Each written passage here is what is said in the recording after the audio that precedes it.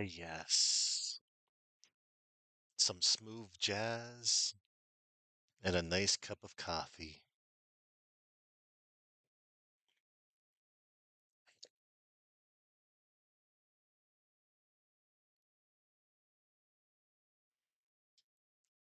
Hello there, Chuckman,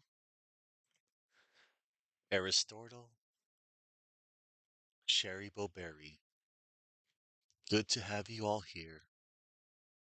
So nice to see you all. Yes, I do see you. Now then, allow me to get things situated, and then the game shall begin. Let's see.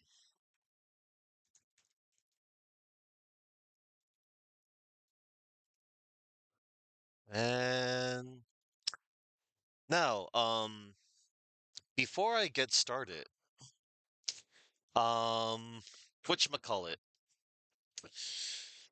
I wanted to touch up on a little bit of trivia from yesterday that I didn't get a chance to do on two characters from case one. All right, I'm going to switch over to my overlay. And, okay, hold up. I have my notes right here. Okay, so some name trivia about Doug Swallow. So his full name may be a play on Don't Swallow or Drug Swallow in reference to Hawthorne's attempt to poison Wright. It might also be a reference to the first character of his Japanese name, which means to swallow. Incidentally, swallows are a family of birds, with Wright's given name, Phoenix, also being a bird, albeit a mythological one. So Doug Swallow's Japanese name is Kikuzo Nanda. Nanda Kikuzo comes from the Japanese phrase Nandara Kiku, meaning if you drink it, it'll work. And it's possibly a reference to his attempt to warn Wright about the poison. Dahlia Hawthorne. So, Dahlia was inspired by the album Dahlia by X Japan. Hawthorne is a reference to the author Nathaniel Hawthorne, who wrote Rappaccini's Daughter, a short story in which a man falls in love with a woman who has a strong poison coursing through her veins and can kill anything with a simple touch. Pearl Fay's given name is also a Nathaniel Hawthorne reference as well, being the name of an illegitimate child in the Scarlet Letter. And the nickname Dolly is a reference to an unofficial fan translation project for Trials and Tribulation. Like before it got like an English translation when it was still in Japanese, it was scrapped after an official localization was announced. And in said fan translation, she was named Dolores Willow, and her nickname was Dolly. Yeah, when Mr. Wright called Dahlia Hawthorne Dolly. All right, that's all I wanted to touch up on. And with that, we're going to get this show on the road. All right, here goes. Oh, wow. Um, I forgot to load up my Steam. Good thing it loads up quickly. Let's see. All right, we're good. We're great. I'll just type in, boom.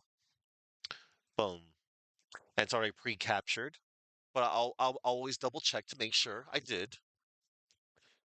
All right. Yeah, you're all gonna like this case. I think. I hope. I think you will. Yeah, y'all will. A lot of great things in this case. A lot of great moments. A lot of great character introductions. I'm a show on the road, Maverick Canessa.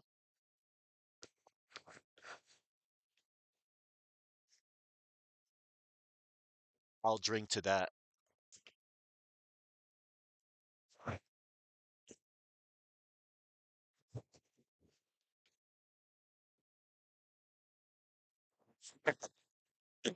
I'll be switching modes in between characters when we make it to the first day of court. All right. And here we go. Good to see you, Maverick. I think Cool Cat would be good to. I think Cool Cat would be nice next to a cup of coffee. Yeah, I sure am. And other beverages. Anyway, I said yesterday, bring coffee.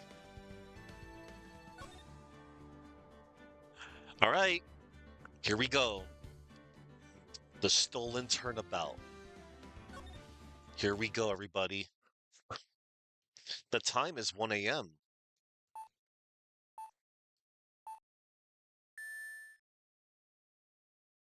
That's a lot of beeps. 4 beeps. Detective, we made it. Woo! What a relief. Glad the jewel's still safe. Ho ho, you said it, pal. It must have been our rock solid security that scared him off. Would you mind opening the safe just to double check?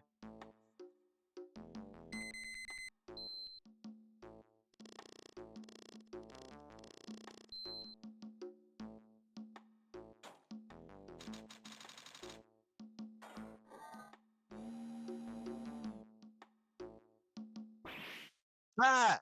We've been had! Mask the mask salutations. Out front, guards, turn on the searchlights! Ah!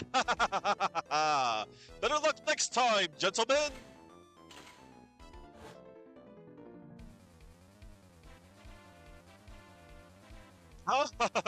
Excuse me, I'm afraid I must be leaving now. We shall meet again when the next moon is full.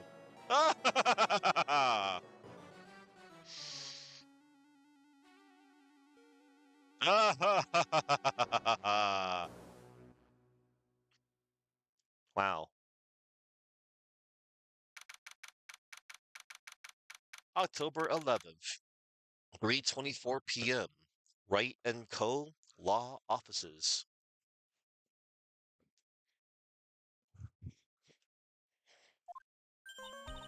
Hey, Nick!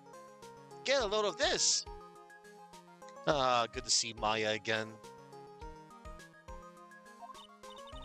Hey, are you listening to me? You can clean the toilet later. This is important.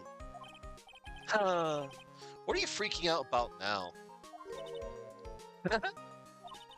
Today will be the last time you talk to me that way. Huh? We're about to hit the big time. Big time? And what do you mean by we? You don't mean you and me are. Ha! Don't be silly. I'm talking about me and Pearlie, of course. Hello. It's a pleasure to see you again, Mr. Dick.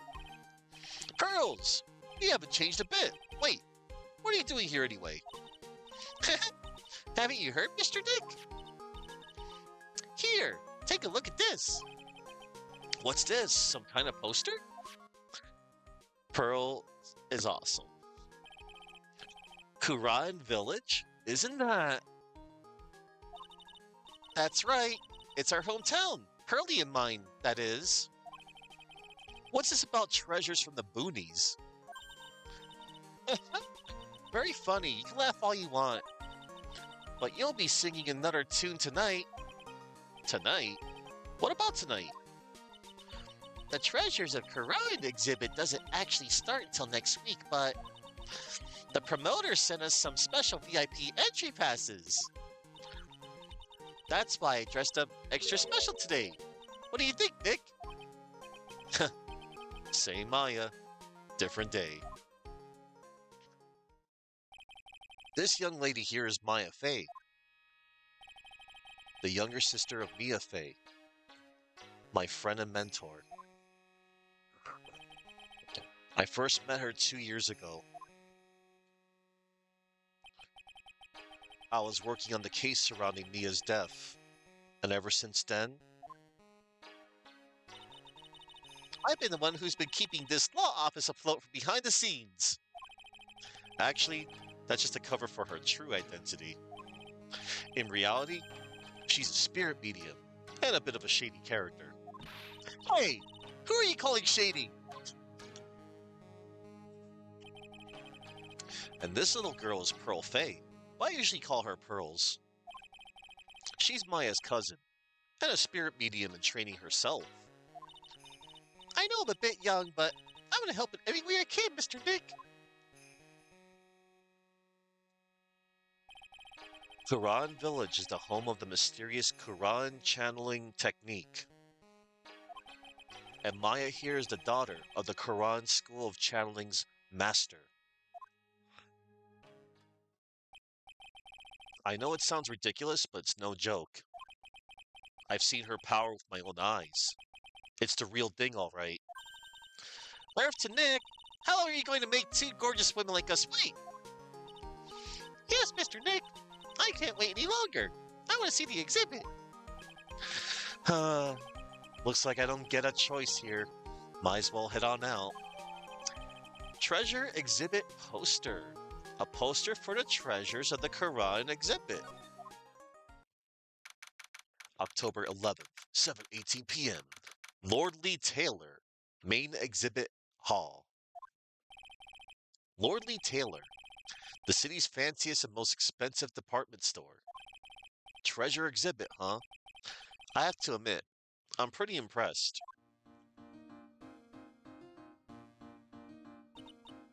Wow, this is awesome. Yeah, you can make even the cheapest junk look great. It all depends on how you display it. Oh, they even have the dusty old hanging scroll that was in the Fay Manor storeroom. Oh yeah, I remember scribbling on it when I was a little girl. On a family heirloom. Say, Nick, the person in charge of this exhibition is waiting for us in the basement warehouse. All right, I guess we should go and say hello. But before we do that, let's examine stuff. I think I remembered this old folding screen here. I'm pretty sure it was an important piece of evidence in that murder case that happened in Quran Village. This folding screen is the greatest of all the spirit channeling secrets. The 6-leaf Quran sacred writings, whole folding screen. If it's no secret, why is it the most prominent thing in the exhibit? Case 2 from Game 2, Justice for All. Great case. A piece of cloth with a ton of finely written characters jammed onto it. Probably esoteric knowledge. Only mediums would know. Let's see. Here's the title in English. 108 Ways to Save Money. Ellipsis. I'm pretty sure the number has gone up since the last time I saw it.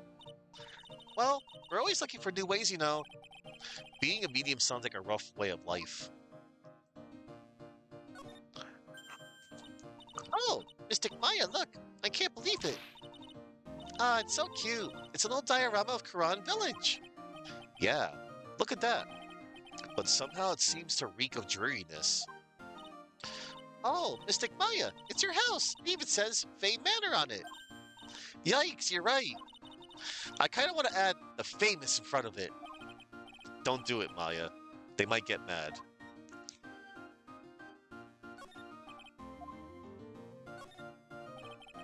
They're just a bunch of old urns. Are these really treasures too? Of course they are. This is a treasure exhibit, isn't it? Well, yeah, I guess so. Ellipsis. So all it takes to be a treasure is age? No wonder nobody likes museums.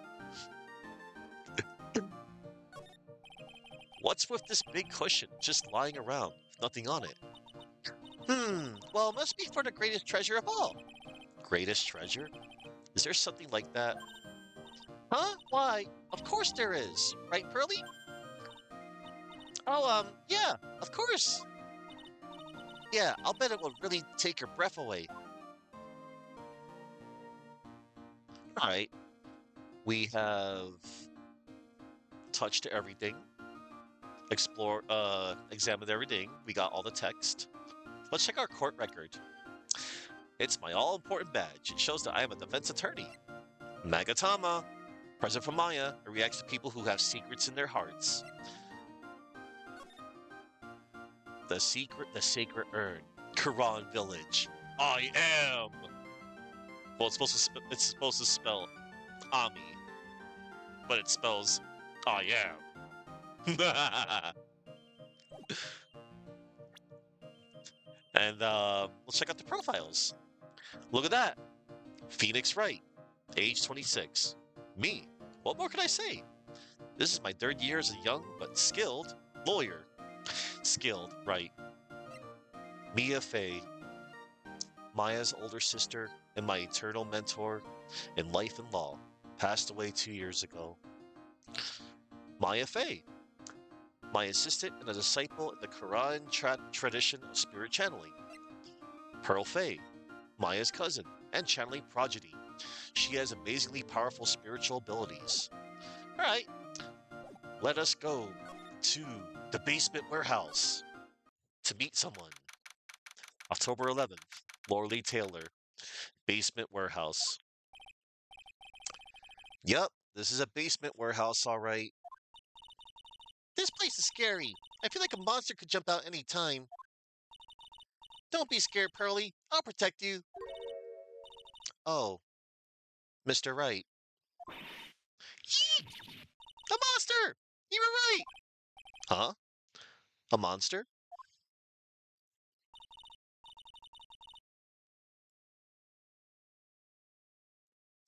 She's back, everybody. Good evening.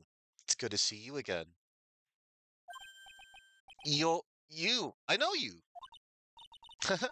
Nice to see you again, too, little miss. Ah! Hello!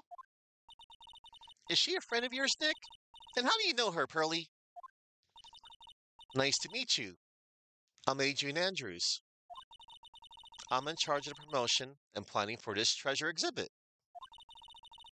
I'm also responsible for the security arrangements. Oh, nice to meet you. Adrian sure has changed since we last met. So this is the warehouse. The really valuable exhibit items are still stored away in here.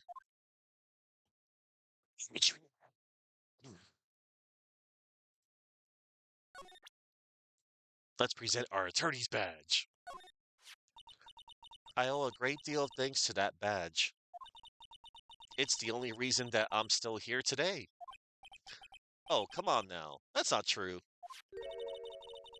I think what Nick means to say is, it wasn't thanks to the badge, it was thanks to me. Tell the truth, Nick. I know that's what you were thinking. No way, Maya. So what about this? Sorry, I can't be of more help. I really don't have anything to say about that. I wanted to do something nice for you and your friends, Mr. Wright. So that's why you arranged this exhibit? I knew that Quran Village was the hometown of your assistant, Maya. I thought it would be great to let the rest of the world know about it too. Hmm, but that's not exactly thanking me, per se, is it? Maybe, but who'd want to see an exhibit on the treasures of Phoenix Wright? I guess I can't argue with that one. Dang. You certainly changed since I last saw you, 7 months ago. Really? Yes, you look like you've bulked up a little. Well, now that she mentions it, I guess I have gotten a little stronger. You're such a dork, Nick. I'm sorry. I don't know as many people as I used to. So there really isn't anything I can tell you about that person.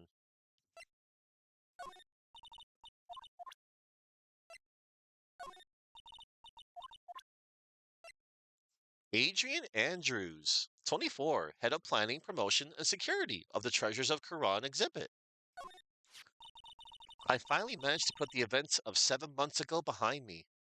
Case 4, second game. I really love the work that I'm doing now. Honestly, I owe it all to you, Mr. Wright. Oh, it was nothing. And to this little girl, too. Thank you for saying so. Ellipses. I guess I wasn't much of a help, huh? No, that's not true. You were all big help to me. Aw, new animation. She shouldn't take it so personally. It's not like she was exactly free to help. Because she was kidnapped! She was kidnapped by a friggin' assassin. A very honorable assassin.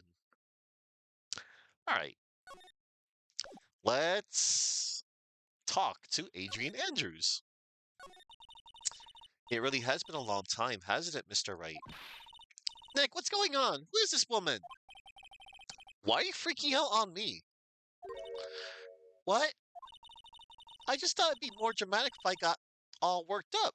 That's all. Mystic Maya, you shouldn't let him off the hook so easily. Please, Maya, don't say anything that'll needle pearls further. Mr. Wright was there for me when I really needed help. It was something that happened 7 months ago. You remember, don't you? The Nickel Samurai case. Not really. I was stuck in the dark wine cellar. Did I escape your memory, Nick? No. After that, I quit being a manager and started this job. Wow, that's tough. I'm sorry, Miss Andrews, if it wasn't for us. No, don't say that. I'm glad the whole thing happened. Thanks to you and everyone else that was involved, I was able to change my whole life. I really am grateful. Whew, that's a relief. Lord Lee Taylor. I'm really impressed, Miss Andrews. Handling a huge exhibition like this must be very tiring. Well, Lord Lee Taylor is celebrating their 200th anniversary this year. The works on display in the main exhibition hall are worthy of the finest museums. Woohoo! Did you hear that, Pearlie? The finest museums! Yes, I did. That's really wonderful. So this basement warehouse is pretty well protected, huh? Of course it is. After all, there are some priceless treasures here. The security guards are all very highly trained as well. That sounds good. So what is with that face she's making? Hmm. Yes, we'll examine. It's a security camera. It's trained on the warehouse door. It's set up to take a picture of anyone that enters or exits the door. An ounce of prevention is worth a pound of cure, they say. This computer, it looks like it's hooked up to the security camera above. And that means what? The camera is set up to take a photo of anyone that goes in or out of the storeroom.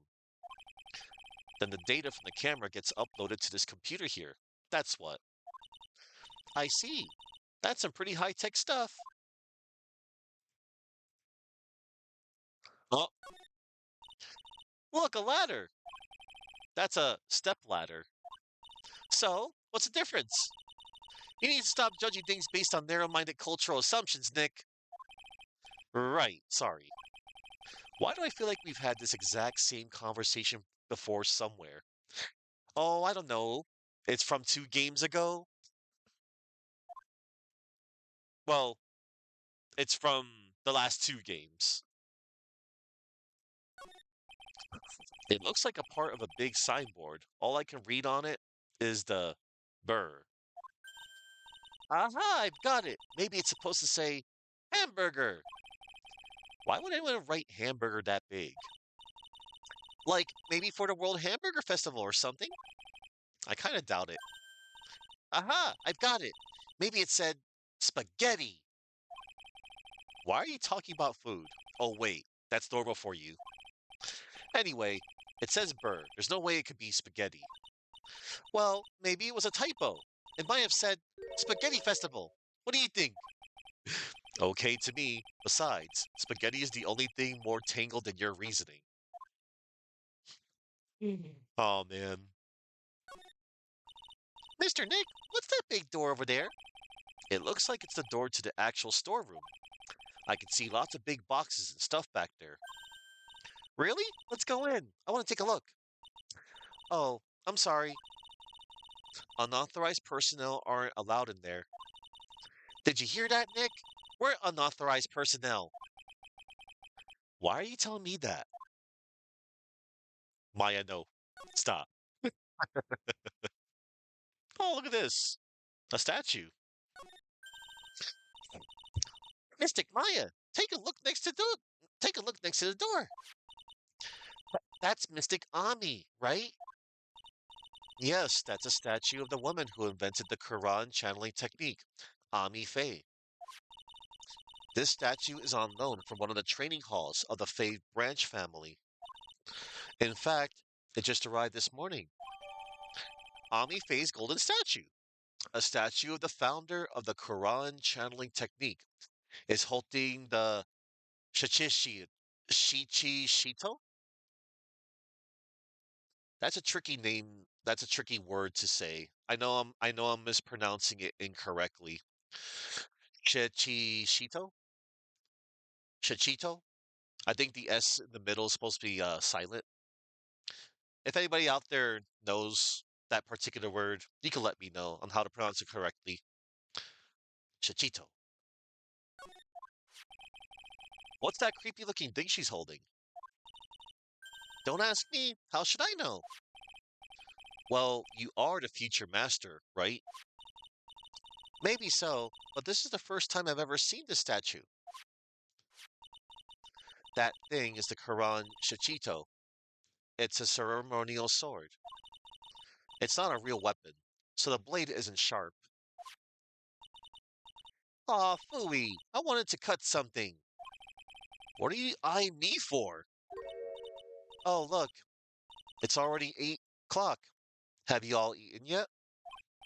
Well, actually, I've already made a reservation at the restaurant on the 12th floor. Why don't we all dine together? Ooh, I like the sound of that. Dine, it sounds so fancy. I'll have the kids' lunch.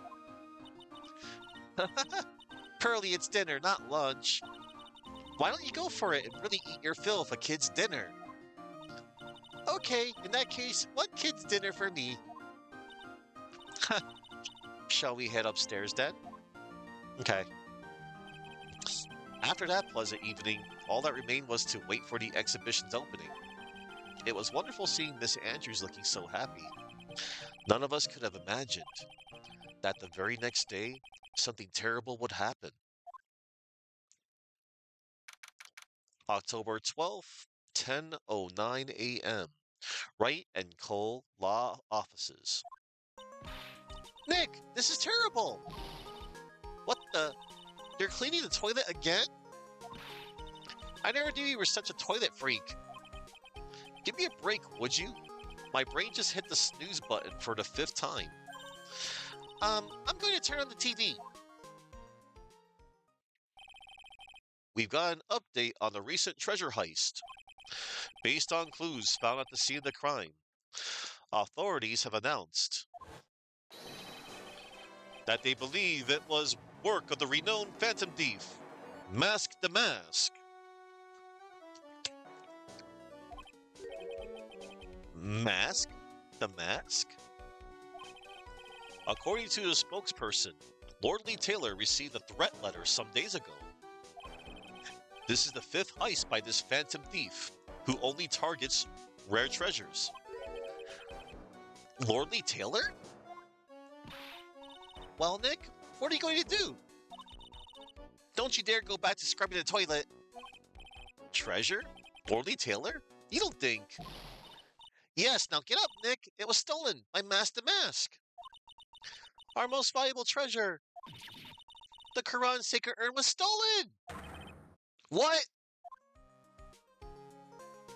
Wow. Okay.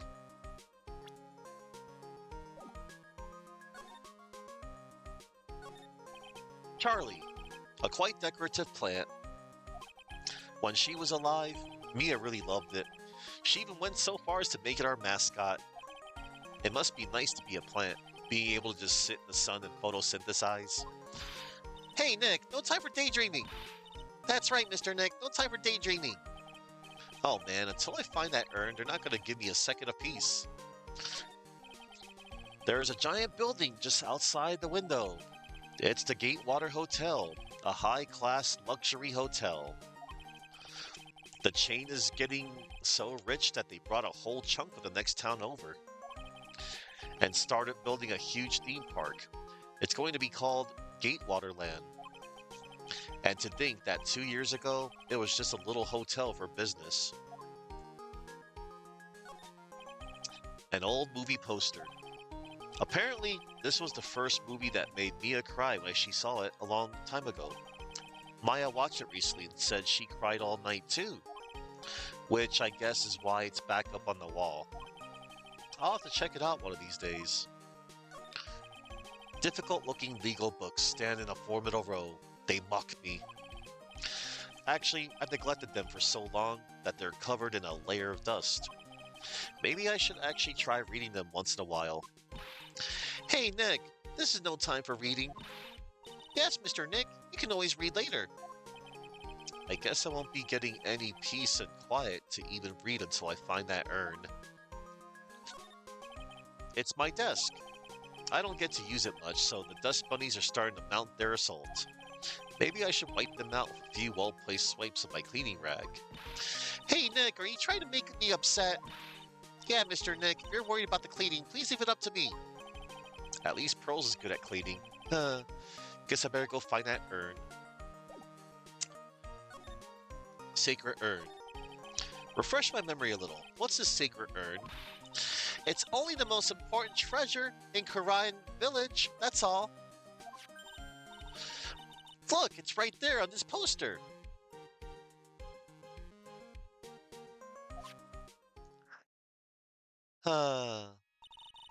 Don't you remember what's inside?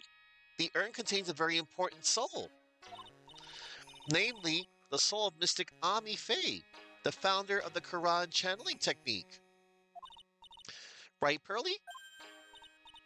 Ah, yes, that's right. Ellipsis. Hold up.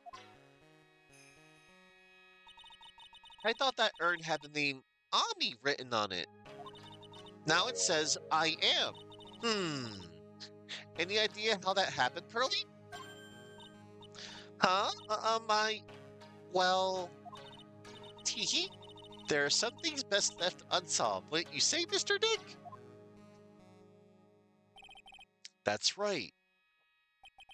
1 year ago, there was a murder in Quran Village, Maya's hometown.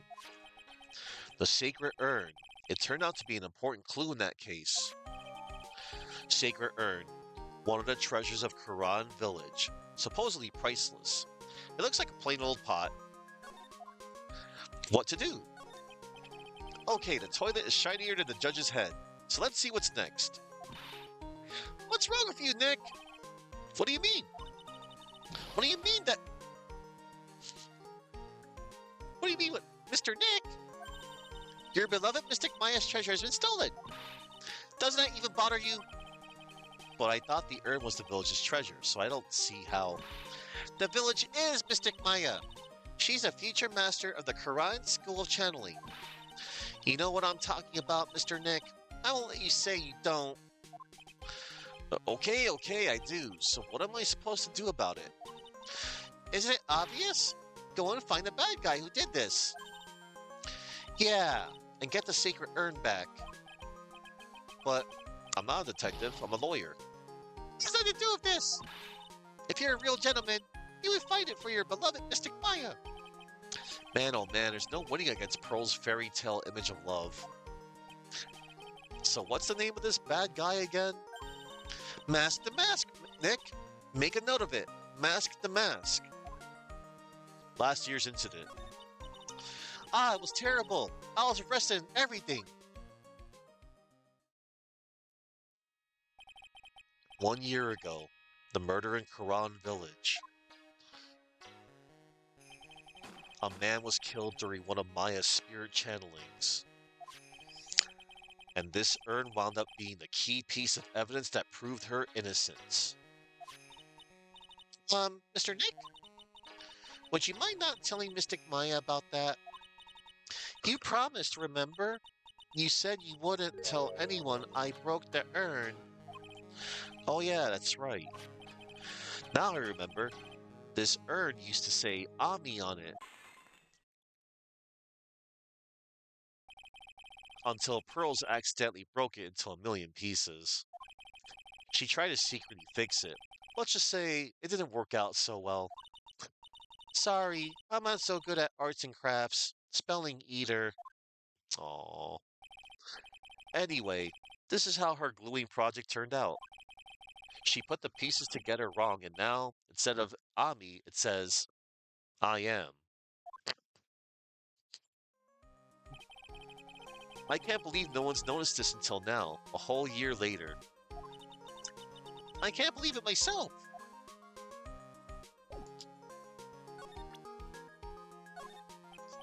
So what do you think about this? What about it, Pearly? I'm not certain. What do you think, Mr. Nick? Maybe three heads aren't better than one. Oh, hey, it's my Magatama. So what do you think, Nick? Isn't it neat? It sure is. Being able to peek into people's minds is definitely a nice advantage. What? How do you do that? What do you mean? You gave me this thing. Well, I knew Pearly put some sort of spiritual power into it, but I had no idea that I'd let you do something as cool as that. Some future leader you are. Next time you use it, let me know, okay? I want to see into people's minds too. Is this thing really all that valuable? Looks kinda, well, junky if you ask me. But it's got the soul of Mystic Ami, the founder of our channeling technique. So how much do you think you could get for it? What? Sell the sacred urn? You know, I never thought about that. Hey Pearly, make a note of that. Ways to save money, tip 109. Sell treasures whenever possible. Whenever possible. Check. Somehow I think Maya's going to be searching for a buyer for a long time. You know, even I didn't know this statue existed until a little while ago. Didn't Adrian say it's from a Fae branch family's trading hall or something? Yes, there are actually a lot of trading halls scattered all over the country, hidden away deep in desolate mountains. Why does it always have to be desolate mountains? Oh, same dialogue as the when you show the poster.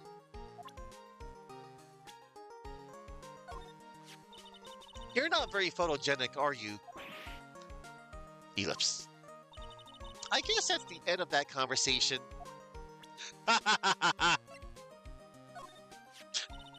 Sis, I really miss her. Was Mystic Mia? Was she a really good lawyer? Yeah, she was awesome. She taught Nick everything he knows. You should train hard and try to make her proud, Mr. Nick. Yeah, I'll do my best. You can join me on my next trip to a freezing waterfall. I hate to break it to her, but I don't think being frozen to the bone helps in court. Aww. I'm going to have to really buckle down and get serious.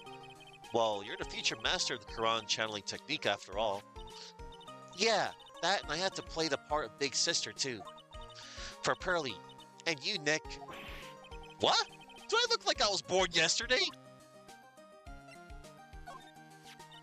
Pearly is such a cutie, isn't she, Nick? Yup. And she's smart too, just like yours truly. She's got quite a future ahead of her. I bet she could be president someday. She has my vote. A president that can channel past presidents. That just might come in handy.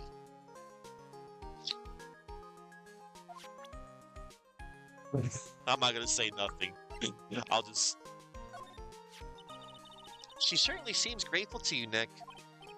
Well, she was in a pretty tight spot during that terrible ordeal. Actually, I'm grateful to her too. It sounds like you're not telling me something. I'm going to take a good look at the case file next chance I get. If she ever remembers. Sorry, that was mean. October 12th. Lordly Taylor. Hey, right, let's see if we can find some clues that might lead us to the bad guy.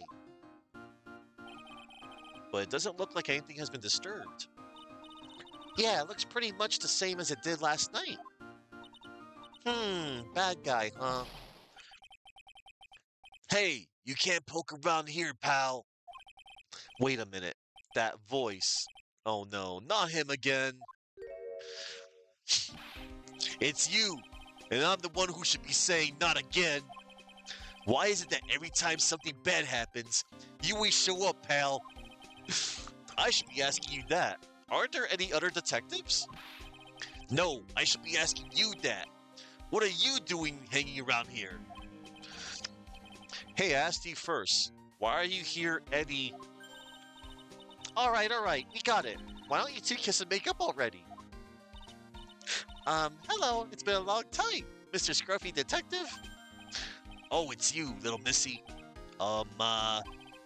Actually, my name is Gumshoe, Detective Dick Gumshoe. Now is a good chance for you to try to remember it right. If it's too long for you, you can just call him Dick. Okay, it's good to see you again, Mr. Detective Dick. Yeah, good to see you again too, I guess. Oh man. Gumshoe, baby. Let's talk to Gumshoe. What happened? Mr. Detective Dick, can you tell us about what happened? Oh, you're trying to remember my name. Atta girl. It's Gumshoe, okay? Anyway, the thief stole something called the Sacred Urn. I know about that. Oh, well, the criminal's name is Master Mask. I know about that too. Detective, can't you tell us something other than that? Well, I guess I sort of kind of owe you guys, in a way. The crime occurred last night at around 1:30 in the morning. How exactly do you know that? We got an emergency phone call from a guard at the scene of the crime, pal.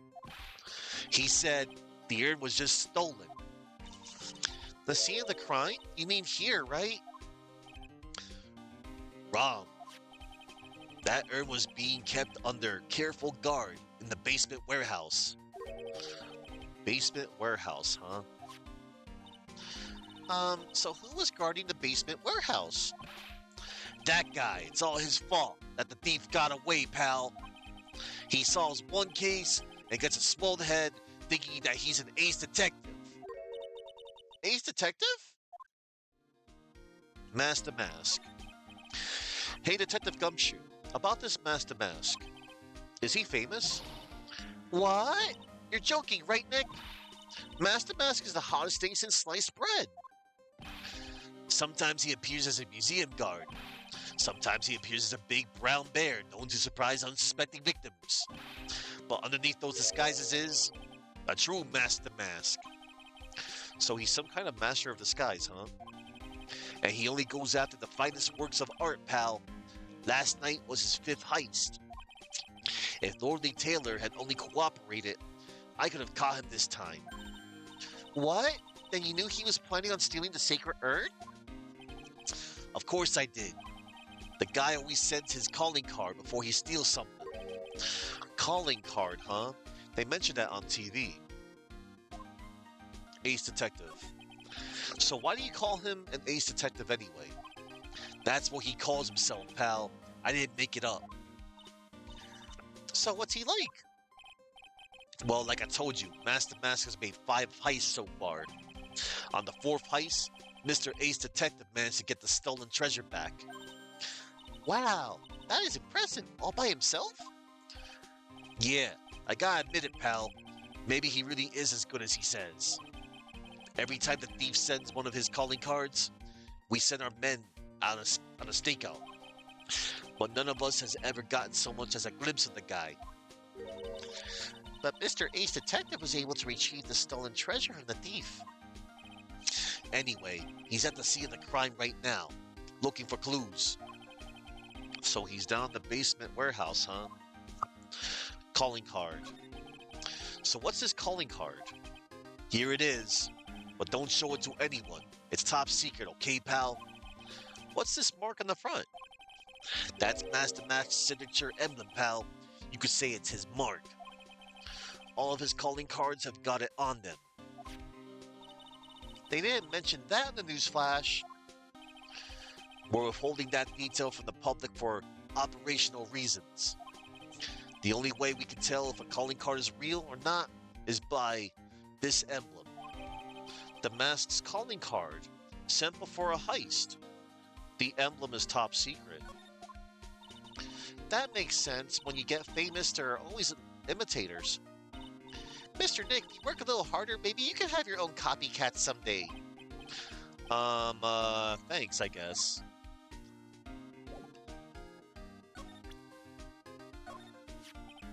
Here, take a look at my attorney's badge.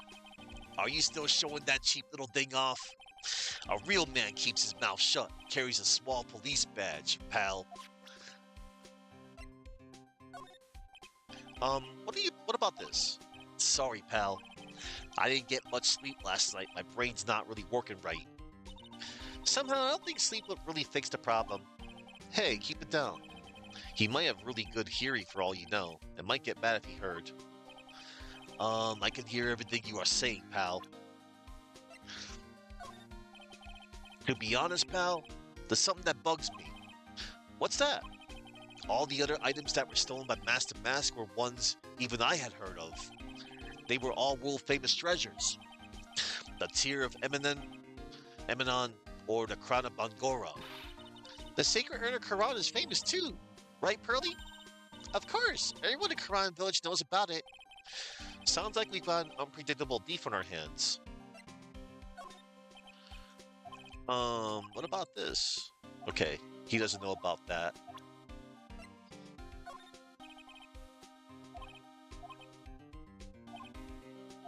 Alright, same thing. The Mask's calling card.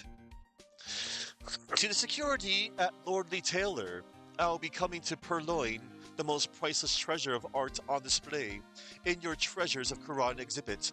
Take good care of the speckled urn, won't you? Yours truly, Mask the Mask. Wow. And now? Remember, don't tell anyone about that emblem, okay, pal? Does the thief ever send these to the police? No, always to the victims. Up until now, the victims have always come to us looking for help, though. That's not what happened this time, you mean? You got that right, pal. Listen up, if you guys ever get one of these calling cards, I want you to come to us right away. Got me? Yeah, sure. Oh look, Master Mask. A flashy thief who steals valuable works of art sends a calling card before a heist. Dick Gumshoe, homicide detective at the local precinct, in charge of the initial investigation. Pretty goofy looking face if you ask me. Hey! What are you doing carrying that around with you anyway? It's not like we ever need it. She has got a point. Oh, that's Miss Mia Fey. She was a truly beautiful person, pal. Huh? You knew her? You knew my sis? Sure, everybody in the police force knew her. We all lost a great friend that day. Mr. Scruffy Detective. I just got something in my eye. I'm not crying. What about this person? Sorry, pal. I didn't get... Okay. Same text.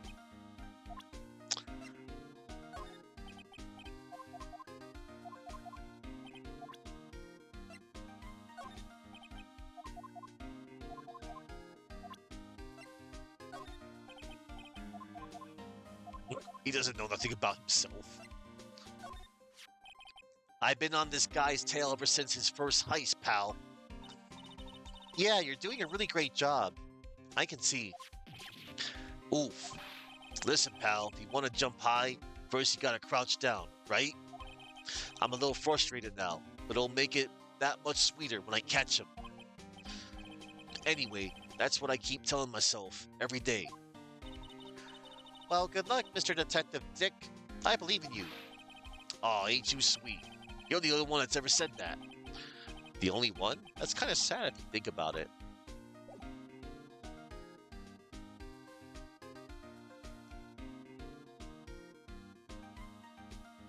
One moment, everybody.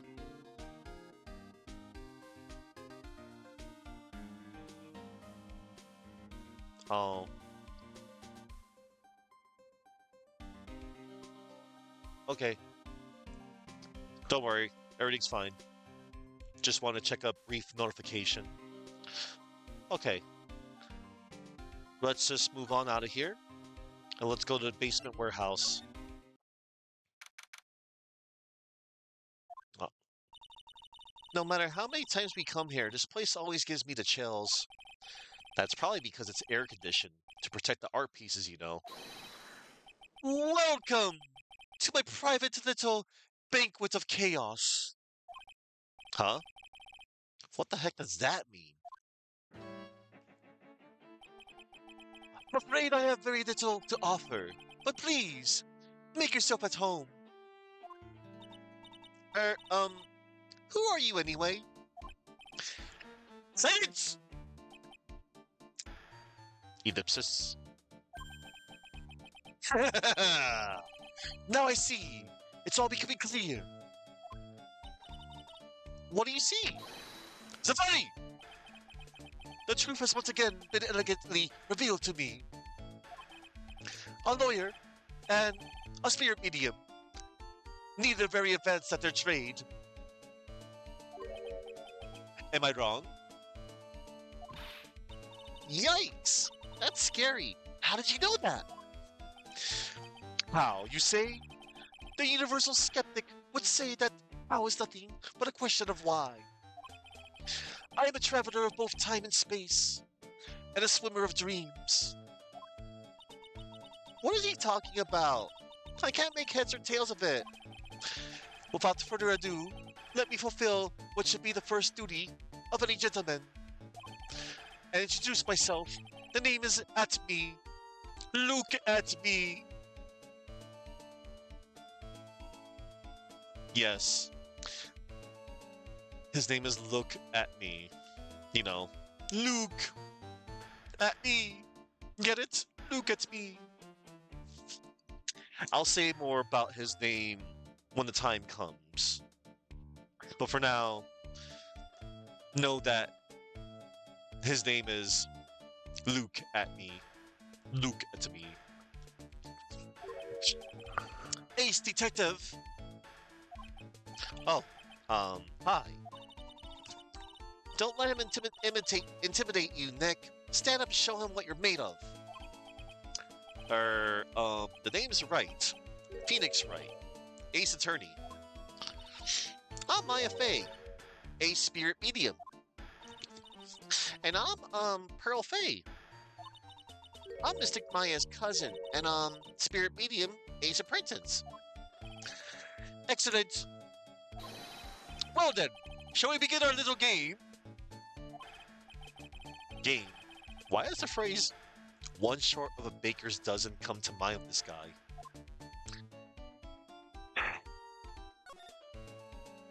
Let's talk to Mr. Ace Detective here.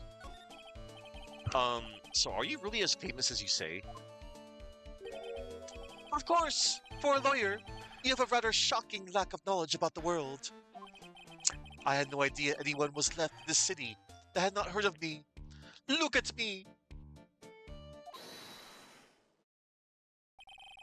I am Master Mask's arch enemy, the Ace Detective. Look at me! At this moment, there are two mighty figures which loom large over this grand city. One embodies the nefarious forces of darkness, the other the angelic cherubs of light. Boy, now I'm really lost. What is he saying, Nick? I have been personally on the heels of this villain since his first crime. Alright.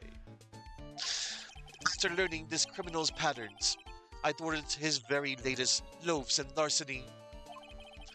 I even returned the target of his tyranny, the portrait of Magina, to the crime scene. And I did it all by myself. I took it back from Mask the Mask with my brawny mind and my brilliant muscles. Yeah, they mentioned it on the news in the Great People Around Town segment.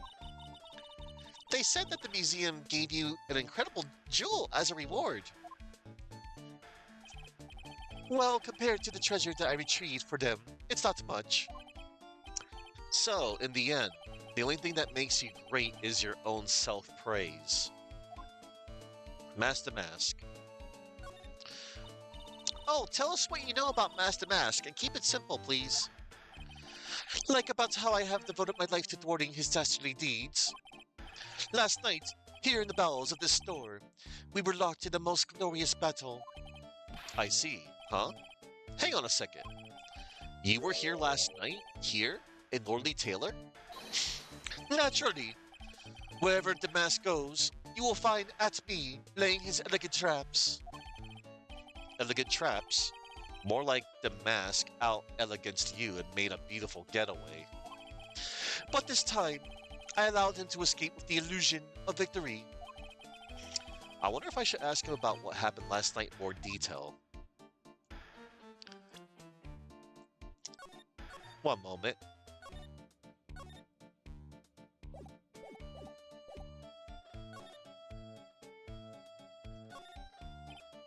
Fisk, Sir Lawyer, please refrain from such crude behavior. Huh? What do you mean? This criminal is an artist. The crime scene is the canvas upon which he paints. Only I, Ace Detective Atby, have an eye which is educated enough to read the signs. Could you translate that for me, Nick? I think he pretty much said, don't touch anything, amateurs.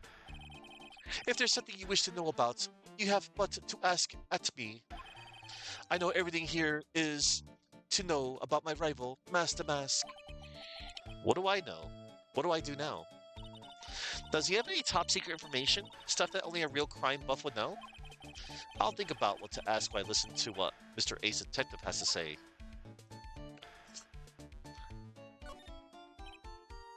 Alright.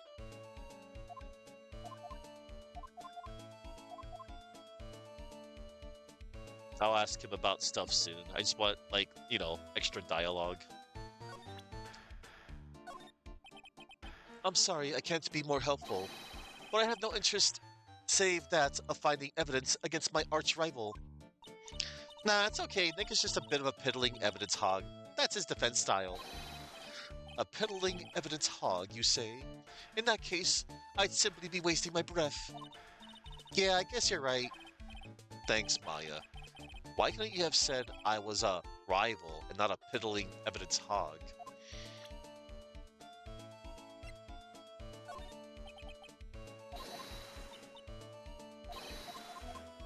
Alright.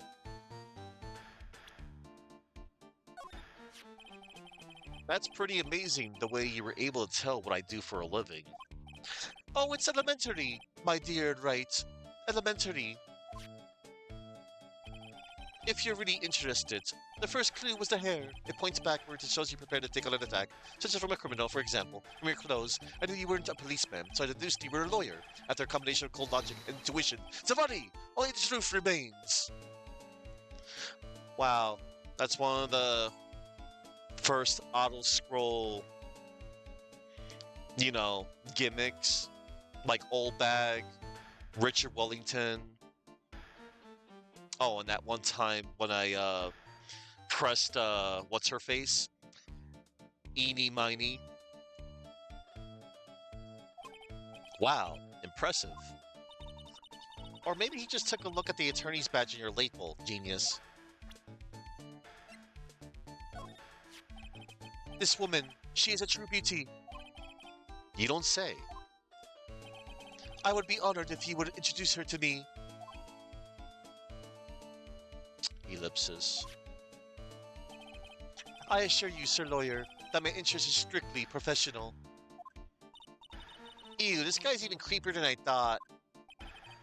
I assure you, my dear, all ace detectives are perfect gentlemen. There's only one ace detective that I know that's like 100 times better than you, and that's Ace Ventura, pet detective. Um, so how did you know I was a spirit medium? Oh, that was child's play. First, your hair. It's not of the type one sees every day, both rare and enchanting, almost otherworldly. I thought it likely that you were neither a fortune teller or a spirit medium, but I didn't quite detect the wisdom one usually sees in a fortune teller. And so is a funny! That left only one possibility. Well, they also have a bio about me on the treasure exhibit poster. Yeah. As for this child, Savani, elementary school student. Wow, that's right. I can also see that you will be a middle school student within the next few years. That's incredible. No doubt about it. This guy is good. Now you can see how I have earned my reputation as an ace detective. Ah, the charming young lady responsible for security, Miss Adrian Andrews. Huh? You know her? Yes, well, I should. She was the person who hired me for this job. A very intelligent woman. After all, she hired Detective Luke at me, did she not? I'm not entirely convinced that was an intelligent move on her part. That's messed up.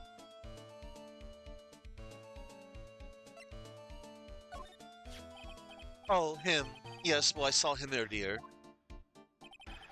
That wretched detective has let the thief slip through his fingers every single time. Wretched, huh? Now that I think about it, I wonder if they aren't working together. Huh? If you ask me, look at me, I believe the two of them are co-conspirators. If Detective Gumshoe heard that, he'd probably cry. He is a surprisingly sensitive guy. Look at me, an ace detective, has great powers of deduction, yet rarely makes sense. This person is Zavadi, a great ace detective. Am I correct? Detective. But I was the one asking you. This photo simply isn't enough information. I'm afraid I can't be absolutely certain. But the intelligence in those eyes indicate a man of deep wisdom and insight. Stop messing around, Nick, and just ask him already. But this guy is scary. The night of the crime. Can you tell us exactly what happened here last night? But of course, after all, I always say there should be no secrets between aces. Flattery will get you nowhere, Pinocchio. I first received the request for my services 20 days ago. And it was 10 days ago that we received Master Mask's calling card. Huh? You were hired before the calling card even arrived? Yes, you see, the person who hired me is quite rigorous and thorough. That's Adrian for you. A mere 10 days after hiring her, her worst premonitions were realized. I mean, a mere 10 days after hiring me, her worst premonitions were realized. A calling card arrived, right? Yes. So, ace detective that I am, I set a trap for the thief right in the warehouse and waited for him alone. Alone? But why didn't you go to the police for help? Ridiculous. Why would I seek help from such a singularity?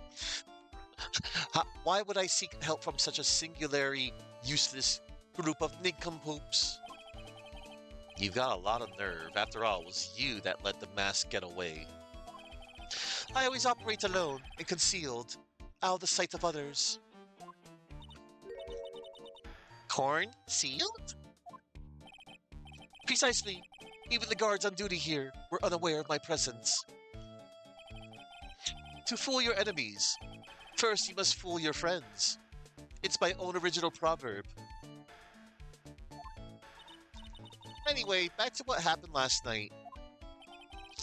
As I was saying, I hid here in the warehouse and waited for the thief to arrive. But I swear to you, not a solitary soul came through that entrance. Nevertheless, the sacred urn disappeared. But that's impossible.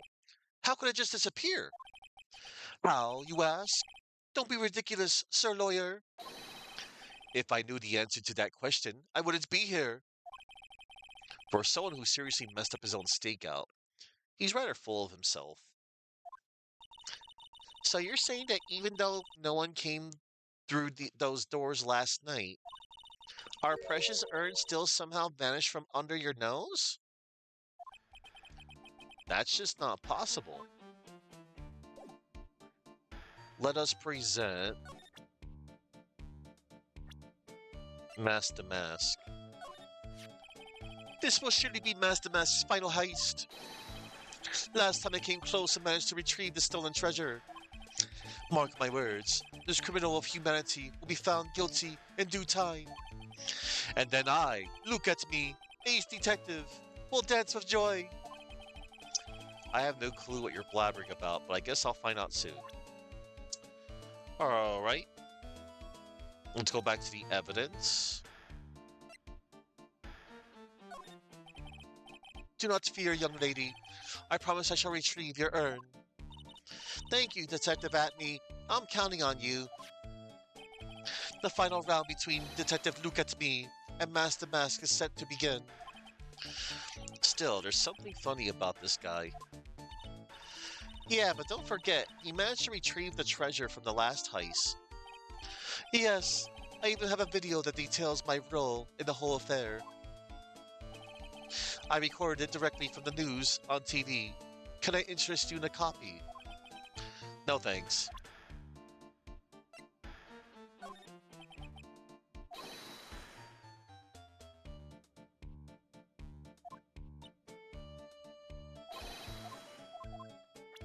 Alright, let's try this again. Alright, same thing. Let's show him the card. Master Mask calling card. It's got his emblem printed on it, right? Quite impressive, but I would expect nothing less from my arch rival. I'm surprised to see you in possession of such a top secret piece of information. Well, we've got an ace lawyer, and an ace spirit medium, and an ace cousin apprentice here.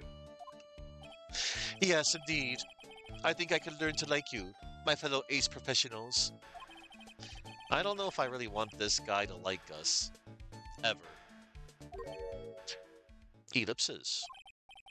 Well, Sir Lawyer, I've been told that you too are pursuing the mysterious thief. Well, I'm not sure I would say that. Like, that's right! We're going to find the sacred urn no matter what we have to do. Excellent. I will trust you. I permit you to take a look around while I investigate elsewhere. If perchance you should discover something of value, return them to my office. My office of earthly delights, the At Me Detective Agency. Office of Earthly Delights? Well then, Sir Lawyer, if you'll excuse me, I have much to do. Wait a minute. He's gone. I don't like the idea of doing this guy's work for him. Come on, Nick, don't worry about it. It's no big deal. Let's hurry up and investigate before he changes his mind. I want to go to his office too. Take me with you, okay? But before we do that... Hey, Pearly, do you know what this is? It's a computer. A computer? Oh, I've heard of those. Yeah, such a cute name. It looks like this computer is for storing the data from the security camera. When someone comes in or out of the warehouse, the camera takes a photo of them. It's probably the trap that the detective set up. Let's see if we can find last night's data on this thing. We might even find a photo of Master Mask. Let's see here. Man, I really stink at working these things. Ellipsis. What's wrong, Mr. Nick? You're sweating an awful lot. I don't know how to pull up the photos. I had no idea you were so pathetic with high-tech stuff, Nick. Yeah, well, I managed to print out the camera data anyway. I guess you have to learn to crawl before you can walk, right, Nick? Yeah, sure, anyway. It looks like the camera only went off once last night. Camera data. The warehouse camera went off once at around 1 a.m. on the night of the crime. Okay. It's a security camera. It's trained on the big door to the storeroom. It's set up to take a photo of anyone that goes in and out, in or out. A security camera? Yeah, go stand in front of that door and it'll snap your photo too, Pearly. Mystic Maya, do you think I should smile? Nah, it's for criminals. So I think you should make a really scary face. Like this. Maya, no. Stop teaching Pearl bad things.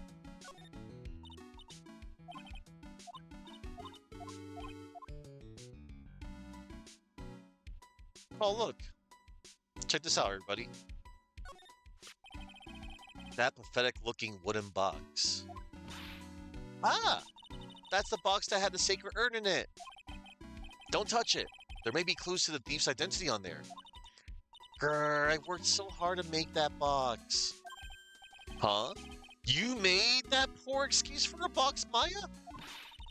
What's that supposed to mean? That urn has always been on its stand in the windy way of Fey Manor. So there was no box suitable for it, Mr. Nick. And I was so proud of it. Poor Maya. Maybe it'd have been better if Master Mask had taken the box too. Oh, look at that. Wow, this is awesome. What did Miss Andrews say it was called again? Shachito. It's literally seven-branch sword in Japanese. Or so says Miss Andrews. Whoa, it's pretty heavy. One hit, 7 times the fun. Pretty catchy, huh? I bet it sell like hotcakes. There's something about it that bothers me. Wow, you're really firing on all cylinders today, Pearly. This sword, wasn't Mystic Ami holding it last night? Ah! And another thing, the sword wasn't bent last night like it is now. You're right. Awesome, Pearly. I wouldn't expect any less from my little ace apprentice. The sword is bent. So that must mean last night someone used it somehow. Aha, I just thought of something. Maybe Detective Atme smashed Master Mask with it. Like this. Youch! What the heck? What do you think, Pearly? I think it's even more bent than it was before. Oh man, my head. My hair. Shachito. A ceremonial sword held in the hand of Ami Fei's statue. Wasn't bent before the crime. Interesting. Alright. Let's go over here. It says Organi. No, it doesn't, Nick. It says organize. You just can't see the last 2 letters. Yeah, well, I guess no one else can read it either, because this place is a mess. Yeah, you must feel right at home, huh?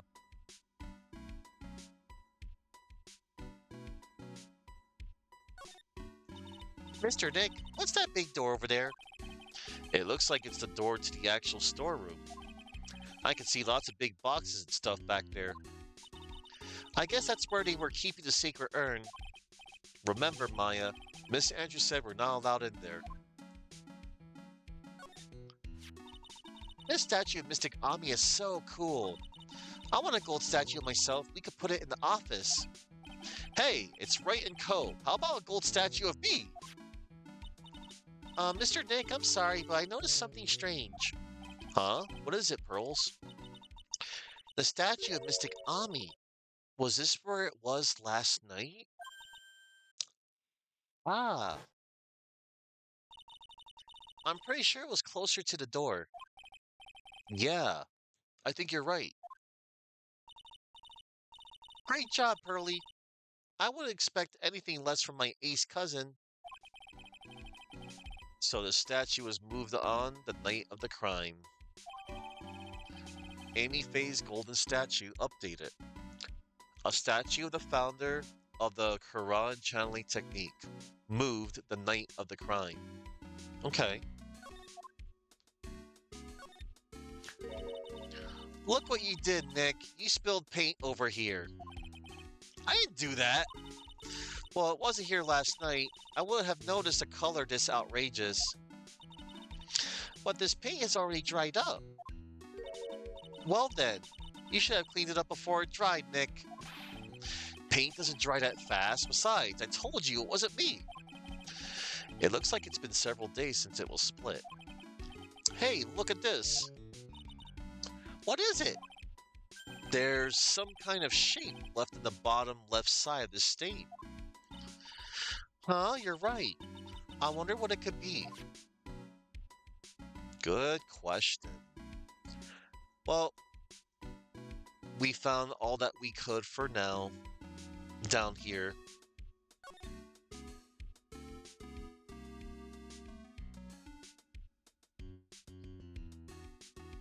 Yep. We're good, I believe. Okay. Let's get on out of here. Back to the main exhibition hall. Hey, Nick! Your cell phone's ringing! The Steel Samurai never loses.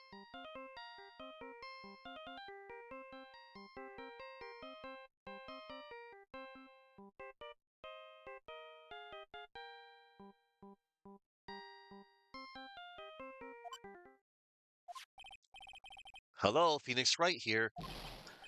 Oh, it's me, Gumshoe. Gumshoe, what is it? What's so funny? I'll tell you what's funny, pal. I finally beat him. I beat Mr. Ace Detective. Finally, this underdog is the alpha dog today. That stuck-up detective's met his match. Yup, I finally caught him. Lock, stock, and barrel. There's no escape for him. You caught him? Are you saying... you caught him? Are you saying... you captured Master Mask? Bingo! Well, actually, he surrendered. But I still got him. Master Mask surrendered? That's great. So when can we come and pick up the sacred urn? Well, you see, I was gonna tell you. What? Something wrong? Do you think you could swing by the detention center sometime? The detention center? He wants to talk to you. Master that is. What? He wants to talk to Nick? I'll be waiting for you, pal. So get over here soon. The detention center, huh? Okay, everybody. We're off to the detention center before we go to the at-B detective agency.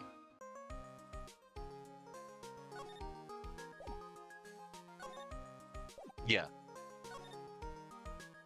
To the detention center! October 12th. Hey, pal. Welcome to the detention center. You're sure in a happy mood, aren't you? Yup. After all, we got Master Mask. Right, but, so where's the sacred urn? Oh, sorry about that, pal. I guess I didn't really think about it before. But you're the victim in this case. Huh? Well, I guess I should let you guys hear the story straight from the horse's mouth. You know, he's right, Nick. He is? If you think about it real hard, we are the victims. What if they make a spin-off and call it Phoenix Wrong? Well, Saki, they didn't really I was gonna say they made a meme about it. I think there was a series of videos, it was called Phoenix Wrong or something. I never checked that out. But anywho, hello Saki.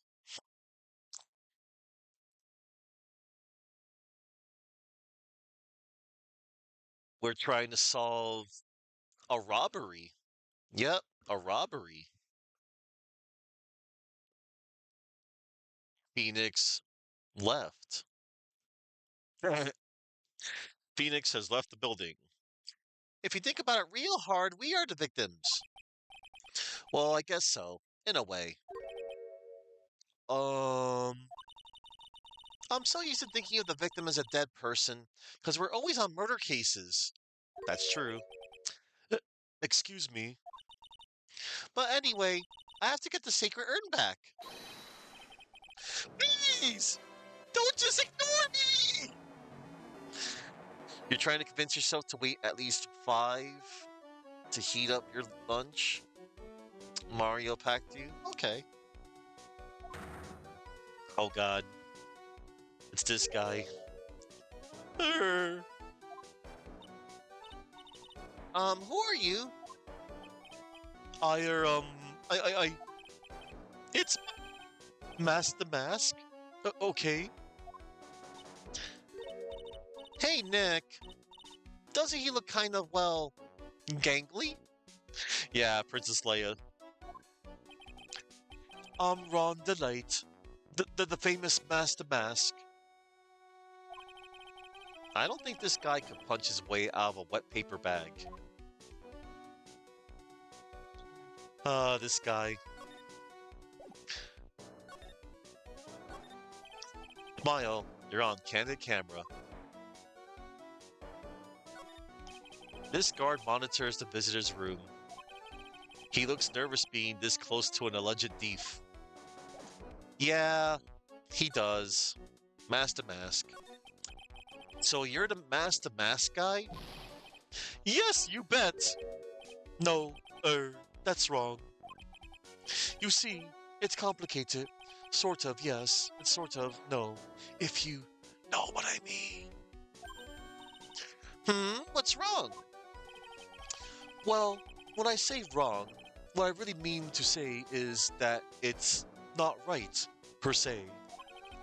You see, it's not spelled Master Mask.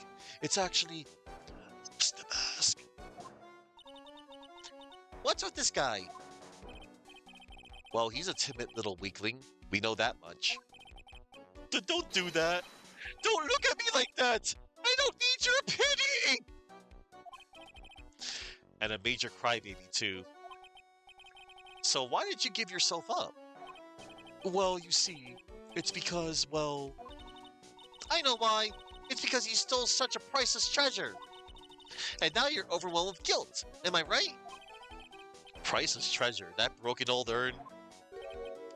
Um, I have a little favor to ask. Yes? What is it? Could you go and talk to Desi? Desi? Sacred urn. Look, we really want our urn back, so where is it? I'm sorry, I'll give it back. I really will. Maybe not. No, I can't. I can't make promises I can't keep. I'll just end burning people. Mr. Dick? I couldn't hear what he just said, especially the last part. Mr. Damask, do you think you could speak up a little? Yes, sir. I will. I promise. Maybe not. You see, I'm already speaking in my normal voice, so I really can't do anything. Mr. Damask, about the urn. Oh yes, the urn! Right away. Actually, no. I wouldn't mind telling you, but actually I'm afraid you wouldn't believe me anyway. Enough already, just tell it to us straight. Please, please don't yell at me! I, I, I'm sorry. That urn, I lost it! What? Lost it? What did you just say? Did you say you lost it? Yes, sir. No. Maybe so. I mean, yes, I lost it. What do you mean? Well, I lost it, like I said. These things just happen. You're on the train, and you get distracted, and you forget your bag. You know. What? You forgot our sacred urn on the train? Wait a minute. You went on the train dressed like that? No, I was just speaking hypothetically, that's all. Anyway, I'm sorry! I just lost it somewhere, I don't know where! Ellipsis. This guy's story is more surreal than a Dali painting. Are you really sure this creep is Master Mask? Maya, don't call him a creep. Although I do have to admit, I understand your doubts about this guy. Let's see. Okay, before we talk to him about Desi, let's present some stuff. What do you think about this? I don't really think I can help you with that. No, that's not it. Well, the thing is, I don't really know if I can say one way or the other. I didn't really catch that. Don't worry, you didn't miss anything.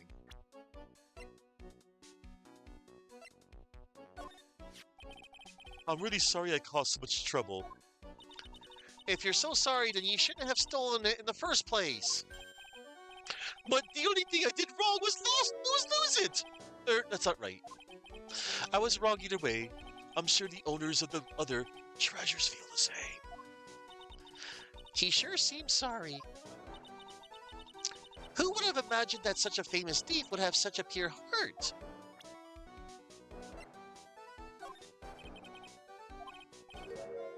Okay, he doesn't know nothing about that. Yo, that's Master Mask's calling card. Pretty nice looking, huh? He looks so happy. I'm not very good at writing, you see. So I brought a book called How to Write Business Letters and studied hard. Well, I guess you could call thievery a type of business.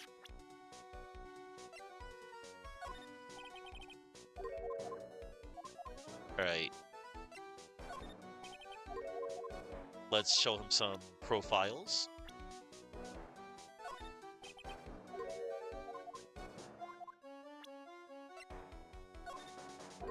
Nah, he wouldn't know anything about us.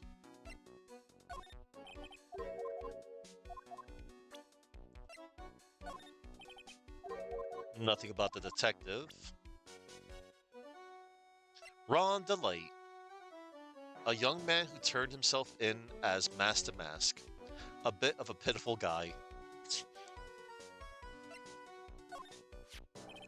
Him! Oh, we got a reaction. Do you know him? He claims to be your arch enemy and rival.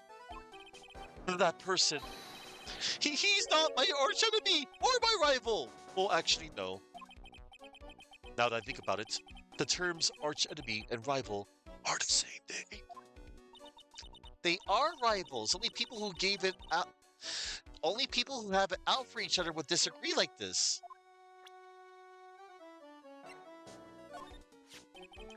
Ever since I was a little boy, I've always been interested in mysterious masked men.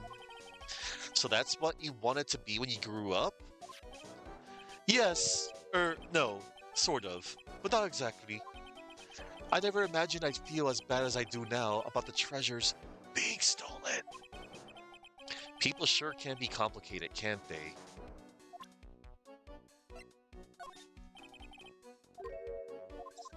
Nothing about yourself, okay. Let's talk about Desi. So who is this Desi person? Please, don't talk about my wife like that! I guess she must be his wife. I'm sorry, the truth is, it was my wife that told me to have you all come here. Um, do you think you could go and visit her at my hideout? Hideout? Mr. Nick, what does he mean by hideout? Oh, sorry, naturally, I meant to say my secret base. Secret base? Well, my apartment, actually. Palazzo Pepe, third floor. Let's go have a look, Nick, to Master Mask's hideout. Something tells me she just likes to sound the word hideout. Later. Let's go to the Mask's hideout. Oh god. October 12th, Master Mask's hideout. Wow, check this place out. No doubt about it, this is Master Max's hideout, alright. Who is it? Is that you, Ronnie? Huh? Who are you people? Are you Desi Delight? That's right, I'm Desiree. Ah. Oh, you must be the lawyer. And the victim. Yeah, that's us. Your husband told us to stop by and speak with you.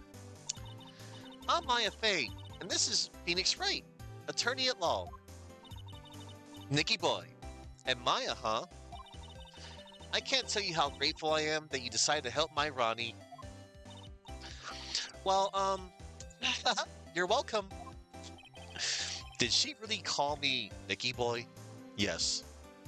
You're Nicky Boy now, Nicky Boy. Let's examine this as part of an achievement. This thing looks vaguely familiar. Oh, I know. It's a fishbowl. Well, an upside down one anyway. I think it's a helmet. An alien helmet. And that looks like a tape recorder or something next to it. I think it's a transceiver. An alien transceiver. Nick, do you think maybe you should act like a grown-up for a little bit? Getting lectured by Maya to be more of an adult. That's a new low. That's messed up.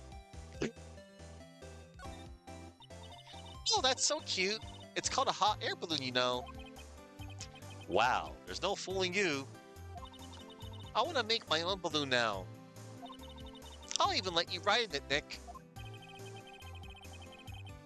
That emblem on the balloon is supposed to be top secret. That's proof enough that Ron Delight really is Master Mask. I better not tell Maya. She gets kinda scary when it comes to celebrities. One moment, everybody. I'm just gonna open a spare tab.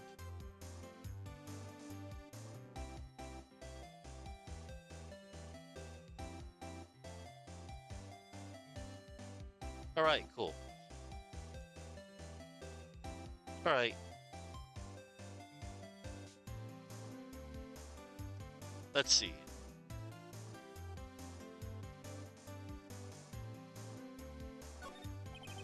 There's a whole bunch of stuff piled up over here.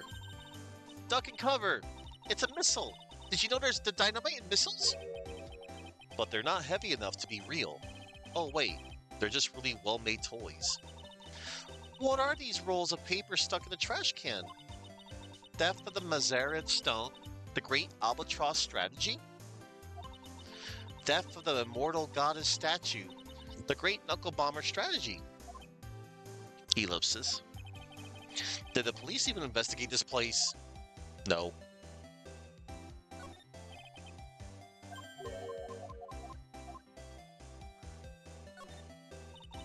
It's Master Mask! There's a tape recorder hanging from his neck. Let me see that. Oh, I'll be taking this crown now. Better luck next time, gentlemen. Ah ha ha ha ha ha ha. Ellipsis. I don't get it. What's it supposed to be, Nick? Nick! It's a torpedo! It's hard to believe, but it sure looks real. Where could he have picked up something like this? Please don't say that torpedoes are things people just leave lying around.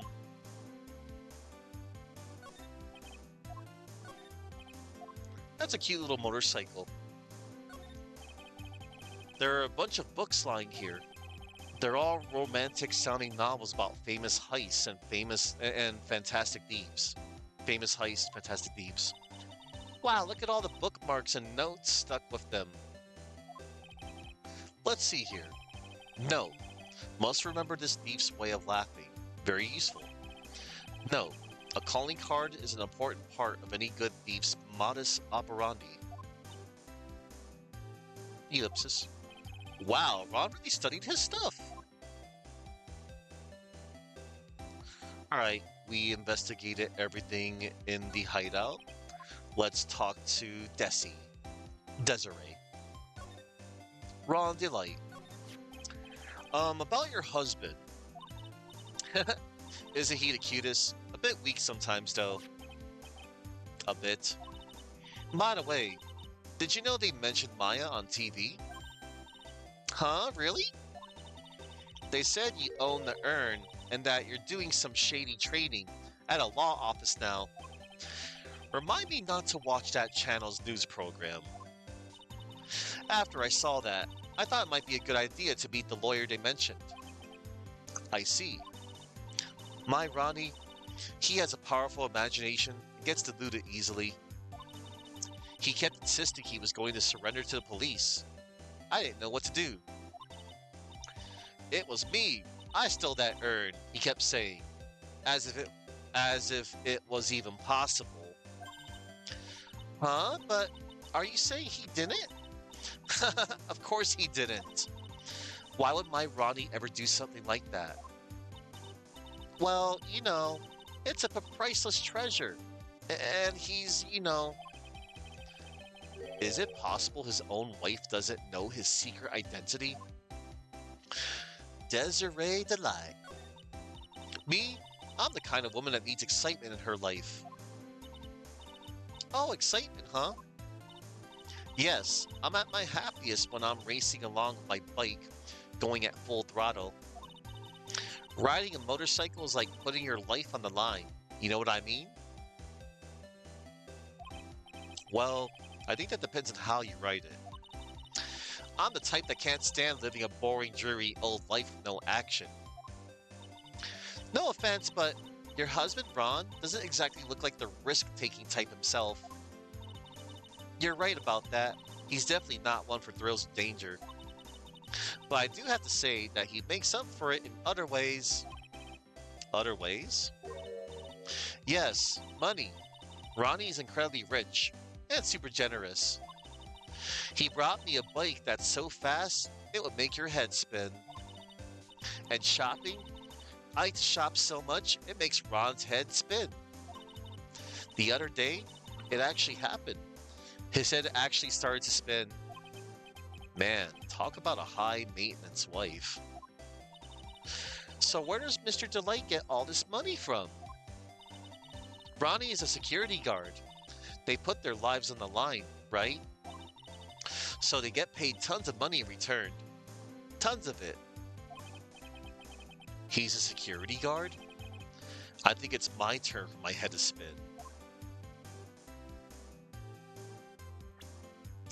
Alright.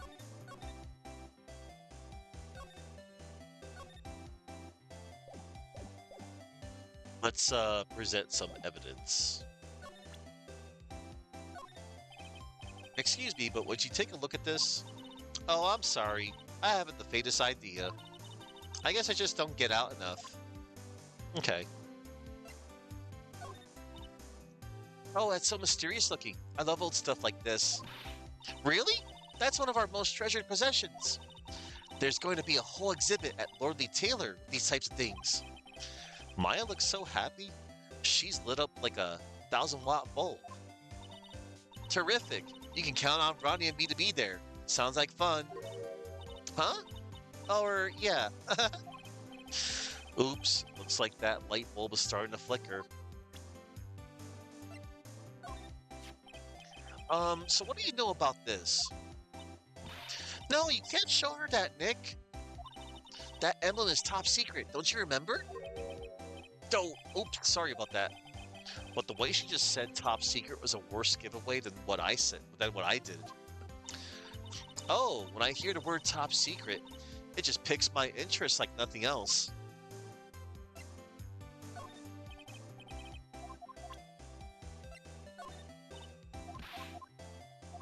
All right.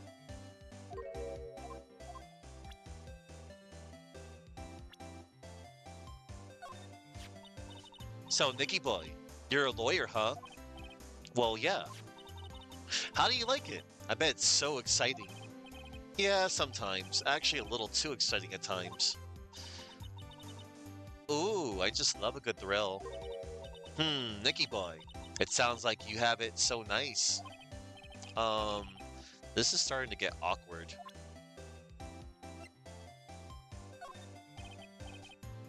Excuse me, but you take a look at this. Oh, I'm sorry, I have the faintest idea. I guess I just don't get out enough. Alright, she wouldn't know. Oh, that's really amazing. A master at your age. Oh no, you've got it wrong. It's my mother that's the current master. Oh, I see. So what exactly is she the master of anyway? Well, you see, it's like... Don't say it, Maya. If you say spirit channeling, she'll laugh. Ouch, that hurt.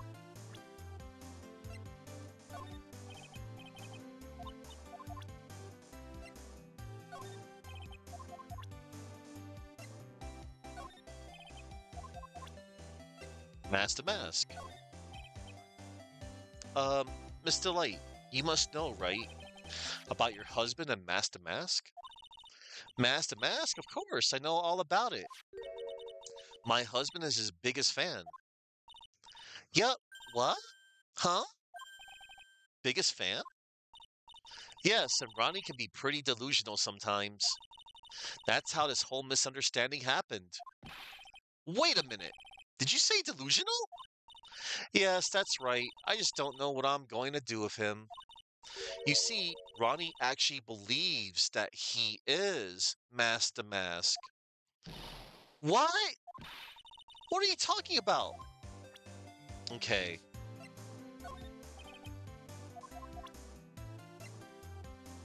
Ron? I know he doesn't look it, but he can really get things done when he puts his mind to it. Really? So when exactly does he put his mind to it? Well, not very often, I admit. What exactly does Mr. Light see in her husband anyway? Wow, you must have really seen skyrockets when you first met to love him so much. Skyrockets? I didn't know people still use that word. Desiree Delight, Ron Delight's wife, seems to be a very friendly and outgoing lady. As long as I've got my motorcycle and my Ronnie, I'm happy. Oh, that's so sweet. Oh, that plus a little excitement and a little shopping money. Then I'm happy. Now she's starting to sound a bit greedy. Don't you think, Nick?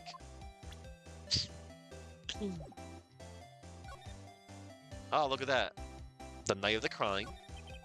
Can you tell us about what happened last night? What time did that incident take place again? What time was it again, Maya? Well, according to Detective Gumshoe, it was around 1:30 in the morning. Ah, last night was horrible. I got pulled over. Pulled over? Yes, I always do my best flying at night. Flying? You're talking about your motorcycle, right? Yes, anyway, last night I got pulled over by a policeman. I can't believe he caught up to me. It was a great chase, let me tell you. When he finally caught me, the poor man was as white as a sheet. It was about 3 in the morning when I finally got home. Sounds like she's got an airtight alibi. Well, what about Mr. Delight? I don't really know. We weren't together at that time of the night. But when I got home, he was already fast asleep. So basically, he's got no alibi. Delusions. So when did Ron first become Master Mask? What are you talking about? He's not Master Mask. Huh? But wait a second. Look around at this room. This place is obviously Master Mask's hideout. No, you're totally wrong. A real thief's hideout wouldn't look like this. It's because Ronnie is so timid himself that he looks up to heroic figures. Heroic figures? But Master Mask is a bad guy. So he's deluded, huh? Could that really be true? Anyway, if he really had stolen the urn, wouldn't he still have it? Well, I suppose so. Then why don't you ask him if he has the urn or not? She has a point. Mr. Delight isn't exactly the criminal type. But something about Ron's behavior bothers me. Maybe it's true. Maybe Mr. Delight isn't Master Mask after all. Say, can I ask you something, Nicky Boy? What is it?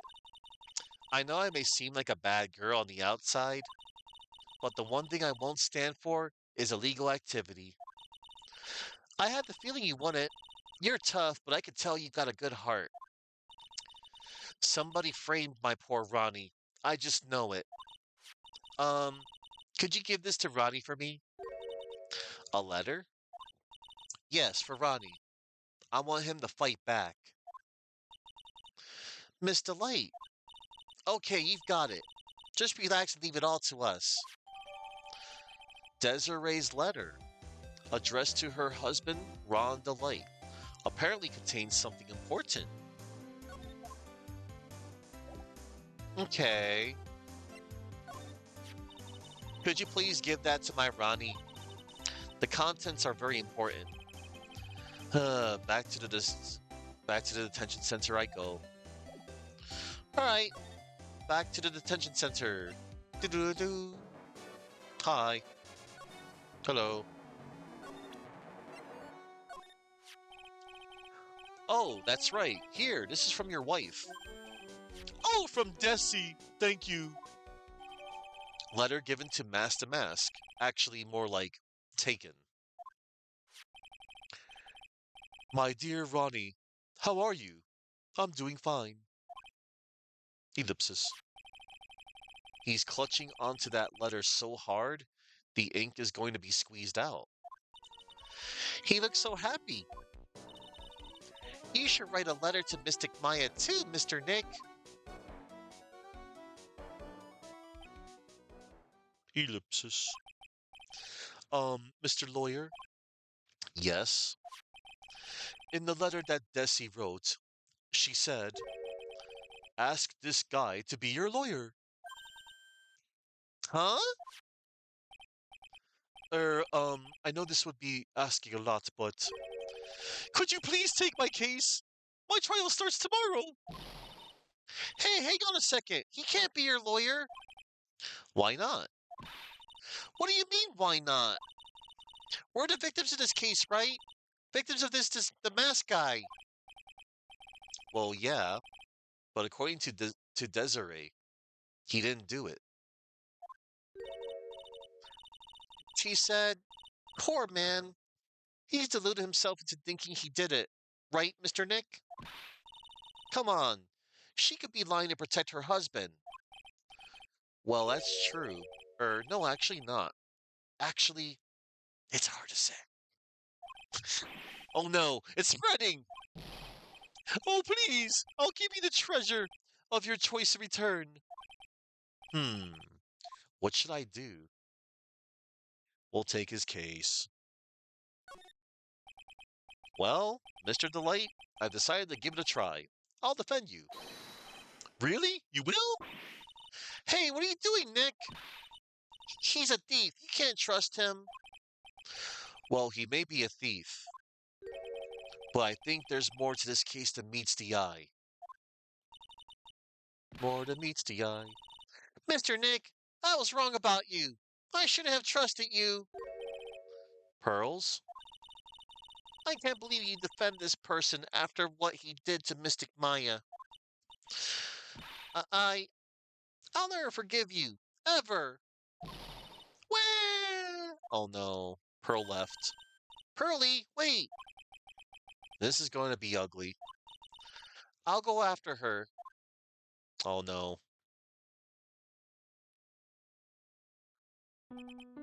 Um, sorry about that. I didn't mean to cause any trouble. Well, you couldn't have known she'd react like that. I guess I might as well start investigating. Oh, Maya. Where's Pearls? She said she's going back to the office. Go check in on her later, would you? And what about you? Are you okay with me taking Mr. Delight's case? Yeah, I'm fine, Nick. I believe in you. I think I'm going to cry. Aw. Maya, I know you have a lot of work to do. I really appreciate it. Okay, Nick, let's get this show on the road. All right. This guard monitors the visitor's room. It looks like he doesn't have much to do right now. I could tell because he's looking at the camera, making funny faces. Smile, you're on candid camera. The camera doesn't seem to have a lot to tape right now. The only thing it's watching now is that guard over there. All right, let's go check on Pearl. October 12th. Wright and Co. Ah, Mr. Nick. Welcome back. Oh, hey, Pearls. You're back too, I see. I went and brought us a strawberry cake. I'll go make some tea to go with it. Hey, Pearls. Ellipsis. It looks like she feels really bad about what happened at the detention center. Mr. Nick, I was wrong about you. I should have trusted you. I'll never forgive you, ever. Mystic Maya, the tea is ready. Oh, thanks. Come on, Mr. Nick. Please have some of this cake. Yeah, thanks. Pearls? Oh, excuse me. I was in the middle of cleaning the toilet. Hey, it's okay. I just cleaned it this morning. Too late. This might be a good time for me to ask about her. Okay, let's talk about Pearl. I first met Pearls a year ago. It was when that murder happened at Karan Village. I still remember what she said to me when we first met. You're Mr. Nick, right? You're, you're Mystic Maya's special someone. Hey, Maya. I've always thought it was because she was young, but... But what? Pearls, I think she's got the wrong idea. About you and me. Huh? There's something you need to understand. What is it? It's kind of like a Quran village custom, sort of. Maya. Pearl seems to love you a lot. Well, it's because I'm her only cousin and, well, because of the murder case last year, Pearlie's mother is... Oh, yeah. I remember now. Pearl's mother, Morgan Fay. She's serving a prison term in isolation right now.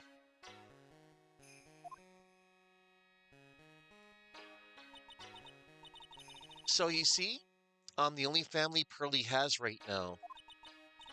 But it's the same for me too. Maya. My mother's gone too. Quran Village custom. There are hardly any men in Quran Village. Now that you mention it, I never actually saw any men there when I visited. I'm pretty sure I told you about it a long time ago. about how spiritual powers run very strong in the Fae family. Yeah, you did. And that's why you're undergoing training to be a spirit medium, right? Yeah, the thing is, only women can actually inherit the spiritual power.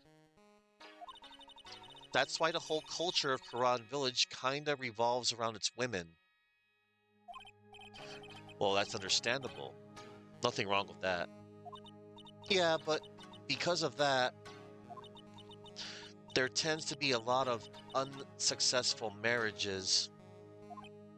Oh? Well, men start to feel left out after a while, and then they just start leaving, especially if the man has a daughter. Are you seeing that Pearl's father? He's gone. He left the village when she was very young. Boy, that's tough. Yeah, and she grew up seeing nothing but unhappy marriages all around her. That's why she's so sensitive to things like that.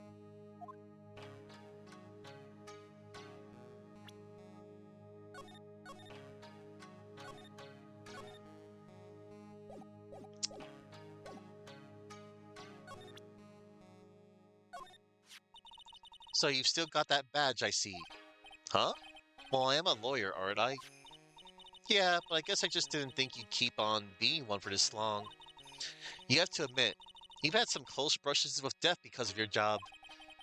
I fail to see how being a lawyer is more dangerous than channeling dead people. Yeah, right. Oh, hey, it's my Magatama. So what do you think, Nick? Isn't it neat? It sure is. Being able to peek into people's minds is definitely a nice advantage. What? How do you do that? What do you mean? You gave me this thing. Oh, I know Pearly put some sort of spiritual power into it, but I had no idea that it let you do something as cool as that. Some future leader you are. Next time you use it, let me know, okay? I want to see into people's minds too. This sword, it has a strange aura surrounding it. It's like it's infused with a spirit of both anger and tragedy. Well, I'd be mad too if somebody bent me the way they bent this sword. Yeah, I guess that could be it.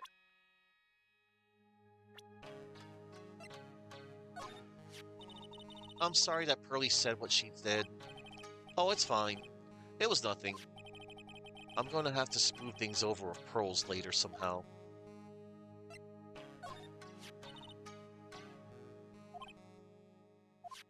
Alright.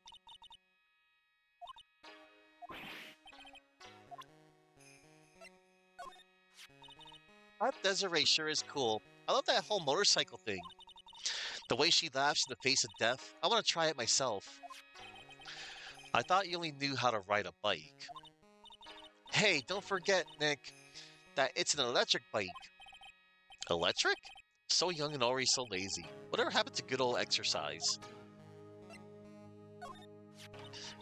So the real identity of Master Mask is Ron Delight, right? That's what Mr. Delight claims, but I'm not too convinced about something he said. Huh? About what? About the sacred urn. Didn't he sound a little vague on the subject? Yeah, now that you mention it, he said that he had simply lost it, right? I have this distinct feeling that he's hiding something. I just know it. That Detective Abby guy really surprised me. There is a certain something about the way he said, Zavari! Well, he did manage to get back the treasure that the masked guy stole last time, right? And he did it by himself, too. Yeah, I guess that case has certainly made him famous. It looks like he does deserve to be called Ace Detective after all.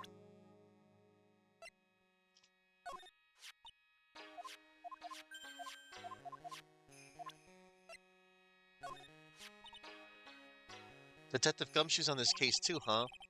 He seems to show up during all of our cases. It can't be a coincidence. Maybe it's a sign that our fates are destined to be woven together for all time. Yeah, that'd be a real Beauty and the Beast kind of fairy tale, wouldn't it?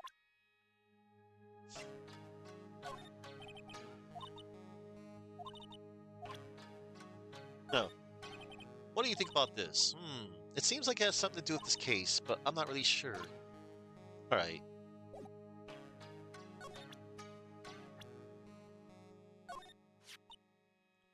When did you first get that porcupine cut? It's been like this ever since I was a little kid. What? You mean that's the way your hair is naturally? I thought you had some sort of special phoenix cut deal at the barber. I mean, you usually only see hair like that in a video game. Is my hair really that weird looking?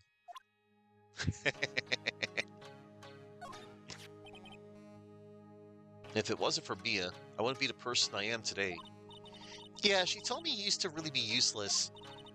Compared to how unreliable you were then, you actually seem responsible now. Actually, you haven't changed that much, I guess.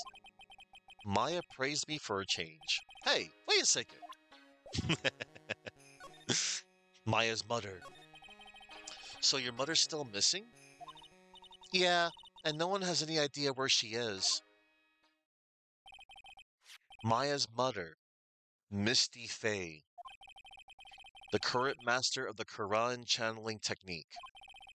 She disappeared 17 years ago after getting involved in a certain police case. But you're sure she's still alive, right? Yeah, I know she is. It's sort of a spirit medium thing. And if your mother doesn't come back, then what? Then according to the laws of the village, I'll become the next master. Mystic Maya, the master of the Quran technique. Sounds like a heavy responsibility. Yeah, but there's no one else with the blood of the Fae main family who's a spirit medium. Well, Nick, why don't we go out and start investigating? We're not going to learn anything just sitting around the office. Yeah, I know. But first I want to talk to Pearls. Mr. Nick? Yeah? I acted like a baby. Pearls. I doubted you, even though Mystic Maya trusted you completely. I guess I still have a lot of training to do. Mr. Nick. Yes? From the bottom of my heart, I apologize for what I said. Oh, it's okay. I'm the one who should be apologizing. Well, I'm going out now for a little bit. Huh? Where are you going? I may be small, but I still have a lot of spirit channeling power. So I'm going to show you I can be useful too, by finding some evidence. Oh. Hey, wait up! Ack! She sure runs fast. Nick, let's back off and give her some room, okay? Yeah. Charlie, a quite decorative plant. When she was alive, Mia really loved it. She went on so far as to make it our mascot. No matter how busy I get, never forget to water this little fella. Okay, that was the same text. It's my desk, I don't think... Okay. Today it's sparkly clean. I guess Pearls must have wiped them out for me. Difficult looking legal books stand in a formidable row. They mock me. These were all Mia's. Wow, I just realized I didn't buy a single one of these. Alright, it's time to get out of here. Okay, let's go to the At Me Detective Agency. October 12th, At Me Detective Agency. This is a detective agency? Looks more like the set of some B-grade horror movie. Hello? Is anyone here? Ellipsis. It looks like nobody's home. What a waste of time. Hey, I know. Let's take that framed picture back with us as a memento. Don't you dare, Maya. Guess we'll have to try back later. Let's investigate anyway. What a creepy painting. It's like he's looking right at me. Maybe we should put up a big portrait of you in the office, Nick. I can even paint it for you. Maybe you can pose while cleaning the toilet? I think I prefer something a bit more dignified. That's one impressive bookshelf filled with some very impressive books. My life as an ace detective. unabridged edition by Luke at Me, Ace Detective. Hey, he's even got one of those ships in a bottle dinghies. Ah, would you look at that? There's a little Luke at Me doll at the helm. How cute. There's a microscope here, too. I wonder if he was researching something. The glass slides have different names on them. This one says, At Me Virus. This guy's just dying to make a name for himself, huh? It's getting kind of irritating, actually. Hey, Nick, what's this thing here? It's called a gramophone. In the old days, people used them to listen to music. You can't be serious. I think it's probably for purifying the air or something. I'll bet you 50 cents. Come on, what do you say? Forget it. You never pay up when you lose. Whoa, it's a huge hearth. That's a fireplace. So, what's the difference? You need to stop judging things based on narrow-minded cultural assumptions, Nick. Right, sorry. This desk is literally covered with all sorts of chemistry equipment. Oh, I just love chemistry. Say, Nick, I bet you didn't know this, but water is made up of carbon and hydrogen. No, no, no, not carbon, oxygen.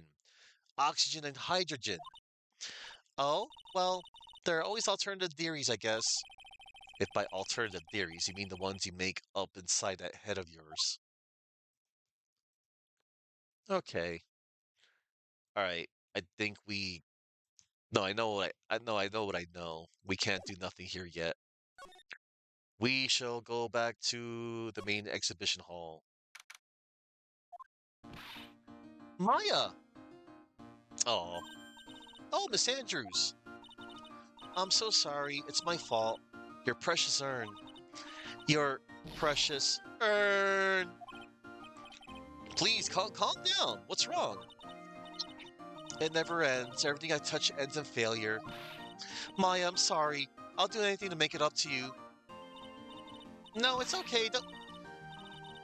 I know I don't look it, but I'm good with my hands. I can make you another urn. Hold on. Just wait, okay? Breathe, calm down, and talk to us. Forgive me. Forgive me.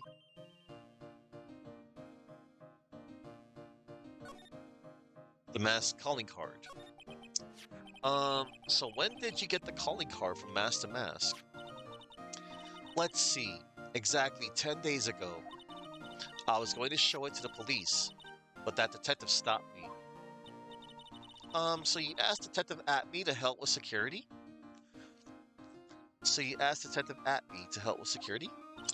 Yes, in fact, it was about 20 days ago that I hired him. He seemed to know much more about Mask to Mask than the police. So you hired him for security even before the calling card arrived?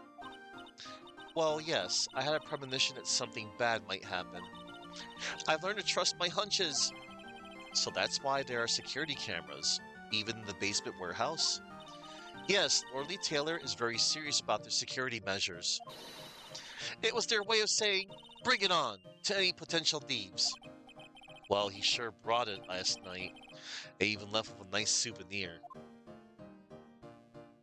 The security. Can you tell us a bit about the security for the treasure exhibit? It was all my fault. I never should have called this paltry little collection a treasure exhibition anyway. Why do you say that? The urn that was stolen is a pretty important object. Maybe, but its actual value after appraisal was, well, practically zero. Zero? I polished it until it was just about glowing. I thought maybe I could make it look more valuable. But that urn contains the soul of Mystic Ami. Anyway, I left all the security arrangements to Detective Atme. But 5 days ago, I began receiving all sorts of other exhibit items from Karai. Lots of people started going in and out the warehouse down there. So maybe one of them was actually Mask to Mask in disguise. No, I personally checked out everyone that came through here, so that's not possible. Knowing Adrian, she probably even checked out what they ate for breakfast that morning. Oof. All right. Let's show her the camera data. Miss Andrews? I know, it's all my fault. But what's done is done. I'll make it up by making a new urn for you. I'm just wasting my time. She's too far gone. Okay. Um.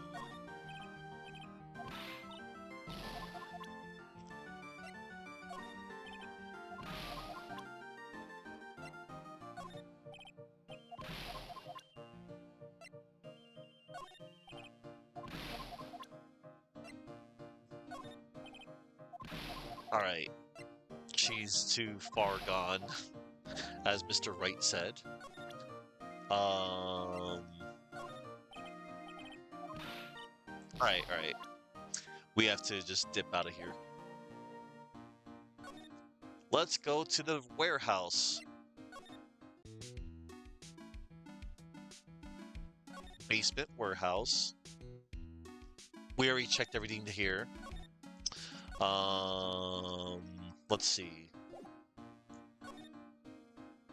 Let's go to the Acme Detective Agency. There we go. Hello? Well, well, well. How lovely it is to see you again, my dear. Welcome to my abode. Relax and soak up the atmosphere. Er, um, we're actually kind of... Science!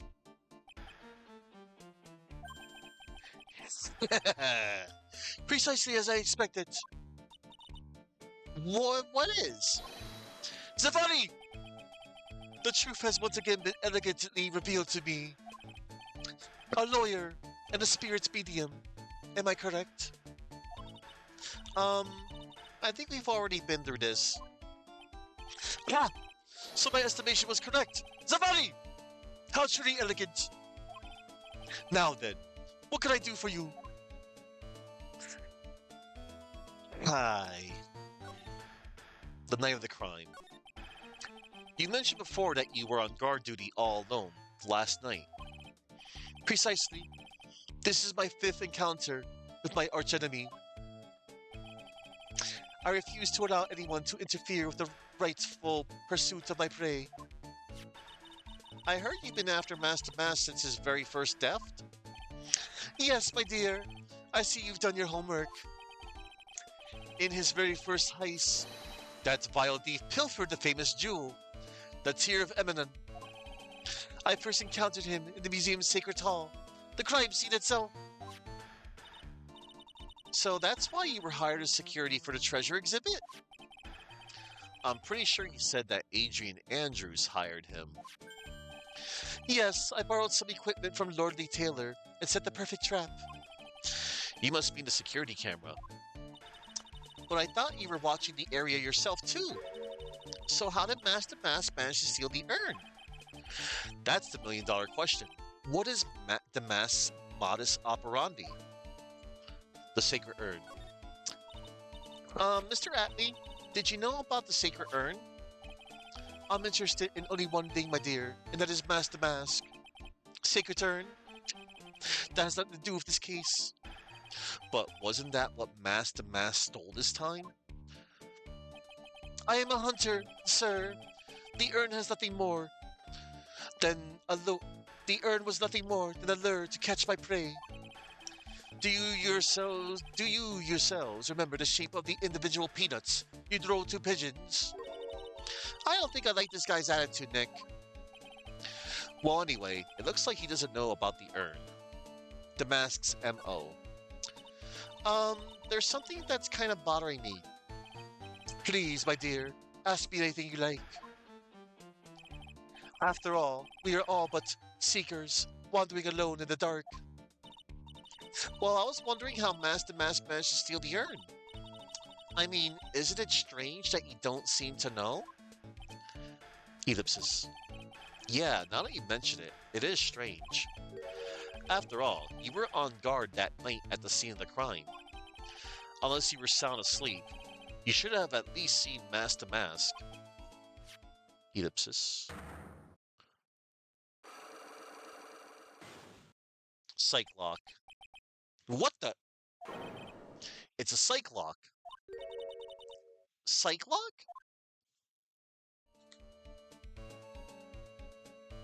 Psych lock. Hey, Nick, what is this psych lock thing? Well, your Magatama lets me see what people are keeping. Your Magatama lets me see when people are keeping secrets. By breaking their mental locks, I can find out what those secrets are. What? This Magatama has that kind of power? Ellipsis. Maya, you're the one who gave me this Magatama last year. Well, it's true that this Magatama is a prized Fey family heirloom, but Hurley was the one that actually imbued it with spiritual powers, right? That's why I don't really know much about what it can do. Isn't the woman that's going to take over the Quran channeling school someday? So how do you do it? How do you break the psych lock thing? Well, you present the Magatama to the person with the secret. Cool!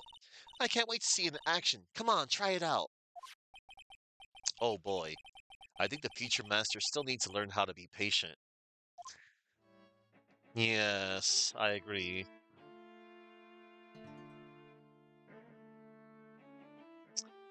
Alright. Okay, Maya, watch and learn. We shall present the Magatama.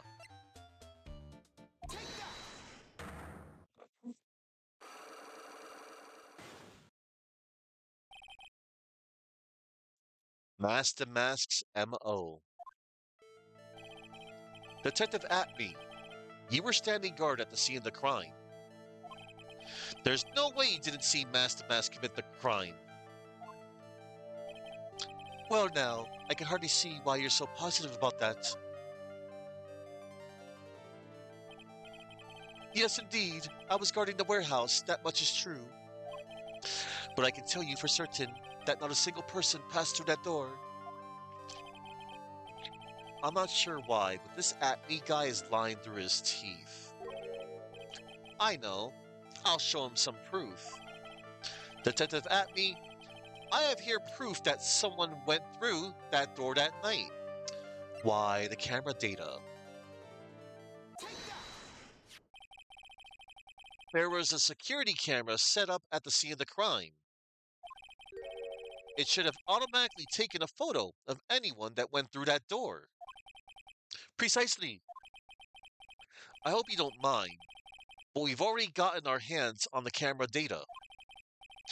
As you can see, the camera went off exactly once last night. What? But my monocle didn't catch anyone in its flash. It must be some kind of computer malfunction. It must be. Maybe it was your monocle that malfunctioned. What? Are you saying that I didn't do my duty properly? Detective Atby, you must have seen the thief last night. The question is, why are you trying to hide it? If he's hiding it, there must be some reason. Some reason that he desperately wanted to keep hidden. And I've got just a piece of evidence that should prove it. Okay. Let's suppose you didn't manage to see Master Mask. In that case, the reason you didn't at the time was because you were unconscious. I'm afraid that making a guess is not enough. Time to put your money where your mouth is. Show me your evidence! Why, it's a Shachito. Detective Atme, you were knocked unconscious by the thief, weren't you? Ooh, look at that. He's sweating. Ha ha ha! Surely you must be joking. You think that I, look at me, can be knocked unconscious so easily? This sword proves it. That's before the death. This sword was in the hand of the statue of Ami Fei. Furthermore, at that time, it was not bent. Ah, there's only one explanation. You were struck on the head and knocked unconscious by this sword.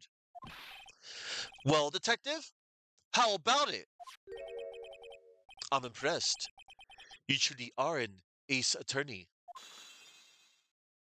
Broken.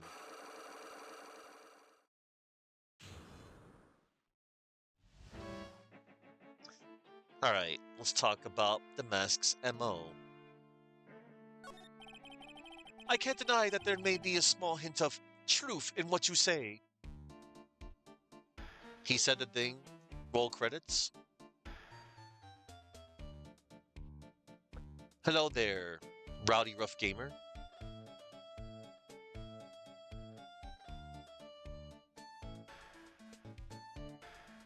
Except the game is going to keep on going. I can't deny that there may be a small hint of truth in what you say. So, you were knocked out when the thief first clobbered you? Clobber? What an ugly way of saying it. But I suppose you could put it that way. The coward struck at the precise moment that I turned to look at the computer. So you never noticed that the thief had entered a warehouse? No. The coward must have wormed his way in through somewhere besides the door. Perhaps the air ducts or the sewer pipes. Genuinely, this guy should have a cut wound, even if he was hit with the blunt side. I suppose. Perhaps the air ducts or the sewer pipes. Then my arch nemesis struck me on the head from behind with this gruesome item here. Ouch! Mr. Atney should have his poor head examined. You can say that again. How could he have underestimated the thief that badly? Shichito has been updated. The mask knocked Atney out during the crime with a blow to the back of the head. Well, it looks like we got one thing cleared up anyway. Huh? What? That Atney is the greatest ace detective in the world? No, that he never actually saw the thief. Oh, that's right. So the thief may not even be Master Mask. Just one moment, Sir Lawyer. The thief was unquestionably Master Mask. But she never actually saw him. Perhaps so, but I installed the security camera for just such a contingency. Oh. Last night, the camera went off exactly once. Behold! This is a photo of the dastardly thief, taken by the security camera. Oh. That's him! Master Mask! Security camera photo added to the court record. Photo of storeroom entrance taken by the camera on the night of the crime. The thief can be none other than the arch criminal, Master Mask. After all, he has a very good reason for committing such brazen crimes. What are you talking about? The Mask's reason. So what did you mean by he had a very good reason? Exactly that. Mr. Delight had a very good reason to dress up and commit those crimes. There should be a green envelope somewhere in his room. You'll need to go and investigate. But how could you know about that? But how would you know about that? Humph. Have you forgotten? You're speaking to the finest ace detective ever to walk on the face of the earth. The most brilliant mind since, well, ever. Look at me. Huh. Well, I guess we better go take a look just in case. Alright, let's get out of here. And we shall examine It's Mask the Mask. There's a tape recorder hanging from his neck. Let me see that. Oh yeah, my bad. I already examined that. It's over here. Hey, Nick! Remember what Detective Atme said? Exactly that. Mr. Delight had a very good reason to dress up and commit those crimes. There should be a green envelope somewhere in his room. You'll need to go and investigate. A green envelope, huh? Looks like this is it. Okay, let's have a look. If you don't want your true identity revealed to the world, come to KB Security at 1 a.m. on October 12th and bring $50,000. 50,000? This is a blackmail letter. It sure looks like a major clue, all right. It sure looks like a major clue, all right. Blackmail letter. Written with a fountain pen. Found in Ron's room. Oh no. Ding dong. Oh, someone's at the door. I'll be right back. Won't take but a second, I promise. Oh, thank you for coming. That's so nice of you. When I see a damsel in distress, I just can't help myself. Please, come on in. I'll make some coffee. Really? Okay, I guess I'll make myself at home, pretty lady. Wait a minute. I know that voice. Oh, Nicky boy, I'm so sorry, but I've got another guest. Ah! You're... Nick, it's you and Maya, too! What a fluke! Ah, Larry! Long time no see! What? You know each other? Nicky boy? Nick, do you and this girl have, something going on? Something? If you what I think... I underestimated you, Nick! A gorgeous lady like this? And married too? Way to go, dude! I knew it. Just when things can't get any worse. It's time to cue in the Butts. Larry Butts. Ever since grade school, he's been not exactly a close friend, but yeah, we know each other. Hey man, that wasn't nice. I was your very first client. We've got quite the storied history, he and I. And what we used to say still rings true. When something smells, it's usually the Butts.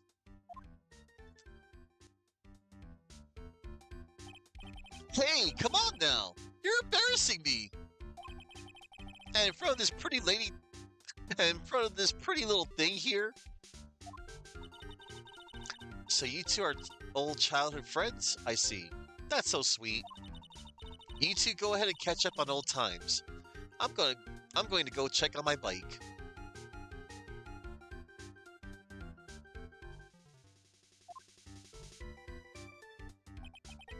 Nice girl, that Desi. So how have you been, Nick? Too busy if you really want to know. All I gotta say is... I know it's not much, but I'm actually, glad to see Larry again, because, I remember when I first played through the second game, I'm like, there is a severe lack of Larry Butts. Because Larry does make things entertaining. I guess they just, I guess they just had nothing for him, creatively speaking. And I'm not going to try and say that, Larry Butts was going to save, one of the cases or anything. Because, Justice for All had a really strong case, and that was Case 4. Alright.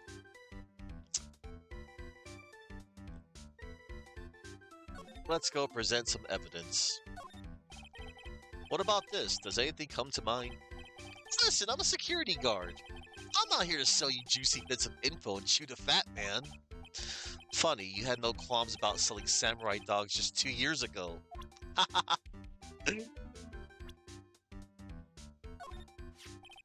You're 26 years old, right? Don't you think it's about time you took a long, hard look at your life? Ellipses. Coming from a guy who could only brag about how many times he's been rejected, I find that kind of ironic. Hey, I remember her. That's Maya's big sister. Wow, you really do remember. Yeah, who could forget? A couple of gorgeous sisters. Hubba hubba. You hear that, Nick? Gorgeous. Oh yeah, that's right. When I defended Larry, Mia was still alive. Wow, you're even cuter than the last time I saw you. Oh, really? Yeah, you look totally different than 2 years ago. Don't you think, Nick? Maybe it's because we're always together, but she looks pretty much the same to me. Oh, what a cutie. Hey, Nick, so what's the deal between you and this girl? Hey, that's my cousin. Her name is Pearl Faye. Pearl, huh? Too bad. Never date two girls with the same name. That's one rule I can't break. I think the fact that she's only 9 years old will break some rule somewhere. Larry, I hope you were just referring to Pearl as just, cute, like a cutie. Like, oh, she's so cute. Not like, oh, she's so cute, I'm gonna date her because I'm twice her age. You go to jail. You don't want to end up like 3 people I know from case 3 from the second game. Don't get me started. Don't get me started on that. Anyway. Whoa! Who is this? Come on, man. Don't hold out on me. Forget about it. It's on a need-to-know basis. You don't need to know. Hey, now! I thought we were pals! I got a major thing for girls with black sleeveless shirts and glasses. How do you know that? And if they have an orange-colored memo pad, I really lose my cool. He has to be making that up. He can't really know Adrian, can he? No. No, he does not. Larry, what about this person? Beats me. What the? All of a sudden, he's got nothing to say? I just thought of something. What if he's actually a hot chick under that costume? Forget about it. It's a guy. Trust me. Man, you're killing my buzz, dude. Boy, talk about someone who has a one-track mind.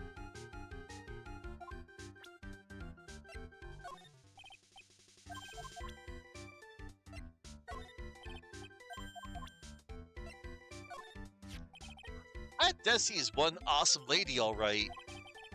It's been a long time since I felt this way. I think I'm really in love this time.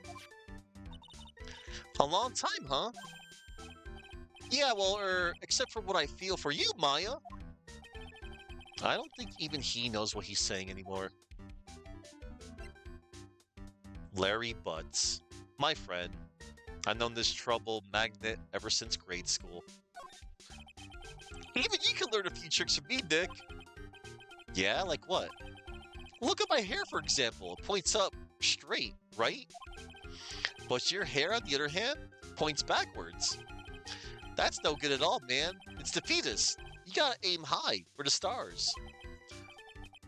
I can't find a counter argument to that. uh...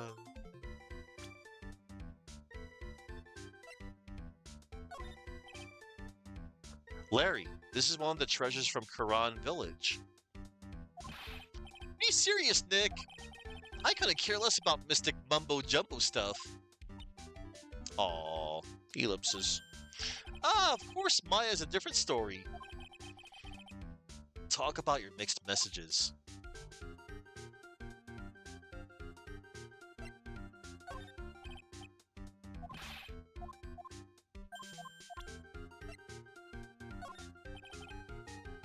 What about this? Does anything come to mind? Listen, I'm security guard. Okay.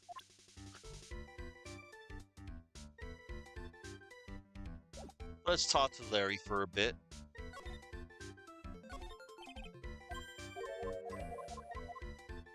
Alright.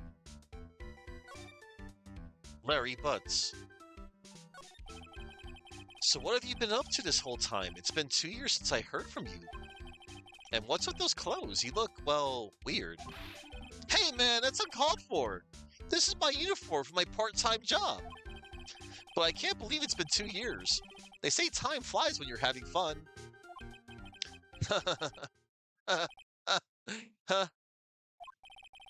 What's wrong? Nick, I gotta tell you, women, I don't trust them anymore. You got dumped again? Well, you know, Bennifer? I followed her all the way to Japan 2 years ago. That's where I met the famous caddy Tom, and my whole life changed. Bennifer? Caddy Tom? I never heard of either of them. Anyway, dude, Caddy Tom chose Hollywood over me. Can you believe it? Well, actually, anyway, sounds like you had quite the adventure. Women. They're so. Oh, but you're different, Maya. You're not like the rest. Looks like he's still the same old Larry. Why are you here? Yeah, Chuck. The triumph return of Larry Butts.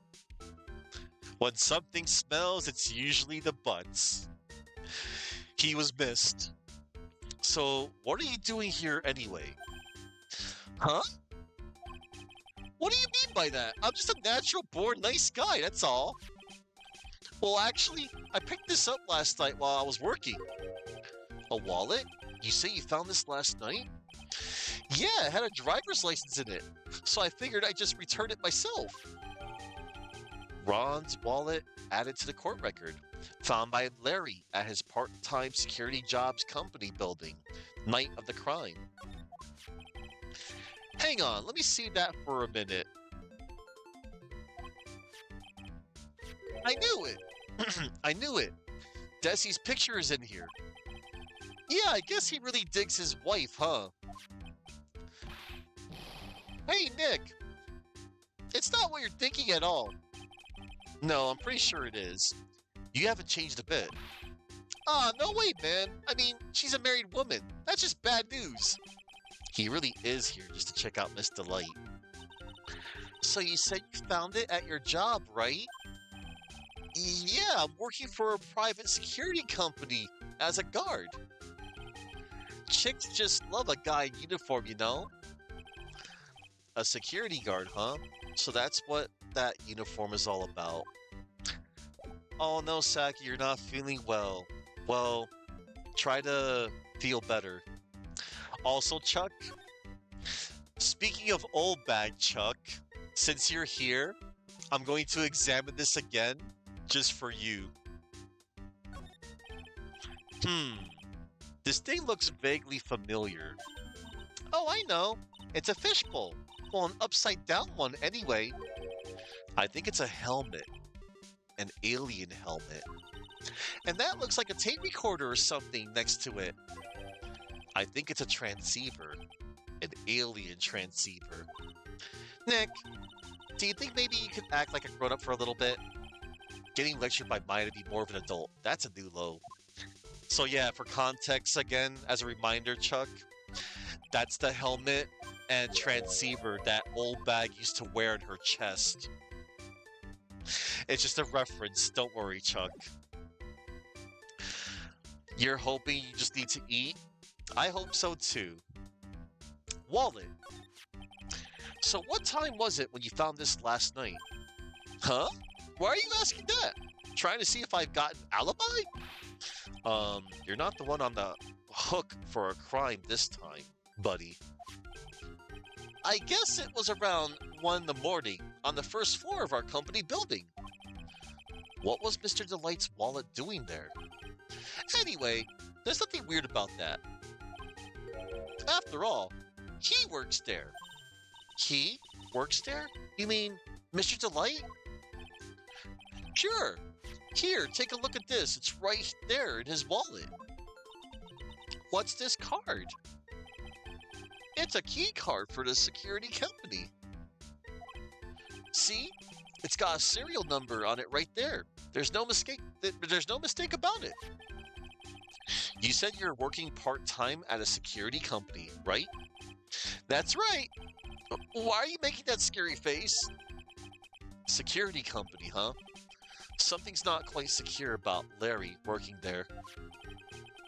I need to find out as much as I can about this key card. Key card, found inside Ron's wallet, apparently used for the building of his part-time job. Okay, let's present the card to Larry. Or let's present the wallet first. Found by Larry at his part-time security jobs company building night of the crime. You didn't touch anything in the wallet, did you? Hey man, be serious. You know what I was interested in? If Master Mass doesn't look out, he's gonna be the victim of a robbery himself. Key card. So you're sure about this key card?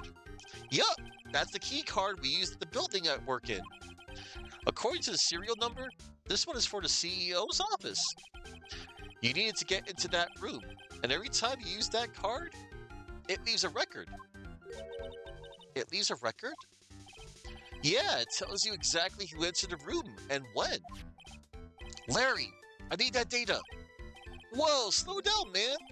Sorry, but that data is off limits to outsiders. If I lost this job, I'd never have a chance with Desi.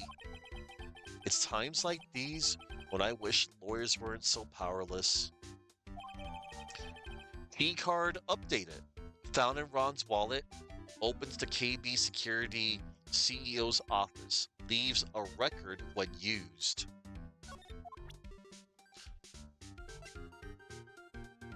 Oh look, a blackmail letter.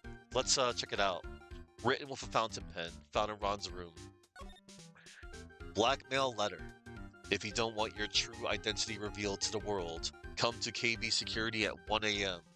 on October 12th and bring 50,000. If you don't, I'll take that red diamond you received the other day instead. Red diamond.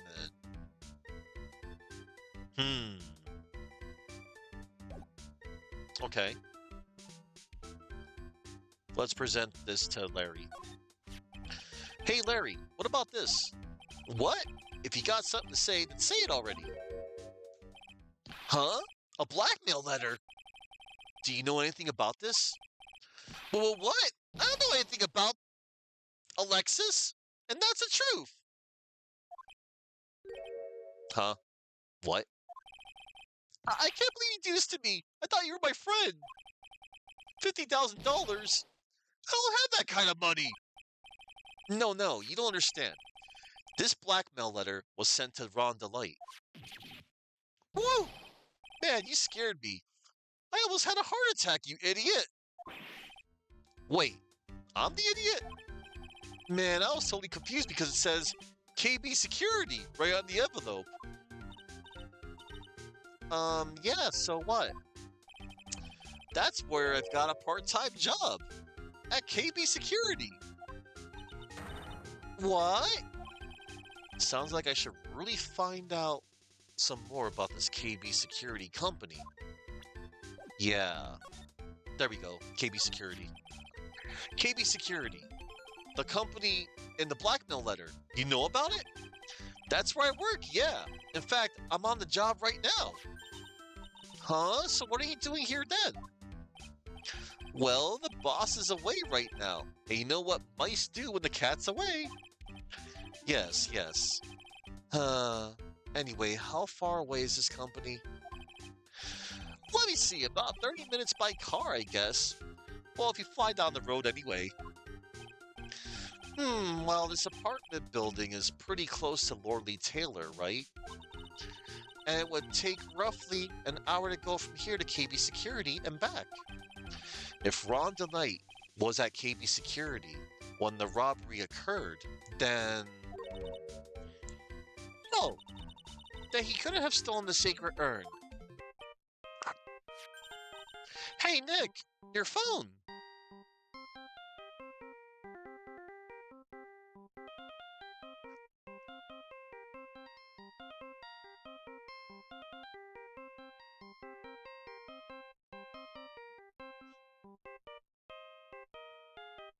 Just letting it play out. It's such a good ringtone. Be- Hello? Is this the right residence?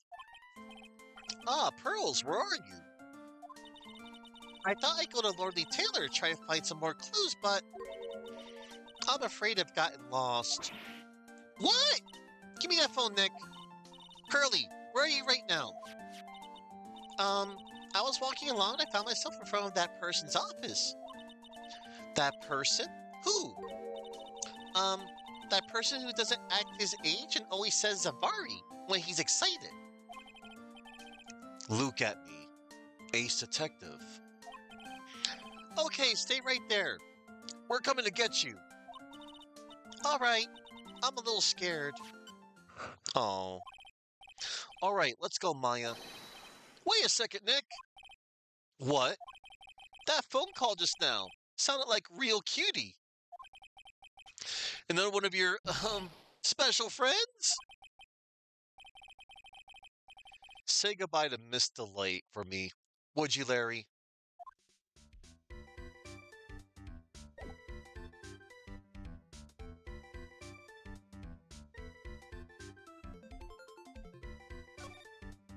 All right.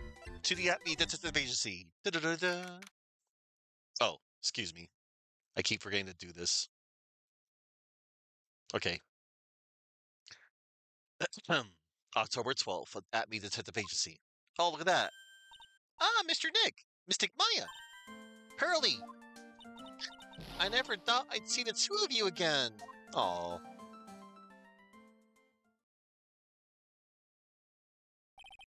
So was Mr. Ace Detective out of the office? Yes, when I arrived here. There wasn't a single soul in sight.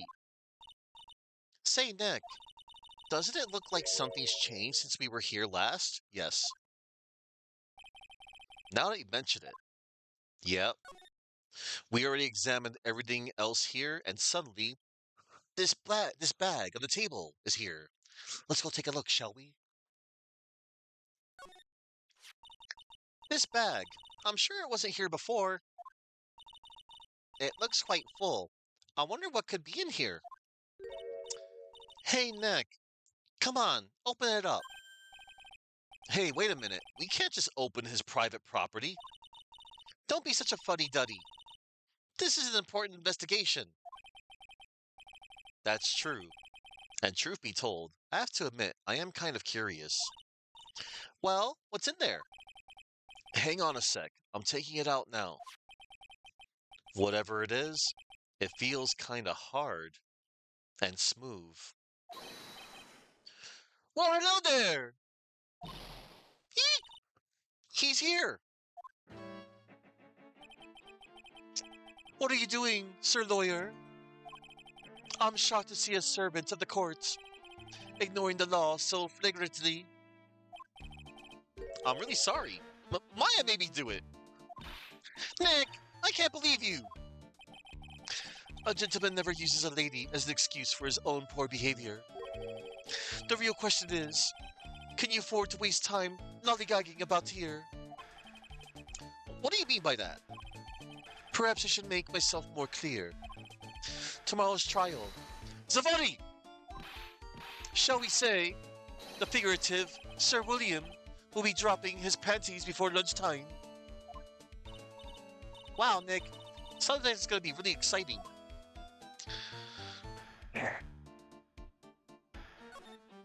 Tomorrow's trial. Um, what's going to happen at the trial tomorrow? That's so dramatic.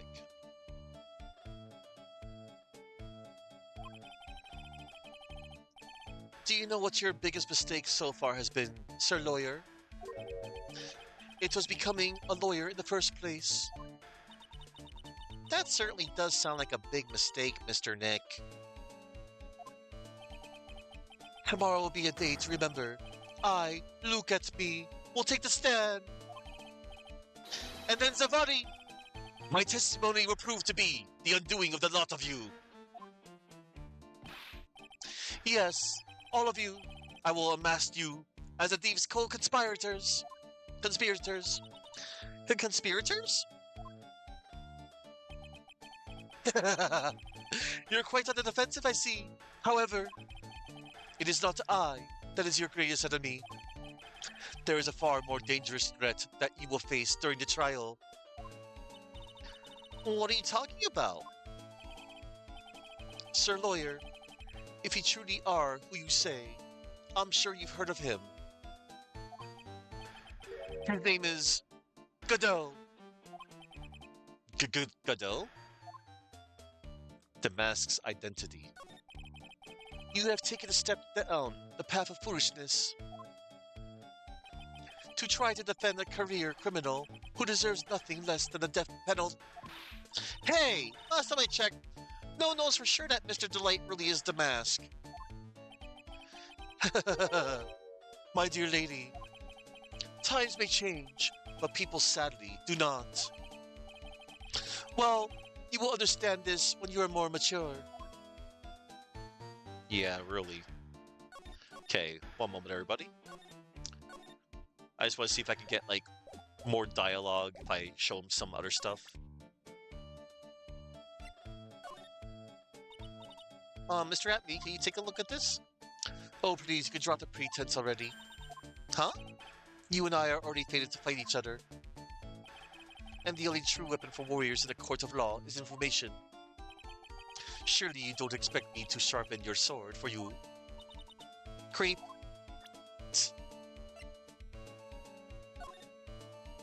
Alright, so basically he's gonna say the same thing. I just want to check out, like, a profile real quick.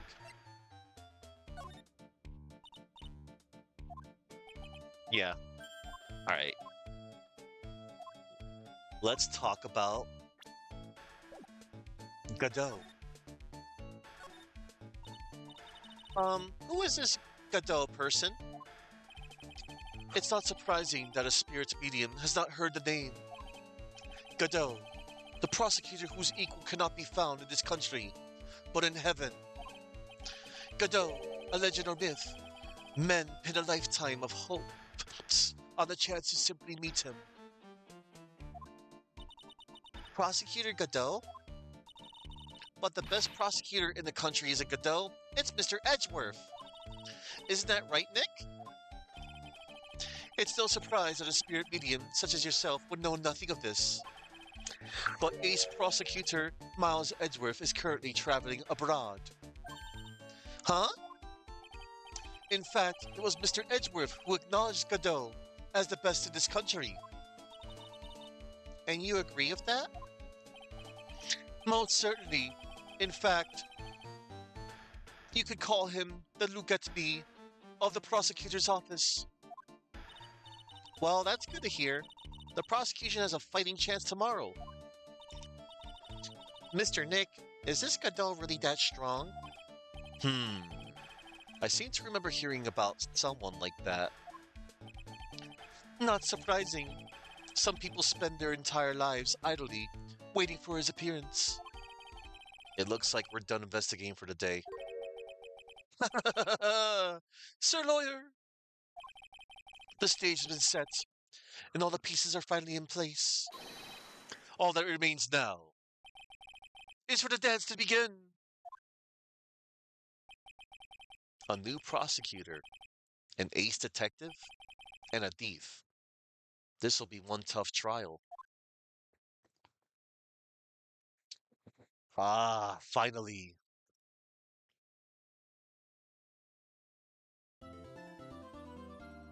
That's an okay jingle, but still not the best in the series. Better than the second ones, that's for sure. Alright, and now we shall continue. Finally. October 13th, 9:36 a.m., District Court, Defendant Lobby, number 4. Hey, Nick! What is it? Is something wrong? Nah, but did you see all the people here? It's crazy. Oh, so check out the mask-to-mask glossy I brought. You brought this where? From the little tents in front of the courthouse. They have all sorts of things for sale. You know, I'm a sucker for this kind of stuff. Mask-to-mask publicity photo stuck into the court record. It's a shot of Mask-to-mask striking a pose. Come on! I'm guilty! Throw the book at me! Who's screaming like that? Oh, Mr. Wright. He made it. Yeah, I did. But it doesn't look like things are going to get any less ugly for you. Because I did it! I'm the criminal! Me! Me! Me! He's at it again. I sent the calling card to Lordy Taylor! I admit it! But you don't have the sacred urn, right? Well, that's true, but that doesn't mean that I didn't commit the crime. Normally when I say, of course you didn't, I'm being sarcastic, but you? Yikes. Anyway, I admit that I'm guilty. So make sure they give me a guilty verdict. Please! Oh, there you are, Ronnie. Bonjour, sweetie. Oh, Desi, honey. But bonjour. Well, actually, I don't really know why I should be speaking French to you a time like this.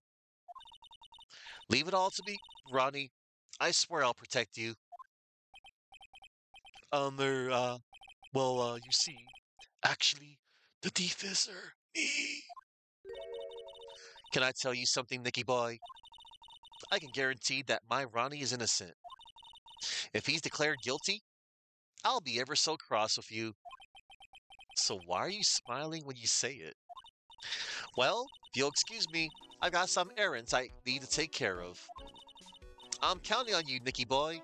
Good luck. To be honest, I really don't know whether Ron is masked the mask or not. But there's only one thing I am sure of.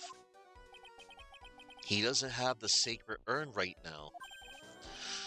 Mr. Delight, it's time for you to enter the courtroom. For the time being, I guess I'll have to trust Desiree. October 13th, 10 a.m., District Court Courtroom number 6. Oh, yeah. Court is now in session for the trial of Mr. Ron Delight. The defense is ready, Your Honor.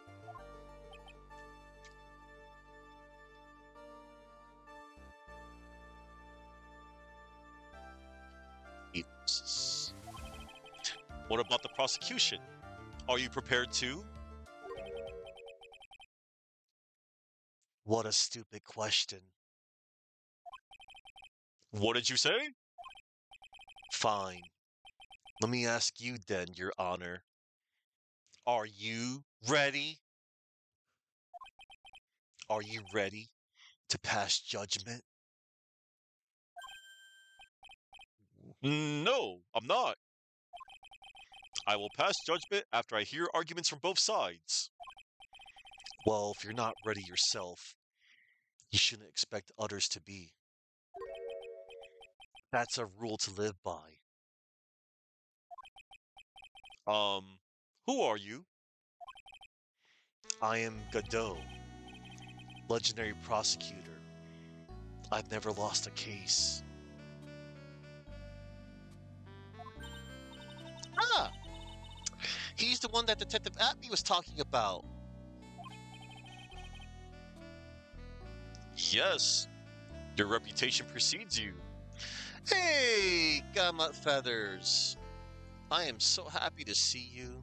I'm gonna give you a shout out.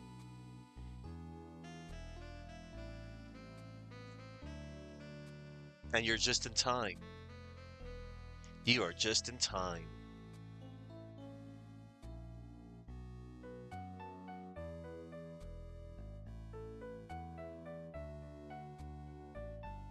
Yes, your reputation precedes you. What kind of cases have you dealt with so far? Ah, none. What did you say? I've never prosecuted a case before. Never? But you said you've never lost before. Exactly. I've never lost. I've never won before either.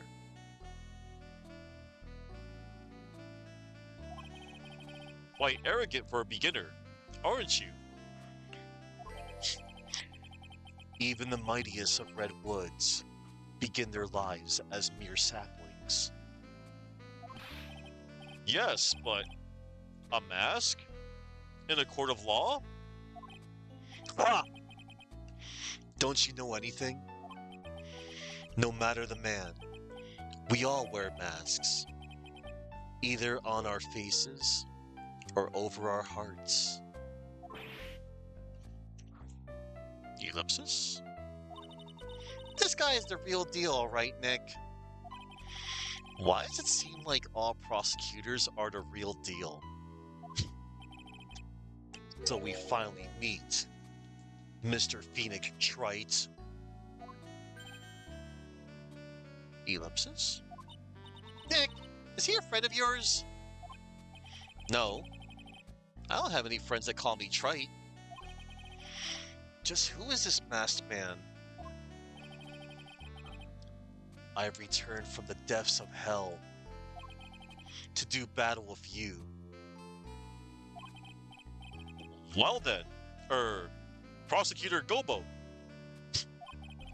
It's not Gobo, it's Godot, Your Honor.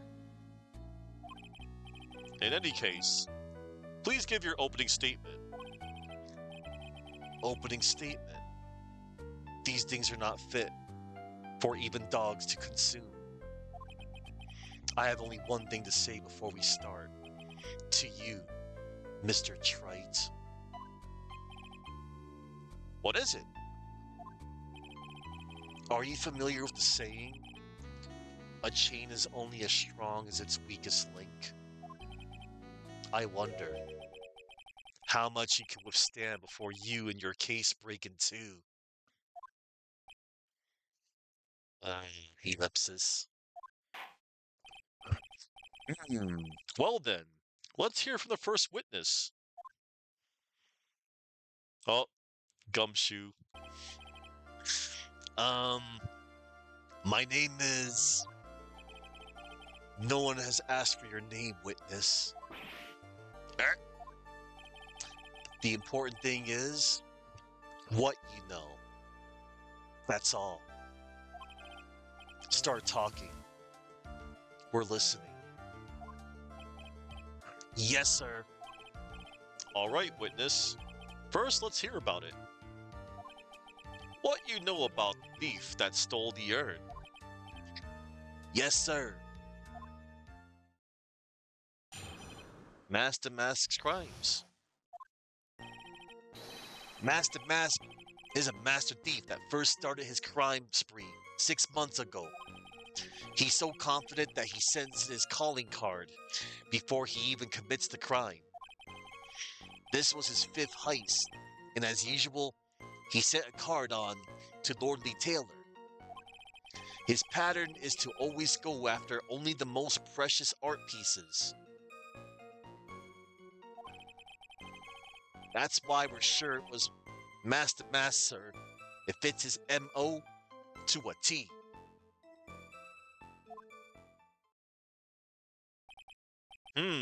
So then, the actual identity of this Master Mask is... Mr. Godo, what are you?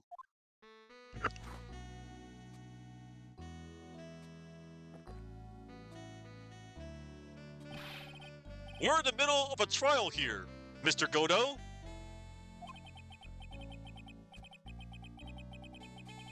Blacker than a moonless night, hotter and more bitter than hell itself. That is coffee.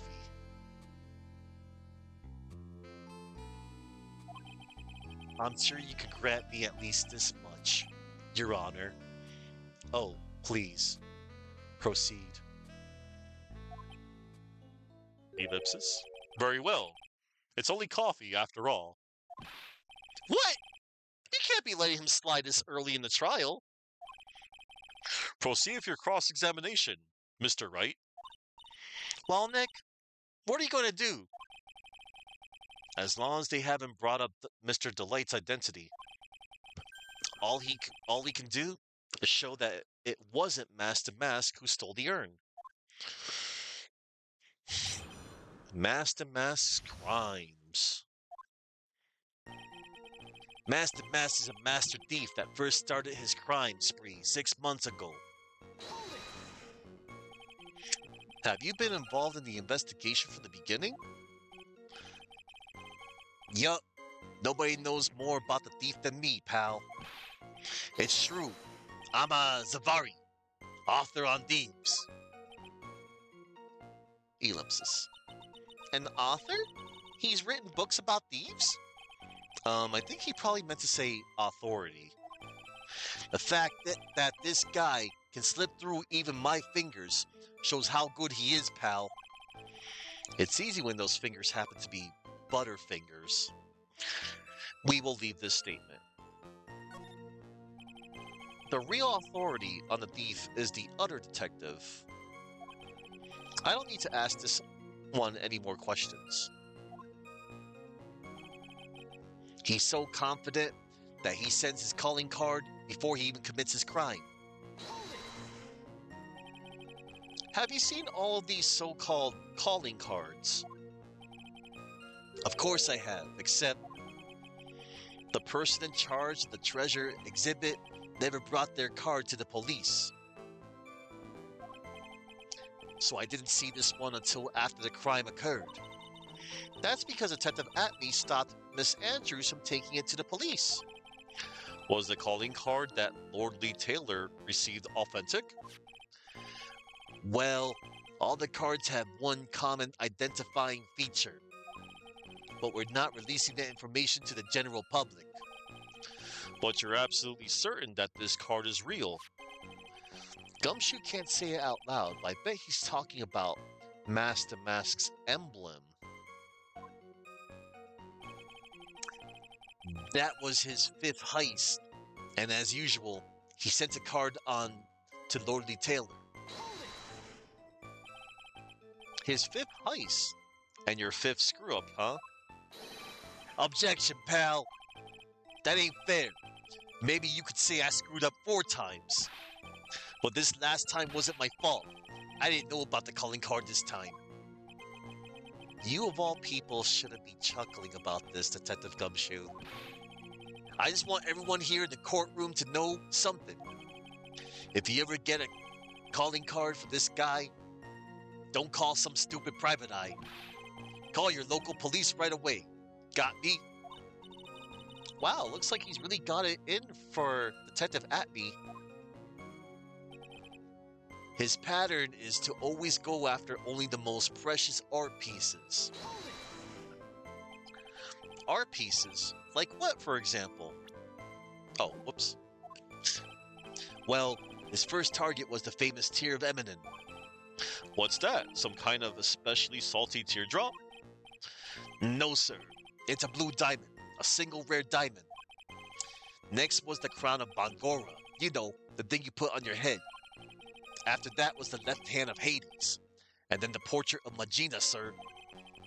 Detective Atme retrieved the portrait of Magina and returned it to the museum. And the target of his 5th and last robbery was the sacred urn, right? But isn't it difficult for him to dispose of such famous art pieces? Well, we assume he must have some underworld connections. Somehow, Mr. Delight doesn't look the type. Yeah, he's a little too sunny to be hanging out in the underworld. That's why we're sure it was Master Mask, sir. It fits his MO to a T. What do you mean when you say it fits his MO to a T? I was thinking of asking the same thing myself. Ugh, I wish you would listen to a little more closely, pal. First of all, there's the calling card. We're 100% certain it's authentic. Then there's the fact that he seemed to know all about the security system. And finally, his target was an art piece. These are all part of the thief's modus operandi. And so, since this robbery seems to fit all those conditions, that's right. It means that Master Mask is behind it. Nick, it definitely looks like it was Master Mask who stole the urn, but there's no real evidence either way as to whether Ron the Light is Master Mask. But also the urn hasn't turned up yet, let alone in connection to Mr. Delight himself. So even though we know it was Master Mask that did it, maybe for the time being, I should try to show it wasn't Master Mask that did it. Okay, so Gumshoe here. Statement 4. His pattern is to always go after only the most precious art pieces. Or statement 5. That's why we're sure it was Master Mask, sir. It fits his MO to a T.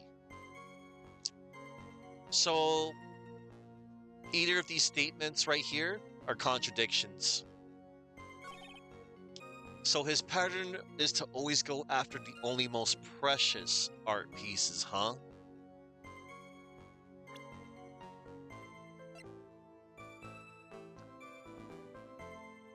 The sacred urn, supposedly priceless, but has no monetary value. Objection! Can I ask you a little something, Detective Gumshoe? Just hearing the little in that question is making me nervous. You said that he always goes after the most precious art pieces, right? That's right, pal. But there's one problem. That's not what he did in this case. The supposedly priceless urn doesn't exactly rise to the level of precious art. What do you mean? Nick, how can you say such a terrible thing? No, I meant from a financial point of view. I mean, it wouldn't fetch a good price. Well, Prosecutor Godot, what is the value of that urn? The appraisers I spoke to said they couldn't attach a price to it. And I mean that in the worst sense. So, in other words, it was not the kind of item that Master Mask would normally go after.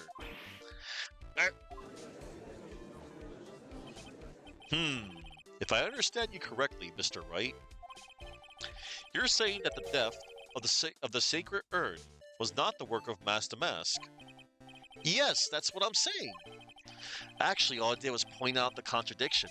The argument made itself, but... Well, first of all, we need to get this issue cleared up. Was this last robbery the work of Master Mask or not? What do you have to say about this, Mr. Godot?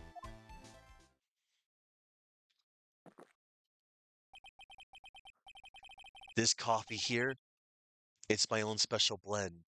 I call it Godot number 107. I'm trying to decide whether to cut down on the acidity or the bitterness. That's the only thing I've got in my mind right now. Mr. Trite. What?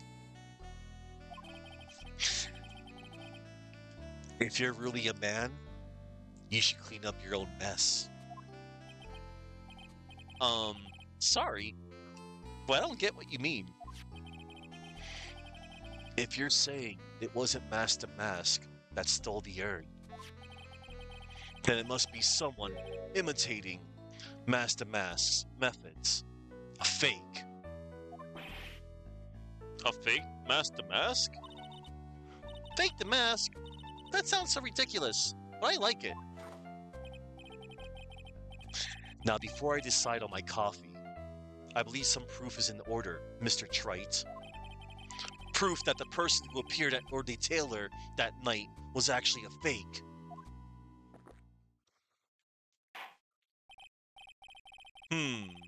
Though I don't approve of Mr. Godot's behavior. His point is valid. Mr. Wright, We're waiting. It looks like I'm going to have to prove it.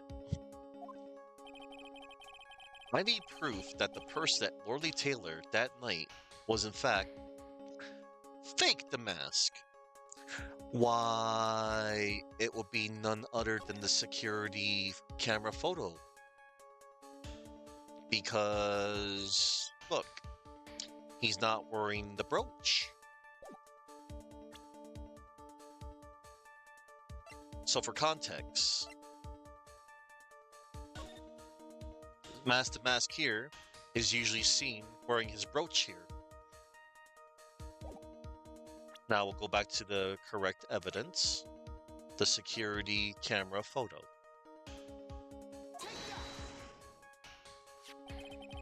The proof is right here. This looks like a photo taken by a security camera. Well, if you look closely, you'll notice something peculiar about it. Ah, well then, why don't you go ahead and show us what it is?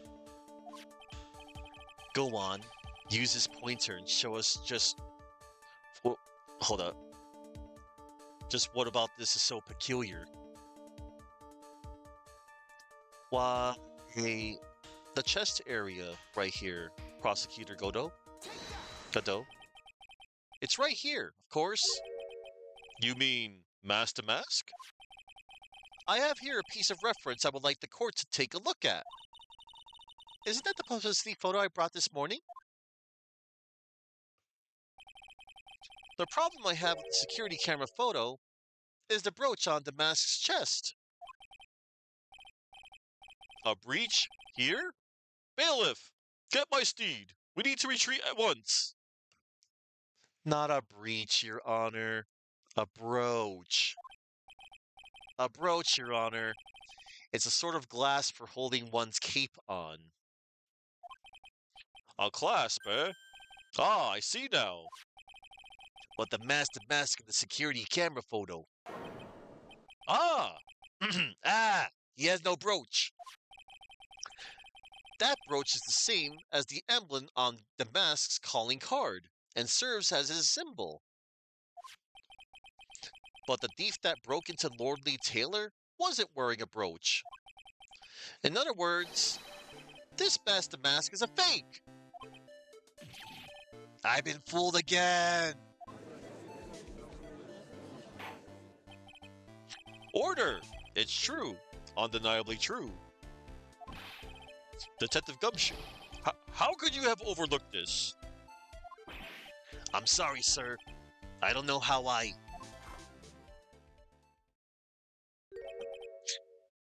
Hey now, if you're gonna have a pity party, invite me too. Mr. Godot, you deserve some blame in this too. How could you have overlooked such a large brooch? Ah, the brooch you're talking about. Do you mean this?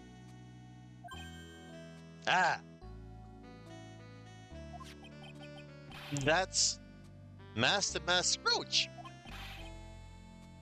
Where did you find it? Well, I've always had a good nose for evidence. I got it at the crime scene.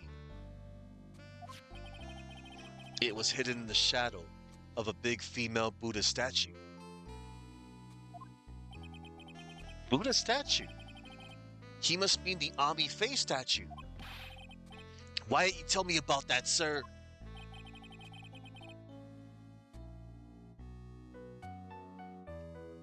I always put evidence away in my pocket. After all, it's the safest place for crucial evidence. This guy is one cool customer. It's a little early to be shaken up, isn't it, little lady? That friend of yours left pretty little hickeys on there, too. Hickeys? Figuratively speaking, of course. I'm referring to Ron Delight's fingerprints. What? What? The defendant's fingerprints are on the brooch? Oh no. Order! Order in the court! Mr. Godot, let's see that brooch. I've grown attached to my metallic girlfriend here. Take good care of her. I mean, it appears to have been torn off. Some clothing. There's a little bit of cloth left in the back. Obviously, there must have been a big struggle that night at the crime scene. Uh-oh. Phoenix, we have a problem. The masked brooch, found in the shadow of Ami Faye's statue. Looks like it was torn off some clothing. Ah! You mess with Godo, and you get burned. Brr. He's been playing me like a violin. Well, Judge, I'm about ready to call my next witness. Huh? You're done with me? Well, I haven't proved anything yet. You've proven your own incompetence. That's good enough. That doesn't sound good at all. Bailiff, bring the next witness into the courtroom. Finally, time for the ace detective to make his appearance, huh? Oh, Chuck, if I was doing the Dr. Stewart, I would have been like this. Hmm, hello, Captain Falcon. It is me, Dr. Stewart. Here I am, sipping this fine coffee. We're going to have a good race now. Yes. I'm going to win, Captain Falcon, and you shall not. I will be in first. And if you're lucky, you might win 98th place in F-099. I love that sticker for the record. For context, Dr. Stewart has this really funny looking condensing sticker of like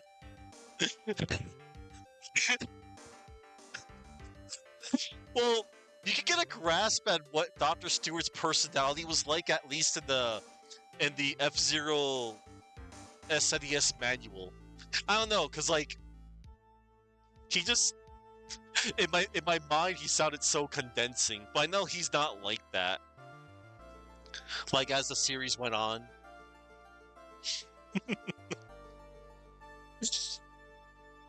1 second is one drip of the coffee pot. Let's hurry it up. Silence! Ellipsis. Now I see! It's all becoming clear. What's clear? Zavani! The truth has once again been elegantly revealed to me.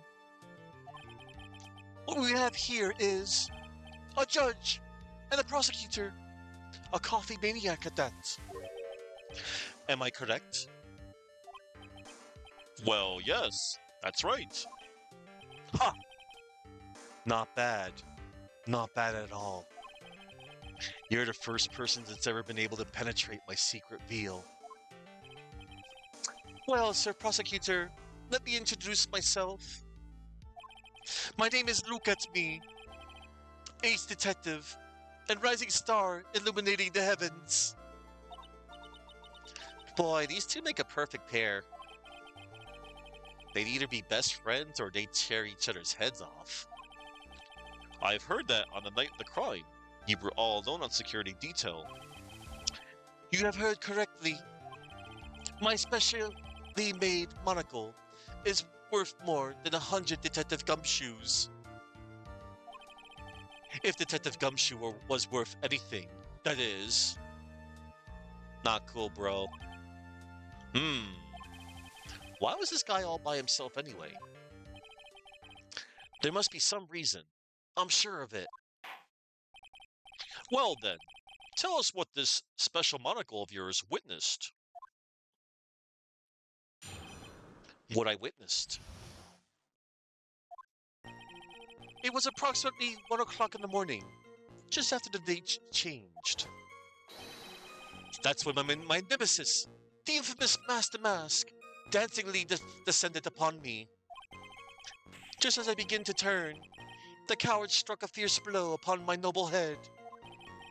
Darkness swallowed me before I could land a single strike. When I awoke, he was gone. 30 minutes later, I used an emergency phone to notify the police.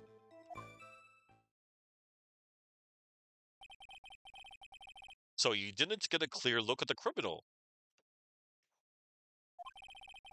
My specially made monocle never misses a thing. However, that is limited to things that fall within my own visual range. But of course, that's only natural. I fail to see why the witness seemed so proud of his performance that evening. Well, Sir Old Timer, let me explain. We are not speaking of any ordinary thief, but of the King of Thieves, the great Master Mask, my archenemy. That is what my instincts and my years of experience tell me. Hmm, very well. Proceed with the cross-examination, Mr. Wright. What I witnessed. It was approximately 1 o'clock in the morning, just after the date changed. So that would be 1 o'clock on the morning of the 12th, correct? That's an impressive deduction, Sir Lawyer. You were on security duty that night. Where exactly were you at the time? A penetrating question. I was in the basement warehouse, near the computer. Near the computer, huh? So then you weren't trying to remain hidden, I take it. Up to this point, I have tried to remain concealed while waiting for the thief. Yeah, he said the same thing yesterday too. Gumshoe also said that they've never spotted the thief at the crime scenes before. Precisely. That is precisely why I chose not to hide last night. I knew that by not concealing myself, I would be putting pressure on the thief. Looks like the thief was the one applying pressure. On your pidgety head, that is. In any case,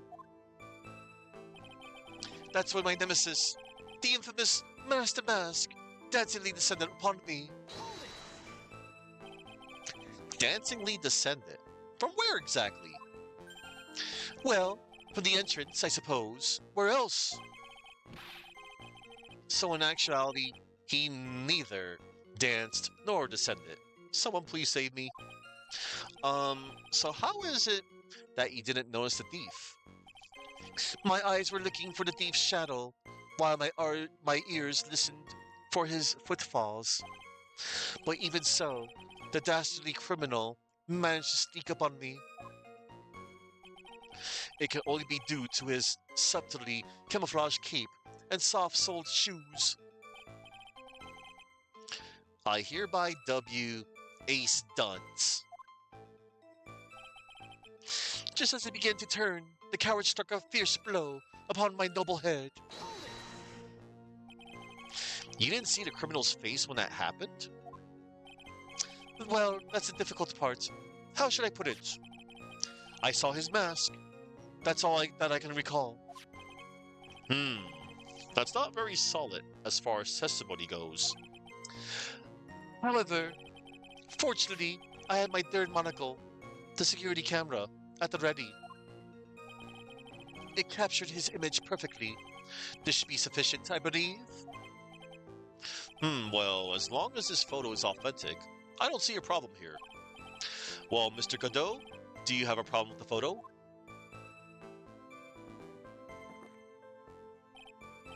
Good. Then let's continue with the testimony. He was just sipping his coffee. Darkness swallowed me before I could land a single strike. When I awoke, he was gone. Hold it. Tapped and knocked unconscious, and you weren't able to do a thing? There's certainly some very impressive. That's certainly some very impressive detective work. Well, Sir Lawyer, have you ever been suddenly struck on the head? Huh? Well, actually, yes, by a fire extinguisher. That's a reference to the first case from the second game, Justice for All. That happened to him. Richard Wellington was the one that hit Phoenix over the head when he was trying to get his cell phone back. And what's happened? I was knocked out. And you lost your memory, too. That also happened. You see, you have no right to look down on me, then, do you? The only reason I didn't lose my memory was because I have more brains to begin with. He may have brains, but the wiring to the self-reflection part seems to be severed. In any case, that was how I was knocked senseless. And then, 30 minutes later, I used an emergency phone to notify the police. Hold it.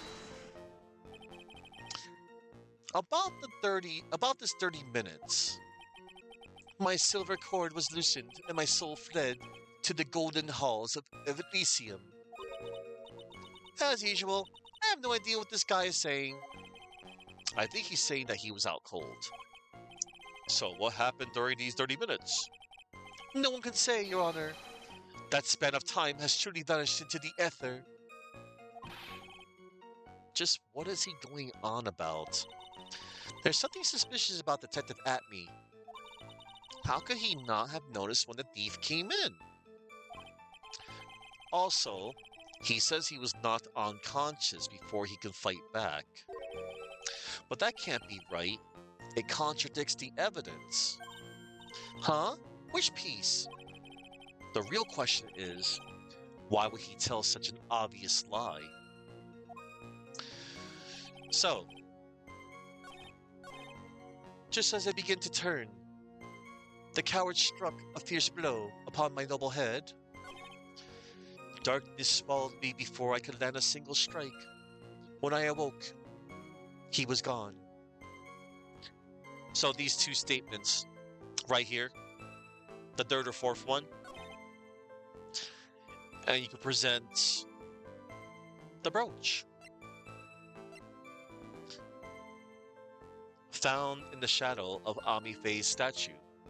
Looks like it was torn off of some clothing.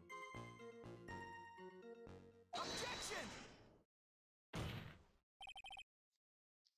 Mr. Atme, could you take a look at this with that special monocle of yours?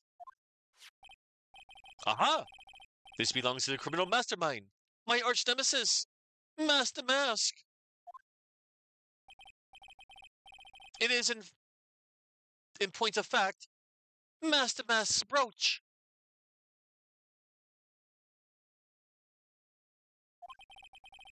It was found on the floor of the basement warehouse. I wonder how that happened. Ah, elementary, my dear lawyer. Obviously, it wasn't glued on well enough. Not quite. It clearly shows signs of having been ripped off. A piece of clothing. Ripped off. Aha! We can only deduce that the thief struggled with someone that night. That's the only thing I could think of. And there's only one person that was in a position to have a struggle with the thief. The only person that was on security duty that night, you, Detective Atme.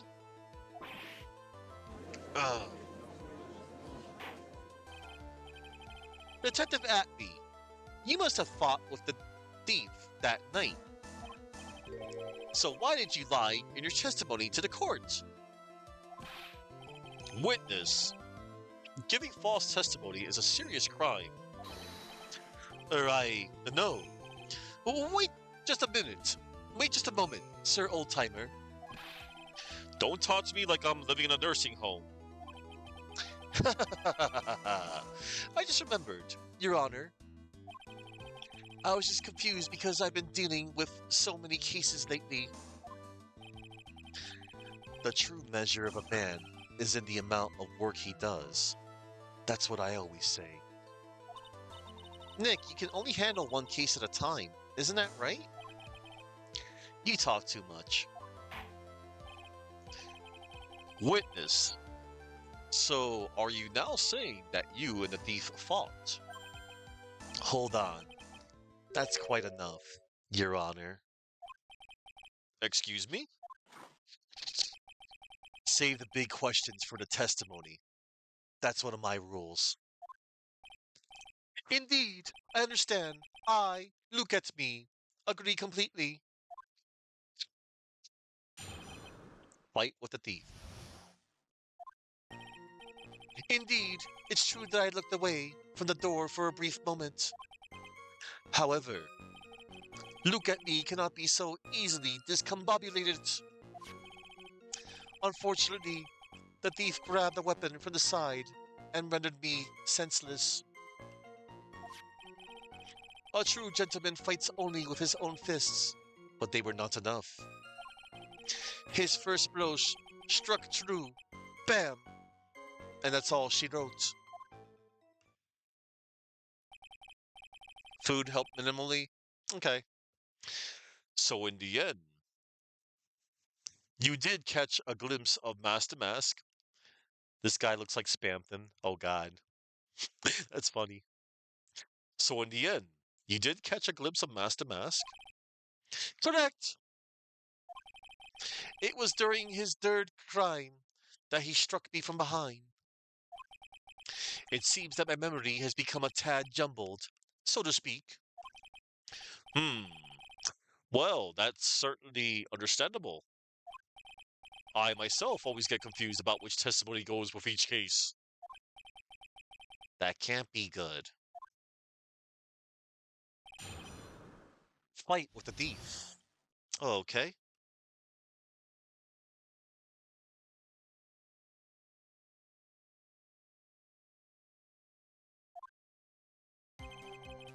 Indeed, it's true that I looked away from the door for a brief moment. So why did you look away from the door anyway? In addition to the camera, I have prepared a variety of other sensors as well. The alarm on one of those had gone off, so I had to check the data. That's why I went to the computer. Elegantly, of course. So you were momentarily vulnerable when you were working on the computer? What should I do? Should I ask some more questions? No, that's enough. Well, we know for sure that Atme looked away from the door. I think I should ask about something else now. Alright, so you looked away from the door. And then? However, look at me cannot be so easily discombobulated. What does that mean? Discombobulated. Hmm. Young people these days, they really irritate me. They allow perfectly good old words to die until everyone forgets what they mean. Sorry, but what exactly does it mean anyway? Now I've forgotten. What was I saying? Jeez, it's better than old people who forget what they were saying 5 seconds ago. Well, it looks like we've cleared that up. You can go on with your testimony. Unfortunately, the thief grabbed the weapon from the side and rendered me senseless. What do you mean by weapon from the side? Naturally, that thief had no idea that look at me, was hiding in the area. He grabbed the sword from the statue that was standing by the door to the warehouse. Sword? You mean the sword that was all twisted like a tree branch? Correct! Fortunately for me, the blade was not sharp. Okay, so he is talking about the Shachito. So the thief armed himself with a sword. And what about yourself, witness? A true gentleman fights only with his own fists, but they were not enough. Oh, wait. You had that much faith in your own fighting abilities? But of course, in college, I was the second in charge of the boxing club. I'm sorry if I failed to find that appropriately impressive. However, my opponent in the ring this time was my arch nemesis, Mask the Mask. This guy is a real piece of work. Well, what do you think, Nick? Well, there's one thing that I'm absolutely sure of now. Yeah? What is it? This look at me guy. He's definitely hiding something. But why? I think I'm starting to figure out what really happened that night. And about the true nature of this detective.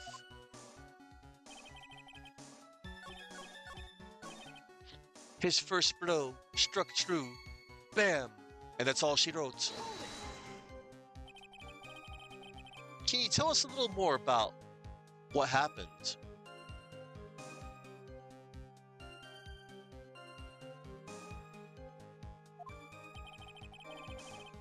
My opponent was both powerful and vicious. You might say he was power-icious. Power-icious?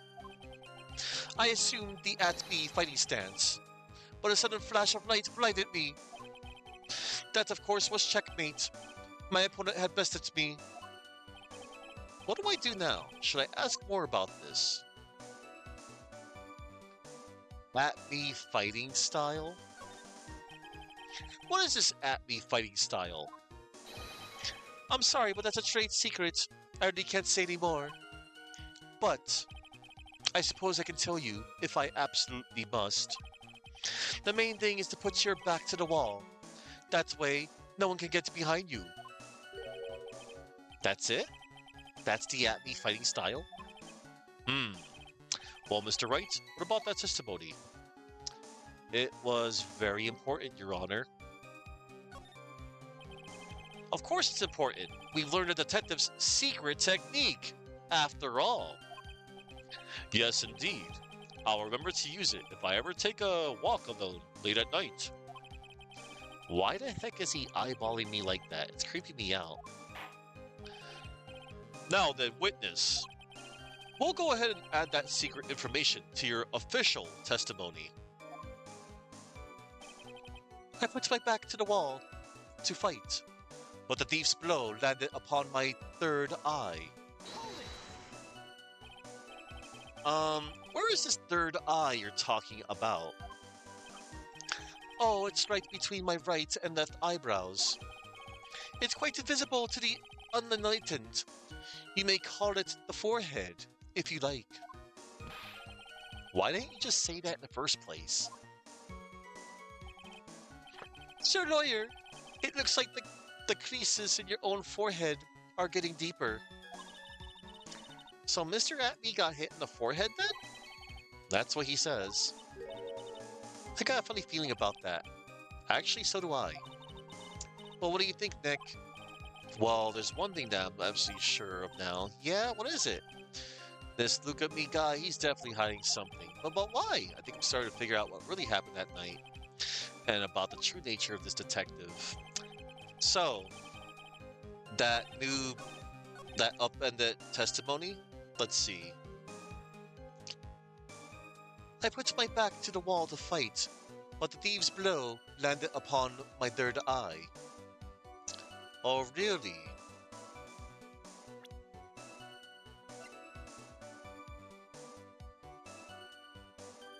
Mr. Cheeto, the mask knocked at me out during the crime with a blow to the back of the head.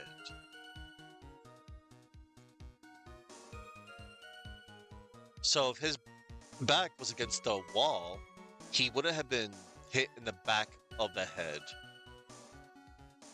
Got you. Objection! Detective Atby, your testimony is crumbling like a house of cards. What fun is this, Sir Lawyer? It is truly a pleasure to cross swords with you. And now, once again, you have thrown down the gauntlet at my armored feet. I believe that is what you said yesterday. No, the coward must have wormed his way in through somewhere besides the door. Then my arch nemesis struck me on the head from behind with this gruesome item here. Yup. From behind, huh? But just now you testified that he struck you on the forehead. I hardly think you could forget where you were hit on the head. It seems I've made another mistake. Detective Atney, that's not the only strange part of your testimony. What do you mean by that? For example,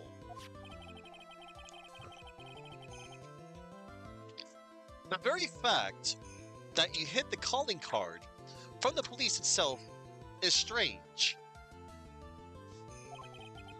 It's almost as if you were afraid they were going to help with security. Geniuses such as myself have always been misunderstood. How sad. That's wrong. Objection. Our first objection from Godot. To err is human. To forgive divine. Humans aren't machines. They have souls, feelings. They live, they die, they love, they hate, and yes, they even make mistakes. Objection. Hey, hold on! It's not as pretty as that. Really? What is it like then? Always chase a riddle down to the end. That's one of my rules.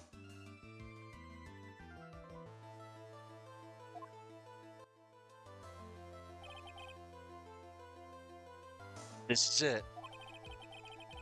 This might just be my chance to turn things around.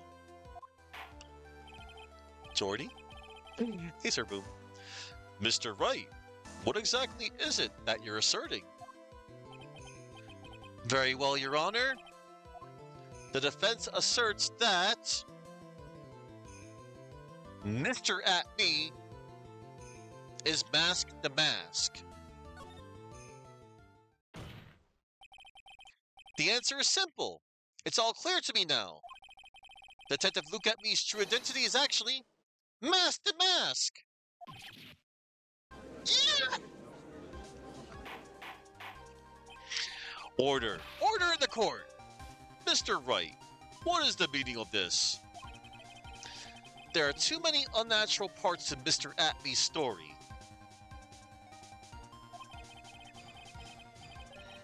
He says he was hiding at the crime scenes, which is why no one ever saw him there. And then, in his last case, he manages to outperform Detective Gumshoe and the entire police force to miraculously retrieve the stolen treasure. That's because I analyzed the crime scene data and made an exquisitely elegant deduction. I picked up clues that the police overlooked in order to arrive at a... Oh please, the explanation is far simpler than that, Detective Atney. The truth is that you are in fact Mask the Mask. Well, Mr. Wright, this photo, it clearly shows Mask the Mask. This security camera belongs to Lord Lee Taylor department store. He shouldn't have been able to manipulate it. He didn't need to manipulate it. He gained access to the warehouse under the pretense of providing security. Then he simply dressed up as the thief and stole the urn. So the ace detective is actually an ace thief. Is this true, witness?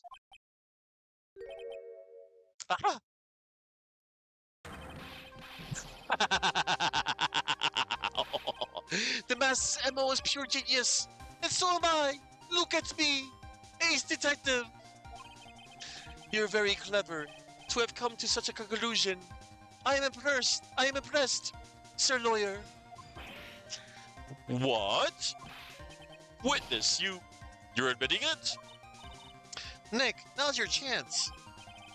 Yes, time to put the last nail in this guy's coffin. Detective Atney, when you assume the true's identity.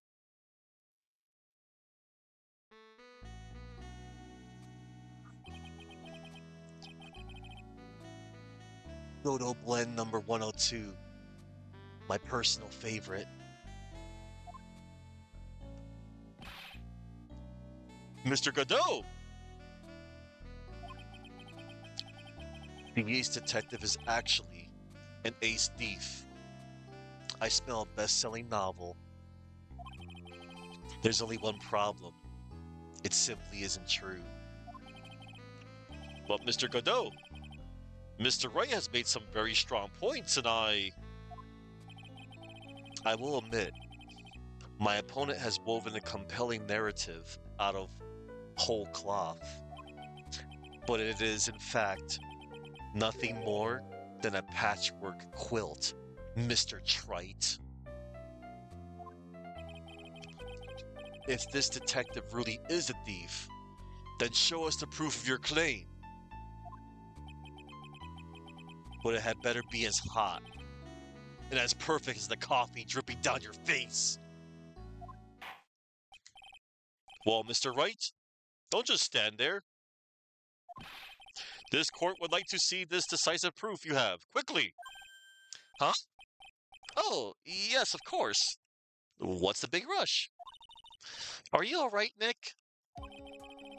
Atme looks pretty rattled right now. I'd like to finish this right now if I can. But can I really do it? The decisive evidence that proves Mr. Look at Me is in fact mask to mask has yet to be found. Proof? Of course I've got nothing. Ah, just what I thought. A man has to hold his head up high, no matter how bad things get, after all. Ugh. I see. I thought perhaps you had some evidence to back up your assertion. This is no good. I've got to stay on the attack. I'll never get another chance to prove that this guy's the thief. Don't give up, Nick. Think harder and try again. It's no good. I'm just not ready yet. But, are you going to just give up and let us lose this? So you've come to your senses, have you, Sir Lawyer? I can't think of a counterattack at all. It seems the cloud of suspicion surrounding this witness has lifted. Mr. Godot, if you have anything further to add then. Hold it! Who? Who are you? That doesn't really matter right now, does it? Miss Delight, what are you doing here?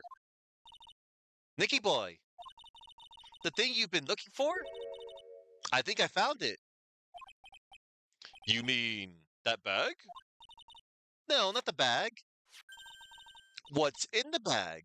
Well, that's the secret urn. Nick, it's the urn. Oh, wow. Order, order, order. You! Madame! That urn! Where did you find it? You'll never believe it. It was in the office of Mr. Fancy Pants Ace Detective. Look at me. Oh, Desi! You're the best! Sacred urn updated in the court record. Found in the office of Look at Me. Has pink splotches all over it. Well, how do you explain that one, Mr. At Me? Ellipsis.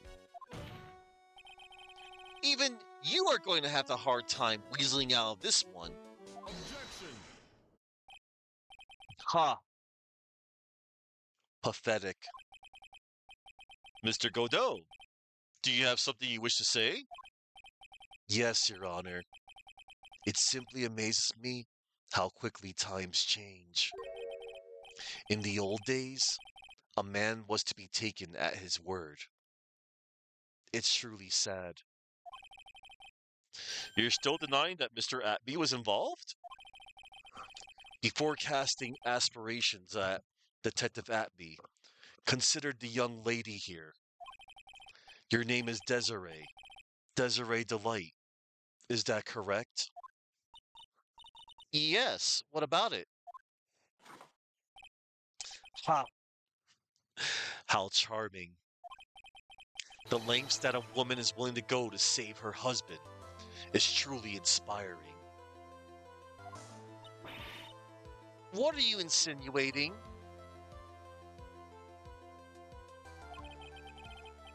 As the wife of the criminal, you could have discovered that stolen urn anywhere, including the office of the good detective here. So you found the urn? What does that prove? It certainly doesn't prove where the urn was before you found it. What?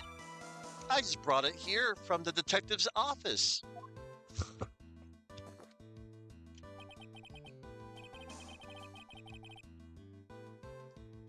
Please, madame. This town is already filled to the brim of lies. Any more could only compound the tragedy we have been witness to. You're wrong. I would never. I would never do such a thing. Miss Delight, please, Nicky boy, you got to help me talk some sense to these people. There must be some way.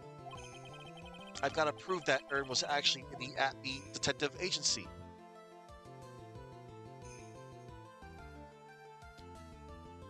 Why, yep. Show the fingerprints on the urn. I can prove where the urn was by the fingerprints on it. Fingerprints, eh? Oh, come now. Now you're really making me laugh, Sir Lawyer. Fingerprints indeed. Ellipsis. May I go on? Good. Now, it would be perfectly understandable if my fingerprints were on the urn. After all, it was I who was guarding the urn in the first place. In any case, I am always in the habit of wearing gloves, as you can see. So, unfortunately, my fingerprints wouldn't be evidence of anything. What about it, Mr. Wright? This witness's fingerprints would be nothing anyway. Nick, what are you going to do now? I've come too far to turn back now. Latme must have brought the urn back to his office yesterday. And there, I'm sure someone must have left their fingerprints on it. The defense proposes that the fingerprints of this the defense proposes that the fingerprints of this person should be on the urn. It was Benny? Not Benny. Not Benny. Oh, Godot. a prosecutor who is shrouded in mystery. He seems to know me somehow. Nope, it was none other than me, Phoenix Wright. My prints were on there because I felt something hard and smooth when I was checking Atme's office.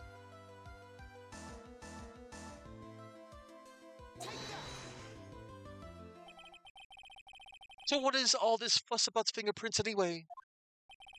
Mr. Atme, do you recall the events of yesterday?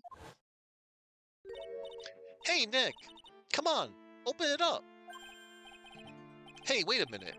We can't just open his private property. Don't be such a fuddy-duddy. This is an important investigation. Well, what's in there? Hang on a sec. I'm taking it out now. Whatever it is, it feels kinda hard and smooth. Well, hello there. It's true that I didn't get a chance to look in the bag at that time, but I did touch what was inside. What? You touched it? And I remember it very well. It was smooth and hard. Well, that was just... Your Honor, I'd like the court to examine the fingerprints on that urn. If my fingerprints are on there, then it proves that the urn was in Detective Atme's office. Objection! Well, even if your fingerprints are on the urn, it still doesn't prove when they were put there, does it? Of course it does. What did you say?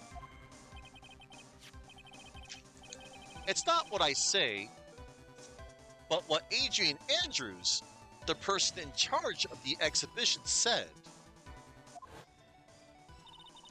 I polished it until it was just about glowing. I thought maybe I could make it look more valuable. If she polished it that much, she must have removed any and all fingerprints on it. And the only chances I had to get my fingerprints on it after that was yesterday at the Atme Detective Agency. Yes, pun. Our lovely Adrian Andrews. In this house, we love Adrian Andrews. One moment, as I give you a shout out.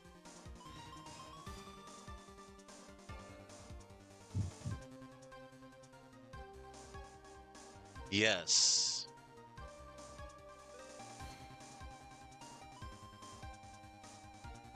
There we go. Yesterday, at the Atme Detective Agency. Ha! This blend, Godot blend number 107. I've decided it's a little too bitter, after all. Oh boy. Order! Order! Order! I accept the defense's request. Bailiff, take this urn and... Wait! Wait a moment, Your Honor. There's no need for that. No need, you say? Precisely. I already know Mr. Wright's fingerprints are on the urn. What are you saying? Yes, I finally broke him down.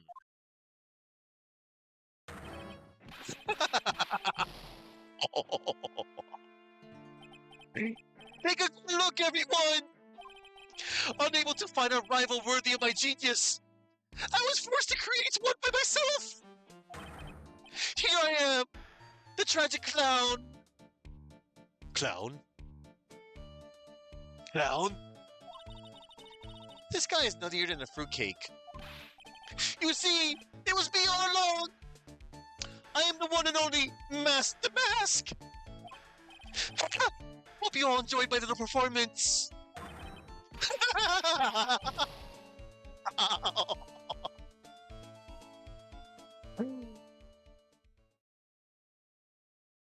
You're one sad, strange little man. Well, Mr. Godot, what's Mr. Atby's condition? He's still in the lobby, laughing insanely, Your Honor.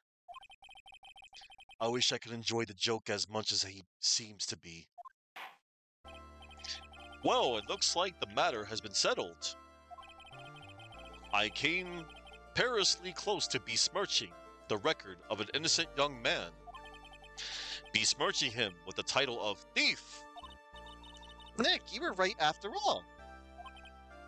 Yeah, I guess Mr. Delight really wasn't the thief. The court finds the defendant, Mr. Ron Delight. Hold it! You're wrong. Wrong, I tell you. I mean, not exactly wrong so much, but actually not right is what I was really trying to say. Wrong! That's right, Sir Boom. Oh no, he's not. This can't be happening. The thief, the sneaky, odious thief, who's been stealing all the treasures. It's me! I'm him! I'm the one you want! I'm the thief, I tell you! So do it! Pronounce me guilty! Please!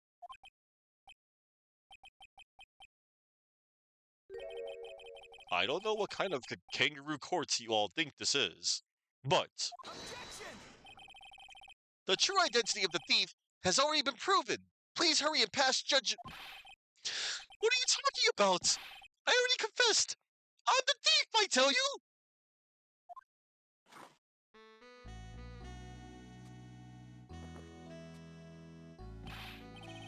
Mr. Godot, don't just stand there drinking coffee. Ha! Hey there, Mr. Thief. Yes? Yes, sir.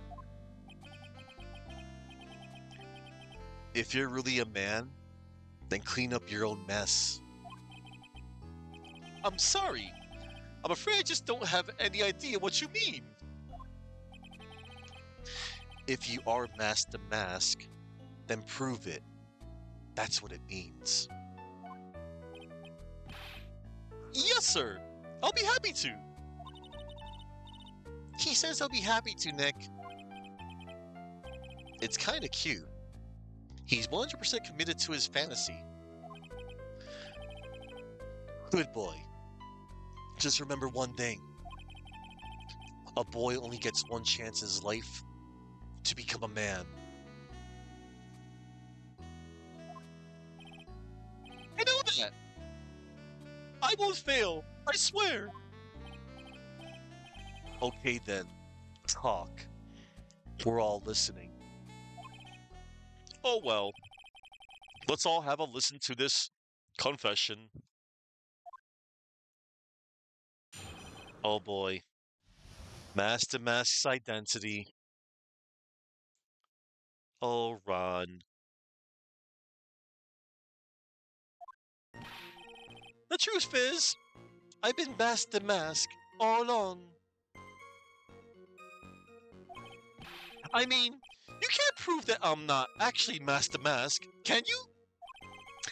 I don't have an alibi for the night the urn was stolen, after all. I donned my costume that night and dancingly descended upon the scene of the crime. Look, you can see right there in the photo. That's me! As for my brooch, I snagged it on the door handle and it got torn off. That's all. I don't like the direction this trial has taken. But this is how every trial goes. At least with me, anyway. Ha!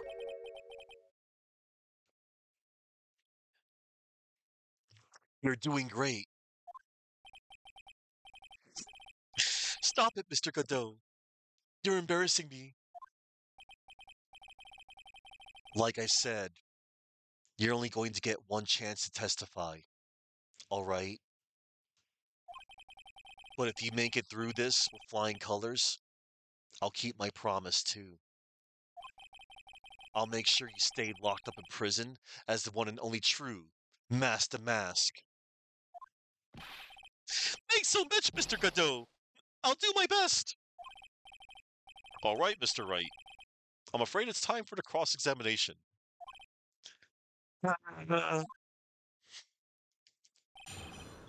Master Mask's identity.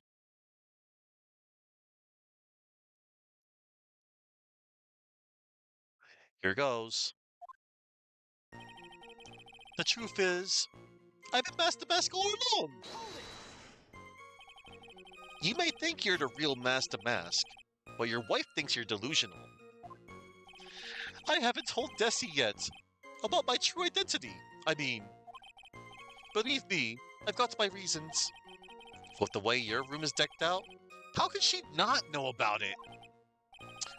Even thieves have complicated family situations, I suppose. What should I do? It sounds like we're about to get sidetracked again. Leave it. There's no point in digging through any more of their dirty laundry. Well, why don't you continue with your testimony for now? I mean, you can't prove that I'm not actually Master Mask, can you?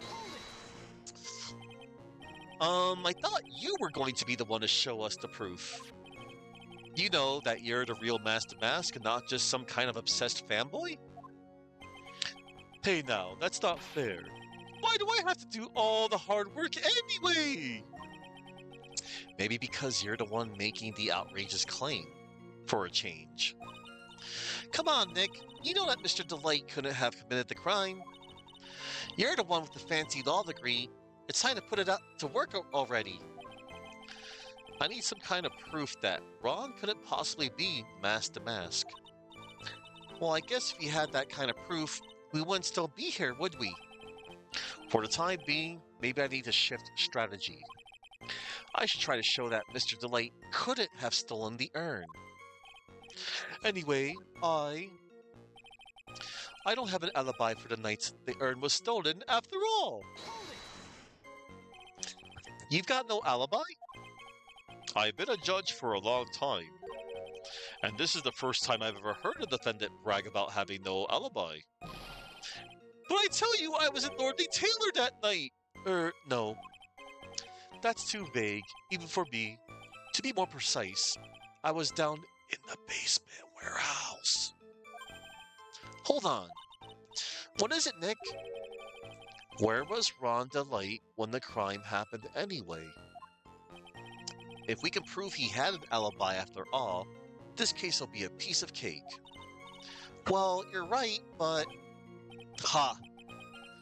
You think you could prove that? Wake up and smell the coffee. Well, I think maybe I can. Mr. Wright, do you have any evidence that shows the defendant has no alibi? No, I have no evidence. Of course not. Don't be ridiculous. I'm sorry. Say, what am I apologizing for? You, witness, hurry up with your testimony already. I'm sorry. Why is it that I'm always the one that has to apologize to everyone in the end? I donned my costume that night and dancingly descended upon the scene of the crime. This dancingly descended from where exactly? Well, from the entrance, I suppose. Where else? So in actuality, he neither danced nor descended. Someone save me again. I guess he thinks descendant sounded more heroic or thief-like or something. Anyway, I was there at the crime scene, just like I said. Look, you can see right there in the photo. That's me! This is the photo that was taken by a security camera at the crime scene. No doubt about it. That's Master Mask. Yes, but don't forget, there's something important missing. The real Master Mask has a big brooch on his chest. As for my brooch, I snagged it on the door handle and it got torn off. That's all. Hold it! You didn't notice it when your brooch was torn off? Huh?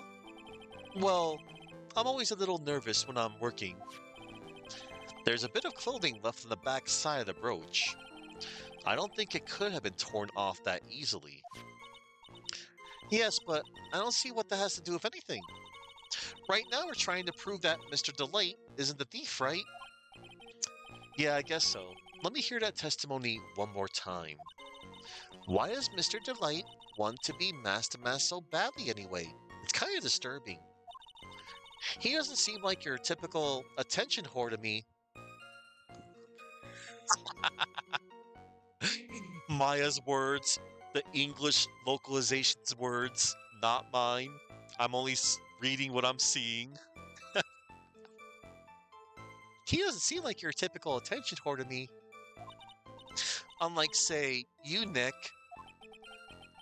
I am nothing of the sort, thank you very much. But I gotta admit, the way Ron is acting is kind of scary. Anyway, time to poke some holes in the testimony of his. So, I have several ways I can go about this. So,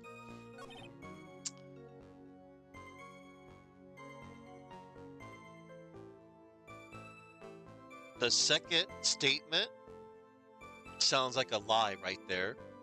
Well, a contradiction.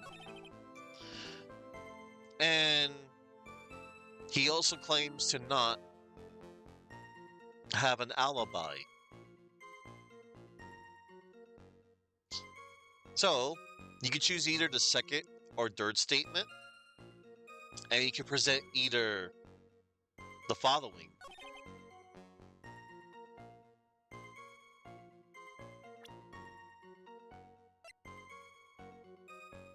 A wallet. It was found at the night of the crime. There's also the key card, which was also found in Ron's wallet. And alternatively, on the second statement, you can also present the blackmail letter. That would be like the reason and motive behind that. So we're going to go ahead and present the wallet. Objection! Mr. Delight, this wallet belongs to you, correct? Ah, yes, it does. I had lost it somewhere. Mr. Wright, when you find a wallet, you should report it to the police right away. Ah, no, you don't understand. This is an important piece of evidence.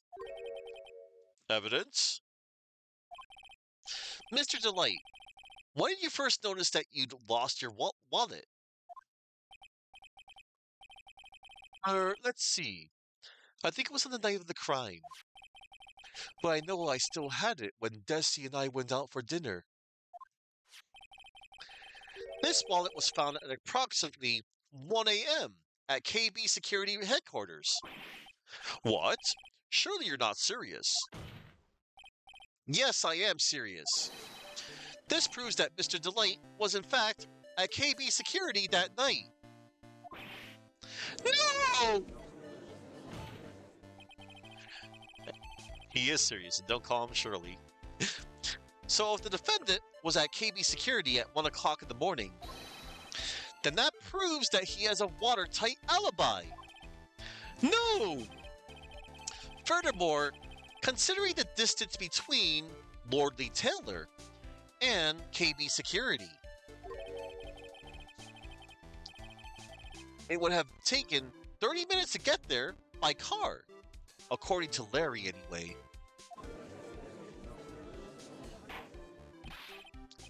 Well, Mr. Godot, do you have anything to say? And stop drinking that coffee. Come on, Mr. Thief. Don't let this guy beat you. Tell him why he's wrong. You're the only one who calls me thief, Mr. Godot. All right, I'll try. I'll do it. I will. He's really got Mr. Delight all worked up. Yeah, he's like a kid at his first day of school. Look, it's just ridiculous. Why would I have dropped my wallet at KB Security? Someone must have planted it there to make it look like I was there and not at the heist. Planted it there? He's really reaching now. Mr. Delight, you probably dropped your wallet when you took it out to use this, didn't you? The key card to KB Security's CEO's office. No! Ha! That was a pretty good try, Mr. Trite. Unfortunately, you overlooked one small thing. What? Motive, of course. Why would this thief go to KB Security in the middle of the night anyway? Well, Mr. Wright, it looks like you need some more evidence after all. This stupid kid. Now then, let's see your evidence. The evidence that shows why Mr. Delight went to KB Security at 1 a.m. that night. Why, it was this blackmail letter, Your Honor. If you don't want your true identity revealed to the world, come to KB Security at 1 a.m. on October 15th. On October 12th, and bring $50,000. If you don't, I'll take that red diamond you received the other day instead. Red diamond. But right there, this is the reason why he had to go at 1 in the morning, at 1 a.m.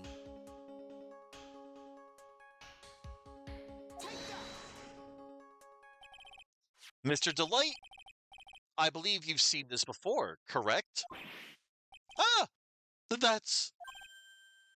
What is it? A blackmail letter. That's what it looks like from the contents.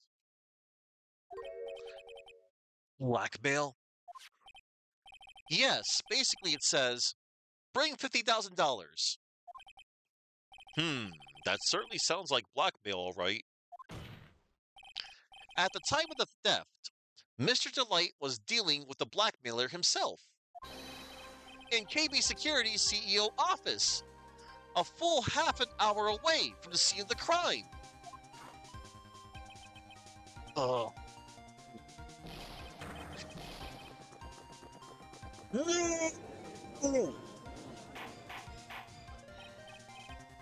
Order! Order! Order! So when the death of the urn occurred, the defendant was at KB Security. It looks like a perfect case for the defense. Objection. You may see it as a perfect case, Judge. But to me... Well, let's just say that my Godot blend number 107 impresses me a lot more. What are you trying to say? You say the thief was being blackmailed by the CEO of a security company. But did you actually investigate this CEO at all? Huh? Well, no, I guess not. Accusing a man of blackmail with no proof? I'm not sure what I think of that. Not sure what I think of that? At least I know what I think of you. Good point. I'm not sure what I think of it myself. You claim that the defendant entered the CEO's office, but you will need at least one witness to corroborate your claim, Mr. Wright. Nick, I think we're going to have to track down the CEO guy. No, we don't have to track down the CEO at all. What do you mean by that, Mr. Trite? There is someone else who can testify. This is the person who could testify that the key card was used at 1 a.m. that night. Why, it was none other than everyone's favorite character, Larry Butts.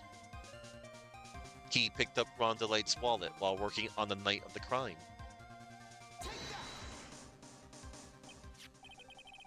Who is this useless-looking young man? You don't remember him, Your Honor? Not exactly.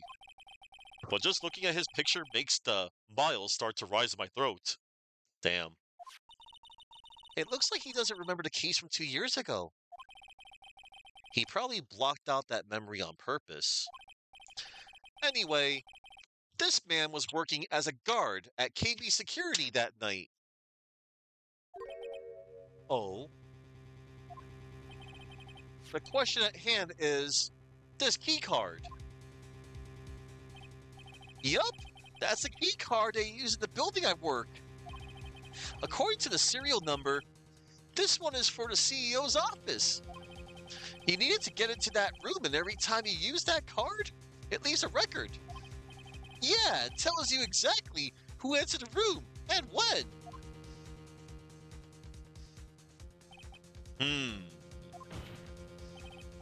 As you can see, there's no need to investigate the CEO of KB Security. We should be able to discover the truth simply by analyzing this key card's data.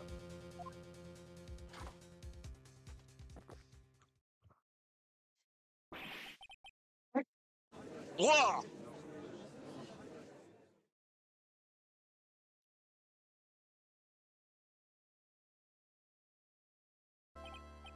Well, Mr. Godot, the name of the CEO of KB Security is Kane Bullard. I was unable to contact him directly, but I got the keycard data. Here. So what does it show? Each keycard has its own serial number, and they leave detailed records of their use. According to this data, this card was used at 1 a.m. on the morning of the crime. Ah, the keycard got updated. Found in Ron's wallet.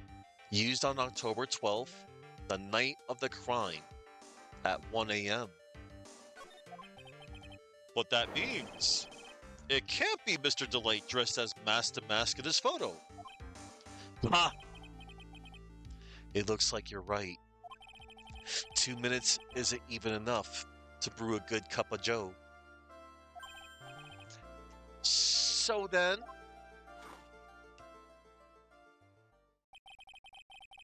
Ron DeLight was clearly in the office of KB Security's CEO at the time of the crime. The prosecutor's office is ready to admit that fact. Therefore, it's impossible for the defendant to be mask to mask. Good job, you did it, Nick. That's enough. I came perilously close to besmirching the record of an innocent young man, besmirching him with the title of thief. Ellipsis. What's wrong, Your Honor? I'm ready to pass judgment, but before I do that, do you have any further objections? No, Your Honor. Humph. Very well. The court finds the defendant, Mr. Ron DeLight, not guilty. Well, what do you know? Court is now adjourned. October 13th, 2:24 p.m. District Court Defendant Lobby number 4. Nick, you did it! You were right after all. Actually, I'm a little bit ashamed of myself. Nicky boy! Oh, Miss Delight. I knew you could do it. I believed in you all along, Nicky boy. I don't know how I can ever repay you. Aw, shucks. Thanks, Miss Delight. I just know I'm blushing. Congratulations, Mr. Nick! Oh, pearls.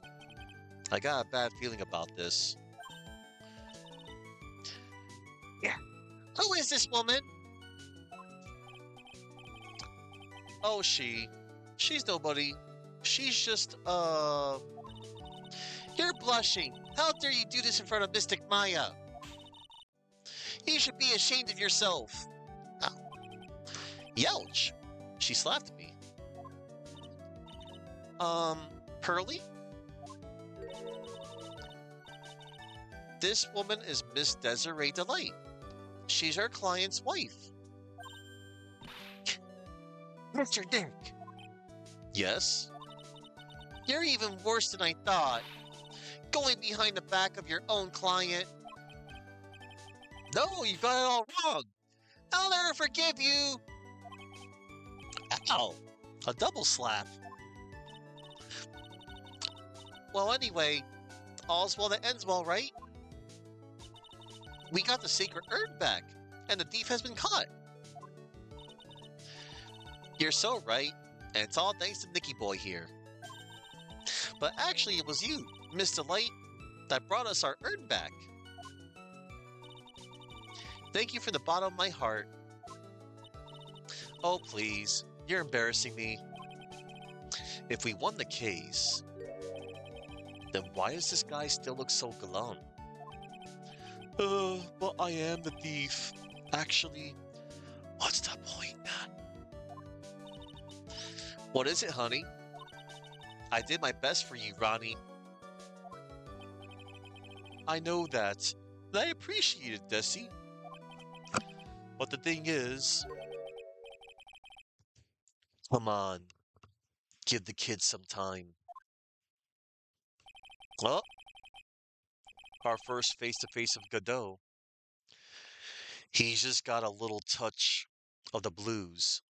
You know about feeling blue, right, amigo? Mr. Godot, what are you doing here? Oh, come on. I just came here to say thanks to my newest buddy. You, Mr. Trite. Maybe you should learn my name before you call me buddy. Well, playtime is over. Huh? Early this morning, the body of Kane Bullard was discovered. A body was just discovered!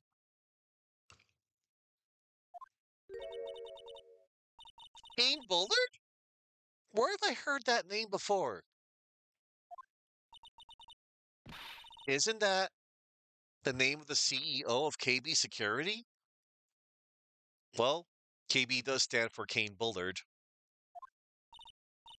Wait, the body? The estimated time of death was 1 a.m. on October 12th. 1 a.m. on October 12th? You don't mean... That's right, amigo. At the same time that a cheap little urn was being stolen, the CEO of KB Security was being murdered. So then, what are you doing here? Oh, come on. You figured it out already, haven't you, amigo? Or have you already forgotten about that piece of info I helped you out with today? Helped me out? What? On October 12th, at 1 o'clock in the morning, Ron DeLight was in the CEO's office, the scene of the murder. After getting that blackmail letter, he must have been imbrued with utter rage. What are you saying? Imbrued with rage? Come on, don't tell me you didn't know. Ron Delight was once an employee of KB Security. He was a professional security guard. An employee of KB Security? It looks like the alibi that saved him from being convicted as a thief is going to be the noose that gets him hanged. Kind of an anti alibi. No way! He can't be the thief because he was at the murder scene when the murder occurred. No, that's a lie. It can't be true. Oh, but I I am a thief, I tell you. Ron DeLay, you're going back to prison again. This time, the charge is much more serious. This time, you'll be tried for murder. What? This can't. This is impossible. I'm looking forward to another exciting showdown, Mr. Trite. You and I aren't through with each other yet. Surely, you won't back down from a challenge. You've never been a coward. Mr. Nick, is there something personal between you two? I returned from the depths of hell to do battle with you. At least let me have some fun while I'm here. This guy, who the heck is he? He may be quiet, but he's the most dangerous enemy I've ever faced. Well, Phoenix, you know what some people say, watch out for the quiet ones. They could be the most dangerous of them all. Well then, time to say goodbye to Mr. Delight.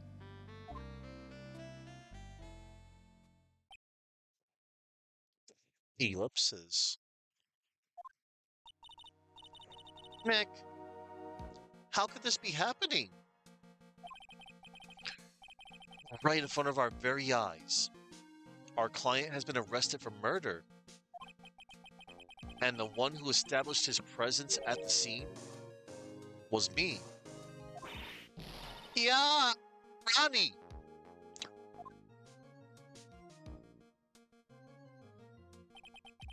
Arrested for murder on the very same day he's declared innocent.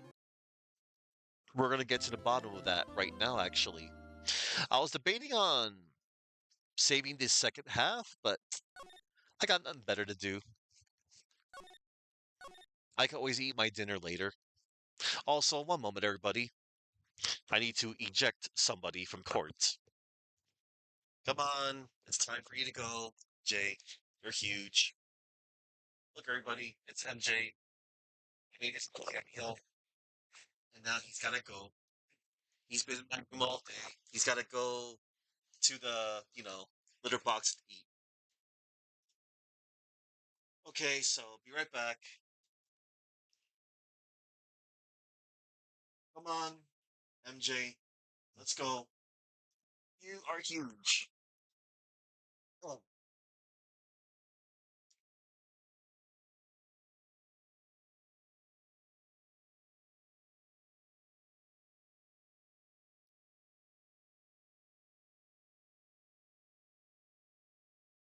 okay. MJ has been ejected. He was the imposter.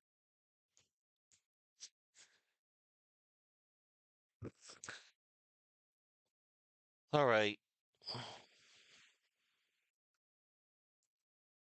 Okay. Oh man. All right.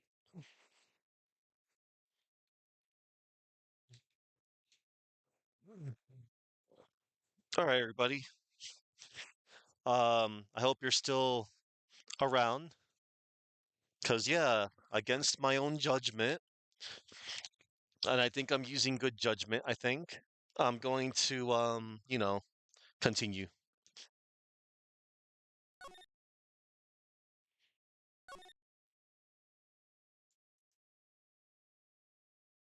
One moment. We're good? We're good? All right, we're good. All right, we're going.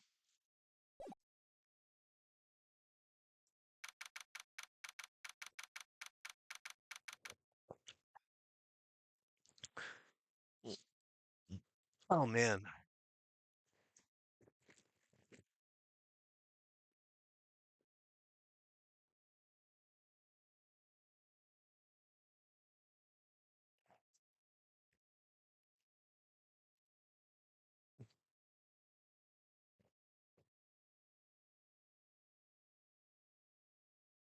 Okay. Proceeding. Here goes. October 13th, 3:02 p.m. Wright and Co. Law Offices. Oh, one moment. Okay, we're good. You know, I'm glad we found the urn and all, but poor Mr. Delight got arrested again.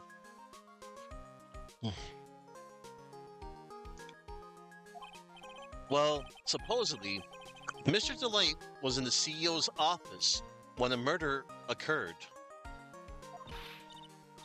No way, Jose. I don't buy it. But the one who proved that Mr. Delight was there was Mr. Nick himself, at least from what I can understand. Looks like he did too good of a job this time, Nick. Well, how about we get started looking into the KB security murder? I think I'm going to head back to Quran Village for a little while. That's all right. Sure, but why? I'm going to bring the sacred urn back and have some people take a look at it. Oh, that's a good idea.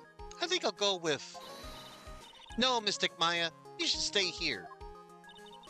I want you two to spend some special quality time together, full of love and happiness. Pearl's so caught up in her fantasy, she forgot there's a murder to solve. Sacred urn given to Pearls. Now remember, no fighting, okay? Aw, she's gone. Okay, Nick, time to get going in this murder investigation. Alright, talk. What to do? So, what do we do now? Isn't it obvious we should get out there and investigate the murder? Well, first we need to find out exactly where KB Security is located. Hey, why don't we ask Miss Delight? She should know. Besides, I want to ask her some stuff about motorcycles. Motorcycles? You're not thinking of getting one, are you? I'm not the same little Maya who used to be happy with her dinky little bike, Nicky boy. Uh, Speaking of asking around, I got a few questions of my own for Mr. Delight. Okay, well, let's make sure to go to the detention center too. Sacred Urn. You must be relieved we got the Sacred Urn back, huh? You bet! But there's something a little different about it. Ellipsis. Don't ellipsis me. It's pretty obvious, isn't it? I mean, take a look at this. It clearly says I am on the urn in the poster. But the urn we got back says Ami, like it always used to. Oh yeah, you're right. Plus, the vase has pink splotches on it now. I'm sure they weren't there before.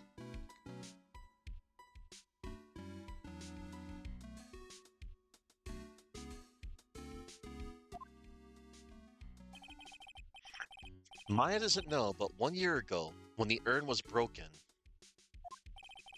the repairer accidentally turned Mystic Ami's name into I am. And that repairer was one mechanically unskilled little pearls. But still, I don't remember ever seeing pink splotches on it. Is it possible that urn is a fake? Is a fake? I'm sure Pearls will find out about that once she gets back to Karan village. Yeah, I suppose. Now that I think about it, Maya hasn't been back to Karan village in a long time. Karan village. So I guess people still go to Karan village to do their training, right? Yup, if you want to become a spirit medium, you need to undergo severe training. So why haven't you been training lately, Maya? Well, lately I've been thinking of heading to a channeling dojo to do just that. A channeling dojo, huh? Sounds pretty serious, whatever that is. If you're going to train, you have to be serious. Otherwise, real tragedies can happen. Is that what happened last year? Is what happened last year still bothering you? Ellipses. That murder in her village. It happened because the power of channeling was misused. When a medium uses the Quran technique, she temporarily loses her own will. So when an especially strong spirit is summoned, the spirit medium can get taken over and even forced to commit terrible crimes. What's worse in those cases, the spirit medium has no memory of what happened. Bang. That murder. It wasn't your fault, Maya. You know that, don't you? I suppose not, but I guess I'm still a bit shaken up, that's all. It sounds like being the Master of Quran is going to be a heavy responsibility. Well, you didn't channel anybody because you got drugged. And somebody dressed up like you and acted like you were possessed. It's not your fault, Maya. Anyway, so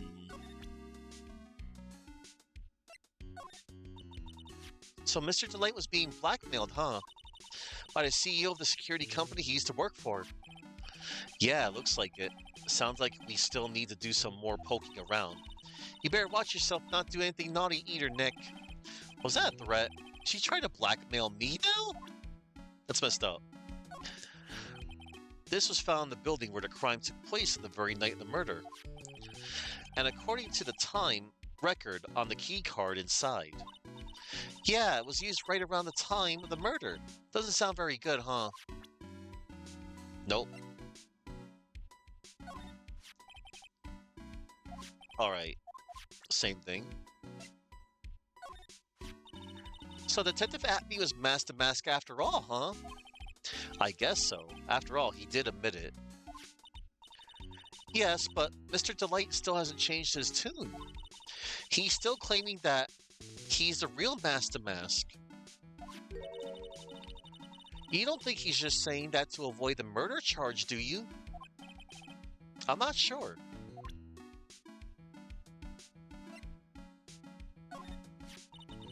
This was found on the floor of the basement warehouse. So does that mean Detective Atney put it there himself? That's the only explanation I can think of. I guess he wanted to make sure it looked like he struggled with the thief that night. Okay. It's still bent, isn't it? Detective Atney said it got bent when the thief hit him on the head with it. Well, it looks like he ended up the bent one after he turned out to be the thief. He must have damaged the sword himself to back up his phony story. Yeah, I guess he really does have a brawny mind, huh? Camera data. According to this data, the thief showed up at the basement warehouse at 1 o'clock in the morning, right? Yeah, but remember, this data came from Atney, For all we know, he might have somehow tampered with it. But then what about this photo? It's got the time on it too. Yeah, the security camera belonged to Lord Lee Taylor. Atme couldn't have tampered with the photo's timestamp to show the wrong time. I guess that means this data is accurate after all.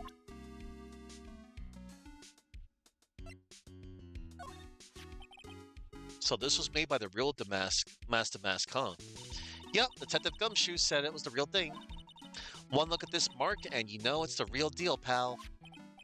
Yeah, but you do realize whose deductive reasoning skills we're talking about, right? You know, even I didn't know this statue existed until a little while ago. Didn't Adrian say it's from a Fave Branch family's training hall or something? Yeah, there are actually a lot of training halls scattered all over the country. Hidden away deep in desolate mountains. Why does it always have to be desolate mountains? Okay. So you still got that badge, I see, huh? Well, I'm a lawyer, aren't I? Yeah, but I guess I just didn't think you'd keep on being one for this long. You have to admit it.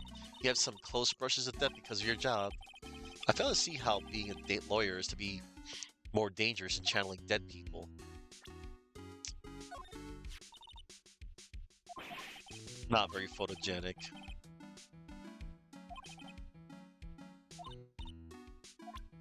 Hang on. You're not very photogenic, are you?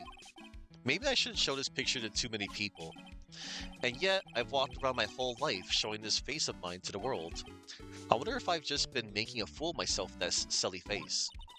I was only joking, Nick. Don't make such a sad face. You're making me feel guilty. Let's see, Larry. Oh, it's Larry. He's your old childhood friend, right? Yeah, I've known him since elementary school. Wow, that's even longer than I've known Pearlie. You two must have lots of good memories together. I guess so. But I can hardly remember them. They've been erased by all the traumatic ones. Godot. Say, Nick, what do you think of that thing attached to his faces anyway? Don't ask me. Why not? You know him, don't you? I've never met that guy before in my life, and believe me, he's not exactly forgettable. Yeah, but at the trial today he said... So we finally meet, Mr. Phoenix Trite. I returned from the depths of hell to do battle with you. You're right about one thing. He sure acts like he knows me. Hey, Nick, I was just thinking. Maybe you should try to stop making people you've never met before into your enemies. Trust me, I'd like to stop doing that too. My poor body can only take so much. Who is that guy anyway? And what's his story? I wonder if I'll ever find out. Spoilers, Phoenix. You will, soon. Just not now.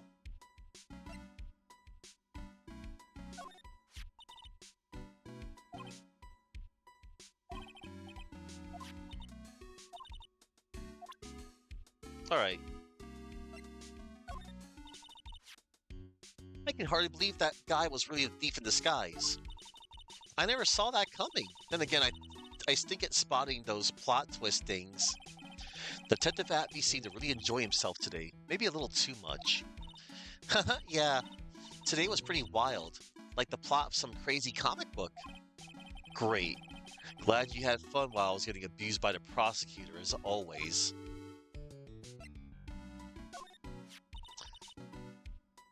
So Detective Atme was Master Mask after all, huh? I guess so, after all, he did admit it. Yes, but Mr. Delight still hasn't changed his tune. He's still claiming that he's the real Master Mask. You don't think he's just saying that to avoid the murder charge, do you? I'm not sure.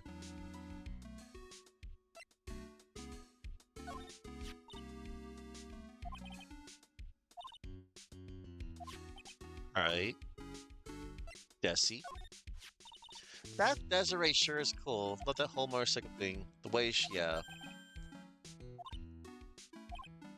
Alright, same thing.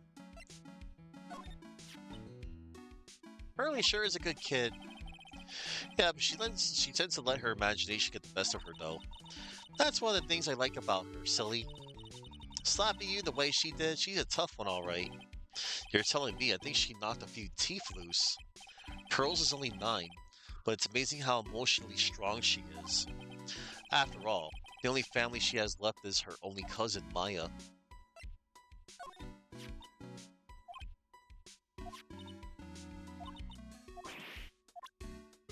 Alright,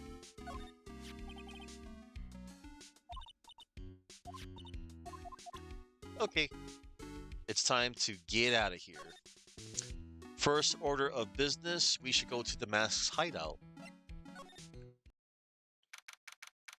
October 13th, Mask to Mask's hideout. Oh, Nicky boy, Maya, Miss Delight. All I wanted to do was help my dear Ronnie. Yeah, but I guess it ended up hurting his case. Don't say that, Nick. She doesn't need your help beating herself up. Hey, Nicky boy, please help Ronnie. He's not a killer, I swear. My Ronnie wouldn't hurt a fly. All right, I'll poke around and see what I can find out. Really? Are you serious? Oh, I'm so happy.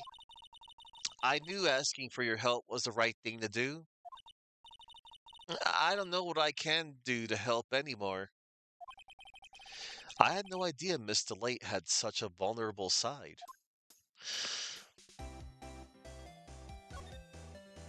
Let's see.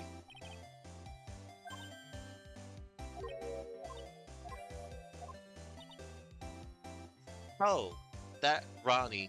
Oh, that. Ronnie brought that home one day. He asked one of his friends from work if he could have it. It's a Space Ranger uniform. I never seen Ronnie happier in his whole life. Oh, man. Now I want one too. I wonder if KB Security was in charge of security at the event from that old case. Wait, was that the same dialogue from the first time? This thing looks big. Well, an upside down. Yeah. Helmet, alien helmet, tape recorder next to it, alien transceiver. Yeah. Okay. Yeah. Let's do dialogue.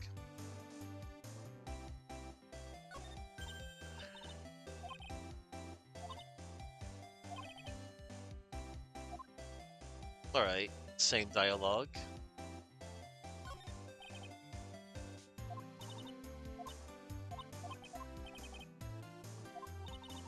The police took a look at all of that, you know. Really? Did they say anything?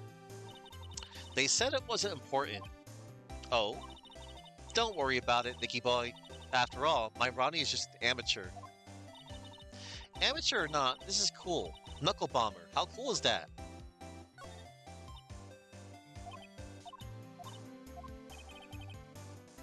That emblem on the balloon is supposed to be top secret. This could convince the courts that Ron Delay is Master Mask. I better not tell Maya, she gets kinda scary when it comes to celebrities.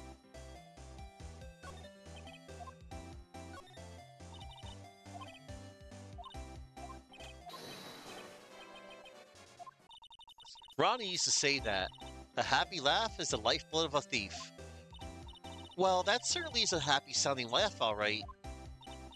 Yes, and laughing isn't as easy as it sounds. The harder you try, the more fake it sounds. Yeah, Mr. Delight really works hard at his craft, huh? Okay. There are a bunch of books lying here. They're all romantic sounding novels about. Okay. Look at all the bookmarks and notes stuck into them. Note. Must remember this thief's way of laughing. Very useful. No, a calling card is an important part of any good thief's modus operandi. It was always Ronnie's dream to become a thief. Well, I guess you can chalk that one down as fulfilled. I wonder why Mr. Delight never talked to his wife about it. Yeah, well, I think she deserves some of the blame for not bringing it up either. Dang. Alright, we're gonna talk to, what's her face? Oh, I'm sorry, I have the faintest idea. Just don't get out enough. Okay, she doesn't know about that. Godot? I don't like this man one bit. He's had it in for my Ronnie from the very beginning. It's his fault that Ronnie is under suspicion of committing murder. Plus, he lobbed a coffee grenade at me. You looked pretty silly wearing that mug on your head like a birthday hat. Oh, I know. We can get him back tomorrow by returning fire with a milk grenade.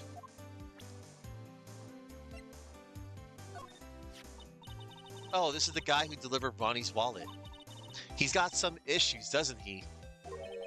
Huh? Let's just say his flirting style is pretty obvious, pretty stale too, actually. It's pretty sad when the only thing you remember about a man are his lame pickup lines.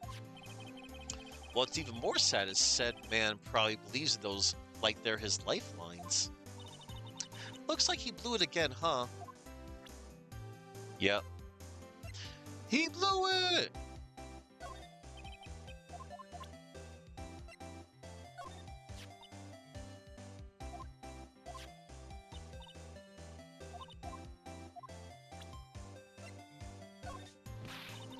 I'll never forgive this man. He tried to pin his own crimes on my Ronnie. I don't blame you. All criminals are the same. They're nothing but filthy, sneaking liars. I hate their guts. Okay, I think I get it. And I think I can see why Ron didn't tell her how he was earning that money. So this is Mask to Mask, huh? I wonder what kind of a house he lives in. Who knows? Maybe it's exactly like this house. Hahaha, you're so funny sometimes, Nicky boy. But if I was a famous thief, I lived in a great big gorgeous mansion. I'll be sure to tell that to your husband.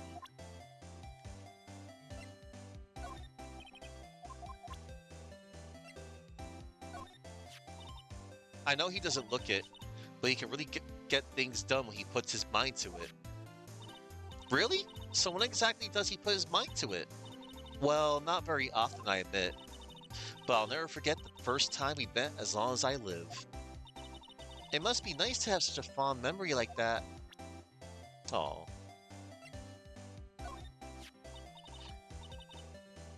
Oh, this girl, I saw her slap Nicky Boy right across the face. Yeah, she did. For all the ways she could remember. Of all the ways she could remember Pearls by. Why? She's such a little cutie. If you could bring her by, I'd love to meet her.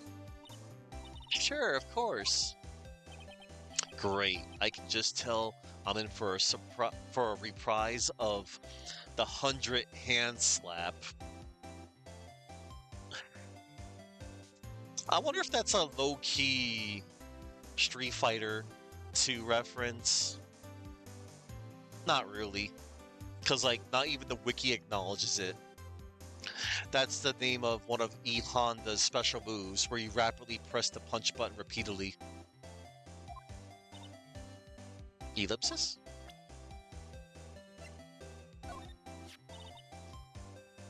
That's really amazing. A master at your age. Oh no, you got it wrong. It's my mother, it's the current master. Oh, I see. So what exactly is she the master of anyway? Well, you see, it's... Don't say it, Maya. If you say spirituality, she'll laugh. Oh, that's hurt.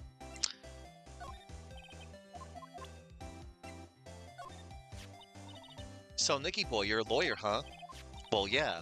How do you like it? I bet it's so exciting. Yeah, sometimes. Actually, a little too exciting at times. Oh, I just love a good thrill. Nicky boy. It sounds like you have it so nice. This is starting to get awkward.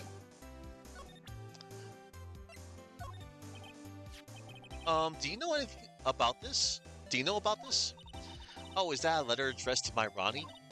Sorry, but I hate it when people poke their noses into other people's business.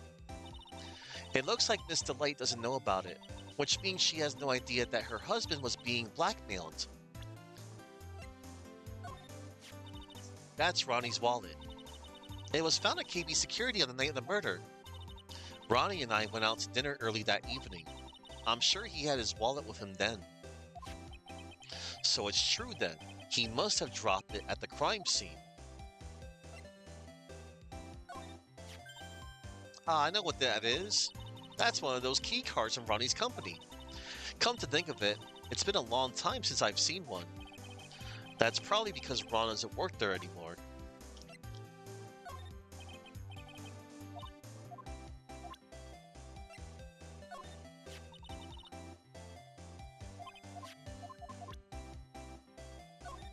Wait a minute. All right. Let's see. All right, let's talk to her. Ron Delight. Listen carefully, Nicky boy. My Ronnie would never, ever kill anyone. It's just not in him. I don't think he would either, Nick. Yeah, but you have to admit, he's got a bit of a temper to him. It's not that hard to imagine him just snapping and screaming, "Please die!"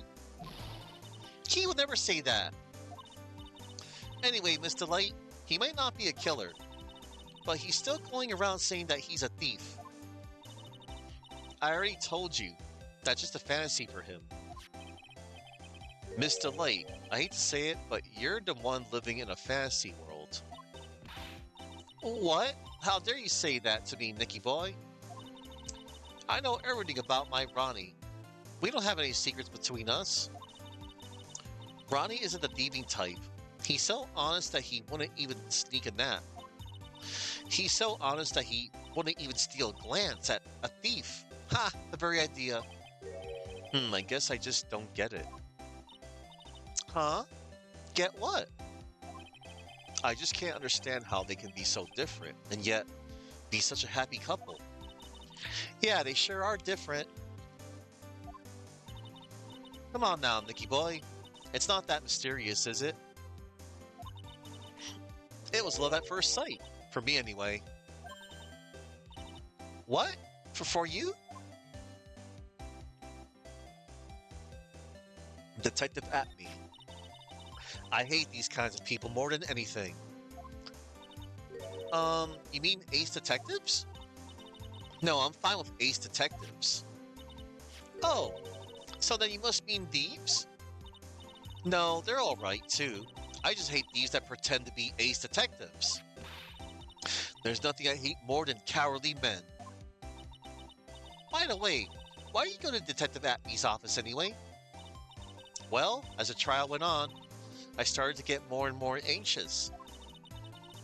I went there to try to find out more about the real criminal. The real criminal? Yes, obviously, the real Master Mask is not my Ronnie, right? Yeah, and Detective Atme knew more about Master Mask than anyone else. They mentioned him in the Great People Around Town segment on TV.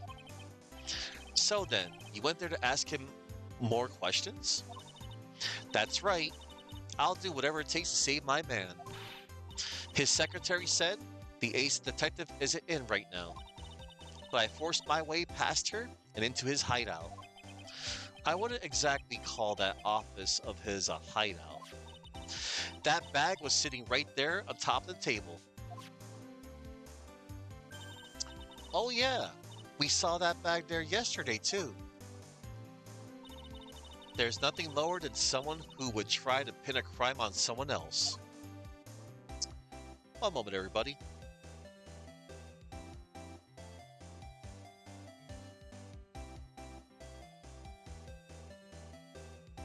Oh, how cute. I apparently unlocked the need heal emote.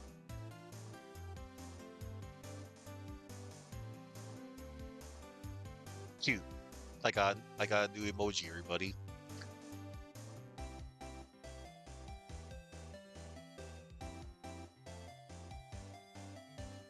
And one moment, I want to make sure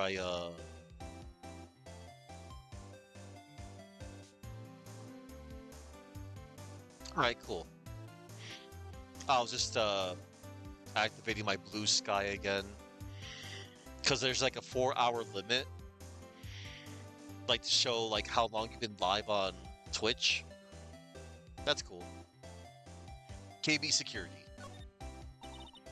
Miss Delight, do you know about KB Security? Don't be silly, of course I do.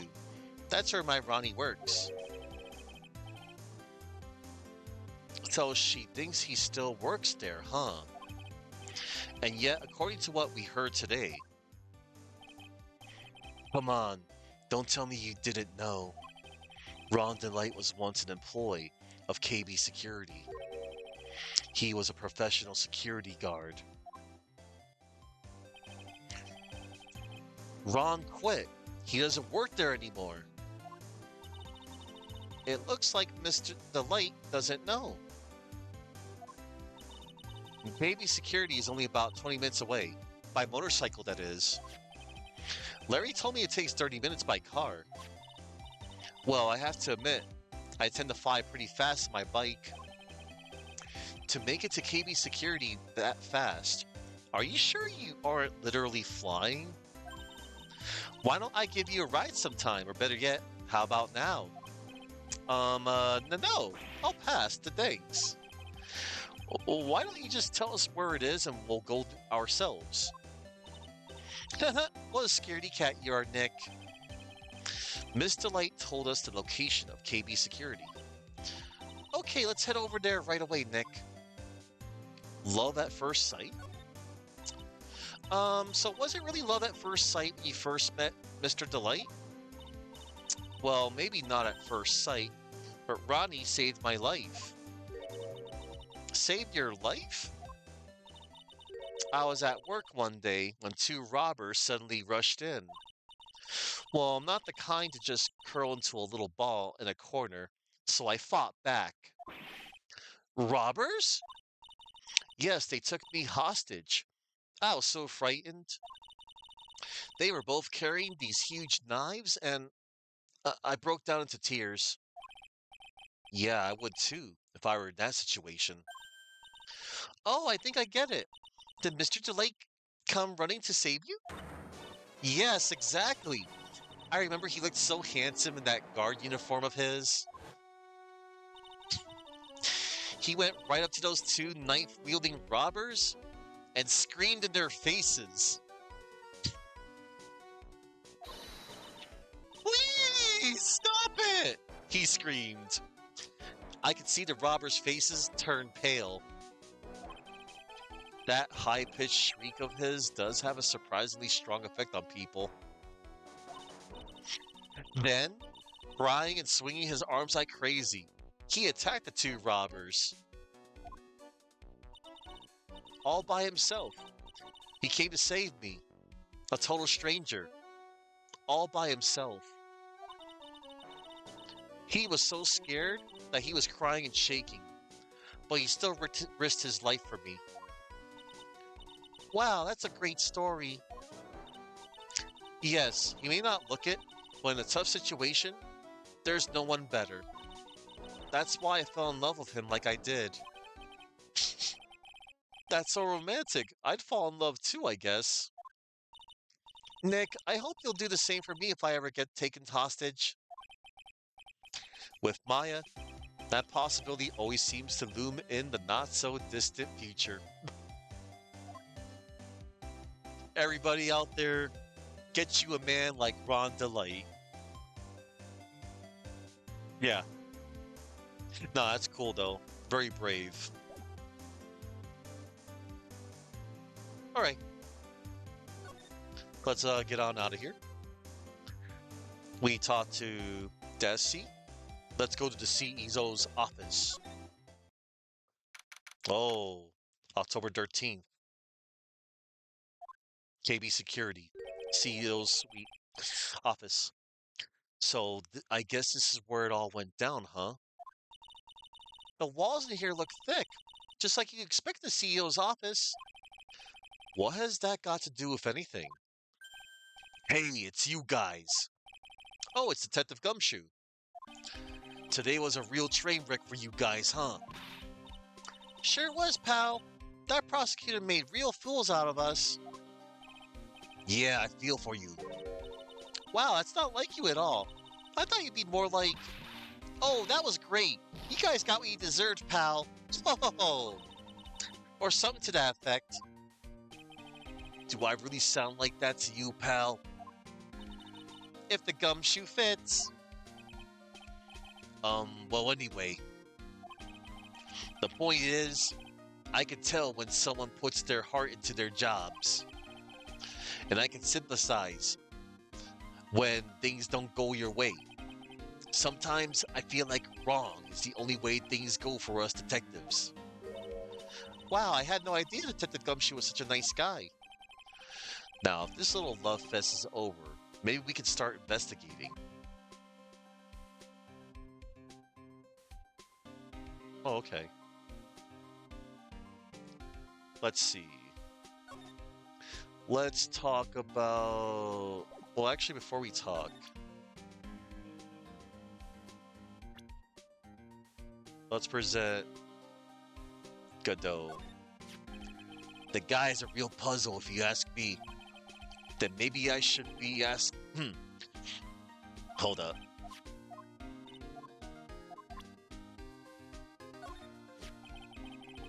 The guy's a real puzzle, if you ask me. Then maybe I should be asking you. Do you know something about him? Why would I know something? Well, it sure sounded like you two knew each other from the way you acted today. It's Mr. Godot that acts like he knows Nick, not the other way around. Exactly. You think I'd remember someone like him? I still say the whole thing's a bit suspect.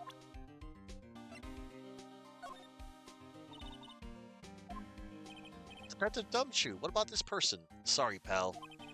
To be honest, my head is so full right now, it feels like it's gonna burst. Note to self, keep hair away from Gumshoe's head.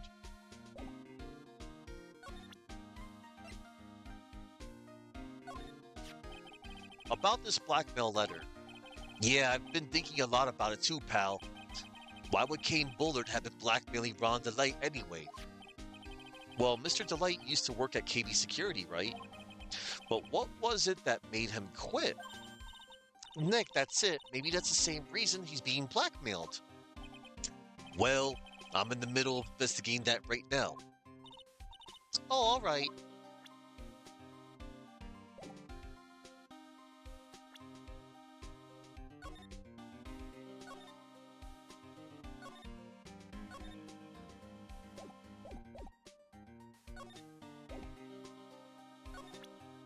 Let's see. This is proof that Ron DeLight was here at the crime scene when the murder happened. His wallet and this key card, huh? I think we need to ask Mr. DeLight some more about those two things.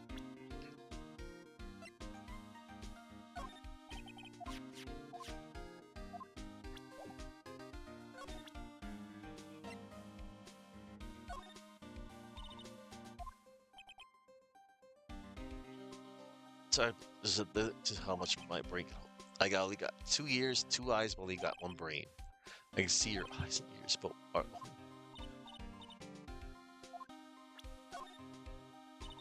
Detective Gumshoe, about this right here. Sorry, it's hard to believe, but there's a limit to how much my brain can hold. I got 2 ears and 2 eyes, and I only got 1 brain. I can see your eyes and the ears. But the jury is still out the brain thing. Hey, Nick, if you have something to say, just come out and say it. All right.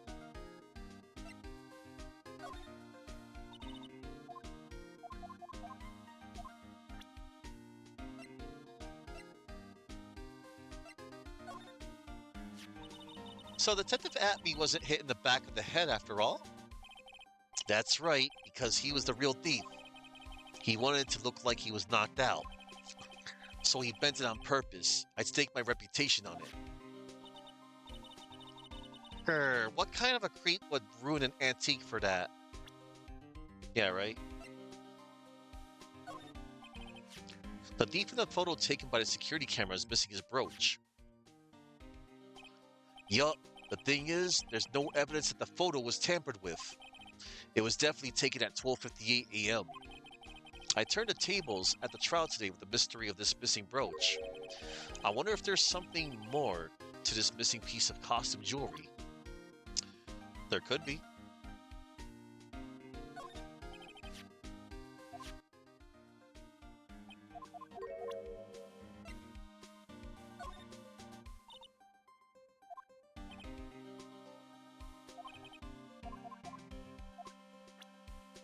Let's see.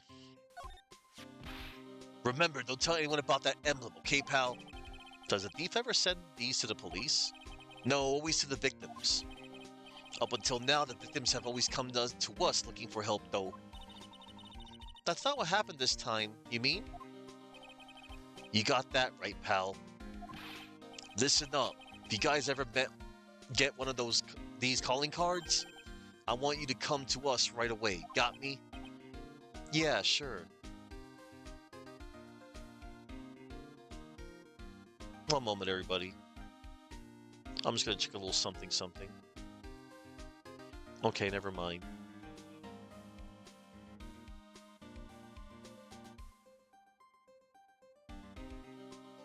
Let's see. Profiles.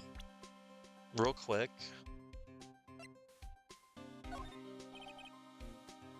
I always knew there was something suspicious about this guy, and I was right. It turned out that the mask was really that ace detective in disguise. You really thought that? Huh, of course. It's the stone cold truth. Sooner or later, a guy like that always shows his true colors. Yeah, well, I think we saw a little too much of his colors today. Yeah, I gotta agree with you on that one. Yeah.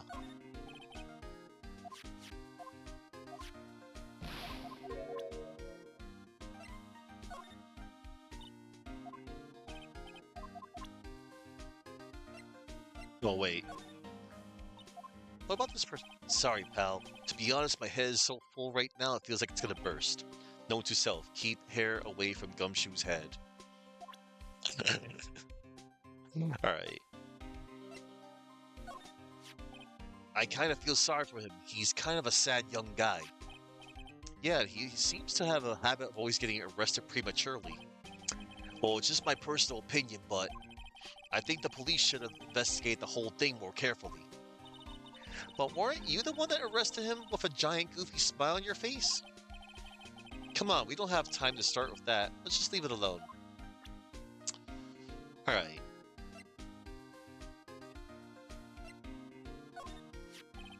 Pretty goofy looking face if you ask me.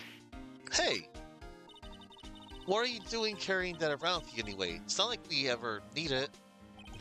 She has got a point. Alright. Let's talk to him. What happened? Detective Gumshoe, tell us what you know about the murder.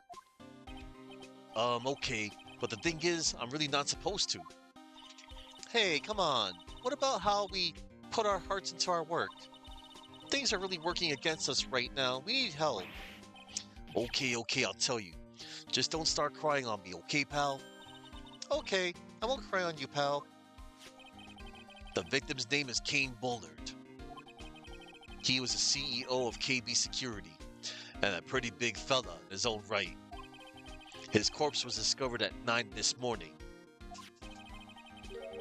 His estimated time of death was 1 in the morning on October 12th. Cause of death was blunt force trauma to the head. Probably an object in this room. It happened at exactly the same time that Mask the Mask was stealing the urn, huh? Kane's autopsy report. Time of death? 10:12 at 1 a.m. Cause? Cerebral hemorrhaging from blunt trauma to the head. Oof. So why did it take almost an entire day to discover the body? There's a good explanation for that one. Bullard's body was stashed away inside that safe. Safe? Well, it is pretty big. Nobody had heard from him, and when they opened the safe this morning, out he came. Oh, so the body fell out. That white string must be the shape from when he fell out. I think we still need some more information about Mr. Billiard. Maybe you could start by getting the man's name right. Detective Atby.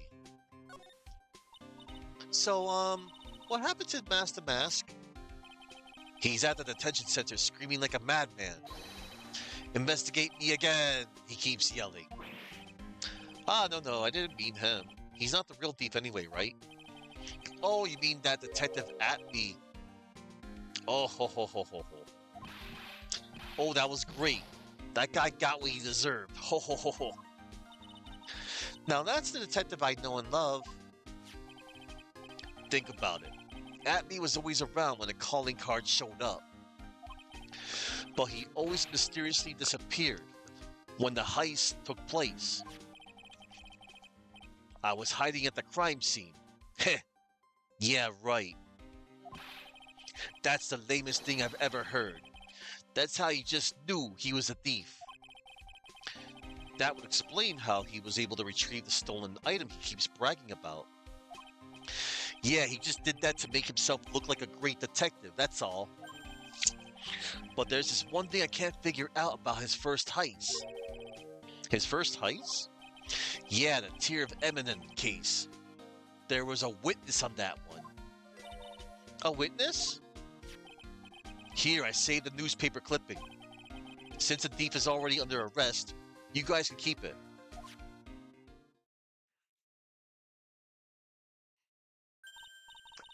Hey, this guard here. Haven't I seen him somewhere before? The gem of the thief. Stolen. It's pretty small, so it's kind of hard to see. But now that she mentions it, newspaper clipping. An article on Mask the Mask's first heist. Let's check out that court record, shall we?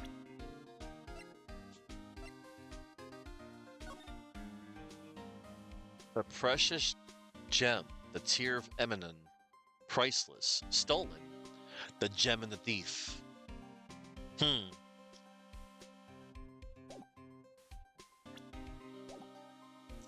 Prosecutor Godot.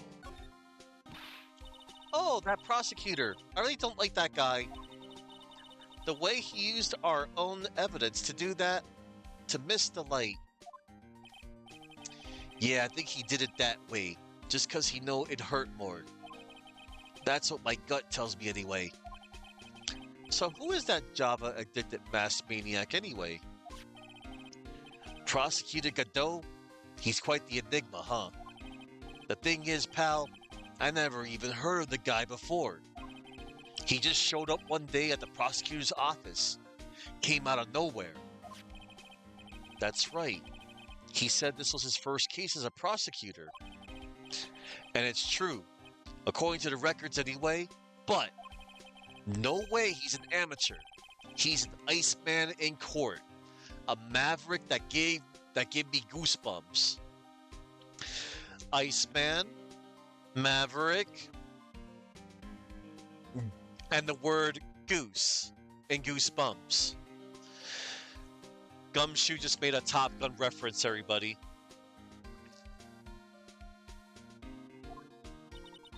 Goosebumps? You? Yeah, I knew something was off about him, so I asked around. Nobody would talk to me. They all just turned the other way. Poor Detective Gumshoe. I had no idea you were so unpopular. No, that's not what I meant. That Godot guy acts like he knows me and has a grudge against me. I get the feeling he's hiding some kind of dark secret.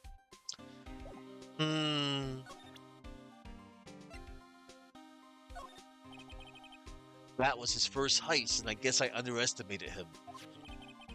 I was sure I was going to get him, so I was careless and lost the info on the witness. By witness, do you mean the guard in this photo? Yeah, he and the detective worked together to try catching Master Mask. But he got away anyway, huh? That guard? I got the weird feeling that I've seen him around lately. Alright, let's examine. Ew, think about it. A dead guy was laying in here all night. Yeah, oh, by the way, don't bother asking about fingerprints. There were none. Well, somebody opened the safe on the night of the crime, right? Yeah, and so? Well, Mr. Bullard's body was hidden in here. It must mean that it was opened by either the killer or the victim, right? Yeah, I guess so. Oh, I guess I got some bad news for you, pal. Are you ready? Okay, shoot. Opening this baby is no piece of cake. There are only a few people who know how to open this safe, pal. Yeah, and? Everyone that knows how to open this safe had airtight alibis. I checked. Everyone except one, that is. I'm almost afraid to ask. Former security chief, Ron DeLight. What? Ron DeLight?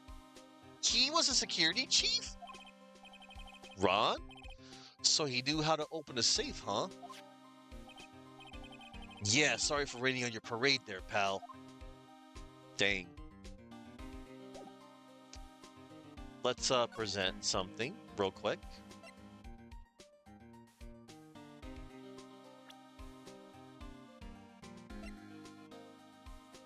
Kane Bullard, CEO of Security. His body was found inside his safe.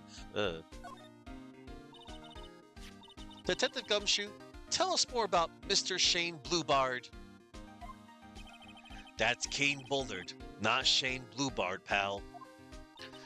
Oh yeah, the victim in this case just doesn't make much of an impression on me. Well, you were the victim up until Mr. Bullard was found dead. Yeah, his body wasn't discovered until this morning. Anyway, we don't have enough information yet. Can you help us out? Sorry. Sorry, but I'm actually a little confused myself. For some reason, I'm just blabbing like an idiot right now. Okay, Nick. Now is our chance to get more info about the victim. So hurry up and ask. Alright. Let's talk about the victim. Can you tell us some more about Mr. Bullard? He was the CEO of KB Security, right? What kind of company is it anyway? Well, the company basically sends security teams out to buildings to guard them. Mr. Bullard must have had the chance to learn a lot of secrets doing this kind of work.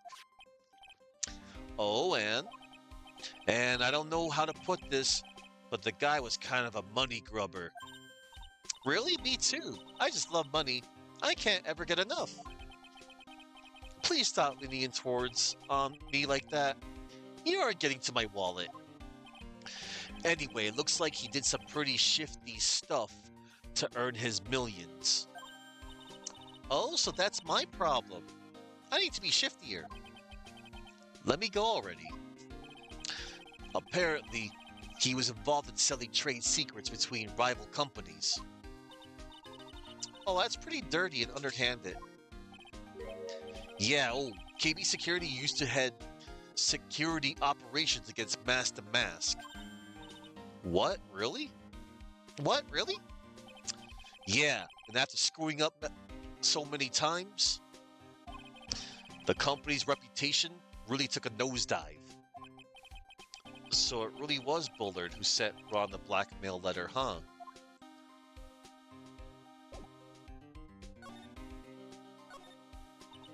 This rope, you think it fell out of the safe when it was opened? I don't think so. So you mean... Yeah, I think the string shows where and how the corpse was lying. You mean... the victim? He was killed by being crushed by the safe door? She can't be serious, can she? Check out this big, thick binder here. Leave the heavy lifting to me, Nick. Reading a file isn't exactly back-breaking work, just a little hard in the eyes. Ah, what did you find out, Nick? This file. It's not about any sort of security operations or anything. This huge file is all about Mask to Mask. It's filled with info on him. What? What kind of info? It's filled with incredibly detailed information about his methods in the crime scenes. Hey, Nick, look at the last page.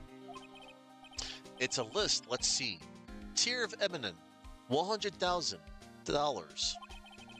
This looks like a list of all the treasures that the mask stole. So then 100,000 is the value of the stolen item? I don't know, that number sounds kind of low to me. I think I better secretly make a copy of this list. Haynes' list, found on the table at the crime scene.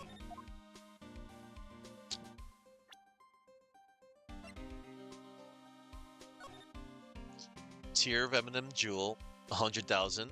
Crown of Bangora, Artifact, 150,000. Left Hand of Hades, Sculpture, 240,000. 100,000. 150,000, 150, 100,000, 100,000. Okay. Portrait of Magina painting, 500,000.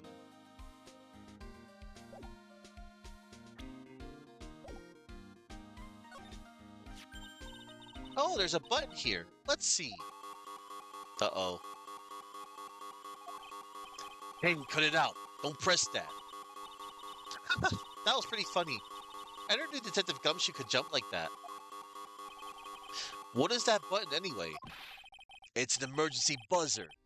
It says it right there in the panel. Oops, you're right. It's written right there. Nick, how many times have I told you to read the instructions first? This alarm's connected to the basement guard room. It's used to summon security up here. Really? Then it's possible on the night of the crime.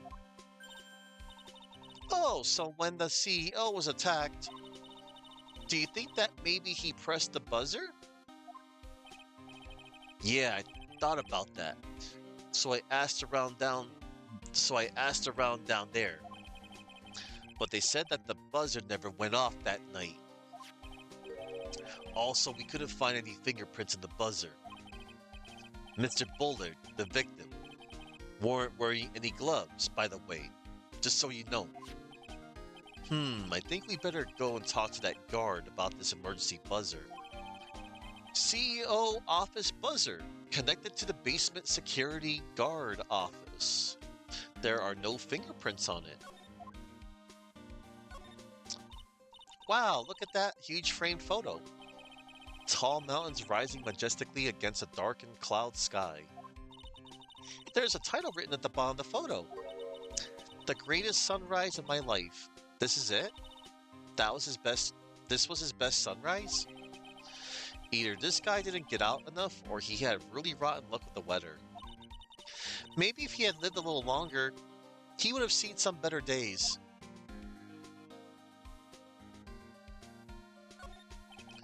This must be the CEO's desk. It's a lot simpler than I would have thought. Hey, that looks like a super soft chair. Let me try it out, just for a second. Ooh, nice. I feel just like a CEO. Hey, you, whip me up a cup of some really expensive import tea and some scones. Move it.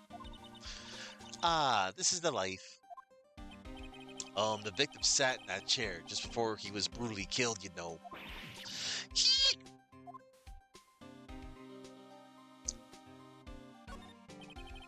Those look like some kind of bookshelf rolling cabinet hybrid. I can't get in between these two shelves. Don't strain yourself trying. It looks like the shelves are controlled by a special panel. So I guess it's one shelf at a time, huh? Looks like they're filled with bunches of files. Yeah, files full of data about security jobs they were hired to handle. It'd be a good night's reading, if you've got insomnia. I was hoping for something a little bit more exciting, like UFOs or something. Uh, oh, Maya. Maya, Maya, Maya.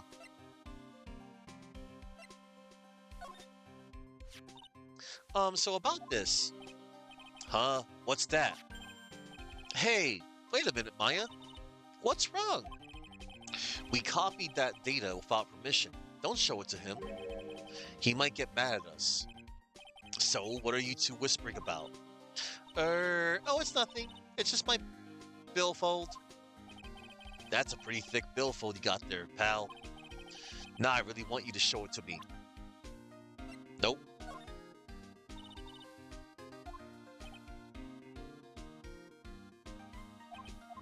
Okay, we are super ultra mega done here. And now we shall go to the security guard office.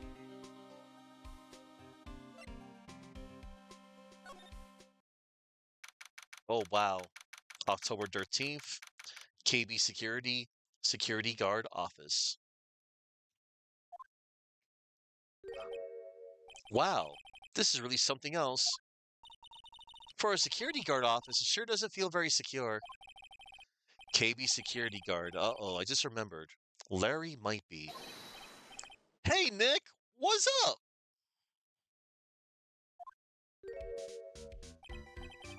Oh, so he is here. Yo, how's it hanging, dude?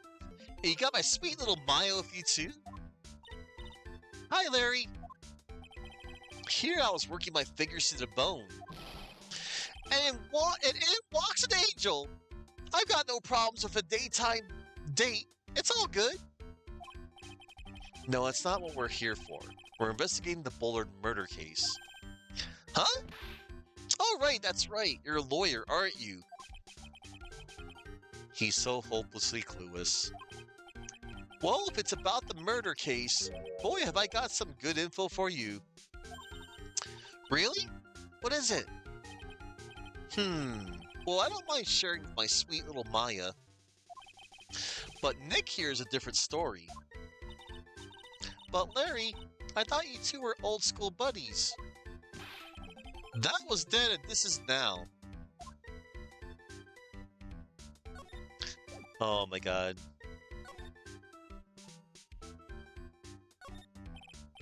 Hey Larry, that's your jacket, isn't it?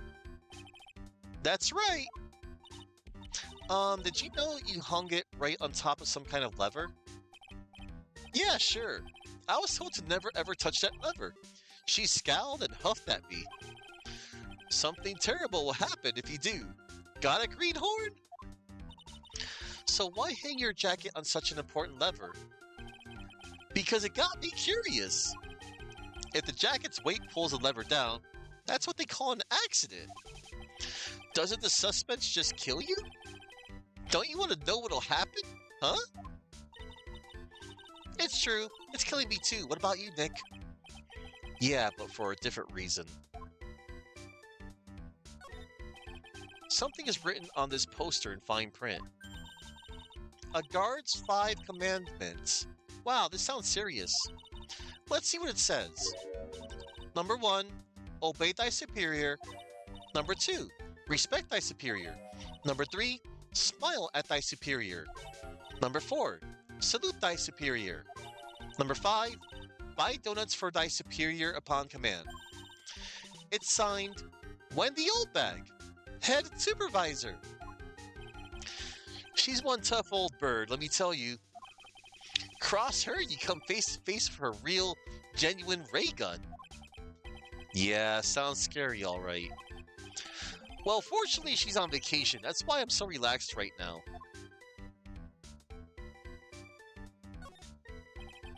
That's my workstation. Pretty cool, huh? I keep a steady eye on the monitors. I use that mic for communicating. Look at all this equipment. It must be hard to operate. No biggie. I think there's an instruction manual somewhere in this room. Somewhere? Instruction manual? What are you going to do in an emergency? Well, I guess I'd start by calmly looking for the instruction manual. During that time, my partner, the old lady, would calmly look for her reading glasses. That's what us security professionals call teamwork.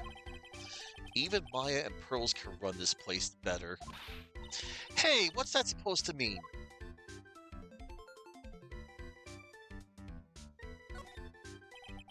That's my partner C. Your partner?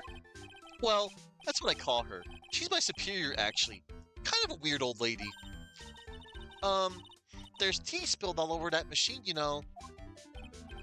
Oh, don't worry about it. Just the other day I spilled some chocolate milk on mine. It still works fine, more or less. They really know how to build them, I guess. Smells like old bag. I got the silly achievement.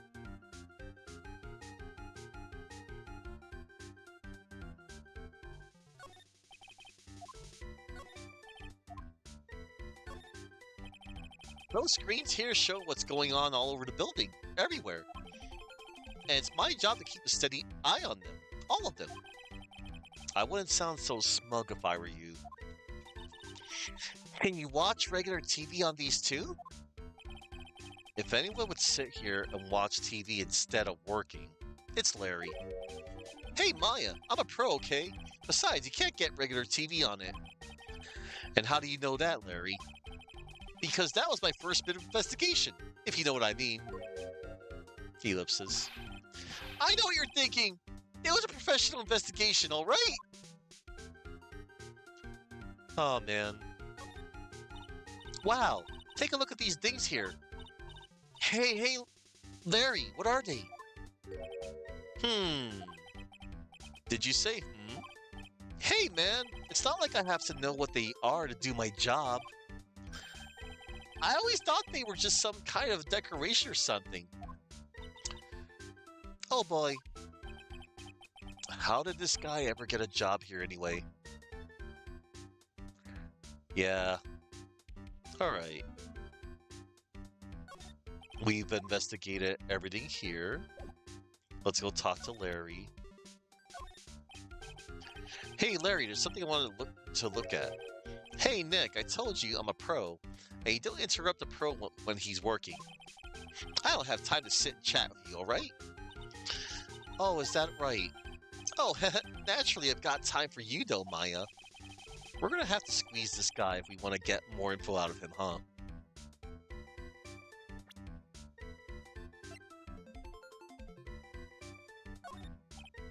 Hey, Larry, there's something I want you to look at. Hey, Nick, I told you I'm a pro. You don't interrupt a pro when he's working. Oh, I'm trying to sit and chat with you, alright? Oh, is that alright? Oh, naturally, I got some time for you, though, Maya. We're gonna have to squeeze this guy. Okay. Yeah, he wouldn't know nothing about Godot.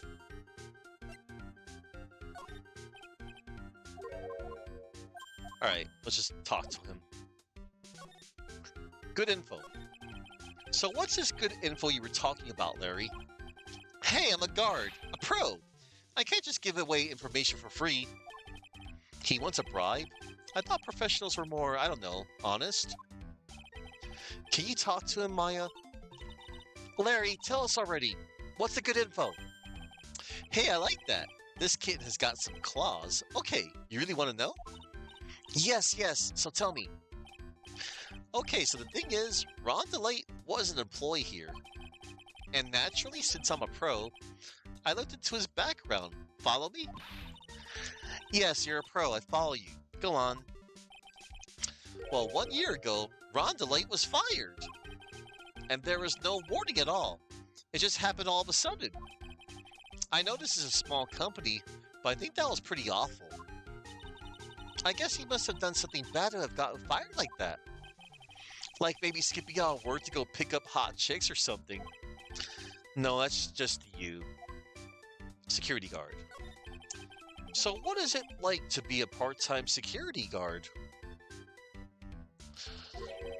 Let me tell you, it's tough. Well, you know me. I get by all right, I guess.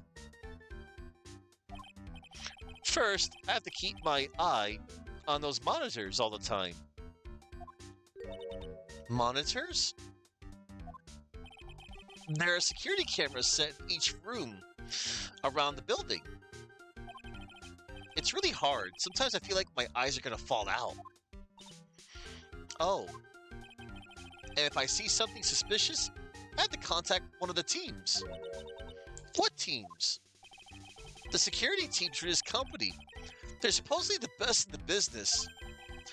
But I'm no amateur either. So if it's something small, I don't bother calling them. So in other words, you basically watch TV screens all day long. The night of the crime. You were in this office when the murder took place, weren't you? Why do you say that? This is just a part-time job for me, and I can't operate the equipment, and I'm dumb. Even if it is part-time and you are dumb, you're still in charge of security here. Hey, give me a break! Don't try to pin the whole thing on me! That's not fair, Nick! Huh? I don't think you can expect someone like him to take any responsibility. Anyway, the point is, you were here that night, right? Oh, it's psych lock time. Oh no, I knew something smelled bad. and it was the butts after all. Well, it's like I always say, that was then and this is now, okay? It looks like I'm gonna have to break his Cyclops after all.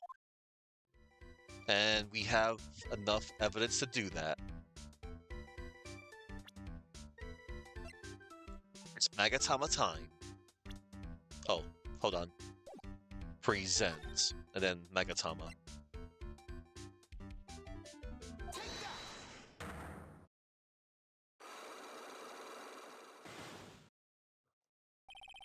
The night of the crime.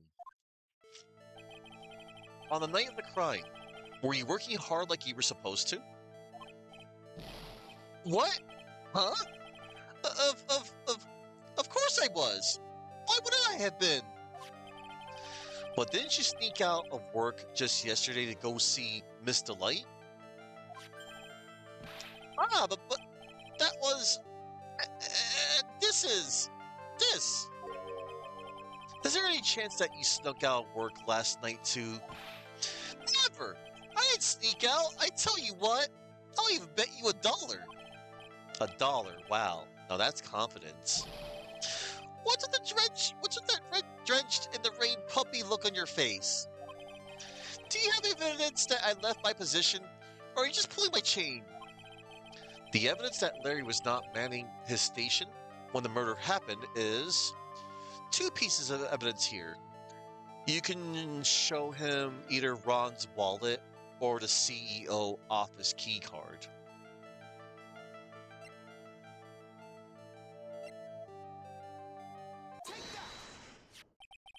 This wallet. You know about this, right? I've never seen it before. Liar. You hand-delivered this wallet to Miss Delight just yesterday.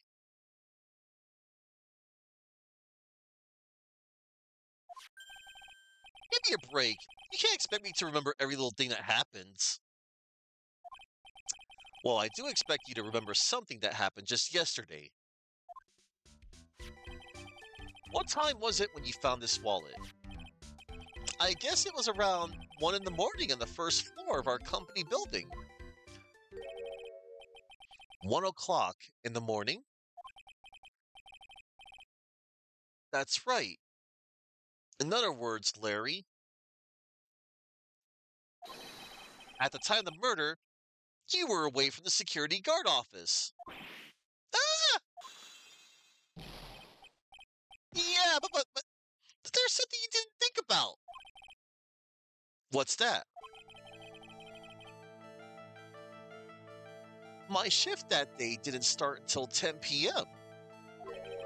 The murderer might have snuck in before then. What do you mean by that?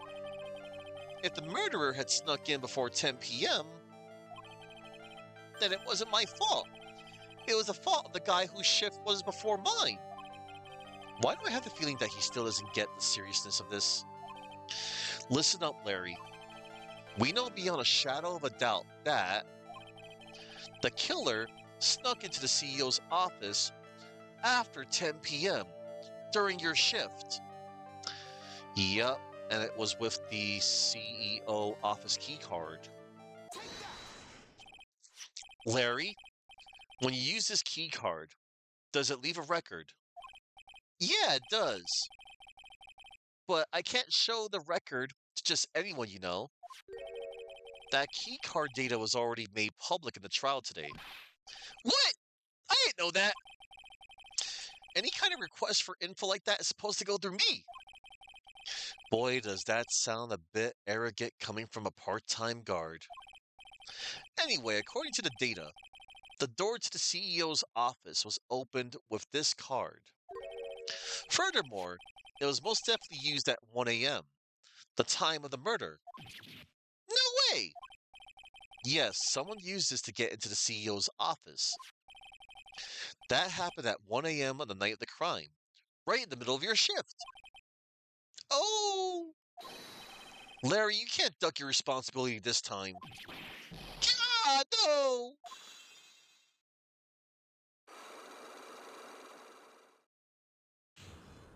Unlock successful. Oh, Larry. Ah, this wonderful music. The night of the crime. Oh, I knew it! It's all my fault! It's my fault that the boss was killed! My fault!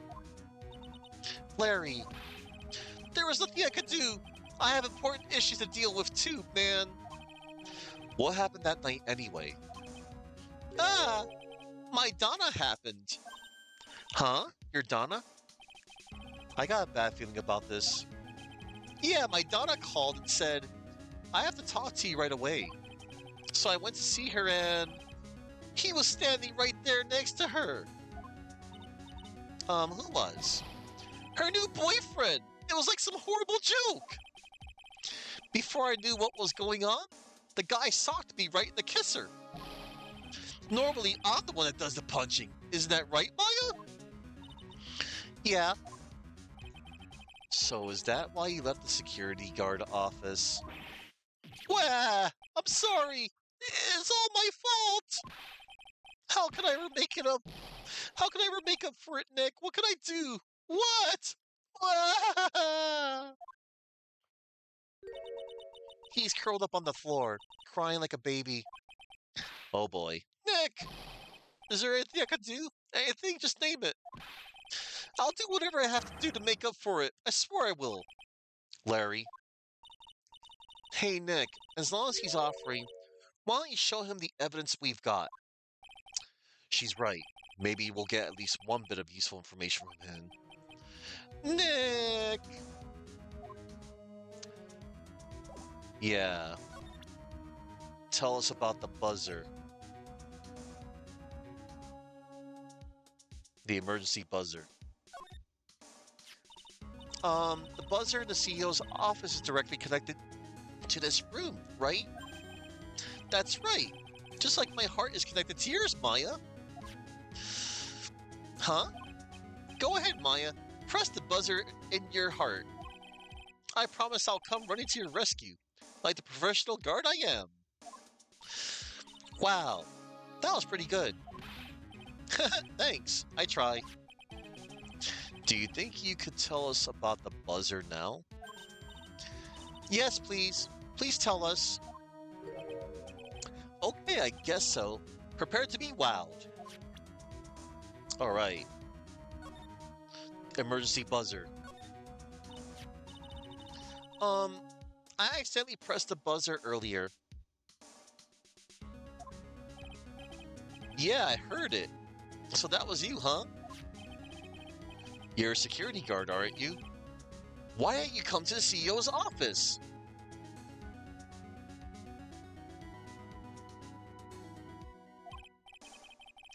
Well, this is the third floor of the basement. The CEO's office is on the first floor. I thought it would be a good idea to, adopt a wait and see approach. Plus, there's a police detective here, right? I just didn't think it was necessary. It's as if he's trying to win an award for the laziest person on the planet. Let's get back to talking about the night of the murder, okay? Is it true that the buzzer didn't go off that night? There must be a record, right? You must have had a look at it, right? Of course I did. And I couldn't possibly have made a mistake either. Do you think you could take just one more look for me? Pretty please? Okay. I just can't say no to you, Maya. What do you think, Nick? He's probably right. I don't think even Larry could make a mistake like that. What? What is it? What's wrong? I made a mistake. Huh? But how? It can't be. It's impossible. Okay, enough already. What about the records? That night, it went off just once in the morning at around 1 a.m. 1 a.m.? That's when the murder happened. Really? Are you serious? That's terrible. It can't be. Buzzer record. The buzzer went off once at 1:02 a.m. on October 12th in the CEO's office. Well, well, well.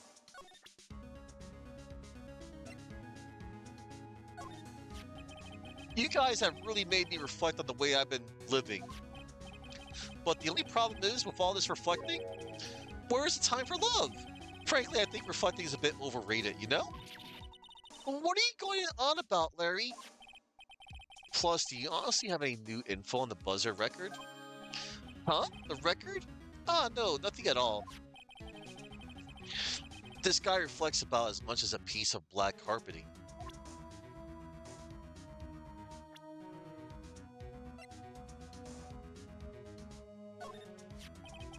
The CEO of our company, he was a pretty good guy. Huh? Really?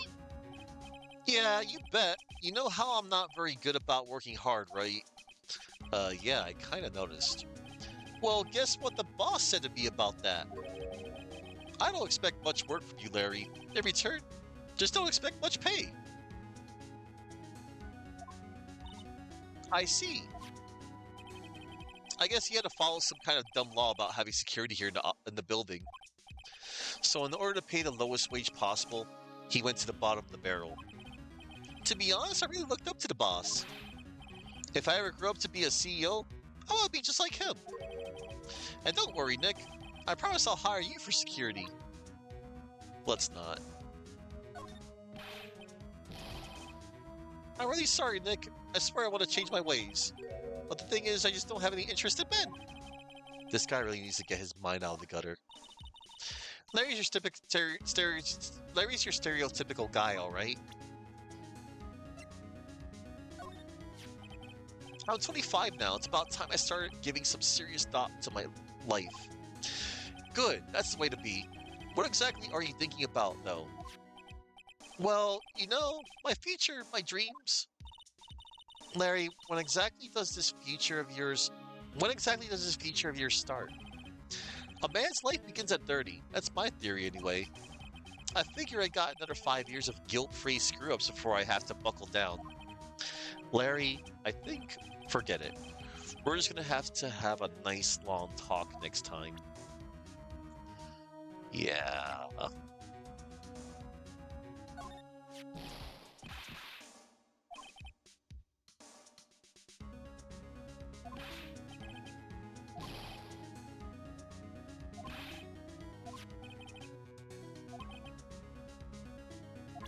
Alright. It's time to get on out of here. We got enough information. To the main exhibition hall. The Treasures of Quran exhibit is all ruined now. Maya. I'm sorry, it's just so sad. This was our big chance for everyone to learn about spirit channeling. Maybe I could cheer her up somehow. Well, now that we've got the sacred urn back, maybe they can reopen it? Really? Sure, maybe we can label it the Urn of Master Desires. That would probably attract a lot of attention. Whoa, whoa. That's brilliant, Nick. We can clean up and be filthy rich. Woohoo! Wow, that was surprisingly easy.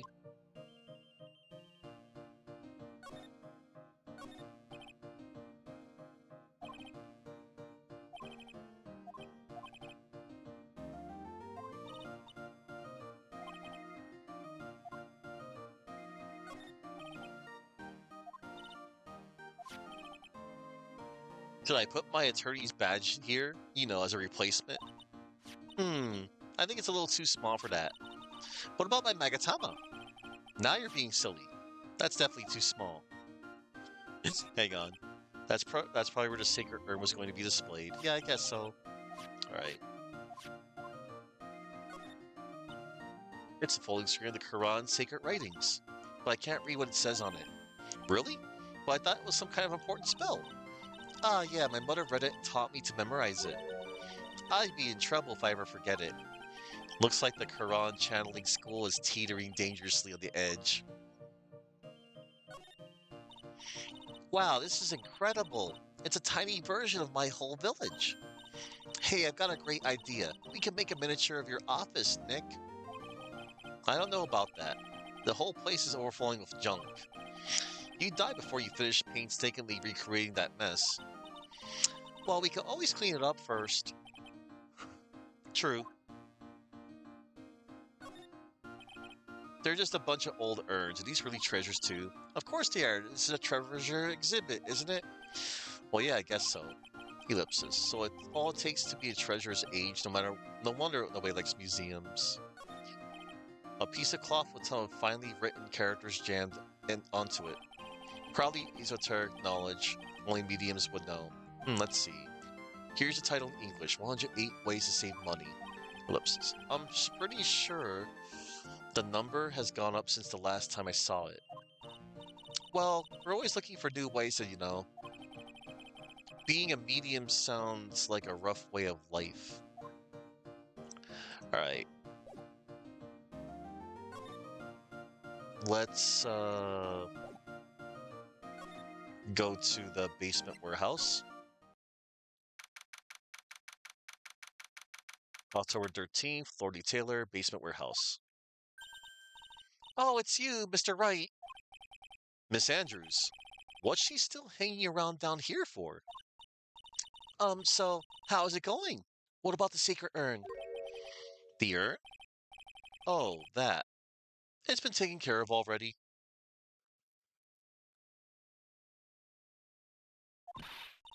What do you mean? Oh, that. Taken care of? Do you mean it's been found? Yes. It was brought in during the trial today. Wow, really? You really are the greatest, Mr. Wright. Mr. Wright had nothing to do with it. It was Master Mask's wife that found it. Well, anyway, I'm so relieved. Oh, the mask's identity. I just heard all about it on the news. So that detective was actually a thief all along. It looks that way right now. It's my fault. I'm the one who ended up hiring the mask to guard the treasures. Don't blame yourself. You were just doing your job. Hey, Nick, if she wants to apologize, you should let her. So, when was it that you hired Detective Atme again? About 20 days ago. And when was it that the Master Mask calling card arrived? That was about 10 days ago. So he sent a calling card to the very place he was hired to guard.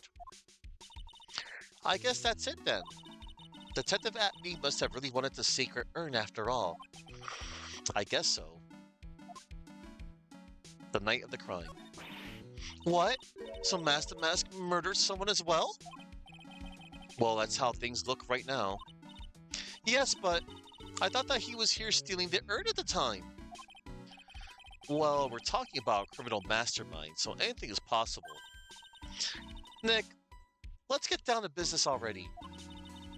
On the night of the theft, did you notice anything suspicious about Detective Atme? No, I couldn't have. After all, he was hidden the entire time. I never even caught a glimpse of him. He claims that's the way he always operates. That's just what he says, so he can have an alibi while he commits the deaths himself. Yeah, he was caught in the crime scene photo dressed up as Master Mask pretty well. Sacred Urn. I'm so glad you got your sacred urn back. Yes, but there's still something that bothers me about it. What is it? I'm not exactly sure, but somehow the urn that came back seems different. Really? You wouldn't know anything about that, would you, Miss Andrews? No, I don't know anything. Why would I? Adrian, you're hiding something. Cyclops, what do you think this means, Nick? It means the person that holds a secret to the mystery of the sacred urn is our very own Miss Andrews. Oh no. Oh no, Adrian. Look, a ladder. That's a step ladder. So what's the difference? You need to stop judging things based on narrow-minded cultural assumptions, Nick. Right, sorry. Why do I feel like we've had this exact same conversation from before? Looks like a part of a big signboard. All I can read on it is Burr.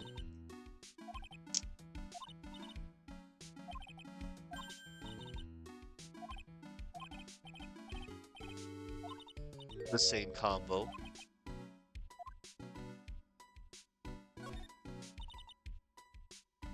This is the camera and computer that Detective Atme set up, huh? That's what he said. And yet he still let it take a picture of him. I guess he's not as smart as he pretends to be. The camera belonged to Lord Lee Taylor, so he knew he couldn't tamper with it. So then why would Master Mask, allow that to happen?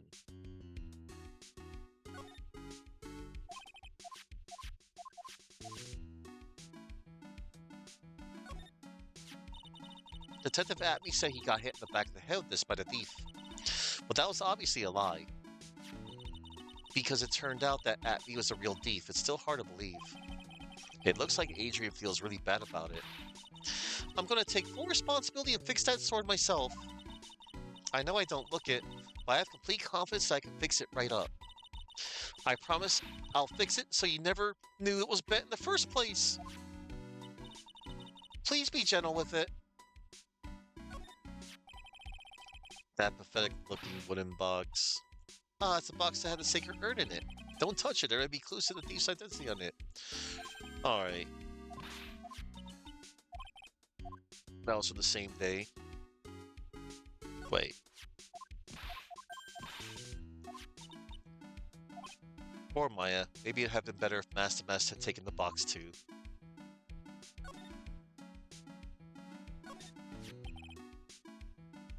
The statue wasn't where it is. Now, the statue wasn't where it is now when we first came here, right? Yeah, it was right next to the door, wasn't it? Well, if someone moved it, it was probably Master Mask. Maybe he didn't like being watched by Mystic Ami while he stole the urn. Hey, cut it out. You're giving me the creeps with that kind of talk. Let's see. Okay. Continuing.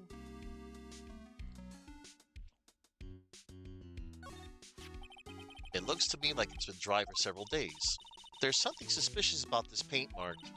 The bottom left part is shaped oddly, and it's shocking pink. I don't see how the color of the paint is in any way important.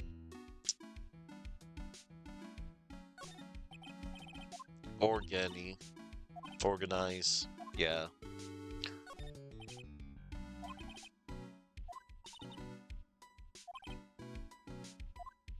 Alright. Let's see. Let's us go to the detention center real quick.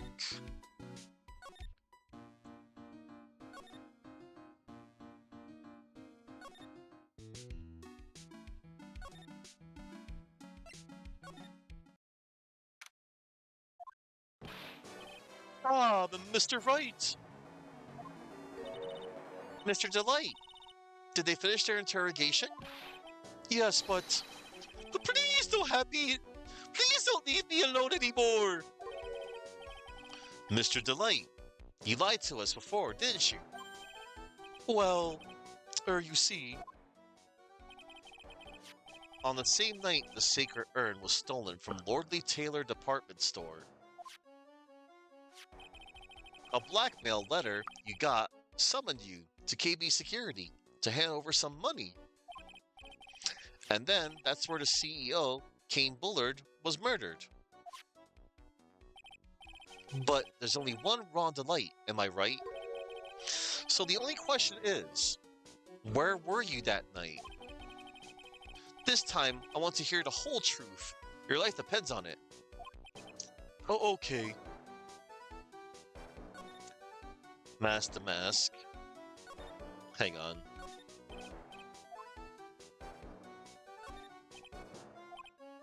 He looks pretty nervous, standing near someone who went from thief to murderer overnight. All right, let's talk to Mask the Mask about Mask the Mask. Mr. Delight, do you still insist that you are Mask the Mask? Isn't that what I've been saying since yesterday? That was a quick response. Tell me about it. To be honest, it's starting to get irritating. But listen, Mr. Delight, at the trial today, we learned the true identity of the thief, didn't we?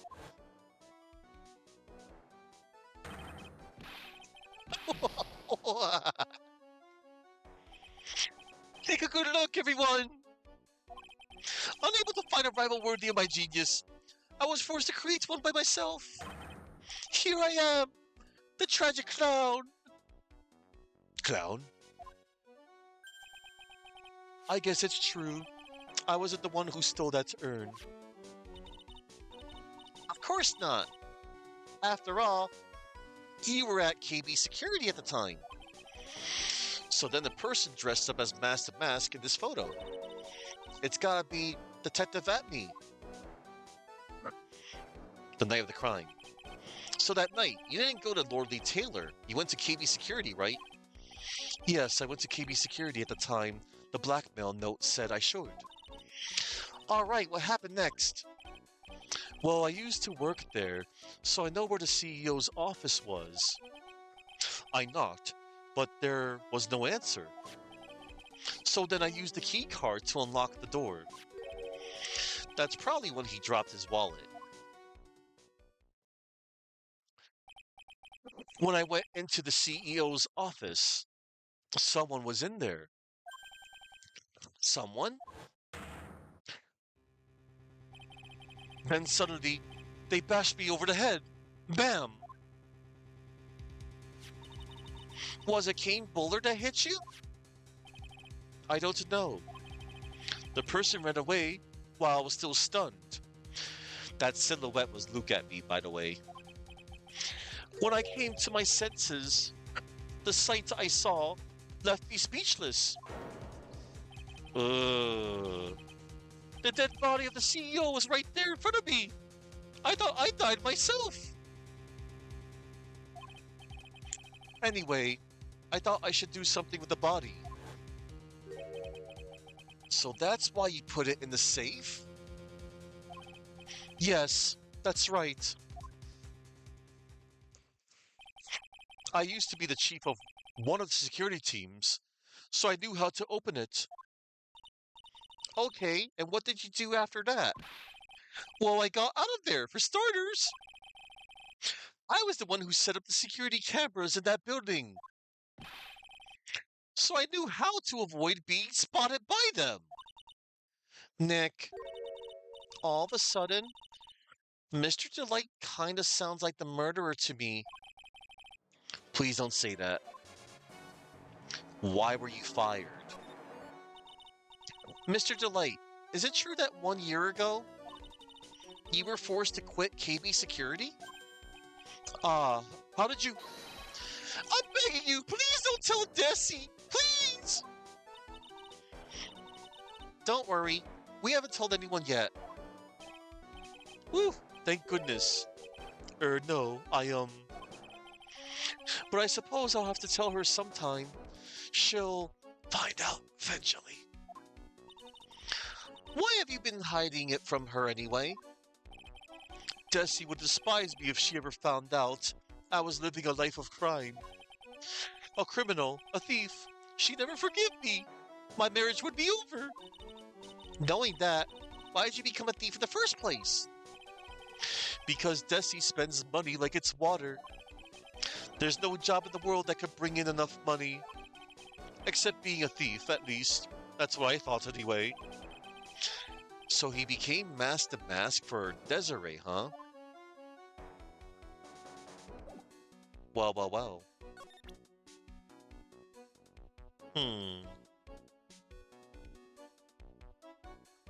Let us present evidence. Like, you know, Oh, hold on. What happens if I present Kane? Mr. Bullard, my old boss, it's so sad. Do you have any idea what might have happened? Was there anyone that might have wanted him dead?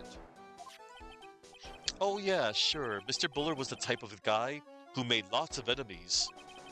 He did lots of threatening things to people. Wait. Do you mean he scared people or that he threatened them with blackmail? Well, I guess they're kind of the same, right?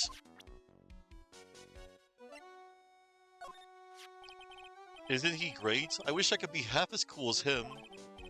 Besides, he's the only one that really believed me when I said I was the thief. Hey, hang on a second. This is the guy that had you arrested for murder. Well, I still don't think that makes him a bad person. What in the world do you see in that coffee-crazed prosecutor? What do you think about this? I don't really think I can help you with that. Or no, that's not it. It's just that the thing is, I don't really know if I can say. I didn't really catch that. Don't worry, you didn't miss anything. Alright. We're gonna move things along. Let's show him... Oh, look. Hold up. What do you think about this? Okay. He wouldn't know that.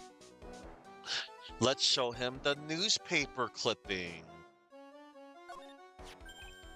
Hey, this is an article about my debut heist. Boy, that was a tough one.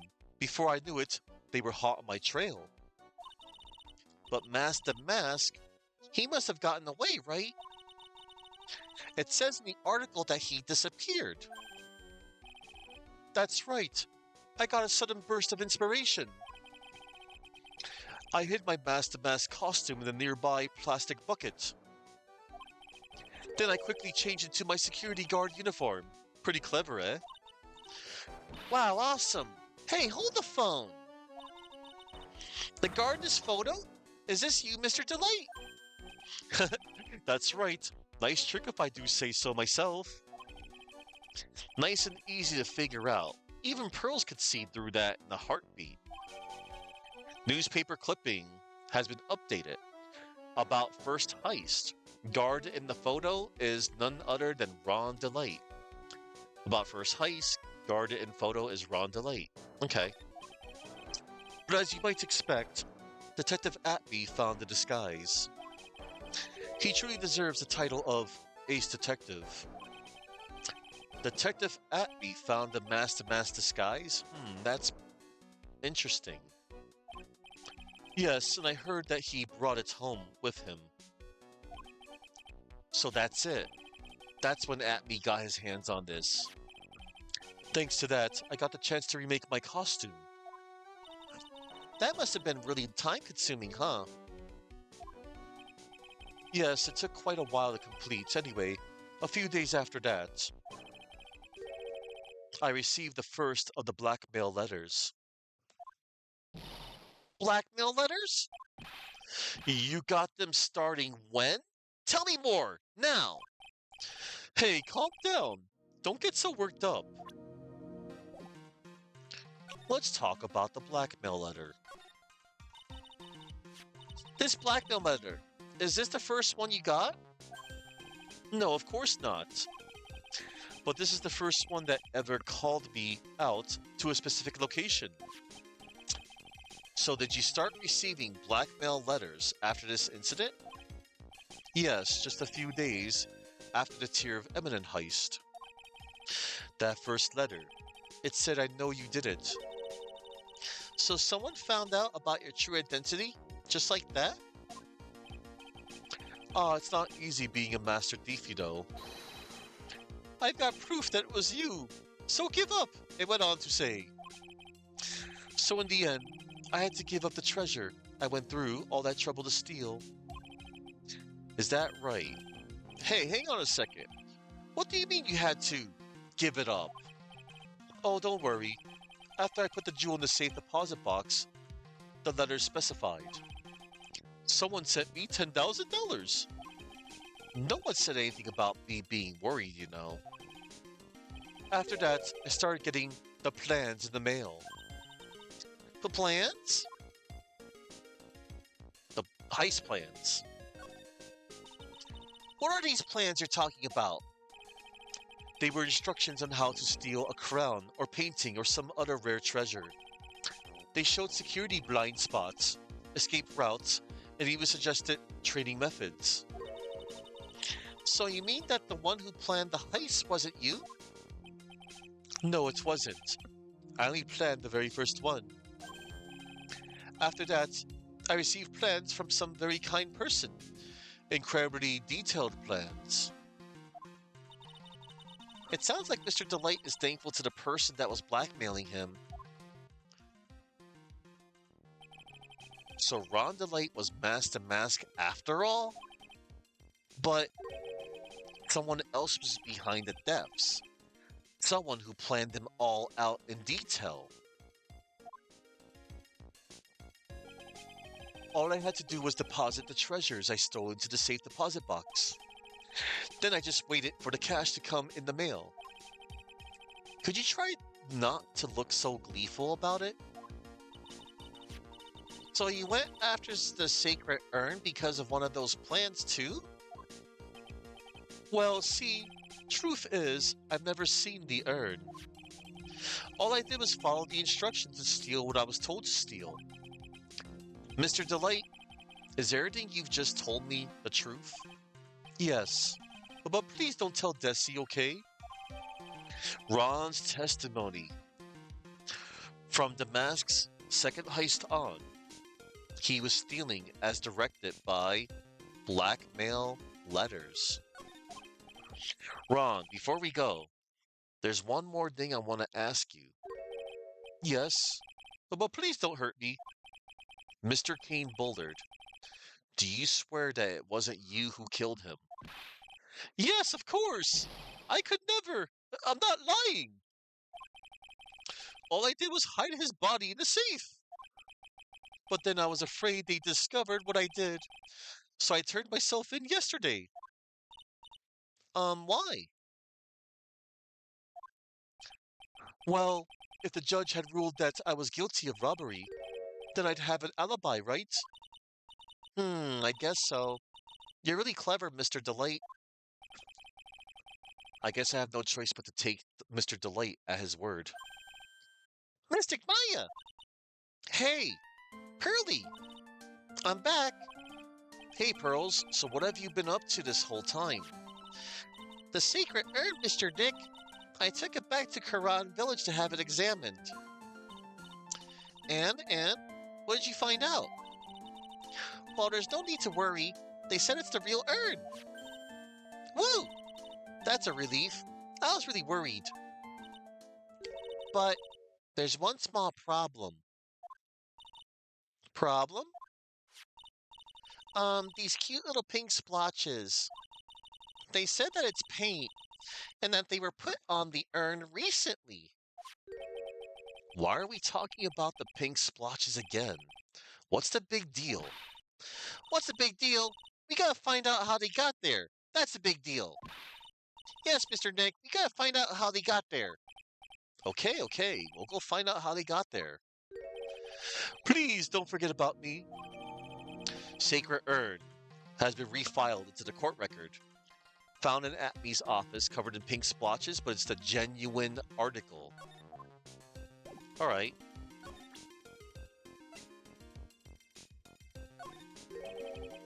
That's kind of strange. What is? Up until now, Master Mass has gone after famous works of art or treasures. Why did he suddenly decide to steal this plain-looking urn that nobody would want? You make it sound like he had nothing to do with the death. Well, it wasn't me that chose to steal this urn. Mr. Delight, are you absolutely sure about this testimony? That you stole the treasures as you were directed by a series of blackmail letters? Yes, and I got money for them in return. It seemed like a good deal. He doesn't look like he's lying. So then, how do you explain Detective Atme's crazy confession? Alright. Let's see. Yeah, we're good. We're totally done here, I think. Oh, the buzzer went off just once around the time that Buller was killed. Oh, that's scary. Do you know anything about that, Mr. Delight? Sorry, I'm afraid I don't. Why am I not surprised by how clueless he is anymore? Yeah, that's the emergency buzzer from the CEO's office. Don't press it. It makes a terrible racket. Sorry, I just love making a lot of noise. Er, does this buzzer have something to do with this case? Well, at this point, I don't really know yet. After all, there were no prints on it, or anything else for that matter. This list, we found it in the office of the CEO, Mr. Bullard. Hey, this is a list of all the things Master Mask stole! And that's the value of each item listed next to them. $100,000, $150,000. Are you sure that's the value of the stolen items? The numbers seem a little low to me. Even on the black market, the prices should be at least 3 times higher than that. I guess he knows about that stuff because he used to be a security guard.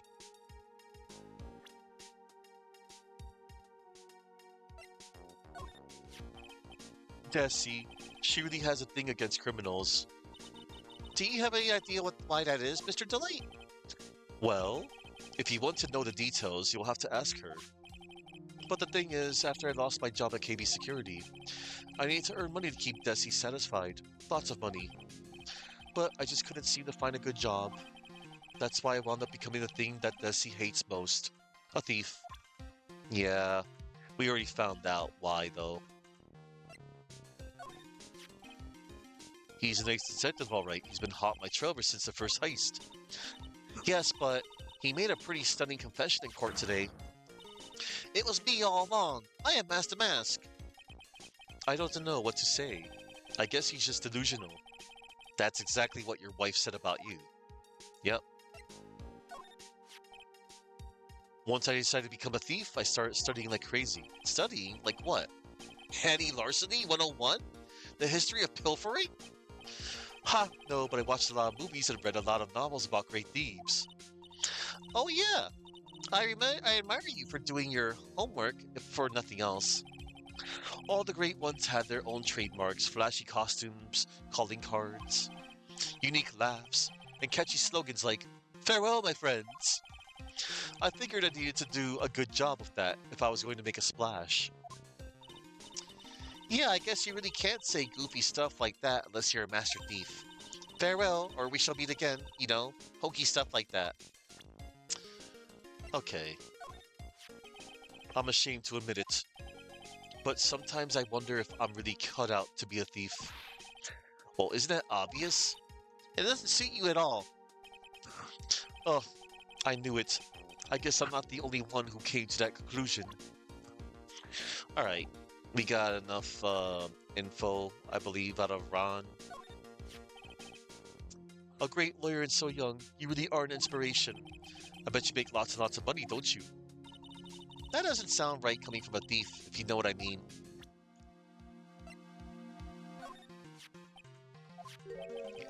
I'm sorry. I suppose you could say I'm nothing but a terrible lowlife. Why do you say that? This is the first time I've ever had to actually face a victim of one of my crimes. I guess he's talking about the sacred urn. Yeah, but I thought that you weren't the one who stole my urn. That's true about the urn, I guess. Maybe I should give up this life of crime and try becoming a professional cowball player.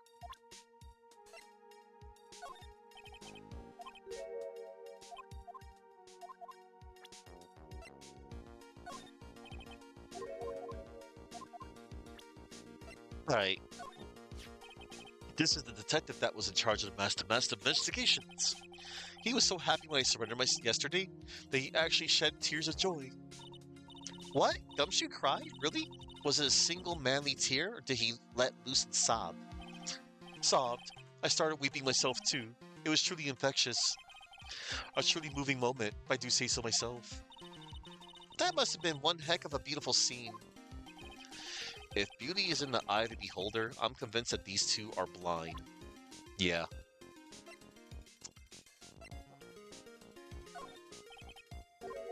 All right. We squeezed a lot of extra dialogue out of him. That was good. I want to see something. What happens, however, to... I'm so happy that you got your sacred urn back. Well, I have you to thank for that, Miss Delight. I'm sorry. Huh? What are you apologizing for? Because I mistakenly blamed your husband for taking it. I told you, didn't I? My Ronnie could never do such a thing. Oh.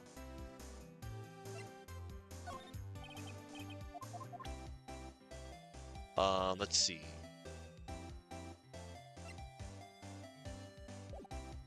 Oh, wait, there's one more thing I wanted to do. What happens if I were to show the... I was at KB security at around 1 o'clock that night. I took out my wallet to open the door with the key card. So, is that when you dropped it? I'm sorry. I should have told you the truth earlier. Yeah, it's fine. What are you still doing with this key card anyway? Didn't you return it when you left your job at KB Security? Of course I returned it! Don't be silly! But it got sent back to me along with the blackmail letter. With the blackmail letter? Yes, it said, use this to enter the CEO's office. Ah. Alright.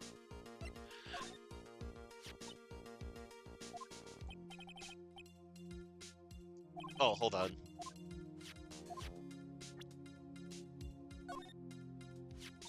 So was this blackmail letter written by KB Security CEO, Kane Bullard? I think so, probably.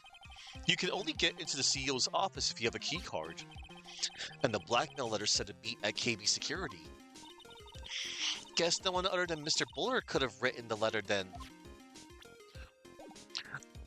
Okay, now we got all the extra, like, lore. Now we can solve this investigation at last. October 13th. Oh, Pearl, how nice to see you.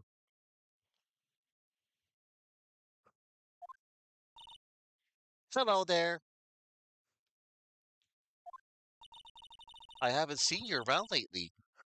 What have you been up to? Well, actually, I was having this urn examined. Oh, I see.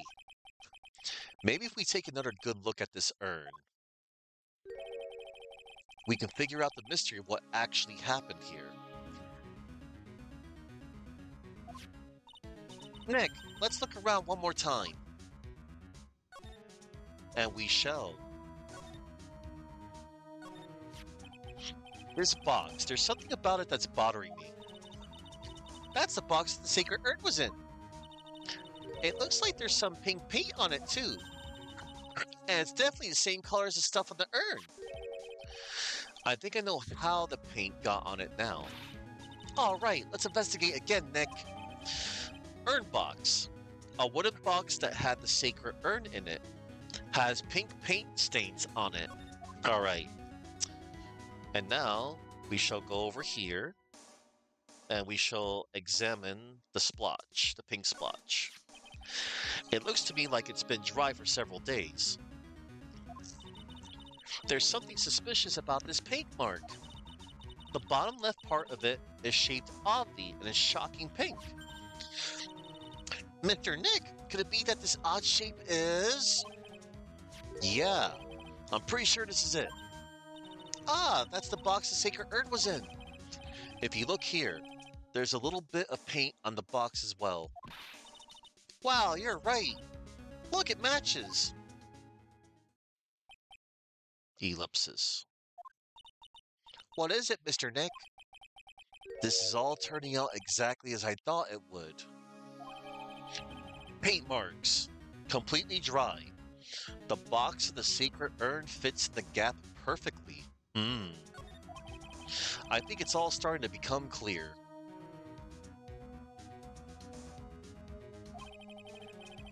We're that much closer to solving the mystery of what happened to the urn. All right, Miss Andrews, it's time. For time to break the psych locks.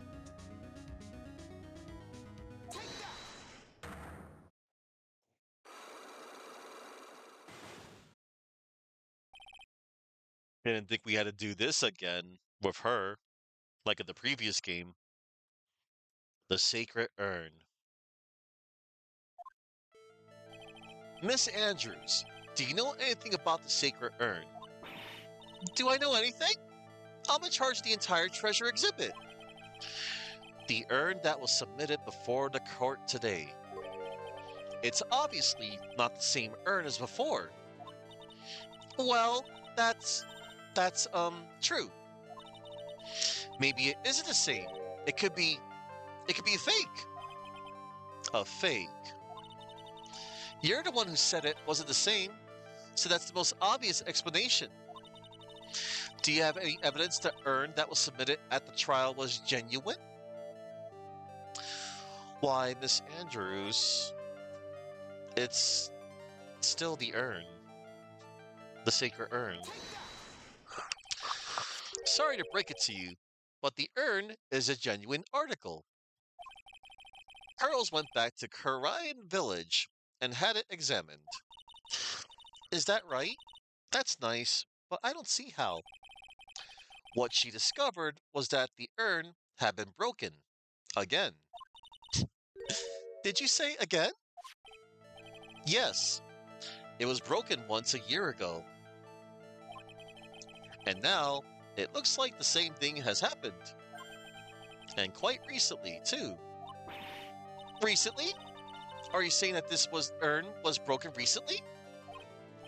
Yes, that's exactly what I'm saying. Why do you think it was broken recently? How do you know? Why, it was the treasure exhibit poster. It's over here. There it is. See? All the little cracks. Glue. Present. This poster. It was made recently, right? Poster? Ah, the poster for the exhibit. At the time when this photo was taken, the urn said, I am on it. But now, for some mysterious reason, it says, Ami. When the urn was fixed, the letters were transposed. Ah! I am? What does that even mean? I don't know anything about that. I wasn't even there when the photo for this poster was taken. That was a mistake. Now, tell the truth. Ah, wait. 4. Even if the urn was broken, I had nothing to do with it. Huh? Yes, that's it. It must have been one of the people at the photo shoot. They probably dropped it. I'm sure that's what happened. It looks like she's not going to give up that last psych block so easily. Do you have any proof that the urn was broken here at the Lordly Tailor? Why, yes, Miss Andrews. It's the paint marks. Silly Miss Andrews. Well, Miss Andrews, what is this supposed to mean? There's pink paint all over this urn. And there's pink paint all over the floor and walls of this basement warehouse. In other words, this urn was broken here. Ellipsis. You can't weasel out of this one, Miss Andrews. But. Uh-oh. She's trying to make her escape. But you can get pink paint anywhere. Well, there's none in my office, that's for sure. Well, there is in my room. Liar. Anyway, the paint on the urn, the paint on the floor. There's no proof that it's the same paint. Come on, this is getting ridiculous. The proof linking the paint on the urn to the paint on the floor is... why... the urn box, of course. Right there. See? The wooden box that had the sacred urn in it, and it has pink paint stains on it. Oh. And... you can also present the paint marks as well. completely dry. The box of the sacred urn fits the gap perfectly. Take that! This box, the urn was stored in this, right? Yes, that's right. Well, there's pink paint on this box as well. Ah, I think you already know where I'm going with this, don't you? Yes, more or less. The paint on the floor has an odd shape imprinted in it, doesn't it? Yes. If you put this box into the impression in the paint, you can see it fits perfectly. Ellipsis. Which means this box was dropped right over there. And that is when the urn was broken. Your name does you justice, Mr. Wright. Oh, Adrian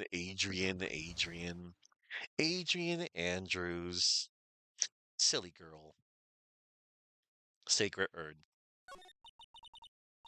I'm so sorry. I was the one who broke the urn. Oh, boy, does this make me feel like some sort of evil school teacher. I'm a terrible person. Not only did I break it, but I tried to hide what I did. Oh, well, that's not so hard to understand, is it, Pearly? No, not at all. I know just how she feels. Oh, it happened about 2 weeks ago, just after the poster photo was taken. On the same day the urn arrived here, I thought I put it away down here for safekeeping. I was carrying it in the box when I tripped on the paint can and lost my balance. Oh, Adrian, you little klutz, you. I mean, she kind of showcased how careless she was. If you remembered, when she was going into Juan Corda's room disguised as a nickel samurai, she accidentally knocked into the flower vase, which spilt water on the guitar case. The box I was carrying crashed to the ground. I heard a terrible noise and I thought my heart was going to stop. Fearing the worst, I opened the lid of the box, and that's when it happened. The broken pieces of the urn fell out of the box and landed right in the paint. I, I, I was in shock and let out a huge scream. Hmm, I can totally see how that could have happened. Yeah, as clumsy as she is, I'm sure Maya understands. Well, I knew it was the most important treasure in all of Quran Village, so I tried as hard as I could to fix it. Fortunately, the shards were pretty big. And that's when the I am got changed to Ami. I didn't know how it was originally written, but any sane person fixing it would have assumed it said Ami. Any sane person? Really? Oh, Pearls. She said she wasn't very good at spelling. Anyway, I put the urn into the storeroom, and no one had seen it since then. Sacred urn updated. Broken and repaired by Adrian 2 weeks ago, then replaced in its box. Kept out of sight. But there's something I don't get. When we first came here, I didn't see any paint stains. Well, that's because it was so ugly and embarrassing. I used the golden statue to cover it. The Ami Face statue? Aha! Ami Face statue.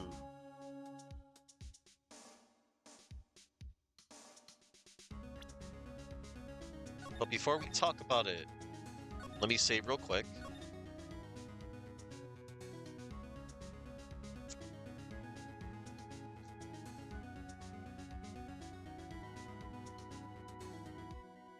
Let me get some water. Oh wait, never mind. I have some right here.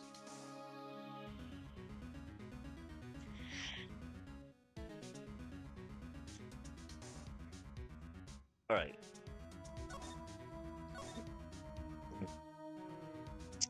All right.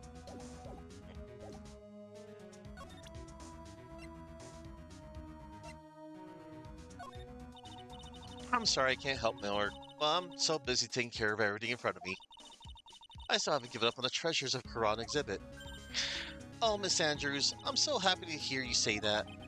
Looks like the treasure exhibit is the only thing she has on her mind.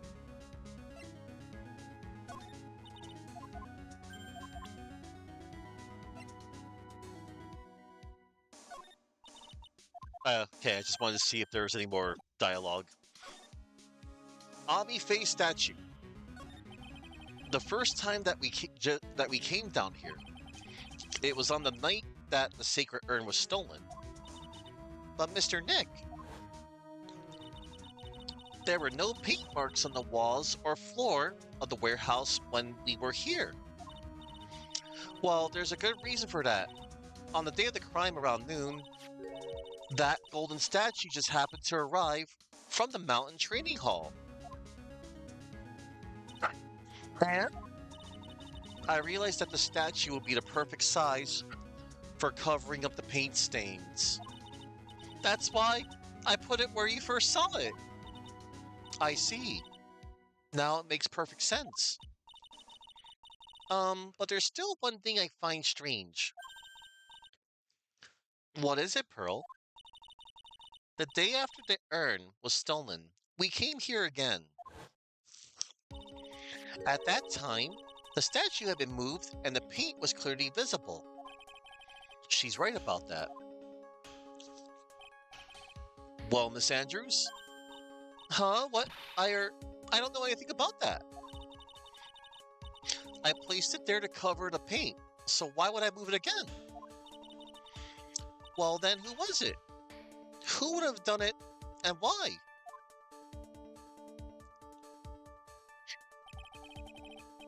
On the day before the death, the statue was definitely closer to the door. Then the next day, it was moved, but why?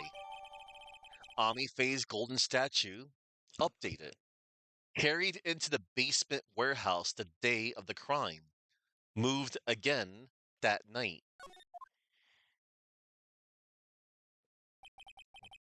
It looks like there's some connection between the sacred urn and the murder case. Why? Why do you think so, Nick? Because that night, the real thief, Ron Delight, was at KB Security. So then, why did another Mask the Mask show up here? A lot of different things are pointing to one undeniable fact. One undeniable fact? The murder trial starting tomorrow, but it looks like that thief is going to be making another appearance. To be continued.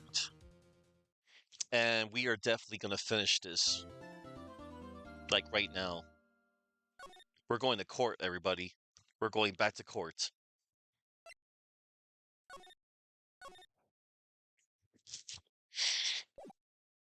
All right.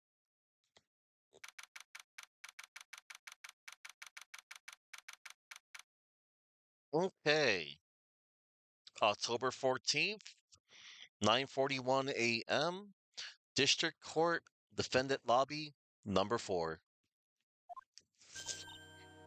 Hey, Nick. What is it this time?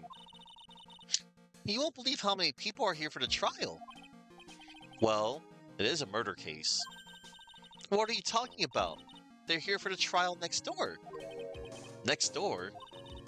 Why don't you know this? Why don't you know this, Nick? They're having Detective Atme's trial today. Detective Atme? They say they're going to try him as Mask the Mask. Already? That was fast. Boy, I'd love to see mass to mass trial.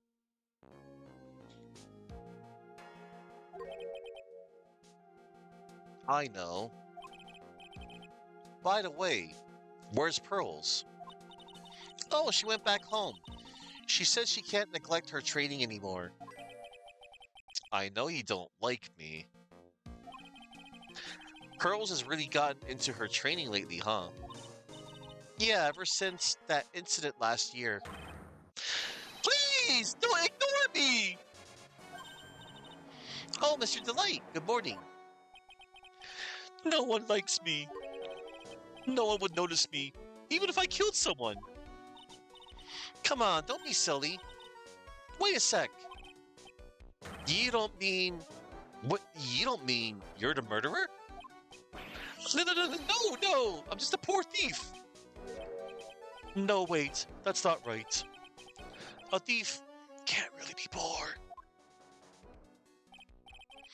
Now let's see, according to Mr. Delight, from his second crime on, he was following a bunch of set plans. Plans that someone had been sending to him to help him commit the heists. Do you really think there's a connection between the thief and the murder, Nick? It's possible, but today's trial is a race against the clock. Huh? How come? Let's just take our time like always. I'm afraid that's not an option. Ellipsis.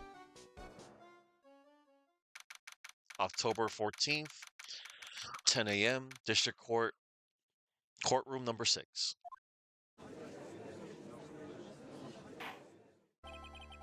Court is now in session for the trial of Mr. Ron Delight. The defense is ready, Your Honor.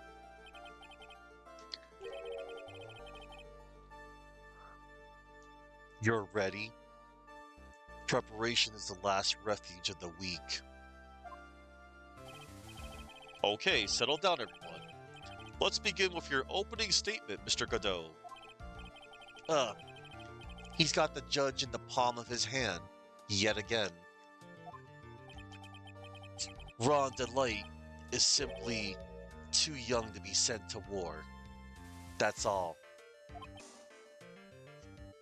Ellipsis. I'm afraid I have no idea what that means, Mr. Godot. Ah, then you need to get out more, Your Honor. Life is war, but that's exactly why you must be more precise in your wording. That's all my statement means. You understand now, right? Yes, well then, let me briefly summarize the details of this case. Wow, the judge is taking charge like he knows what's going on for a change. The victim is Kane Bullard, CEO of KB Security. His body was found in the safe at approximately 9 a.m. on the morning of the 13th. However, the time of death was estimated as 1 a.m. of the previous day. And that's when our little lost kitten dropped the ball. That little lost kitten is, of course, the defendant. Very well then, Mr. Godot, please call your first witness.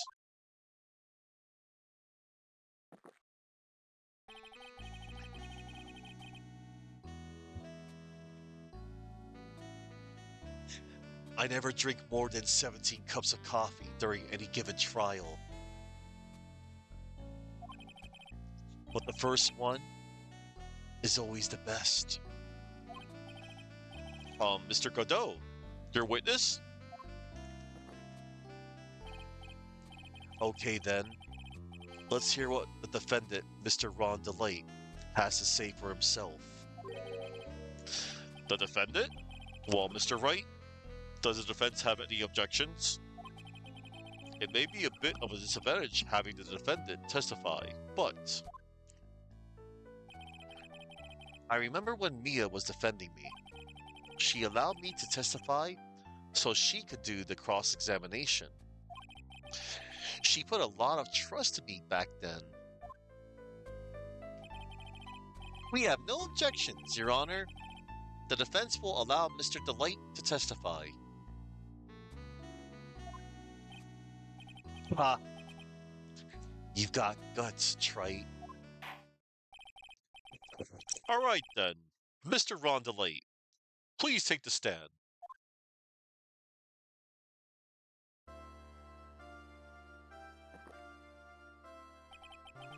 You did it, didn't you? Yes. What?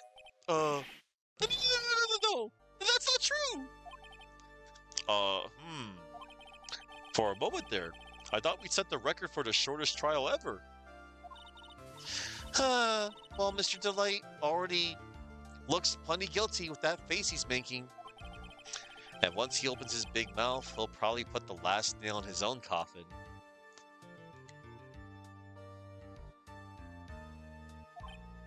Ah, very well.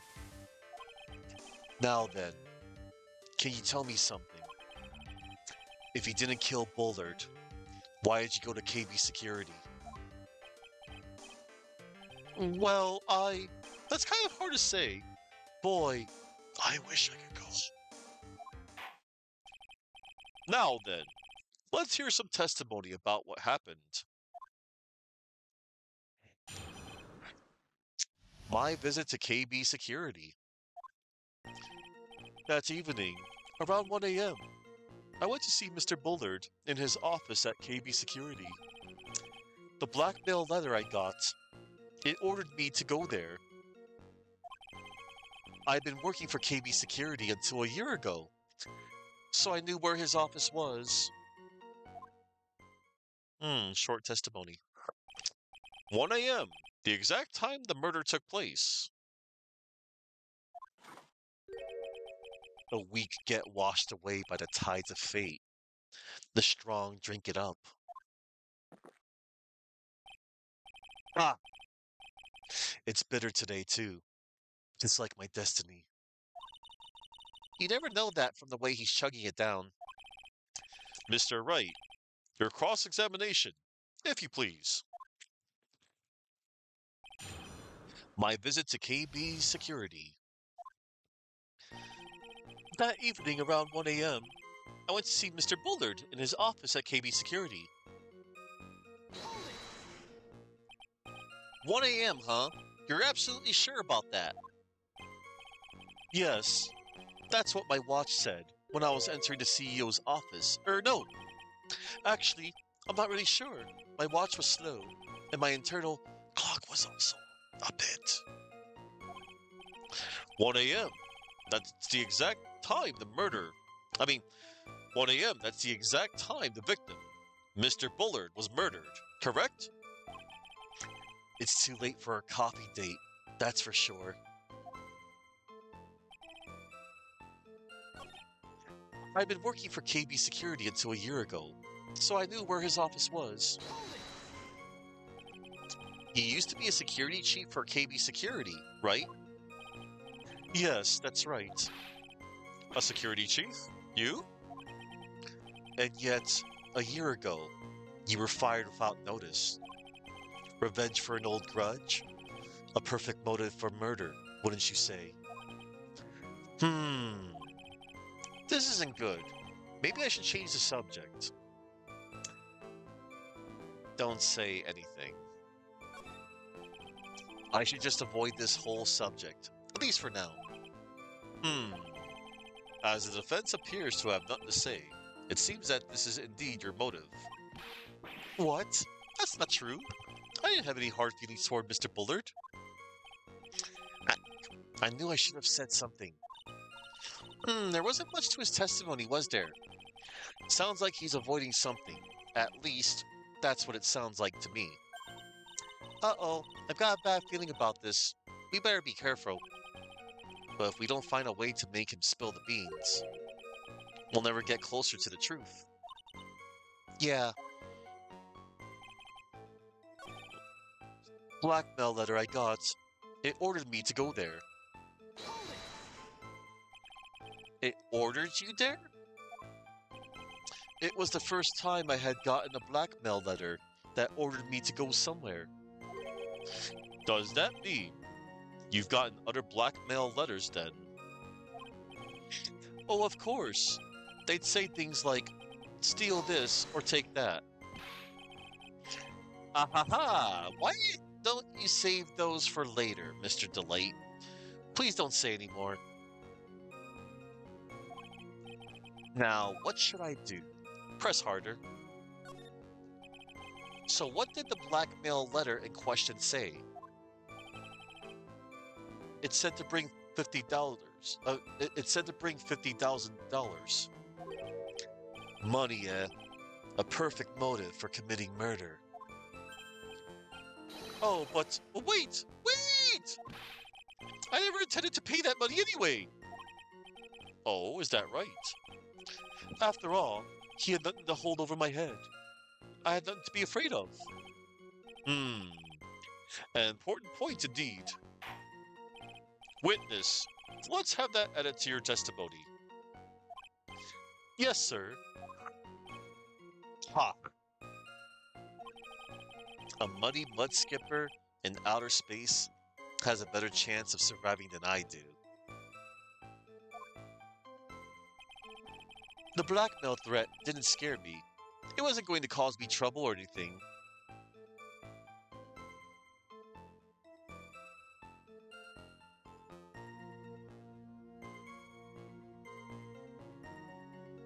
Hmm.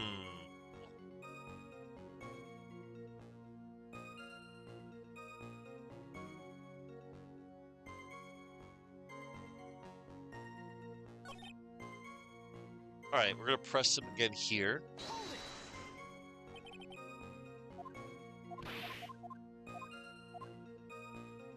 Hold it! This time, we're gonna ask him why he was fired.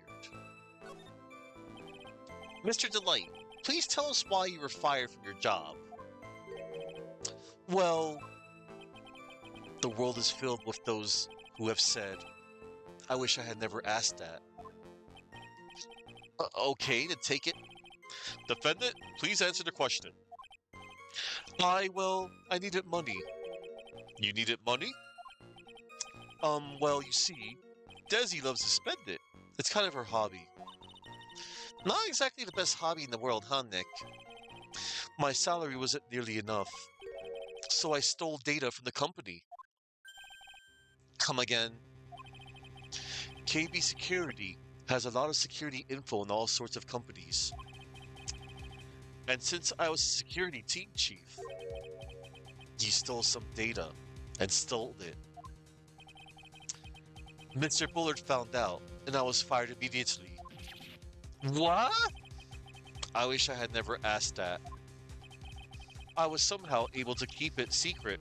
It made it seem like I had quit on my own. What is it, Nick? You don't look so good. Someone who brings harm to their company is fired as punishment. You do well to remember that. He sure told you. So you admit that you stole data from your company, is that correct? Yes, I'm sorry. This is a very important fact. Please add it to your testimony. Oh man, this whole thing just took a big turn for the worse. Crashed and blew up. It's gonna take the jaws of life to rip this case from the clutches of disaster. He fired me for selling company secrets, but Desi doesn't know about that.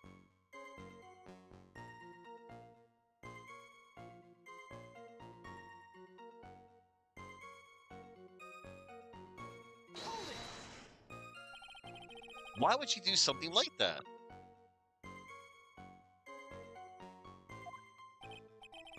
Well, for Desi's hobby, what else?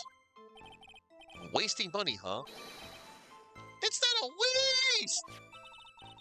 So Mr. Light doesn't know that her husband was fired, does she? So would it seem. I'm not sure what to think about couples who keep secrets like that from each other. I can't believe it. This case has gotten even Maya to think seriously about couples. Please try to stay focused, Mr. Wright. There wasn't much to his testimony, was there? Sounds like he's avoiding something. At least that's what it sounds like to me. Uh-oh. I got a bad feeling about this. We better be careful. Well, if we don't find a way to make him spill beans, we'll never get closer to the truth. Yeah. Alright. Let me do a quick safety save real quick.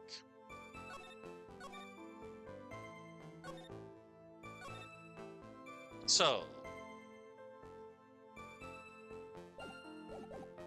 let's go back here.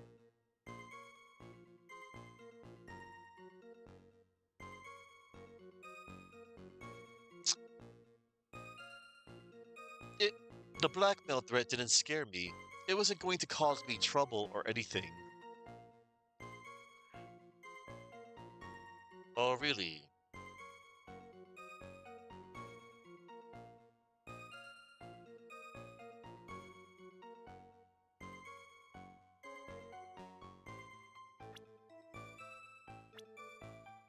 So on this statement, the blackmail threat didn't scare me. It wasn't going to cause me trouble or anything. Oh, really? Explain your wife on that statement. Mr. Delight, what you said just now doesn't match what you told me yesterday. Huh? What doesn't? I think you must have been scared, very scared, of having a certain person find out your secret. No, a certain person? Miss Desiree Delight, the defendant's wife. What? But I. Listen to me! My Desi! She's. Looks like if I just sit back and relax, the fun will end before it truly begins. Gadol! Yes, we know. It was all your wife's fault. What do you mean? Mr. Mr. Delight stole company data to pay for his wife's spending habit, for which he was fired. Unable to face his own wife, someone used his dirty little secret to blackmail him. And that is how this murder came about. And here's our first close-up shot of Godot. Godot, right here. Oh. No! Everything is falling neatly into place for him. Don't talk about my Desi like that!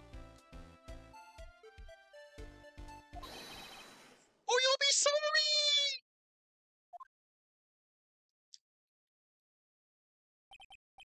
Well, it seems that we've learned a great deal of things here so far. What do you think, Nick?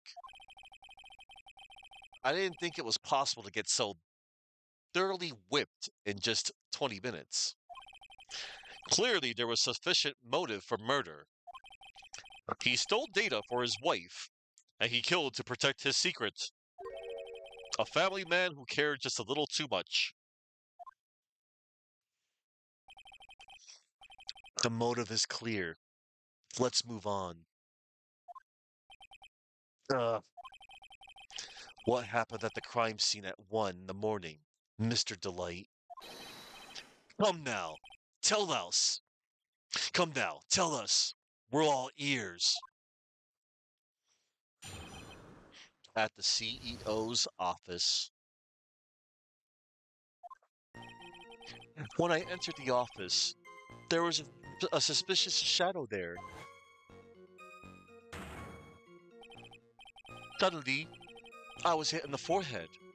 After that, I remember being a bit dazed.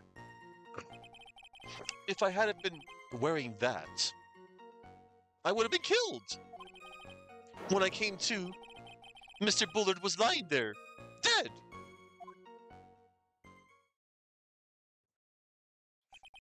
I see.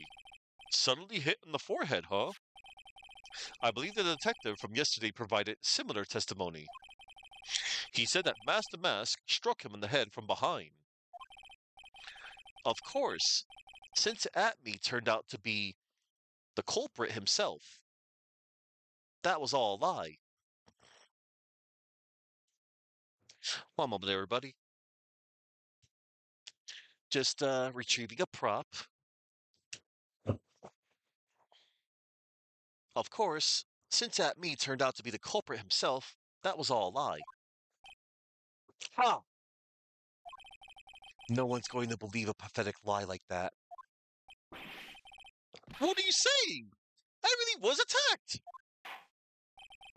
We'll find out if what you say is true or not during the cross examination. Got that, Mr. Trite? Don't go easy just because he's your client. If I see any sign that you are, I'll treat you to another cup of my special blend. You don't need to worry about that, Mr. Godot. I have faith in Ron. I know he didn't do it. At the CEO's office. When I entered the office, there was a suspicious shadow there. Oh, whoops, forgot to press. Who was this suspicious shadow? If there was 1,000 of me, and if even one knew, I tell you, trust me. His dodging all of our questions is not helping us win this case. Okay, then how was the victim, Mr. Bullard, at that time?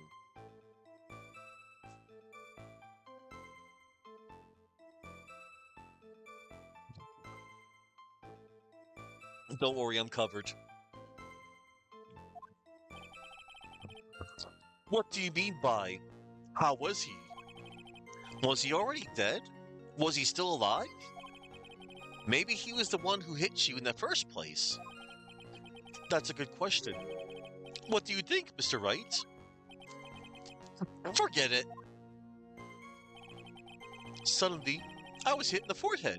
After that, I remember being a bit dazed. Your forehead? Yes, I was hit on the forehead as soon as I entered the room. It was an amazingly fast and powerful attack. Do you remember anything about who hit you? Well, like I said, it was a fast and powerful hit. Right now, the mug is my prop, Mr. Chuckman. So I think I was a little dazed for a while. I don't think Mr. Delight even grasped what you were asking. Yeah, I'd like to show him a fast and powerful attack myself. Whoa, Phoenix, save that for Ultimate Marvel vs. Capcom 3. Maybe that would knock some sense back into him. When I came to, Mr. Bullard was lying there, dead. When you came to? Yes, I was passed out in the corner of the room. Do you know when your assailant made their escape, and to where? I'm afraid I don't really remember. Huh? Once they hit me, I lost all track of what was going on. I think that's when they made their escape. Ha! That's certainly a convenient story for you, isn't it? It certainly is, isn't it, Mr. Wright? It almost sounds practiced. I don't know why you're telling me. We heard this from Mr. Delight yesterday, didn't we? There's not much in his testimony either. I betcha he's still hiding something. I wouldn't be surprised. We'll just have to draw it out of him. I just hope he doesn't make things any more complicated.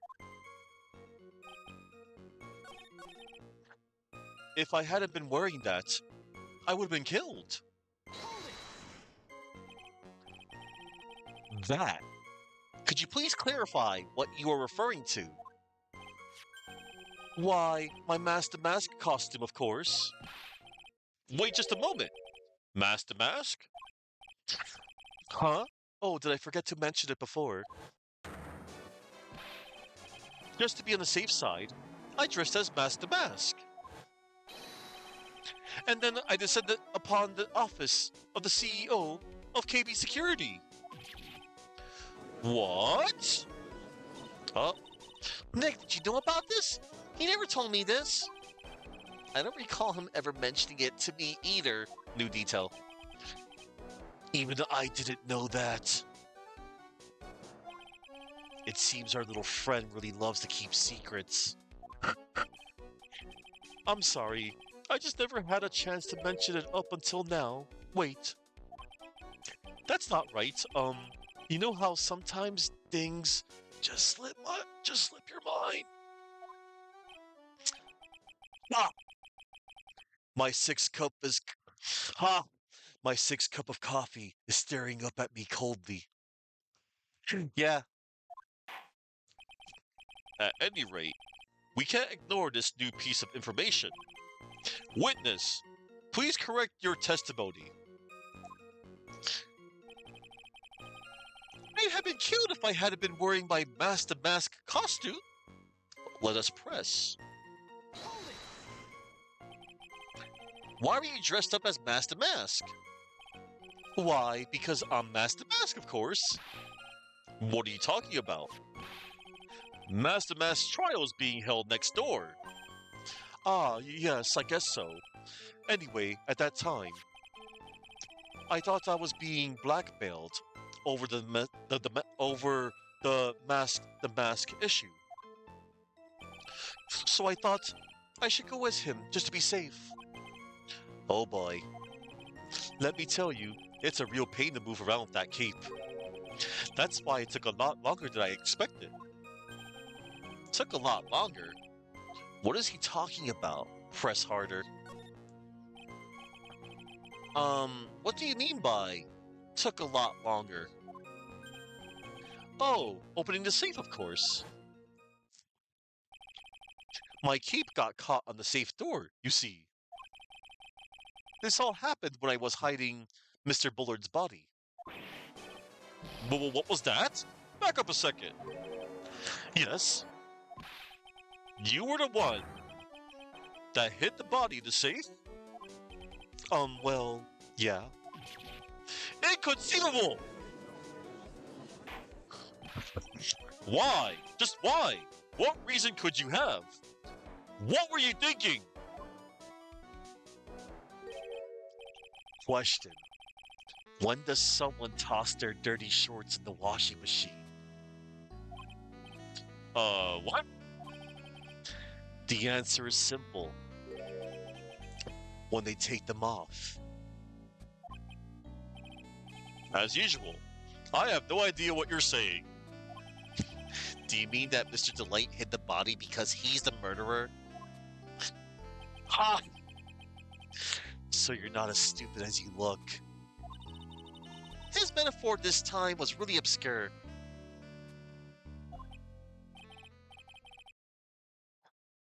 Trust me, Chuck, it may not seem like it, but it's all a facade. Godo Godo just likes to troll, but when it comes push to shove, he busts out the ammunition. Mr. Wright, you don't mean that you knew about this whole safe business, do you? Well, yes. Why am I the only one not in the loop here? Witness, make sure you add this to the testimony. Yes, sir. Uh-oh. Looks like a storm front is moving in over the fair weather judge. I panicked and hit the body in the safe. It took about 10 minutes. Oh. You were referring to Ron Delate. Yeah. Yeah, he's a special case. This guy. I panicked and hid the body in the safe. It took about 10 minutes. Yeah, I couldn't tell from the stream delay. Why did you hide the body in the safe anyway? Well, because it wouldn't fit in the drawer. That's not exactly what I meant. When I saw that corpse, I kind of lost it. I thought, if they find his corpse, they'll think I did it. Ha! I think you had a simpler reason than that. It's because you killed him. That's why you spent 10 minutes hiding the body. That certainly makes more sense. Hold on. 10 minutes. What is it, Nick? I just had a thought. Under those circumstances, would you normally try to hide the body? And spend 10 whole minutes to do it? Under those circumstances? What circumstances? Oh, hey, Nick, if you think his behavior was so strange, why don't you present some evidence that would show just what those circumstances were? That's it. I'll take a look at the court record and present some evidence. We heard this from Mr. Delight yesterday, didn't we? There's not much in this testimony either. Yeah. Alright. I read that text before. So, right here. I panicked and hid the body in the safe. It took about 10 minutes. Oh, really, Mr. Delight? 10 minutes, you say? But take a look at this. The buzzer went off once at 1:02 a.m. on October 12th in the CEO's office. Objection!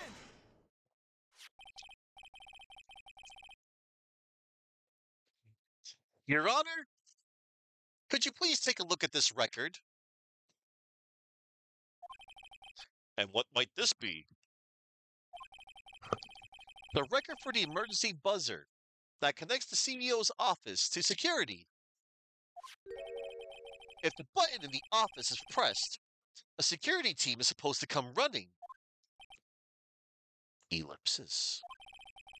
And according to this record, buzzer was pushed once at 1:02 a.m. What? If Mr. Ron Delight truly was the murderer, he would have ran as soon as that buzzer sounded. After all, a security guard would have been heading his way. Objection! Wow. Let's remember who we're dealing with here. He probably had no idea there were security personnel in the building. Objection! Up until 1 year ago, my client was working as a chief of security. There's no way he wouldn't have known about them. Objection!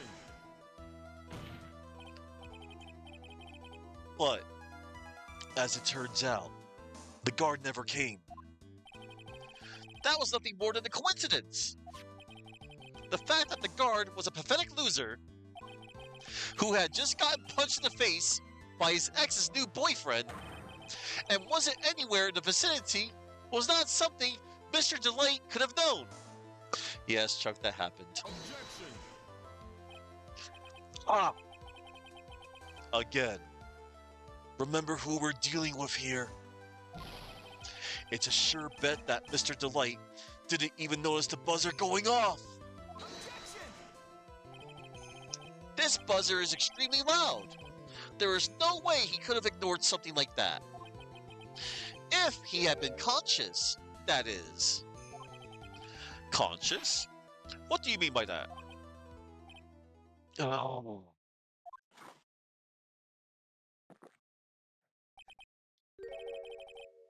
Fine. Let's hear your theory. Recall the defendant's testimony. The moment he entered the victim's office, someone attacked him. Mr. Delight said he felt dazed. I'm willing to wager that he was knocked unconscious for at least a few minutes. Yes. Unconscious? so he fainted. That's why that's why Mr. Delight didn't know that the buzzer had sounded.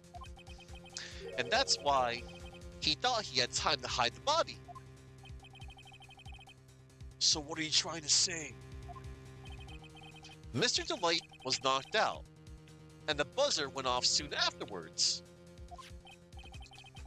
Now, unless my client was able to hit the buzzer while he was unconscious, it can only mean that there was another person in that room. That's right. Whoever it was, they knocked out Ron Delight and then pressed the buzzer. Order in the court. Mr. Wright, this is... Objection. This is preposterous. It was this kid. Ron Delight is the one who killed Kane Bullard. Objection. Then who pressed the buzzer? It was the victim, of course. He pressed the buzzer when the defendant attacked him.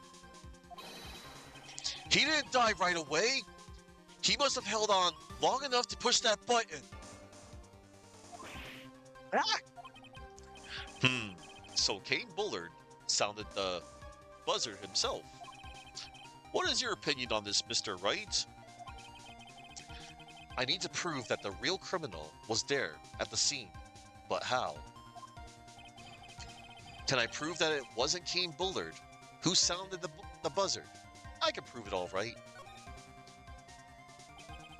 The defense's opinion is this, Your Honor. This piece of evidence proves that it wasn't the victim who sounded the buzzer.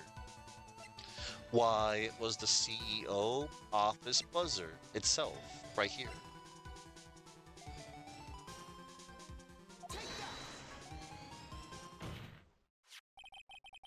I believe this is the piece of incontrovertible evidence you were looking for. The emergency buzzer? Is there some kind of clue on it?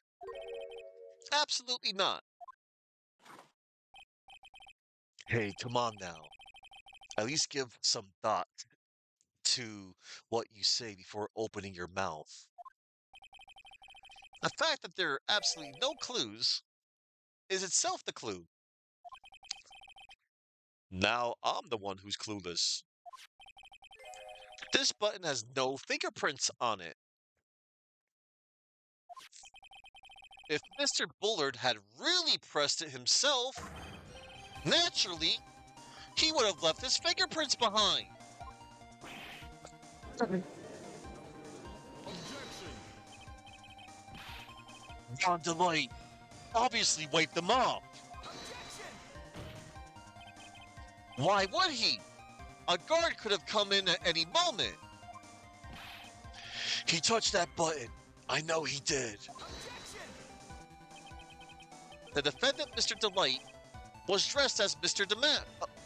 The defendant, Mr. Delight, was dressed as Mask the Mask. And Mask the Mask always wears gloves. What reason could he possibly have had to wipe the button free of fingerprints?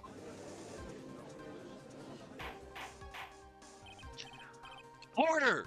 Order! Order! Ha! It would seem. I've been forced to eat crow. I wonder what blend number crow flavored coffee is. However, if the real killer was there at the scene, why would that person press the emergency buzzer? Ellipsis. Shouldn't they have run away without putting themselves in extra danger? Ellipsis, ellipsis, ellipsis. What's with this awkward silence all of a sudden? Ah, it looks like you're fresh out of parlor tricks. They're on to you, Nick. Just give me a minute to collect my thoughts. The real culprit killed Mr. Bullard at around 1 a.m. And Mr. Delight just happened to waltz in when the murder was taking place. And Mr. Delight just happened to waltz in when the murder was taking place, right? The killer clobbered Mr. Delight and then sounded the buzzer. Even though security was supposed to respond right away, if the buzzer was pressed, security was supposed to respond? Time's up, Mr. Wright. Let's hear what you have to say. Very well then. Oh ho, you got some guts. I like that in an opponent. Why did the real killer sound the emergency buzzer? Why, it was to call the security guard. The killer knew that if they pressed that button, a guard would come running. And that was exactly what they wanted. Do you mean to say the killer called the guard on purpose? Yes, although as it turned out, he never showed up. Because he was getting his clock cleaned at the time. Yeah, way to go, Larry. Ha! What a touching story. You're saying the killer had a change of heart and called the guard to turn himself in. No, I'm not. When that buzzer sounded, there were 3 people in that office. The victim, Kane Bullard, who was already dead. The defendant, Ron Delight, who was out cold. And the third person, the real killer. Hypothetically, yes. Now then, in this situation, if the real killer made an escape, what would happen? The only ones left in the room will be the victim and Ron Delight. And if any security guards came running in at that time, they would think that I was the murderer. Yes, that was precisely the real killer's objective. To frame Ron Delight for the murder. Uh-oh.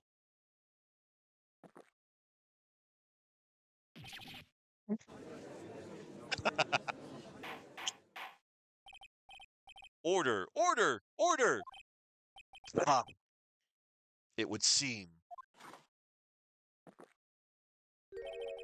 I've been made to eat my words once again. Actually, you've been made to do a spit take with a cup of coffee. Mr. Wright, who was it?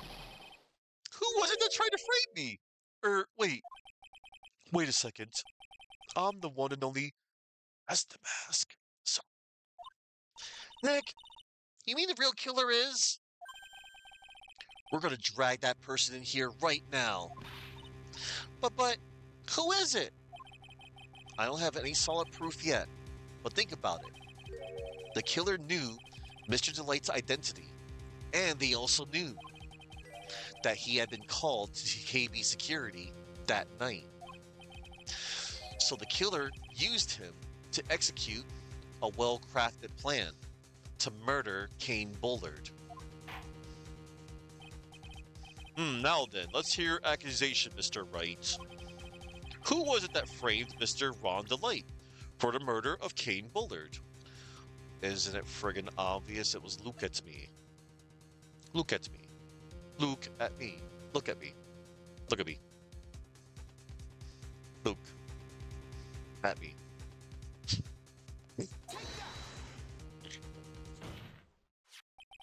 Detective Luke at me! He's the only one who could have done it! Ace Detective. Look at me. You mean Master Mask did it? Your Honor, the person being tried in the court next to us is not Master Mask at all. He is in actuality the true murderer of Kane Bullard.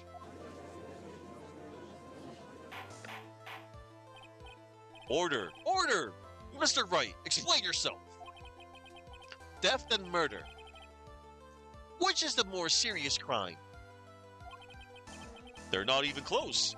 Murder is the more serious crime, of course. It's a capital crime subject to a capital punishment. Please remember the trial from yesterday, if you would. When Look at Me confessed, there was a huge commotion in the courtroom. Of course, a famous detective was unmasked as well, masked the mask. Instead of being convicted of murder, he was found guilty of grand larceny. That was his true objective all along. To be found guilty.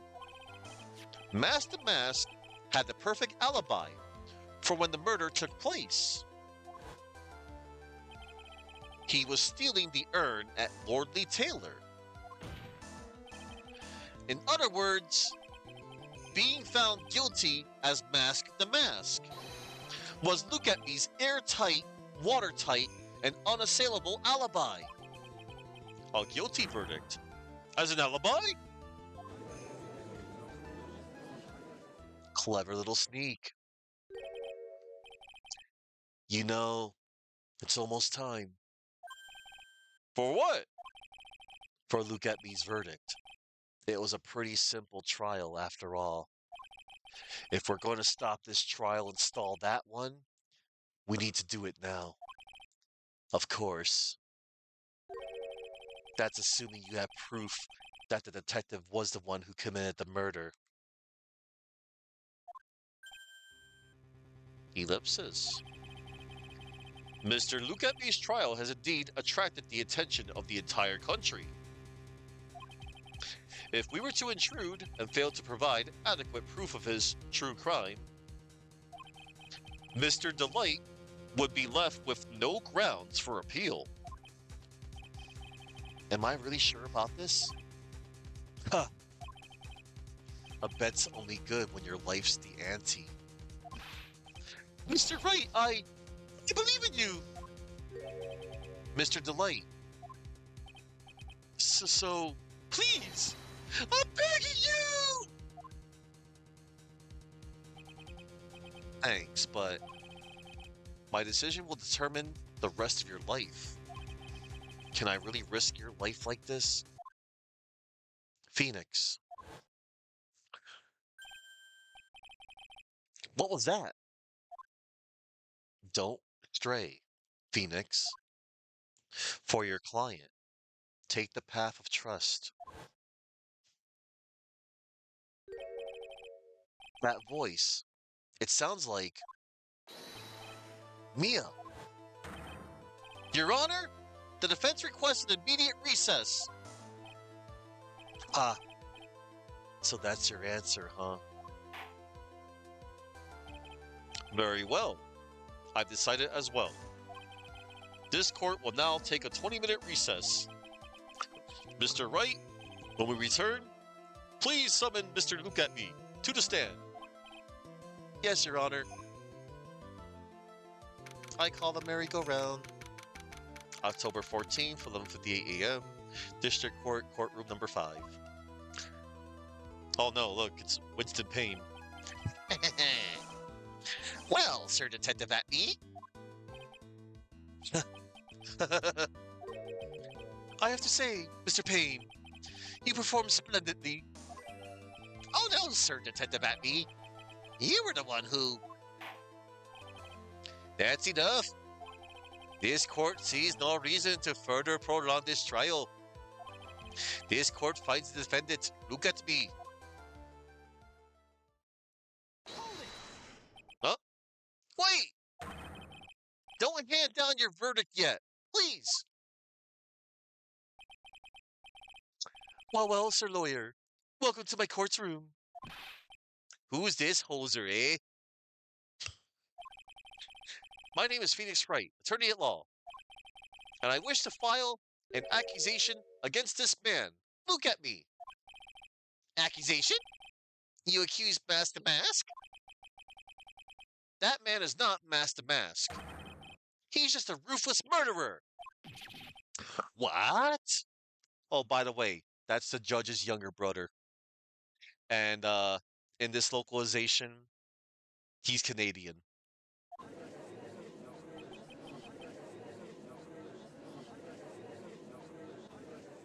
Oh boy.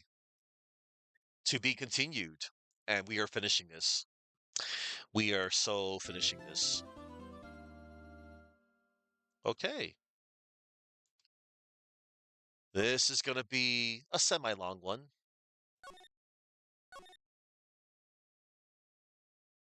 This is a doozy, everybody. This is a doozy. October 14th, 12:14 p.m., District Court Defendant Lobby number 4. My sis?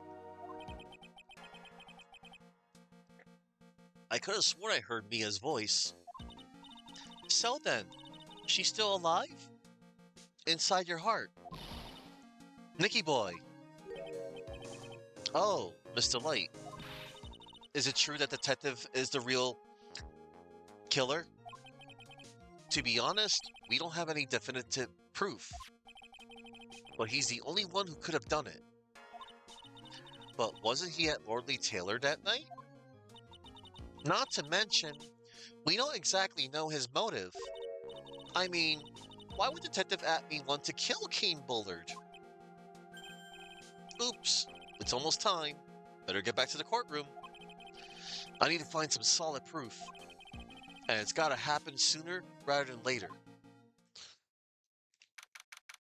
October 14th, 12:21 p.m., District Court, Courtroom number 6. Now then, this court is back in session. Mr. Look at me. Please take the stand. Well, how do you do, Sir Lawyer? I never would have thought to see you acting so recklessly. I couldn't let them hand down your verdict just yet. Not when it would have given you your perfect alibi. An alibi by the name of Master Mask. I'm sorry. I'm afraid even the great Look at me has no idea what you mean. Of course, I have been in the next courtroom ever since 10 o'clock this morning.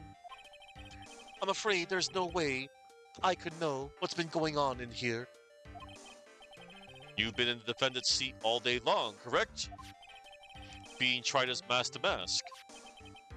Indeed, it's truly child's play to fool the ignorant masses.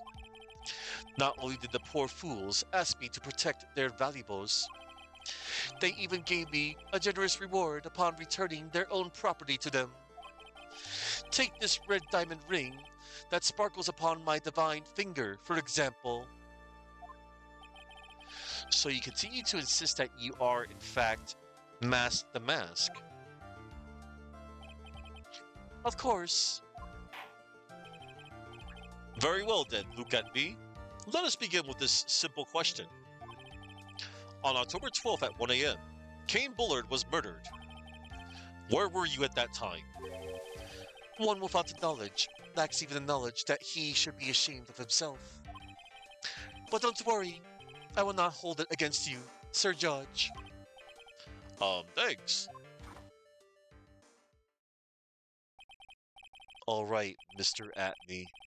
The night of the murder. Speak!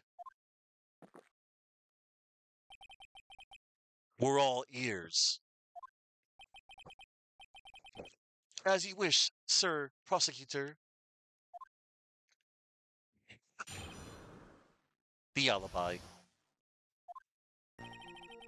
I was stealing the urn as Master Mask, just as I announced I would. I had more than enough time to prepare. It was a pathetically easy job. A photograph contains no words, but in this case, one turned out to be my witness. The time at which the camera captured Master Mask was the same time as the murder.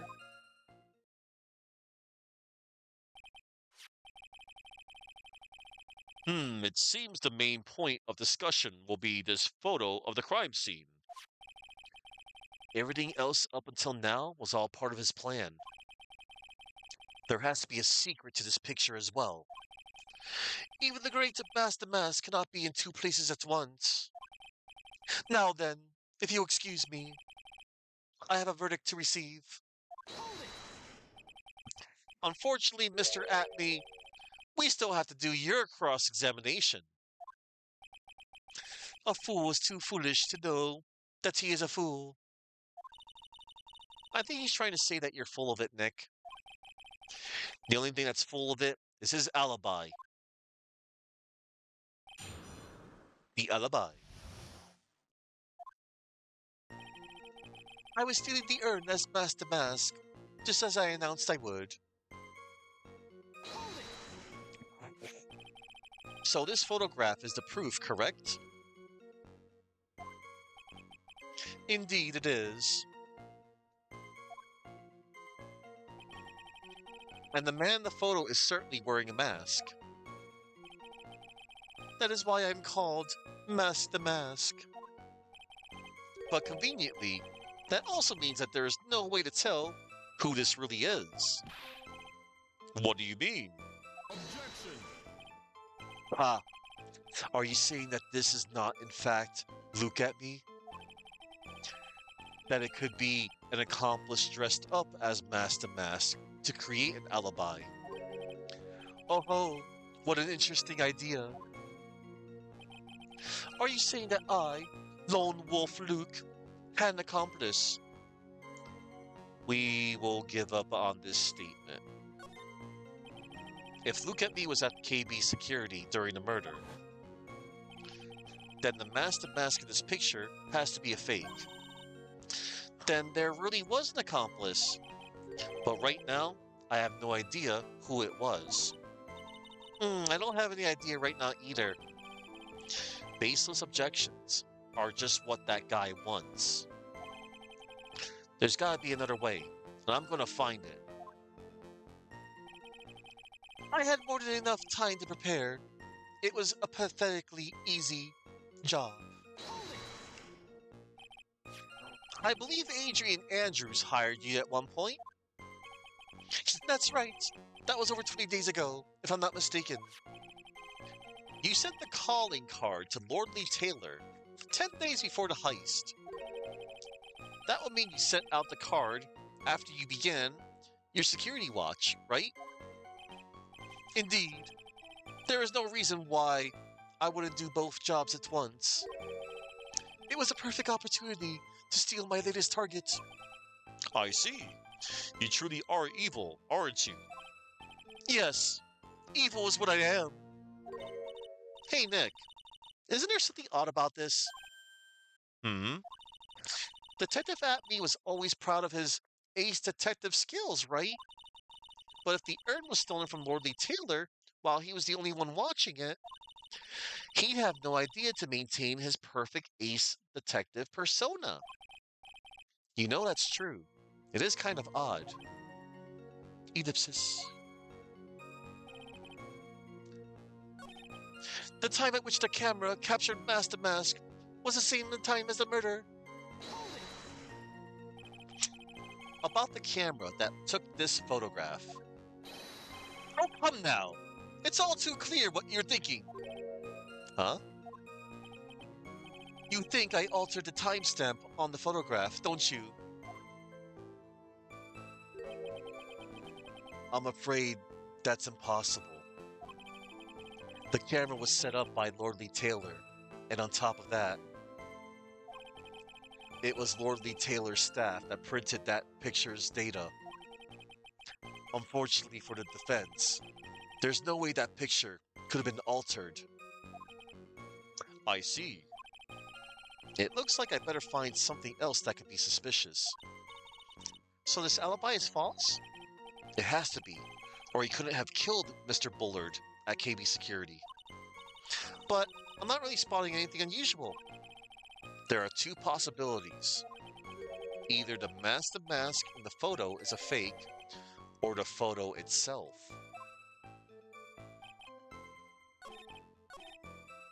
Photograph contains no words, but in this case, one turned out to be my witness. Hold it. So by photograph, you mean this piece of evidence here? Is that correct?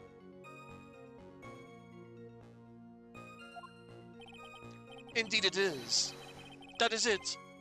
The very thing that proves I committed the crime. The very thing that proves you committed the crime. Surely even you understand by now. Lord Lee Taylor provided that camera. There's no way I could have tampered with it. That means I could not have killed Kane Bullard unless I had an accomplice. Hmm. Come on, think long and hard about that night. The basement warehouse, and this picture that supposedly captures it. It's gotta be here. Isn't there something funny about this picture? You bet there is. Are you implying that this picture is a fake? You bet I am. There's definitely something strange about this picture. We took a look around the basement warehouse that night before the theft took place. And there's something in this photo that doesn't match my memory of that night. Very well, let's hear what you have to say.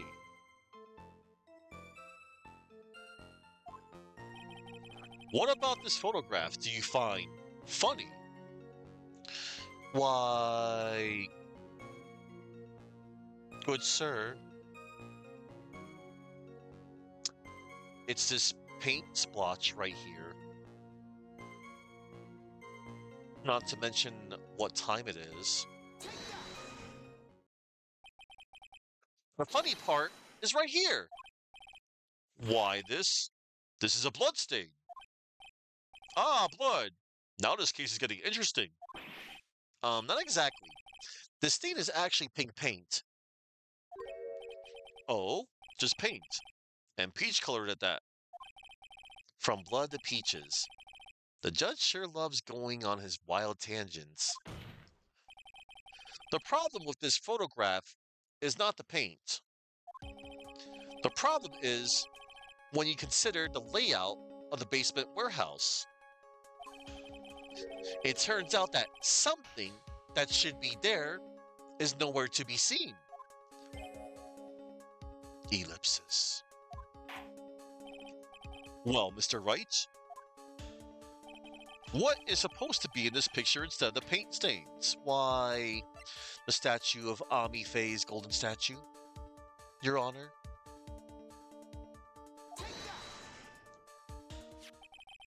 The supervisor of the treasure exhibit stated the following.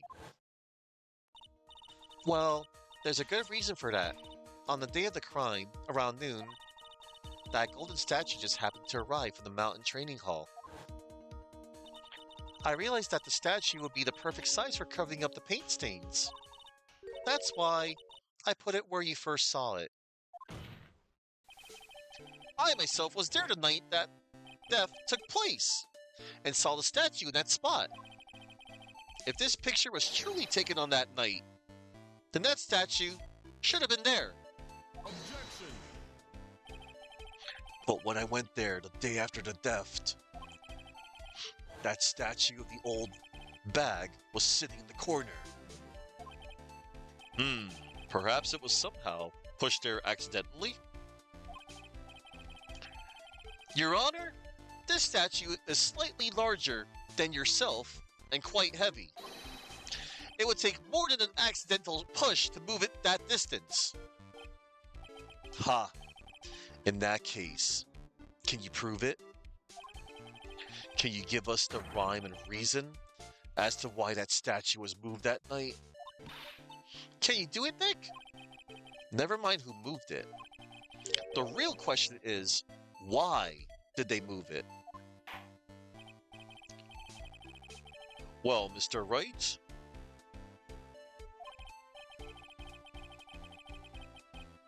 I hope you're prepared for your answer. Now then, Who was the one that moved the golden statue on the night of the crime? Why, Your Honor, it was the one who was hired to stand guard. It was none other than Mr. Look at Me. The one who moved the statue is none other than Look at Me. Come now, Sir Lawyer. There you go again on one of your strange delusions. Mr. Wright, what basis do you have for your strange delusions? It's very simple. The witness was the only one in the basement warehouse that night. That is indeed very simple. However, why would I want to move a heavy golden statue? The reason for moving the golden statue, here's where our battle really begins. Well, Mr. Wright, what reason did the witness have to move that statue? The reason can be found here in this photograph. Ellipsis. Look at me. You pretended to be Mask the Mask to create an alibi by showing you were at Lordly Taylor that night. Ellipsis. But this photograph contains a single fatal flaw. If the statue had been there, your lie would be exposed like cheap film at a drugstore. That is why you had to move the statue. A single fatal flaw. Interesting theory. Please enlighten us. Just where in this picture does this lie exist? Why, look at the time, Prosecutor Godot. Naturally, the lie in this photo is the timestamp. What do you mean? I'll tell you exactly what I mean. On the night in question, Look at Me went to KB Security and murdered Kane Bullard. Therefore, it's obvious. It would have been impossible for him to have been at Lordly Taylor at this time.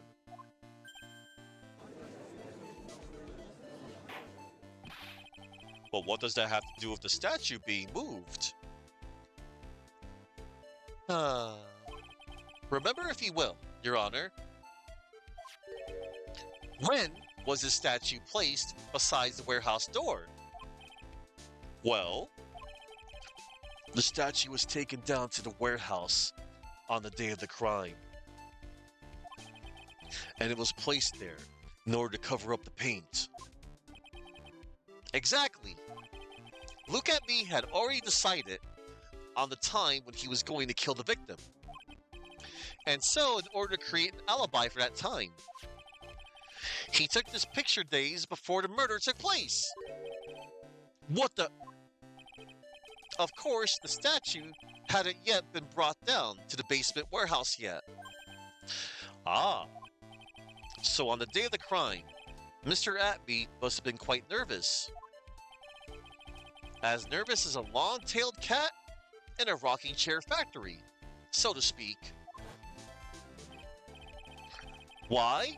Because something that wasn't supposed to be there had been brought down and placed where it wasn't supposed to be.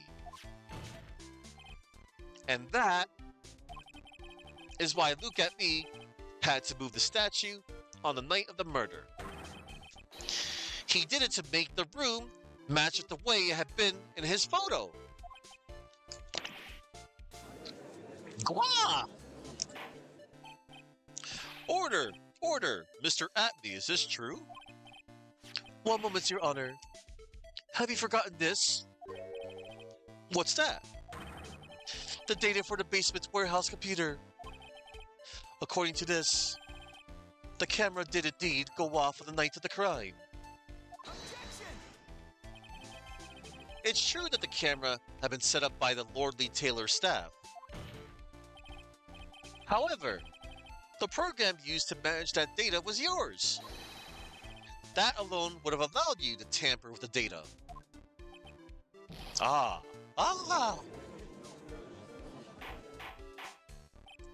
Order! Order! Mr. Godot! What is the meaning of this?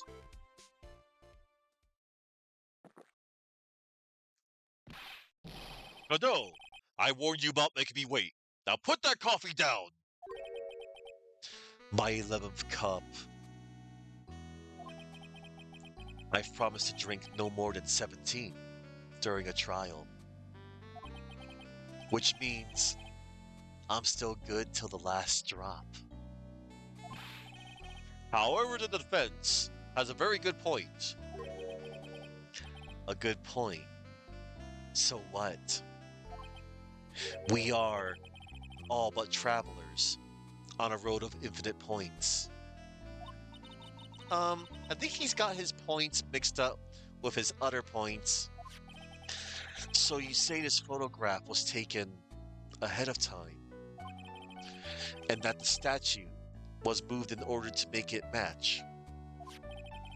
That's a very interesting idea. However, there's one point that can't be denied,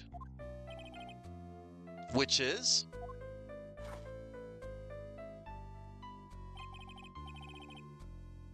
that it's only a possibility. Men that are trapped by the chains of maybe can never reach their dreams. That's very true. No way. Don't fall for that, Your Honor. Hey, Mr. Damask. Yes? If there's no funny business in your actions as Mask to Mask, there should be no problem with you telling us your strategy. So let's hear it.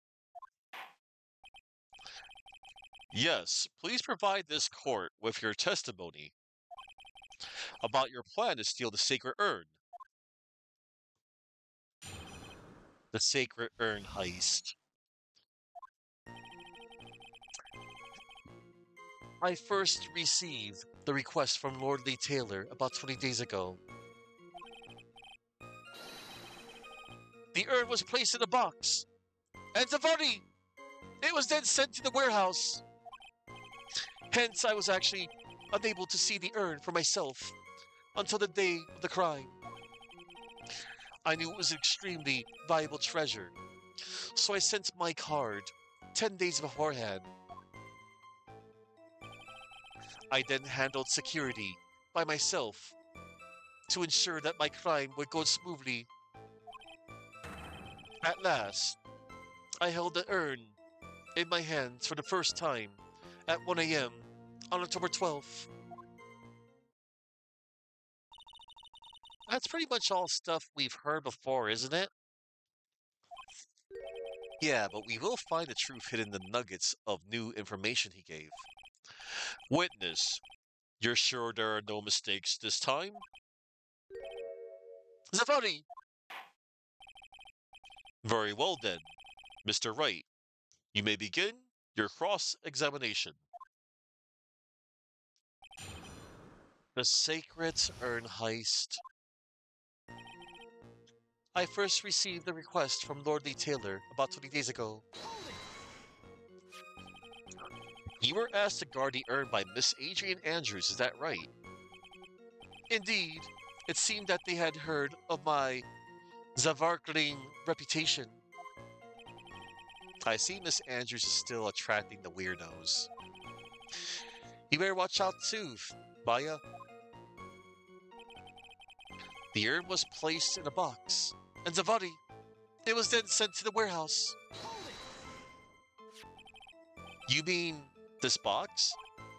Yes, that pathetic box. Lady Andrews was especially taken with that urn, and she wouldn't let anyone enter the storeroom, not even me. Huh? Interesting new tidbit. Hence, I was actually unable to see the urn for myself until the day of the crime.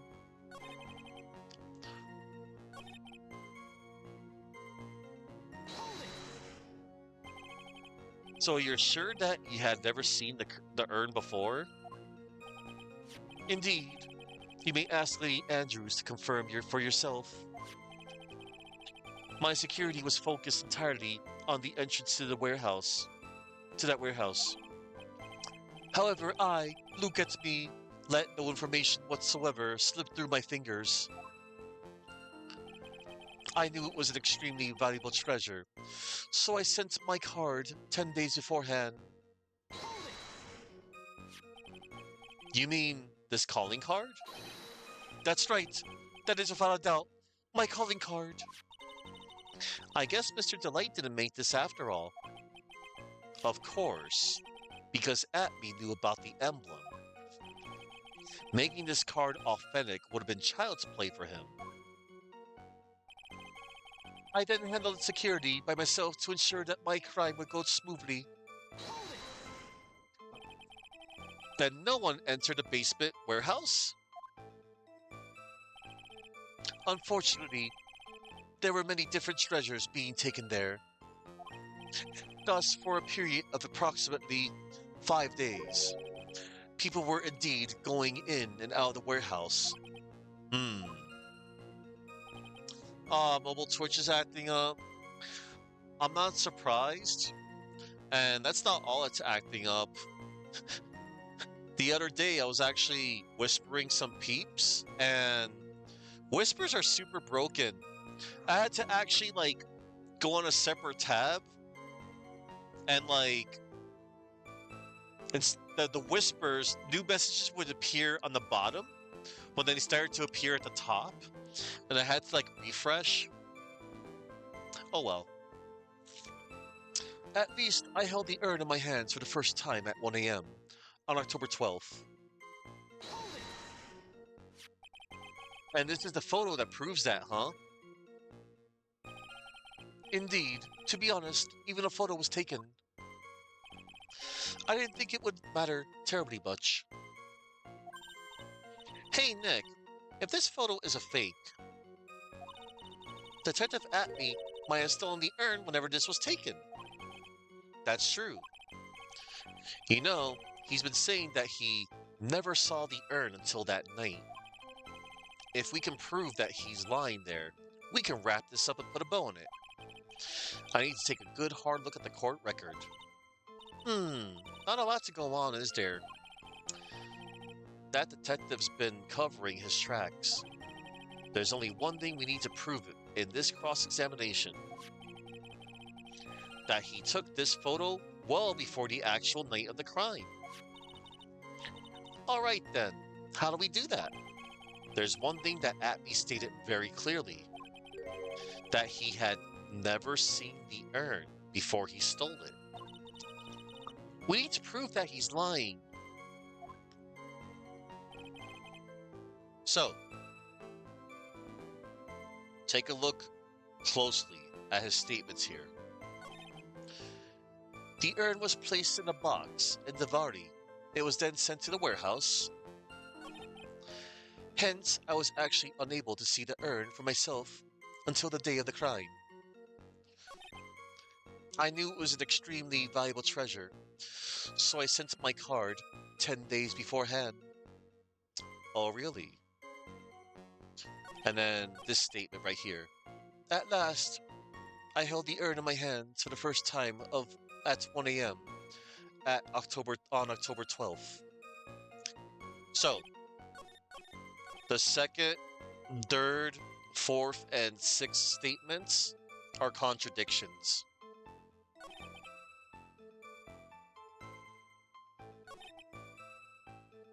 You can present the correct piece of evidence on 2, 3, 4, or 6 statements right here.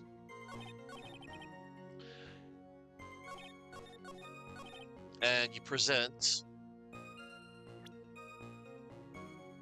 none other than the mass calling card. It was sent before a heist, and the emblem is top secret. To the security at Lordly Taylor, I'll be coming to purloin the most priceless work of art on display in your Treasures of Coronado exhibit. Take good care of the speckled urn, won't you? Yours truly, Master Mask. Objection! Mr. Atme, If you really are Mask the Mask, then you also wrote this calling card, correct? But of course, is there a problem with that calling card? Allow me to read a passage from the calling card that Mask the Mask have written. Take good care of the speckled urn. Now, the speckled here clearly refers to this pink pattern on the sacred urn. Yes, that is true. But so what?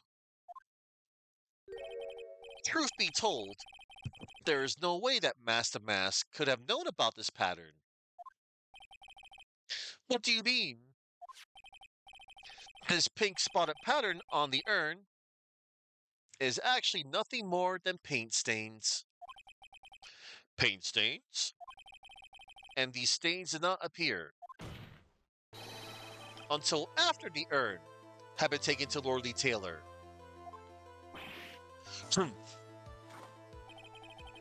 I'm not finding this joke to be very funny, Mr. Trite. The day that the sacred urn was taken to the warehouse,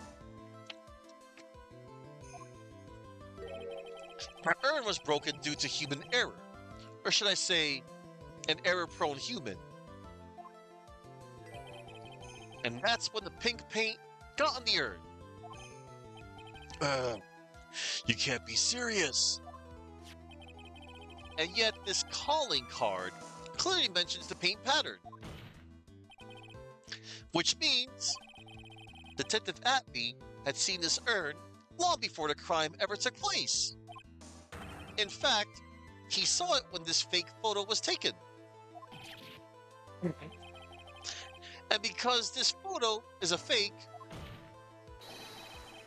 your alibi for the night of the murder no longer holds water. Wah!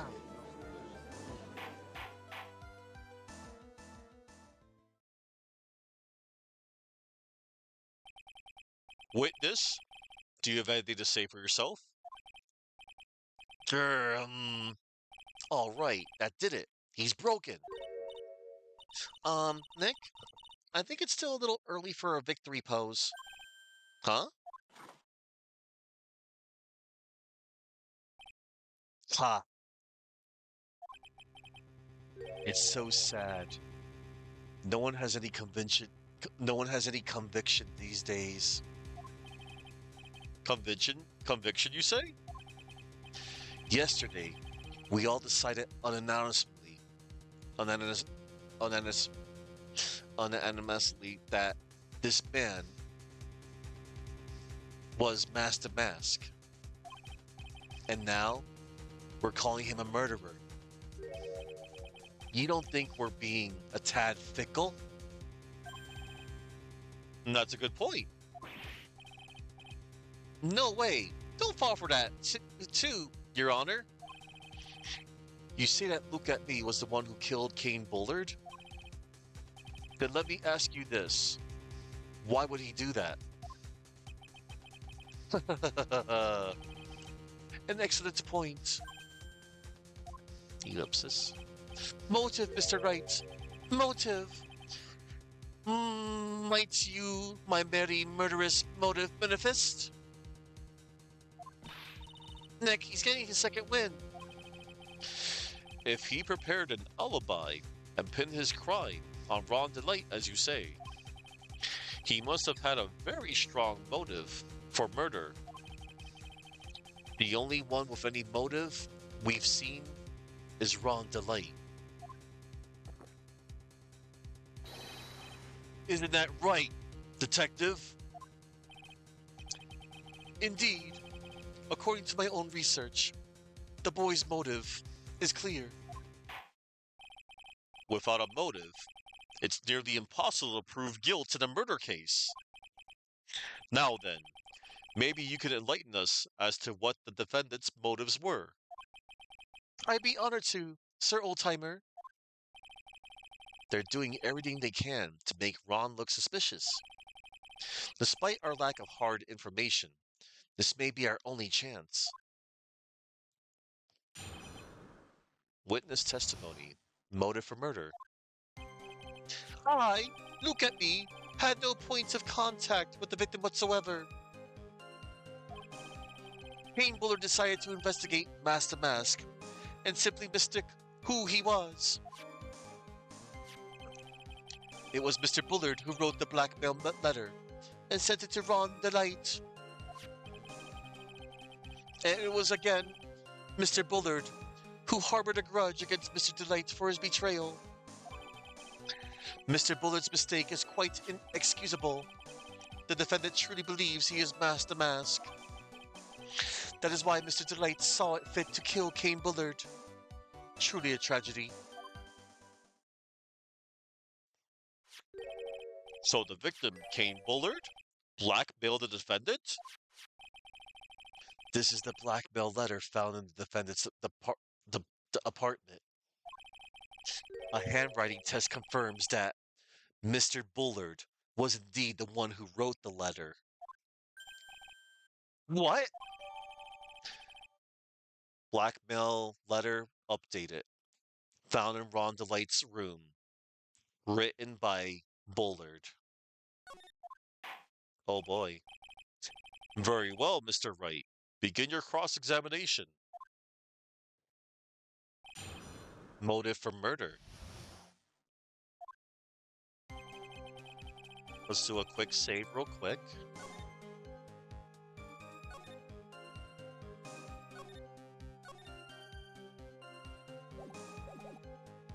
I, look at me, had no point of contact with the victim whatsoever.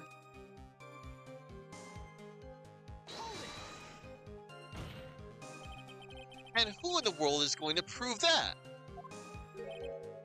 I will. Ellipsis.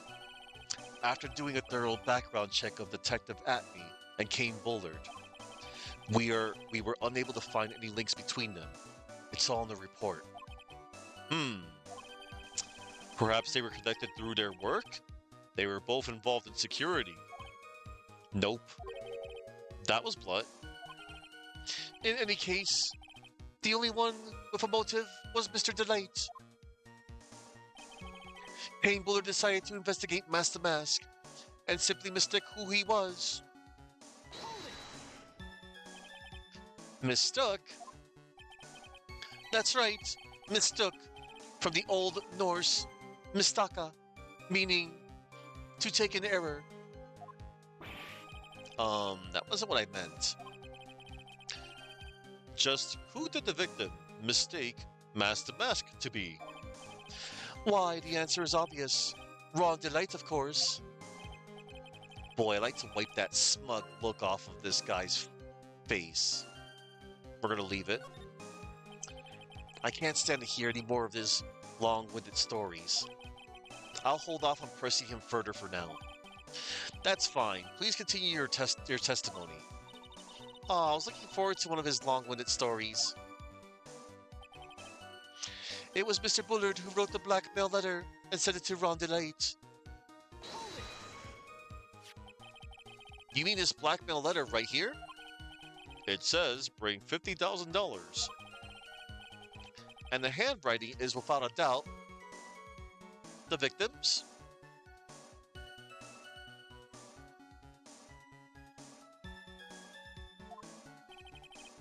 There's no mistake. We have an official report to prove it. But I don't see an address. I don't see an addressee on this letter anywhere. An addressee? This letter was discovered in Ron Delight's apartment. And Mr. Delight did show up at the designated place and time. The fact that there is no addressee is irrelevant. I wonder. What's up, Nick? I just had a thought. What if that blackmail letter wasn't meant for Mr. Delight? Whoa, do you have any evidence of that? For some reason, I just can't shake the feeling that there's something not quite right about this blackmail letter. Well, everyone, are you quite satisfied? And it was, again, Mr. Bullard who harbored a grudge against Mr. Delight for his betrayal. Hold it. What do you mean by that? Oh my, I was certain you were already aware. Zavani! KB Security has a lot of security info in all sorts of companies. And since I was a security team chief, I stole data from the company. Payne Bullard had yet to forgive young Mr. Delight, which is why he sent him that letter upon mistakenly believing he was a thief. Here is a file that we discovered in Mr. Bullard's office. Evidence that Mr. Bullard was receiving money through blackmail. However, isn't this a bit odd? Why did the defendant pay Mr. Bullard the money, even though he wasn't actually masked to mask? On that point, there is an unfortunate bit of chance. Mr. Bullard's mistake is quite excusable. The defendant truly believes he is masked to mask. Do you really think that story is going to hold up? That assertion is not merely my own, I'm afraid. What do you mean? I have here a memo from Ron Delight's wife, Desiree Delight.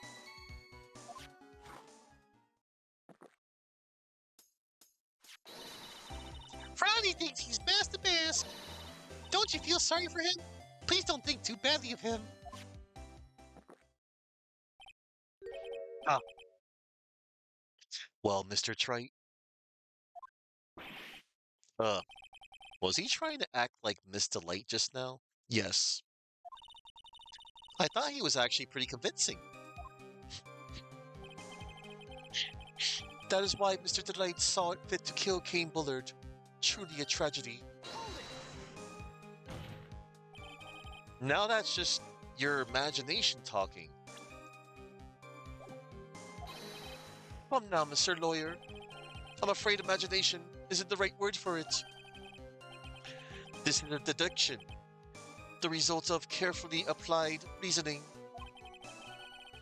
Can we hear that careful reasoning for ourselves? It's a long story, and better saved for another time. Very well, another time. Those so-called long stories aren't usually all that long. At least, not in my experience. So you're going to try to connect Detective Atme to Mr. Bullard, right? Yeah, that's right. Hopefully it won't require surgery either. In that case, you'll have to talk about the blackmail. That's true. Was that blackmail letter really intended for Ron?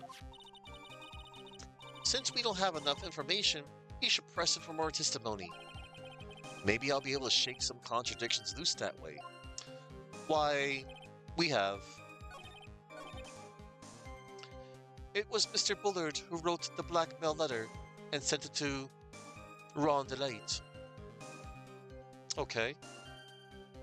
We shall present the blackmail letter itself on this statement.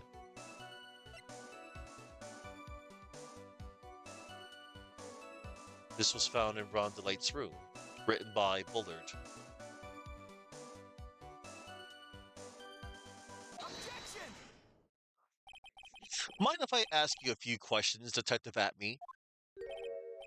Well, if it's just a few, I guess it's all right.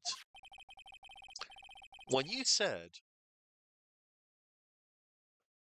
when you said that this letter was addressed to Ron Delight,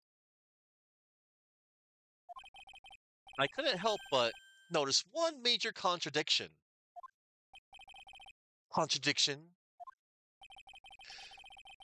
I don't know where I don't know where a walking contradiction like you gets off saying things like that.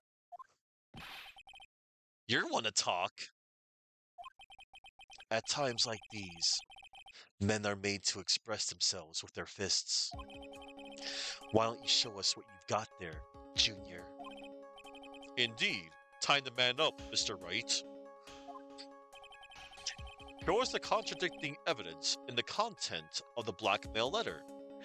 Why, it's a newspaper clipping, Your Honor. It's about the first heist, and the guard in the photo is Ron DeLay. That could be the reason for the blackmail. Take a good look at this newspaper clipping. It contains a picture of the Tear of Eminem, the stolen jewel. What about it? The problem is this jewel's color. Color? I'm not much for discussing color myself. According to the clipping, the color of the stolen jewel was blue. However, in the blackmail letter, a totally different jewel is mentioned. I'll take that red diamond you received the other day. Red? Which means the red diamond described in the blackmail letter is not the Tear of Eminem that Master Mask stole at all. Objection. And your point is, Mr. Trite? So you're trying to say that this blackmail letter was intended for someone else? That is what you're trying to say? Right, Trite?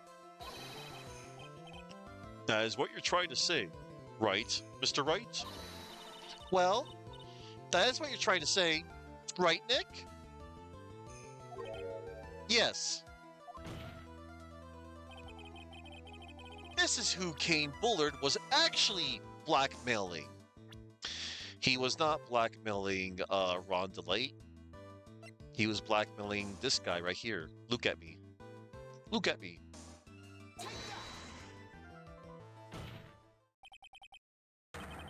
Naturally, it was you, Detective Atby.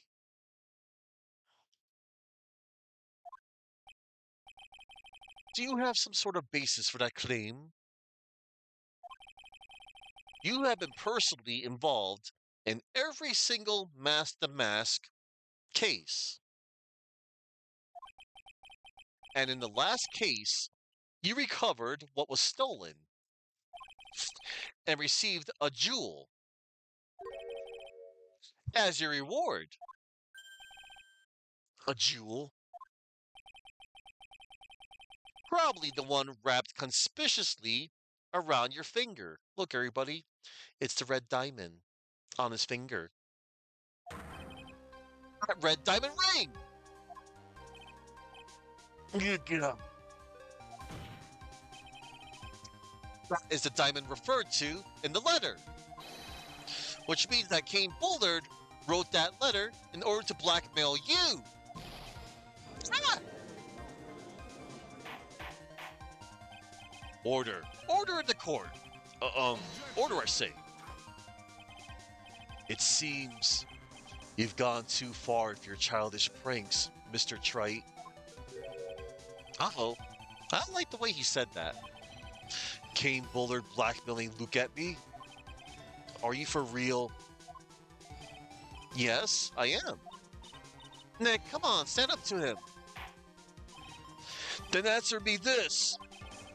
The blackmail letter contains the following passage. If you don't want your identity revealed to the world. Yes, it certainly does. Kane Bullard threatened to make Luke Atby's identity public knowledge. An identity he wanted to keep a secret. So just what was that identity? Atby killed Kane Bullard because he was afraid of his secret becoming known. What was the identity he wanted to keep secret?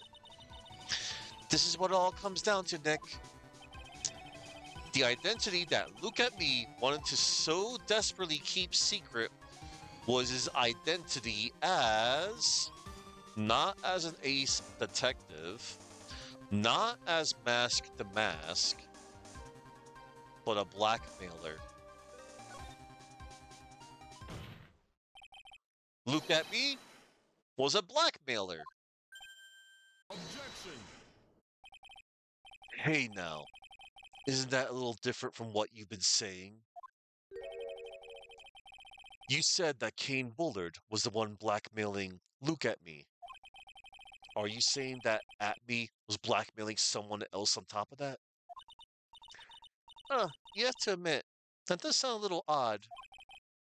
It's not odd. It's the only thing that makes any sense. Kane Bullard was blackmailing Look at me. But Ron Delight was also being blackmailed by a certain someone. So did you start receiving blackmail letters after this incident? Yes, just a few days after the Tear of Eminem heist. After that, I started getting the plans in the mail. I received plans from some very kind person. Incredibly detailed plans. Detailed plans? In which case, that would mean that Ron DeLate was actually Mask the Mask. That is what we are claiming. Someone else came up with the plans and had Mr. Delight steal his targets for him. And that someone was none other than Look at Me. Silence! Elips. Now I see. It's all becoming clear. What is? When you were in grade school, you received the same report card every year. Careless, with a tendency to jump to conclusions. Am I wrong? How did you? You say that I, Look at Me, was blackmailing Ron Delight. In which case, I would naturally know all about his relation to Mask the Mask. Well, yes. Ron Delight started receiving plans from his second crime onward, correct? Which means I learned of his identity when he committed that first crime. Good point. You certainly couldn't have blackmailed him otherwise.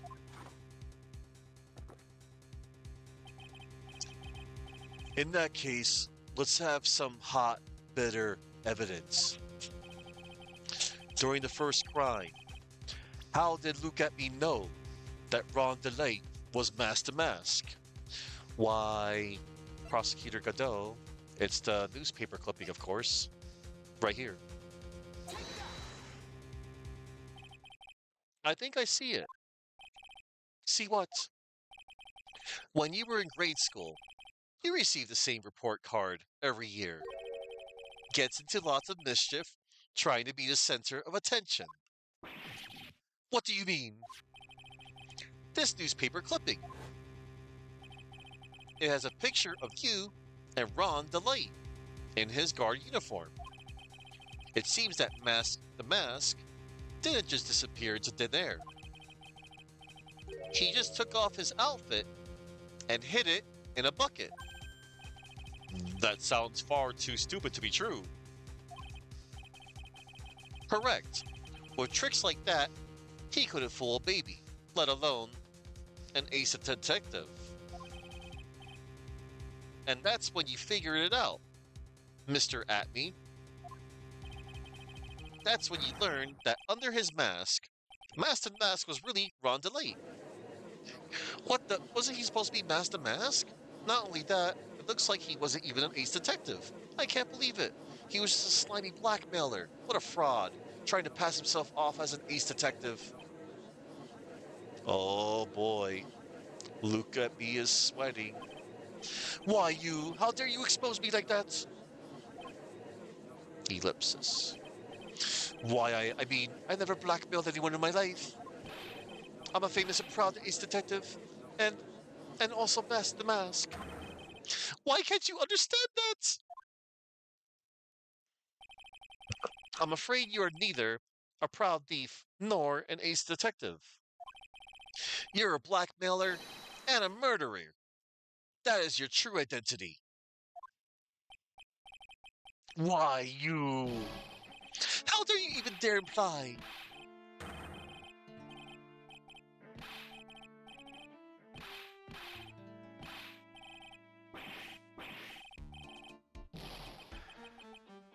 Ah, ha, ha, ha, ha. It's enough to make one laugh.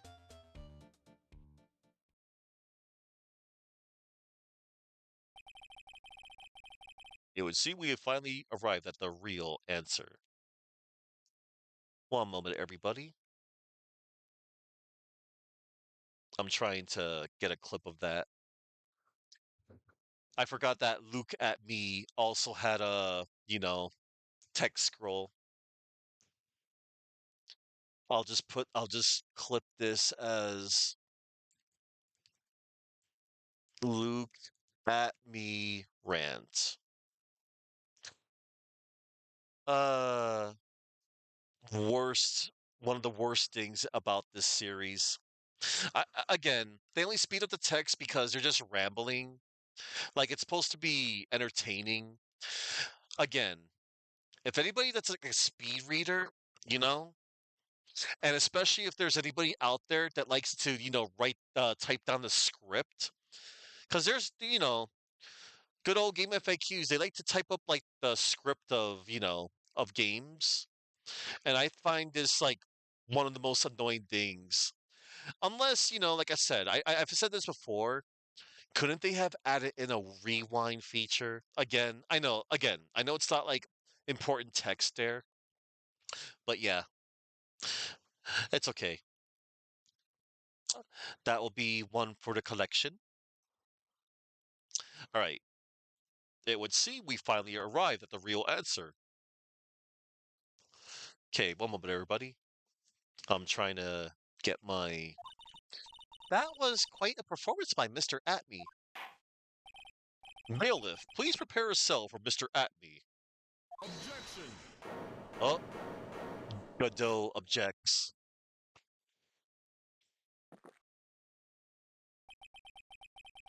The hammer that strikes too fast has no time to aim.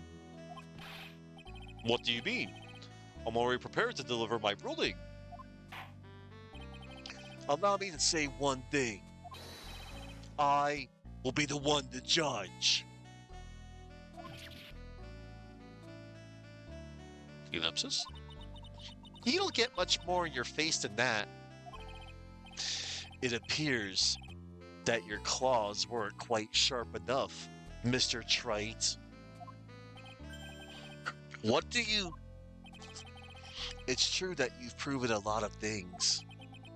Things like Luke at me was a filthy blackmailer, and that he wasn't at Lordly Taylor the night of the murder.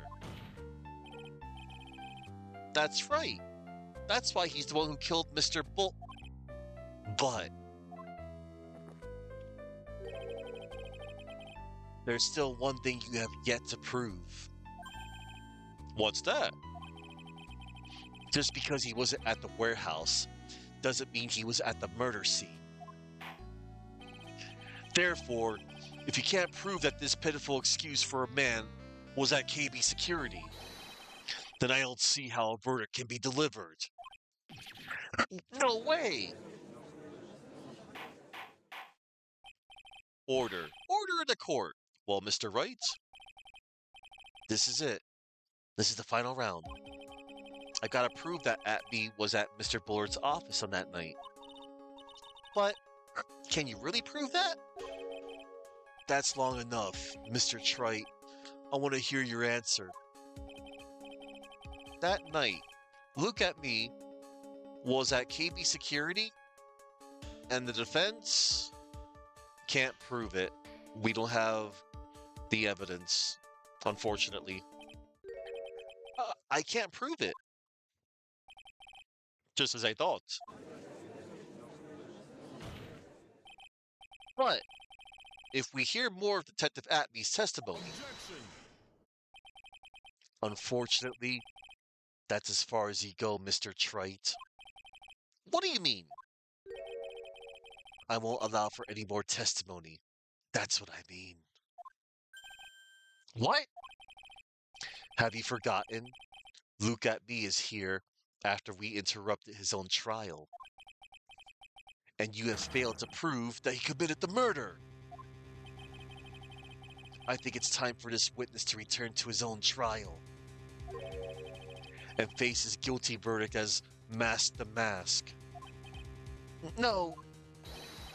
Well, now, Sir Lawyer, it seems that love wins out to the end after all. I am the ace detective as well as Mask the Mask. My verdict will verify that. Just as Ron Delights will verify that he is the true murderer. I declare that with the full force of my ace detectiveness. Order. Order in the court. That's enough deliberation over this witness. I can't believe this. At this rate, Ron is... Don't give up now, Nick. We still have tomorrow. We can look for more evidence and... By then, it'll be too late. Huh? Why?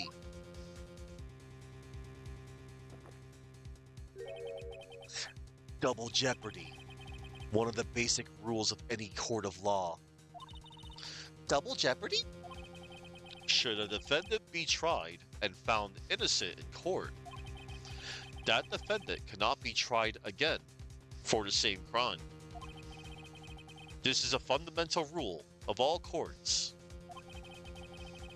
and it applies to this witness as much as it applies to anyone else. Mr. Atby will be found guilty in a matter of minutes.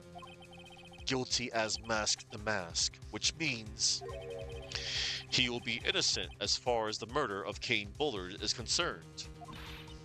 No way. The fact that you were unable to prove Mr. Atby's guilt of that crime here means that he will never again be tried as Kane Bullard's murderer. What?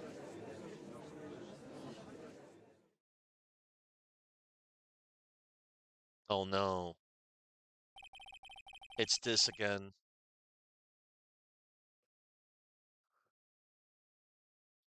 Now there's nothing I can possibly do to win. Even if Ron is proclaimed to be innocent, the real killer, look at me, will go free. You have cross-examined every statement the witness has made here today. And as long as there is no more testimony, I'm afraid I have to declare that there will be no further questioning of this witness. Are there any objections?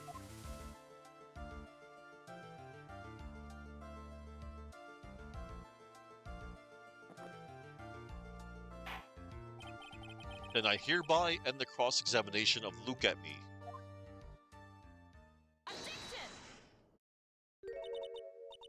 I think I see it. Your Honor, when you were a child, this is what was on your report card every year. Has poor hearing and often makes mistakes as a result. How did you? Phoenix, raise your head up high. Have you forgotten what I used to tell you? A lawyer is someone who smiles no matter how bad it gets. That voice. No way. Long time no see, Phoenix. Mia. Mia! This is the true power of the Quran channeling technique. I know that it's really Maya who's standing before me, but right now, she's my mentor, Mia Fey. Now, let's do this. But there's nothing more we can do, Mia. Without any more testimony, I can't cross-examine. Not yet. The testimony's not over yet. What do you mean? Your Honor, just now you said something very interesting. You have cross-examined every statement the witness has made here today. Yes, that's true, but unfortunately, Your Honor, you're forgetting something.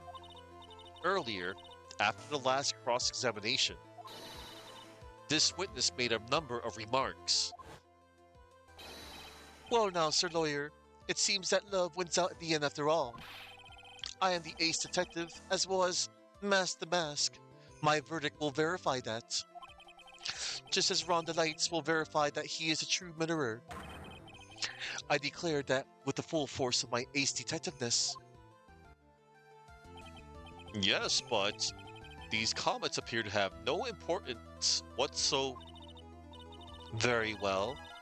Then shall we prove their importance via cross-examination?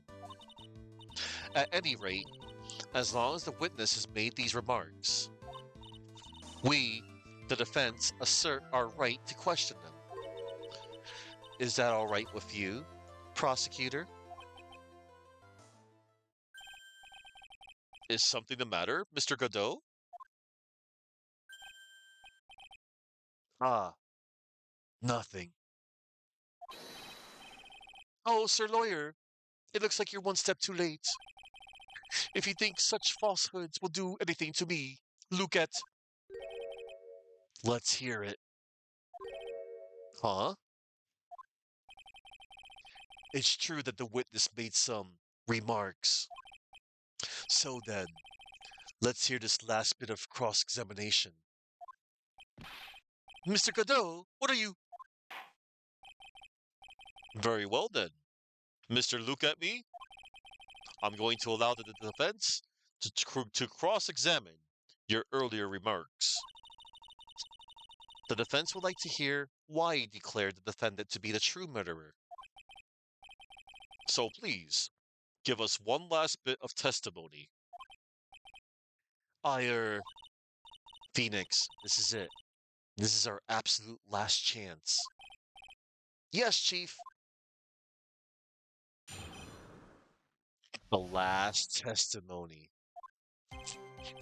Indeed, it is true that I was not at Lord Lee Taylor.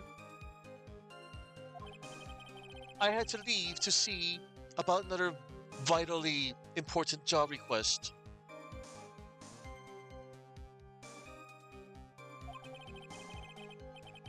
I had known about the dates beforehand, so I had this photograph readied.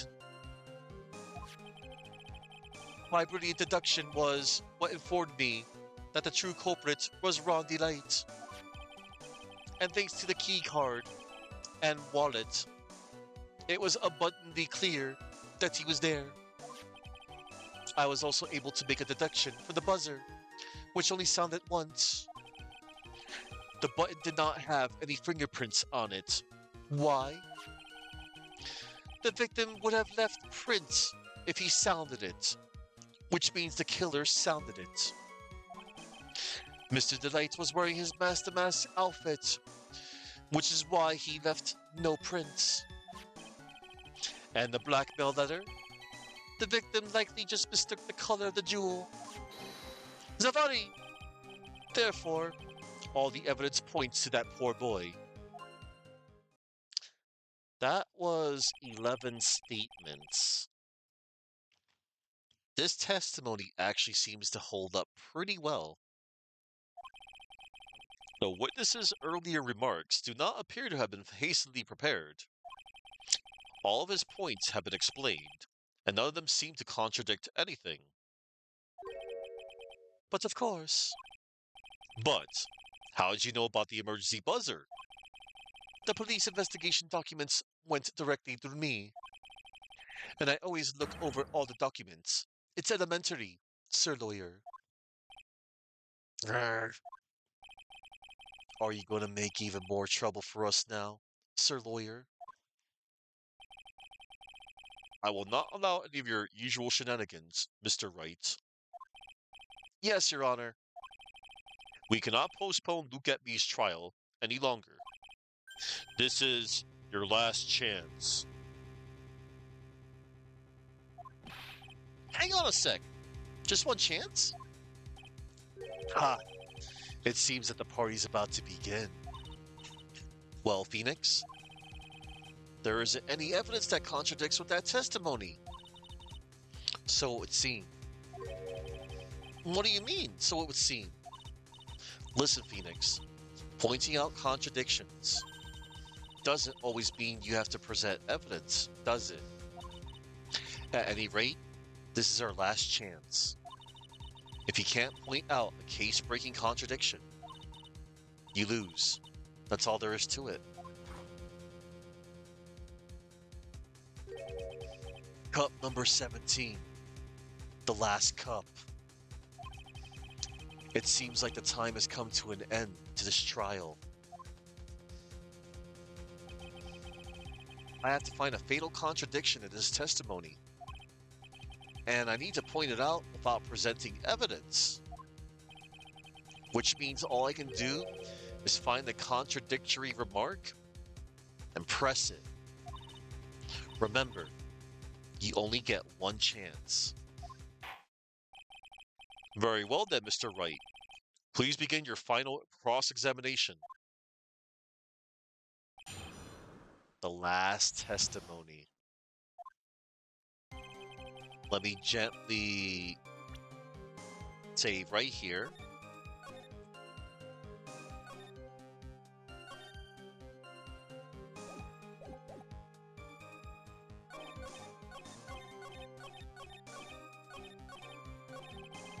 This cross-examination is the only chance I have to nail him.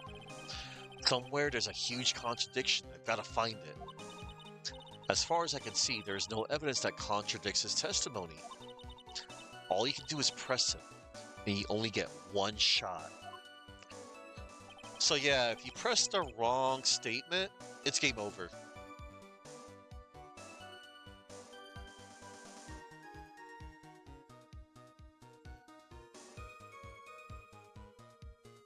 So the statement you gotta press is the 9th one.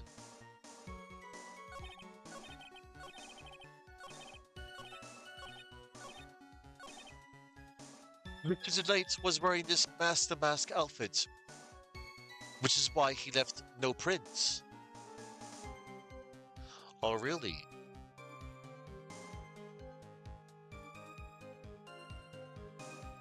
Let us press this statement right here. Mr. Atney, about this last remark. Objection. You still don't get it, do you, Trite?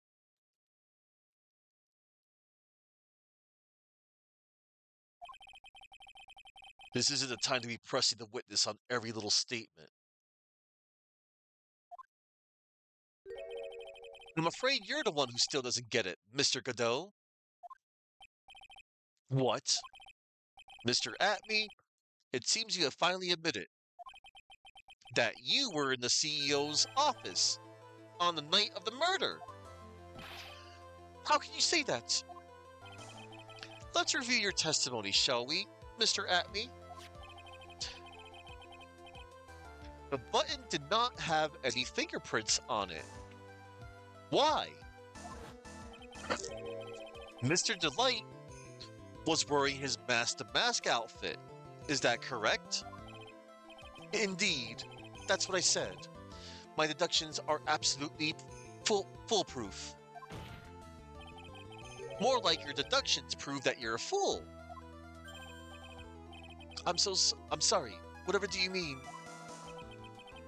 For some reason, I'm starting to get really thirsty. When exactly did we learn the fact that Ron DeLight was dressed as Mask to Mask when he went to the scene of the crime? That was, it was just a few hours ago. Back when my sixth cup was looking at me with a cold stare. Huh? Oh, did I forget to mention it before? I'm sorry, I just never had a chance to mention it up until now. That's right. The defendant had yet to tell anyone else this fact before this morning. Therefore, the only people who should know this are those who have been watching this trial. Do you understand now, Detective Atney? There is no way that you should have known about that. Ah! You were in the next courtroom, being tried as Master Mask. So then enlighten us. Just how did you know about that piece of information? Well, Objection. come on. This detective must have known about it.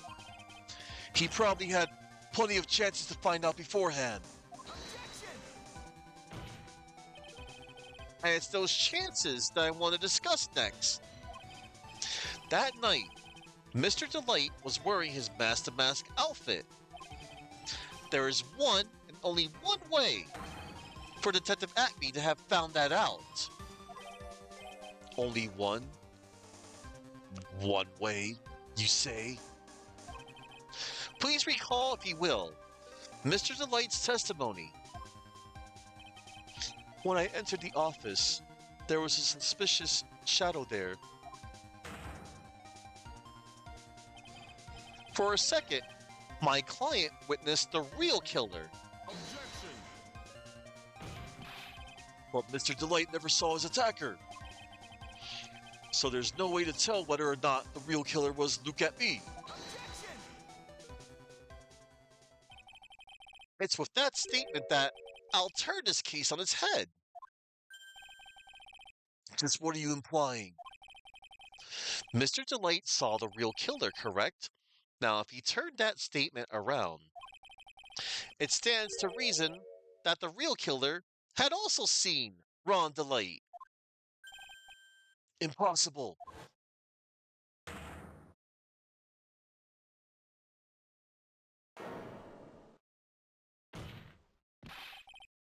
Detective Atby, you saw Mask the Mask at the murder scene that night. You saw him when you killed Kane Bullard and assaulted Ron Delight.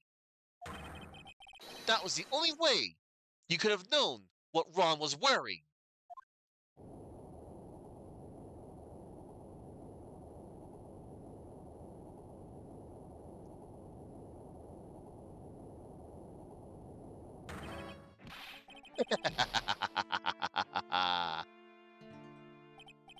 Take a good look, everyone. Unable to find a rival worthy of my genius, I was forced to create one by myself. Here I am, the tragic clown. Clown? That's the same line you gave yesterday. But I think there's a little more meaning behind it this time.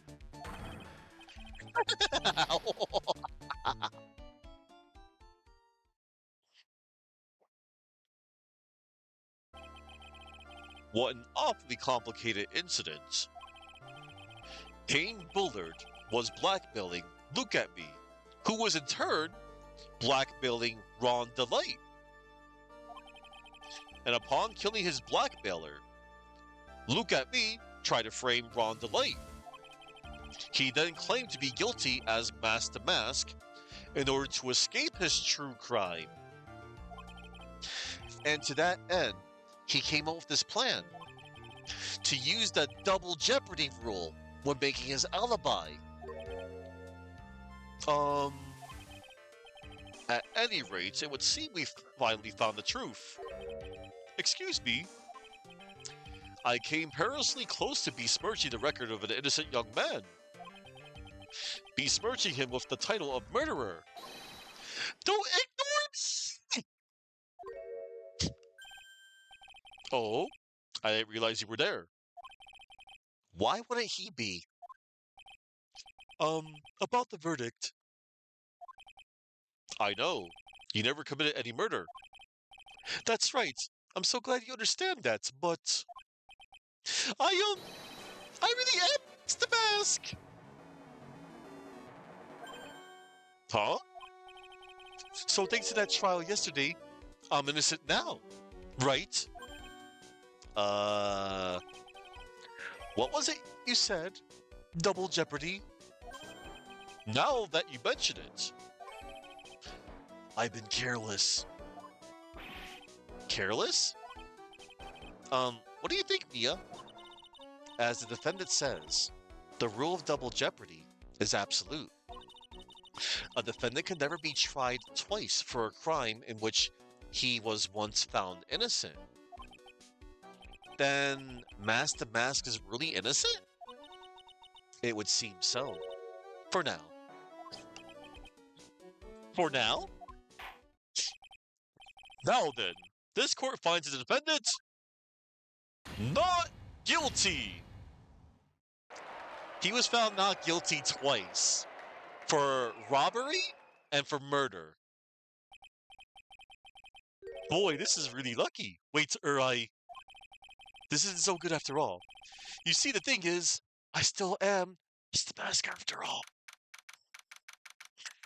October 14th, 3:35 p.m., District Court, Defendant Lobby number 4. You did it, Phoenix. Let me do a safety save real quick.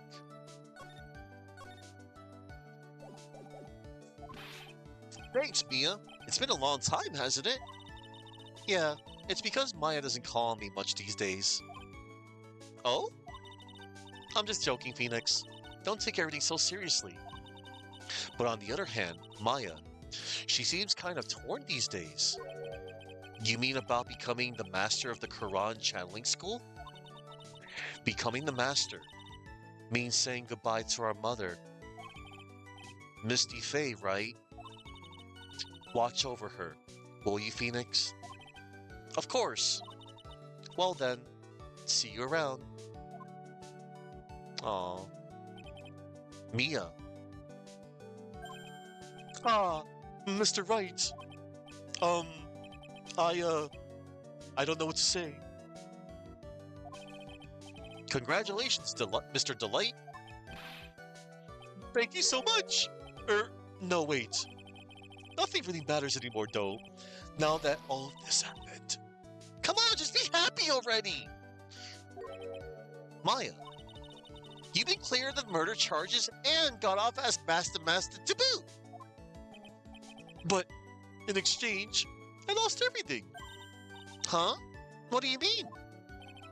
Stealing security information from KB Security? Becoming Master Mask? I did it all for one reason. For her. You mean your wife, Desiree? She hates criminals more than anything. Come to think of it, she was once held hostage by some robbers, wasn't she? She always said how she hated sneaky criminals. I knew that, but once I got fired from KB Security and lost all the money I had, she wouldn't have any reason to stay with me. I thought she would leave me for sure. So that's why you became Master Mask? Yes, but it's all over now. A broken bowl can never be put back together. That's not true, right, Nick? Right. Really? Can we go back to the way things were? You'll be fine, and Nick can prove it. Yep.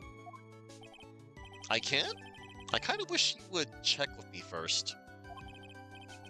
Mr. Delight, even if a bowl is broken, there's always a way to put it back together. And it's this piece of evidence here, everybody. The sacred urn. This proves it.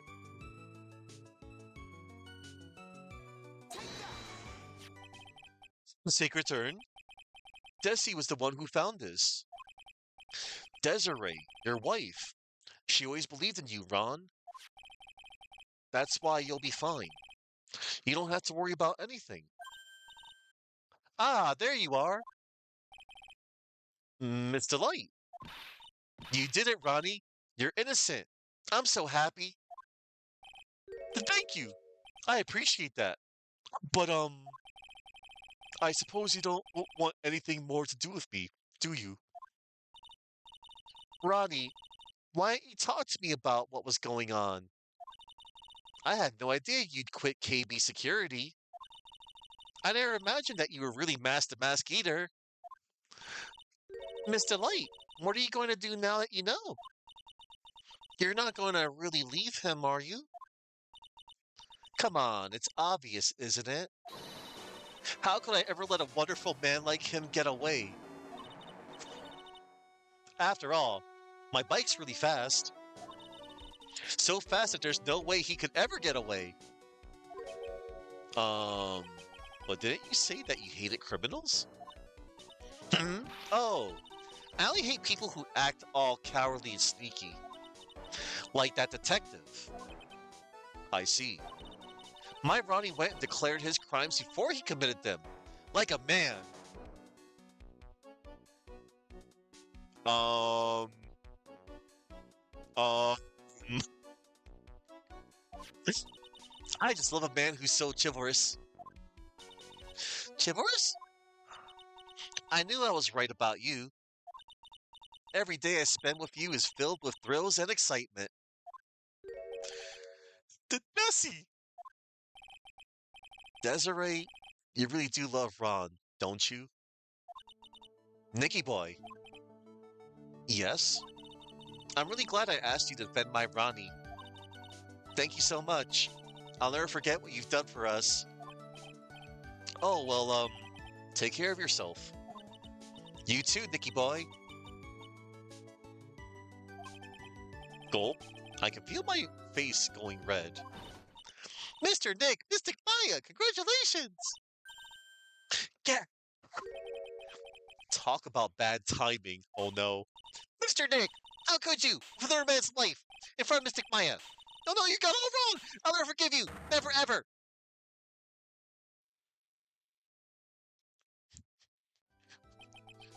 What Pearl in Marvel vs. Capcom 4? She can counterpick Phoenix Wright. So just as the case came to a close, so too did my consciousness. Ron said, a broken bowl can never be put back together. But I know that's not true. I mean, just look. Here's a perfect example of one that was put back together even better than before.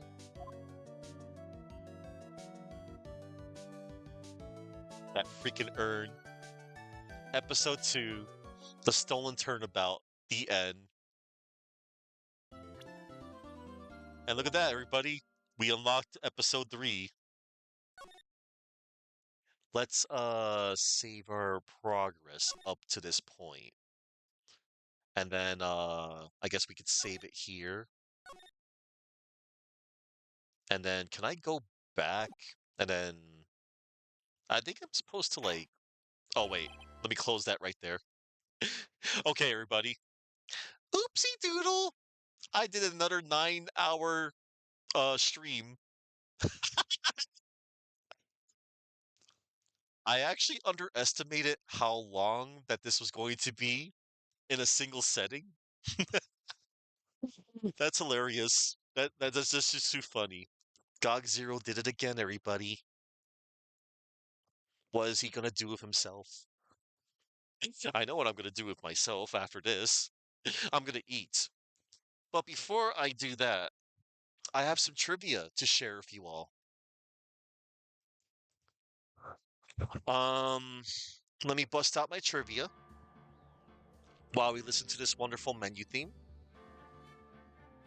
So, I got lots of nice trivia to you know, to share. At least with like names and the case itself. So, um, let's start from the top here. So, Ron Delight. Ron originates from a Hebrew name meaning joy. It may also come from kandeli, a spiral-shaped pasta similar to Ron's hairstyle. When paired with Desiree, Delight's first name, it could be a play on one desire. That desire possibly being him wanting his wife to be happy. Delight, his English surname, is a play on the word delight. It may also be related to the Spanish word delito, or crime. Um, Yusaku Amasugi. Yusaku contains the character for gentleness, which can be seen as a reference to his personality, Amasugi is a homophone for the word amasugiri, which means too sweet or too naive.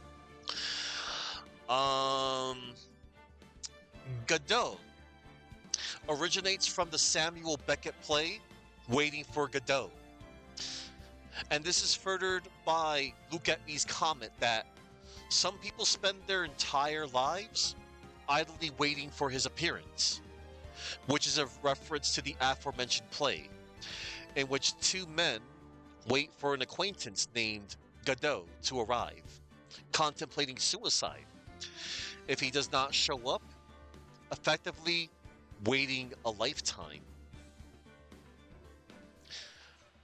There's also more on, you know, on Godot's name, but I'm going to reveal it at another time. Um, so Samuel Beckett stated that Godot was the correct pronunciation for the character, as in God and O, G-O-D, God, and then O, O-H. So Samuel Beckett stated that Godot was the correct pronunciation for the character in his play. Now, despite this, the name is often pronounced Ga and then Do, like G-A, Ga, and then Do, D-O-H, like Plato, Godot, in the United States. In Japanese, the name is pronounced Godo, which is also the case for the Ace Attorney character. So in universe, it could be explained by the original name of the Eagle River mountain, Godo, which could be read as Godot, Godot, although Godot spells his name using katakana. Shu Takumi himself wrote that this depends on your point of view. Soryu Kaminogo. Kaminogo translated means tree of God, and may be a reference to Waiting for Godot, which takes place at the foot of a tree. It could also be interpreted as referencing the god in Godot. It should be noted that Waiting for Godot is a French language play. Incidentally, his given name, Soryu, contains the kanji for dragon, Ryu, a trait shared by Wright's Japanese given name, Ryuichi. The real name, Kami Nogo Soryu, may be pronounced as Kami no Gisoru Ryu, meaning the reason for camouflaging the hair. Look at me. So his name is a pun on look at me, which correlates with his personality and strong desire to become famous. That's why he's called Look at Me. He just wanted to be famous, but for all the wrong reasons. Alga Hoshidake. His name comes from the phrase Aiga Hoshidake, meaning I just want love, fitting with his egocentric personality. It was originally intended for Diego Armando, but the director decided that the kanji for dake, meaning mountain, did not fit with Armando's smug personality, and therefore gave the name to Atme instead. And due to his name pun, many Japanese Ace Attorney fans sent him chocolate on Valentine's Day, addressed to Capcom. He received even more than Phoenix Wright and Godot. Mask the Mask. So the name uses the French word masque, M-A-S-Q-U-E, literally meaning, it's literally making it meaning mask of mask, if translated to English. Incidentally, de masque is also French for unmasked. Haijin Kamen Masuku. So the name consists of Kaijin, Japanese for phantom, Kamen, Japanese for mask, and masuku, a Japanese pronunciation of the English word mask. Thus, the full name would translate as Phantom Mask. Desiree Delight. Desiree comes from the French word for desired. This is possibly referencing her passion for thrills or referring to the love she has with her husband. And delight is a play on the word delight, which could be a reference to Ron wanting her to be happy. Mareka Amusugi. Mareka was the name of a childhood friend of Shu Takumi. And Amasugi comes from the word Amasugiru, which means too sweet or too naive. Kane Bullard. So Kane is regularly used in popular culture, along with variations for villains and or sinister characters. Cain itself is likely a reference to the biblical Cain, as in Cain. Bullard may come from bully, bull, or blowhard. So the surname Bullard, it also means fraud or deceit, being derived from the Middle English word bowl, B-O-L-E. And it may also be a reference to Charles Bullard, a famous safecracker, as Cain Bullard's body is found in the safe. Charles Bullard was partnered with Adam Worth, who, like Cain's killer, Look at Me, was a diamond thief. Worth was the inspiration for Arthur Conan Doyle's Professor Moriarty. KB Security's name comes from his initials, Cain Bullard. Kurobe Busujima. In the Japanese version, his company is called KB, as in Kaebi. Like the letter, first it's KB, as in K and B, and then KB, Keibi. KB. So KB is Japanese for security guard, and it gives the character his initials, Kurobe Busujima. Busujima comes from one of Shu Takumi's earlier novels. And here's some like references. So in Master Mass Hideout, parts of the spacesuit costume when the old bag wore Farewell My Turnabout could be seen. And on the second day of the investigation, Desiree Delight reveals that Ron asked Obag for it. And interestingly, the balloon in the back corner of... Well, hold on. The balloon in the back corner is of... And Master Mass Hideout is marked with the mask's sigil. So if examined during the investigation, Wright, since the mark of the thief was something only he and the police supposedly know about, will be convinced that Ron Delight is in fact the thief. He never addresses this to anyone in either trial, though. When presenting evidence to Larry Butts that he's not here to sell Wright juicy bits of info and chew the fat, that reminds Wright of when Butts sold samurai dogs at Gourd Lake. When cross-examining Look at Me, Wright mockingly asks why, if the latter was such an ace detective, he had gotten knocked unconscious, and Abby responds to asking Wright if he had ever been hit on the head, and Wright sheepishly replies that he had and was knocked out. And then Maya then adds that this also made Wright lose his memory. This is a reference to the events of the Lost Turnabout. When the judge asks Wright if he is okay having Ron testify as a witness, the defense attorney remembers when Mia let him do so when he was on trial. And Butts mentions that he was Phoenix Wright's first client. And at the start of the second investigation day, Wright and Maya make reference to an incident a year previously mentioned. While Maya was channeling a spirit, she lost control of her body and killed someone. Though this is obviously a reference to Reunion and Turnabout. The events of the case did not happen as described in this game.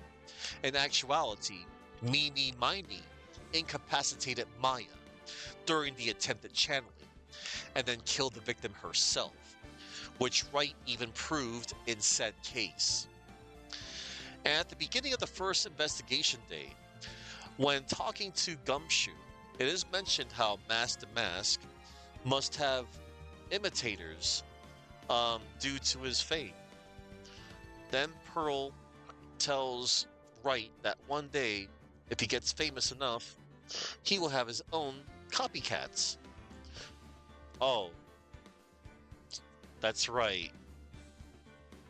Okay, I'll actually reveal that tomorrow. References in pop culture. Wright thinks to himself regarding Ron Delight that this guy's story is more surreal than a Dali painting. This is a reference to Salvador Dali, a Spanish painter who specialized in surrealism.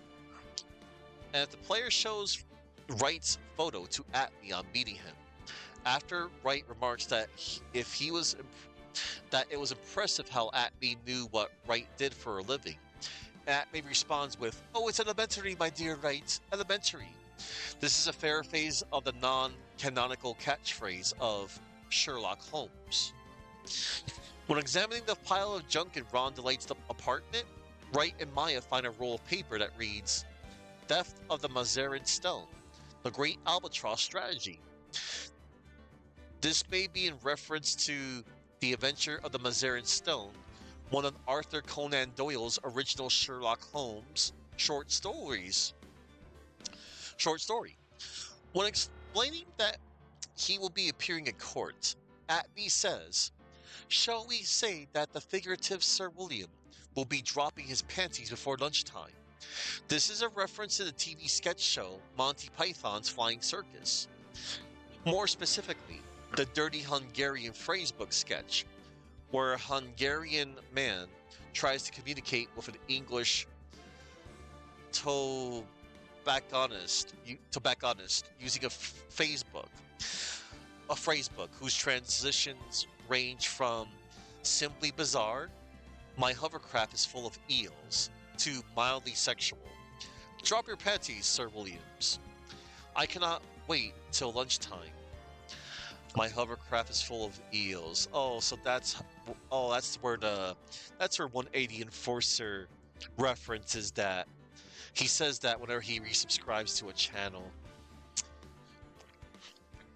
While discussing Godot, Atme states that some people spend their entire lives idly waiting for his appearance. This is a reference to the Samuel Beckett play, from which Godot's name originates. When talking to Detective Gumshoe about Godot at KB Security, Gumshoe says he's an Iceman in court, a maverick that gives me goose bumps, referring to Iceman, Goose, and Maverick, nicknames of characters in the film Top Gun. And when discussing the brooch, Phoenix comments to himself, "Uh-oh, Phoenix, we have a problem," referencing the famous phrase, "Houston, we have a problem," from the Apollo 13 space mission.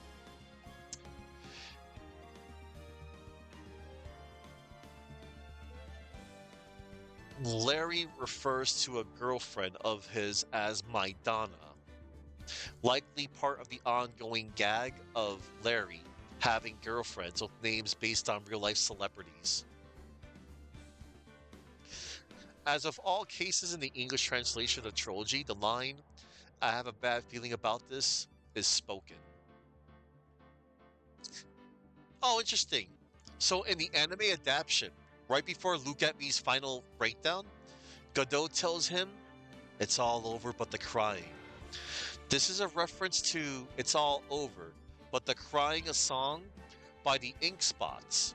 The song's lyrics about four little dreams that keep trying to come true pair well with Atme's ambitions. Wow, that's deep. All right then. Okay, everybody. Again, I can't believe I can't believe I did 9 hours. I'm crazy. I am going to eat my dinner so late? I am like 1, 2, 3, 4. I'm 5 hours late for dinner. Ha. All right, I'm gonna find a raid target. Let's see who to raid on out to. I'm gonna raid on out to somebody. I don't know who I'm gonna raid on out to. I see. They're near the end of that. I could go on out to them, but oh, I can go on out to them as well. You know what? I think I might want to excuse me. I'm gonna go on out to somebody new, perhaps. I don't really touch bases with this person too often. Then again, I usually don't touch bases too often with people like this late because I'm usually done around either 4, 5, or 6. I'm really not used to playing like games that are like really well. The thing is, I wanted to beat this case in one go. I could have separated this case in 2 days, but I did not. And guess what, everybody? I'm going to do the same thing again tomorrow. I'm going to play the entirety of case 3 tomorrow. Recipe Turnabout. I think that's what it's called. Case 3 recipe for Turnabout. Yeah. Okay, everybody. So join me tomorrow as I do the entirety of case 3. Yep, I'm gonna do that.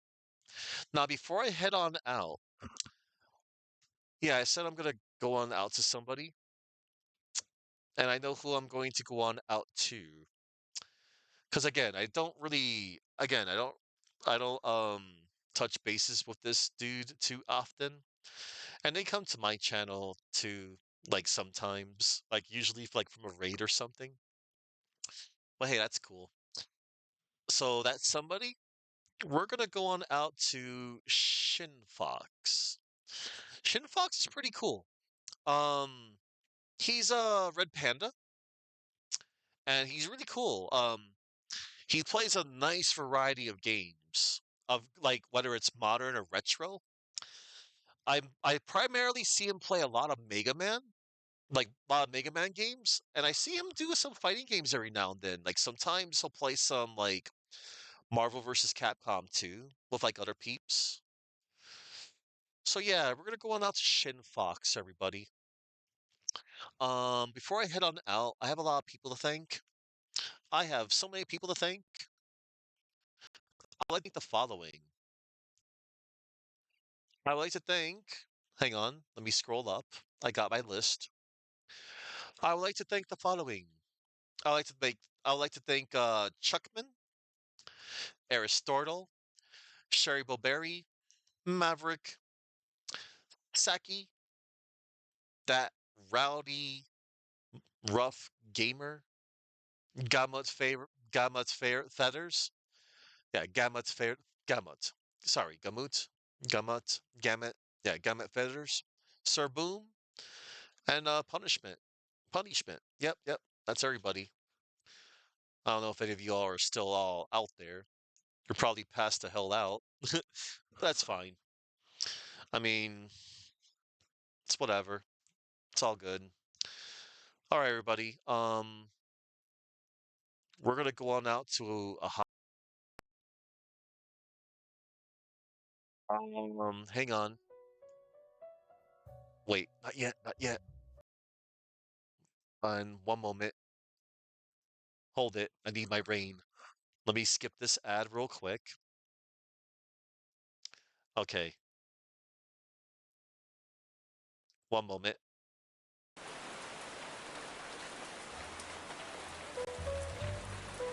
Thank you all for watching. And remember to go in peace. And also, everybody, bring more coffee tomorrow. Bring more coffee. Or bring your favorite beverage. I know not many people like coffee, but it's alright. Just bring some coffee for the mood.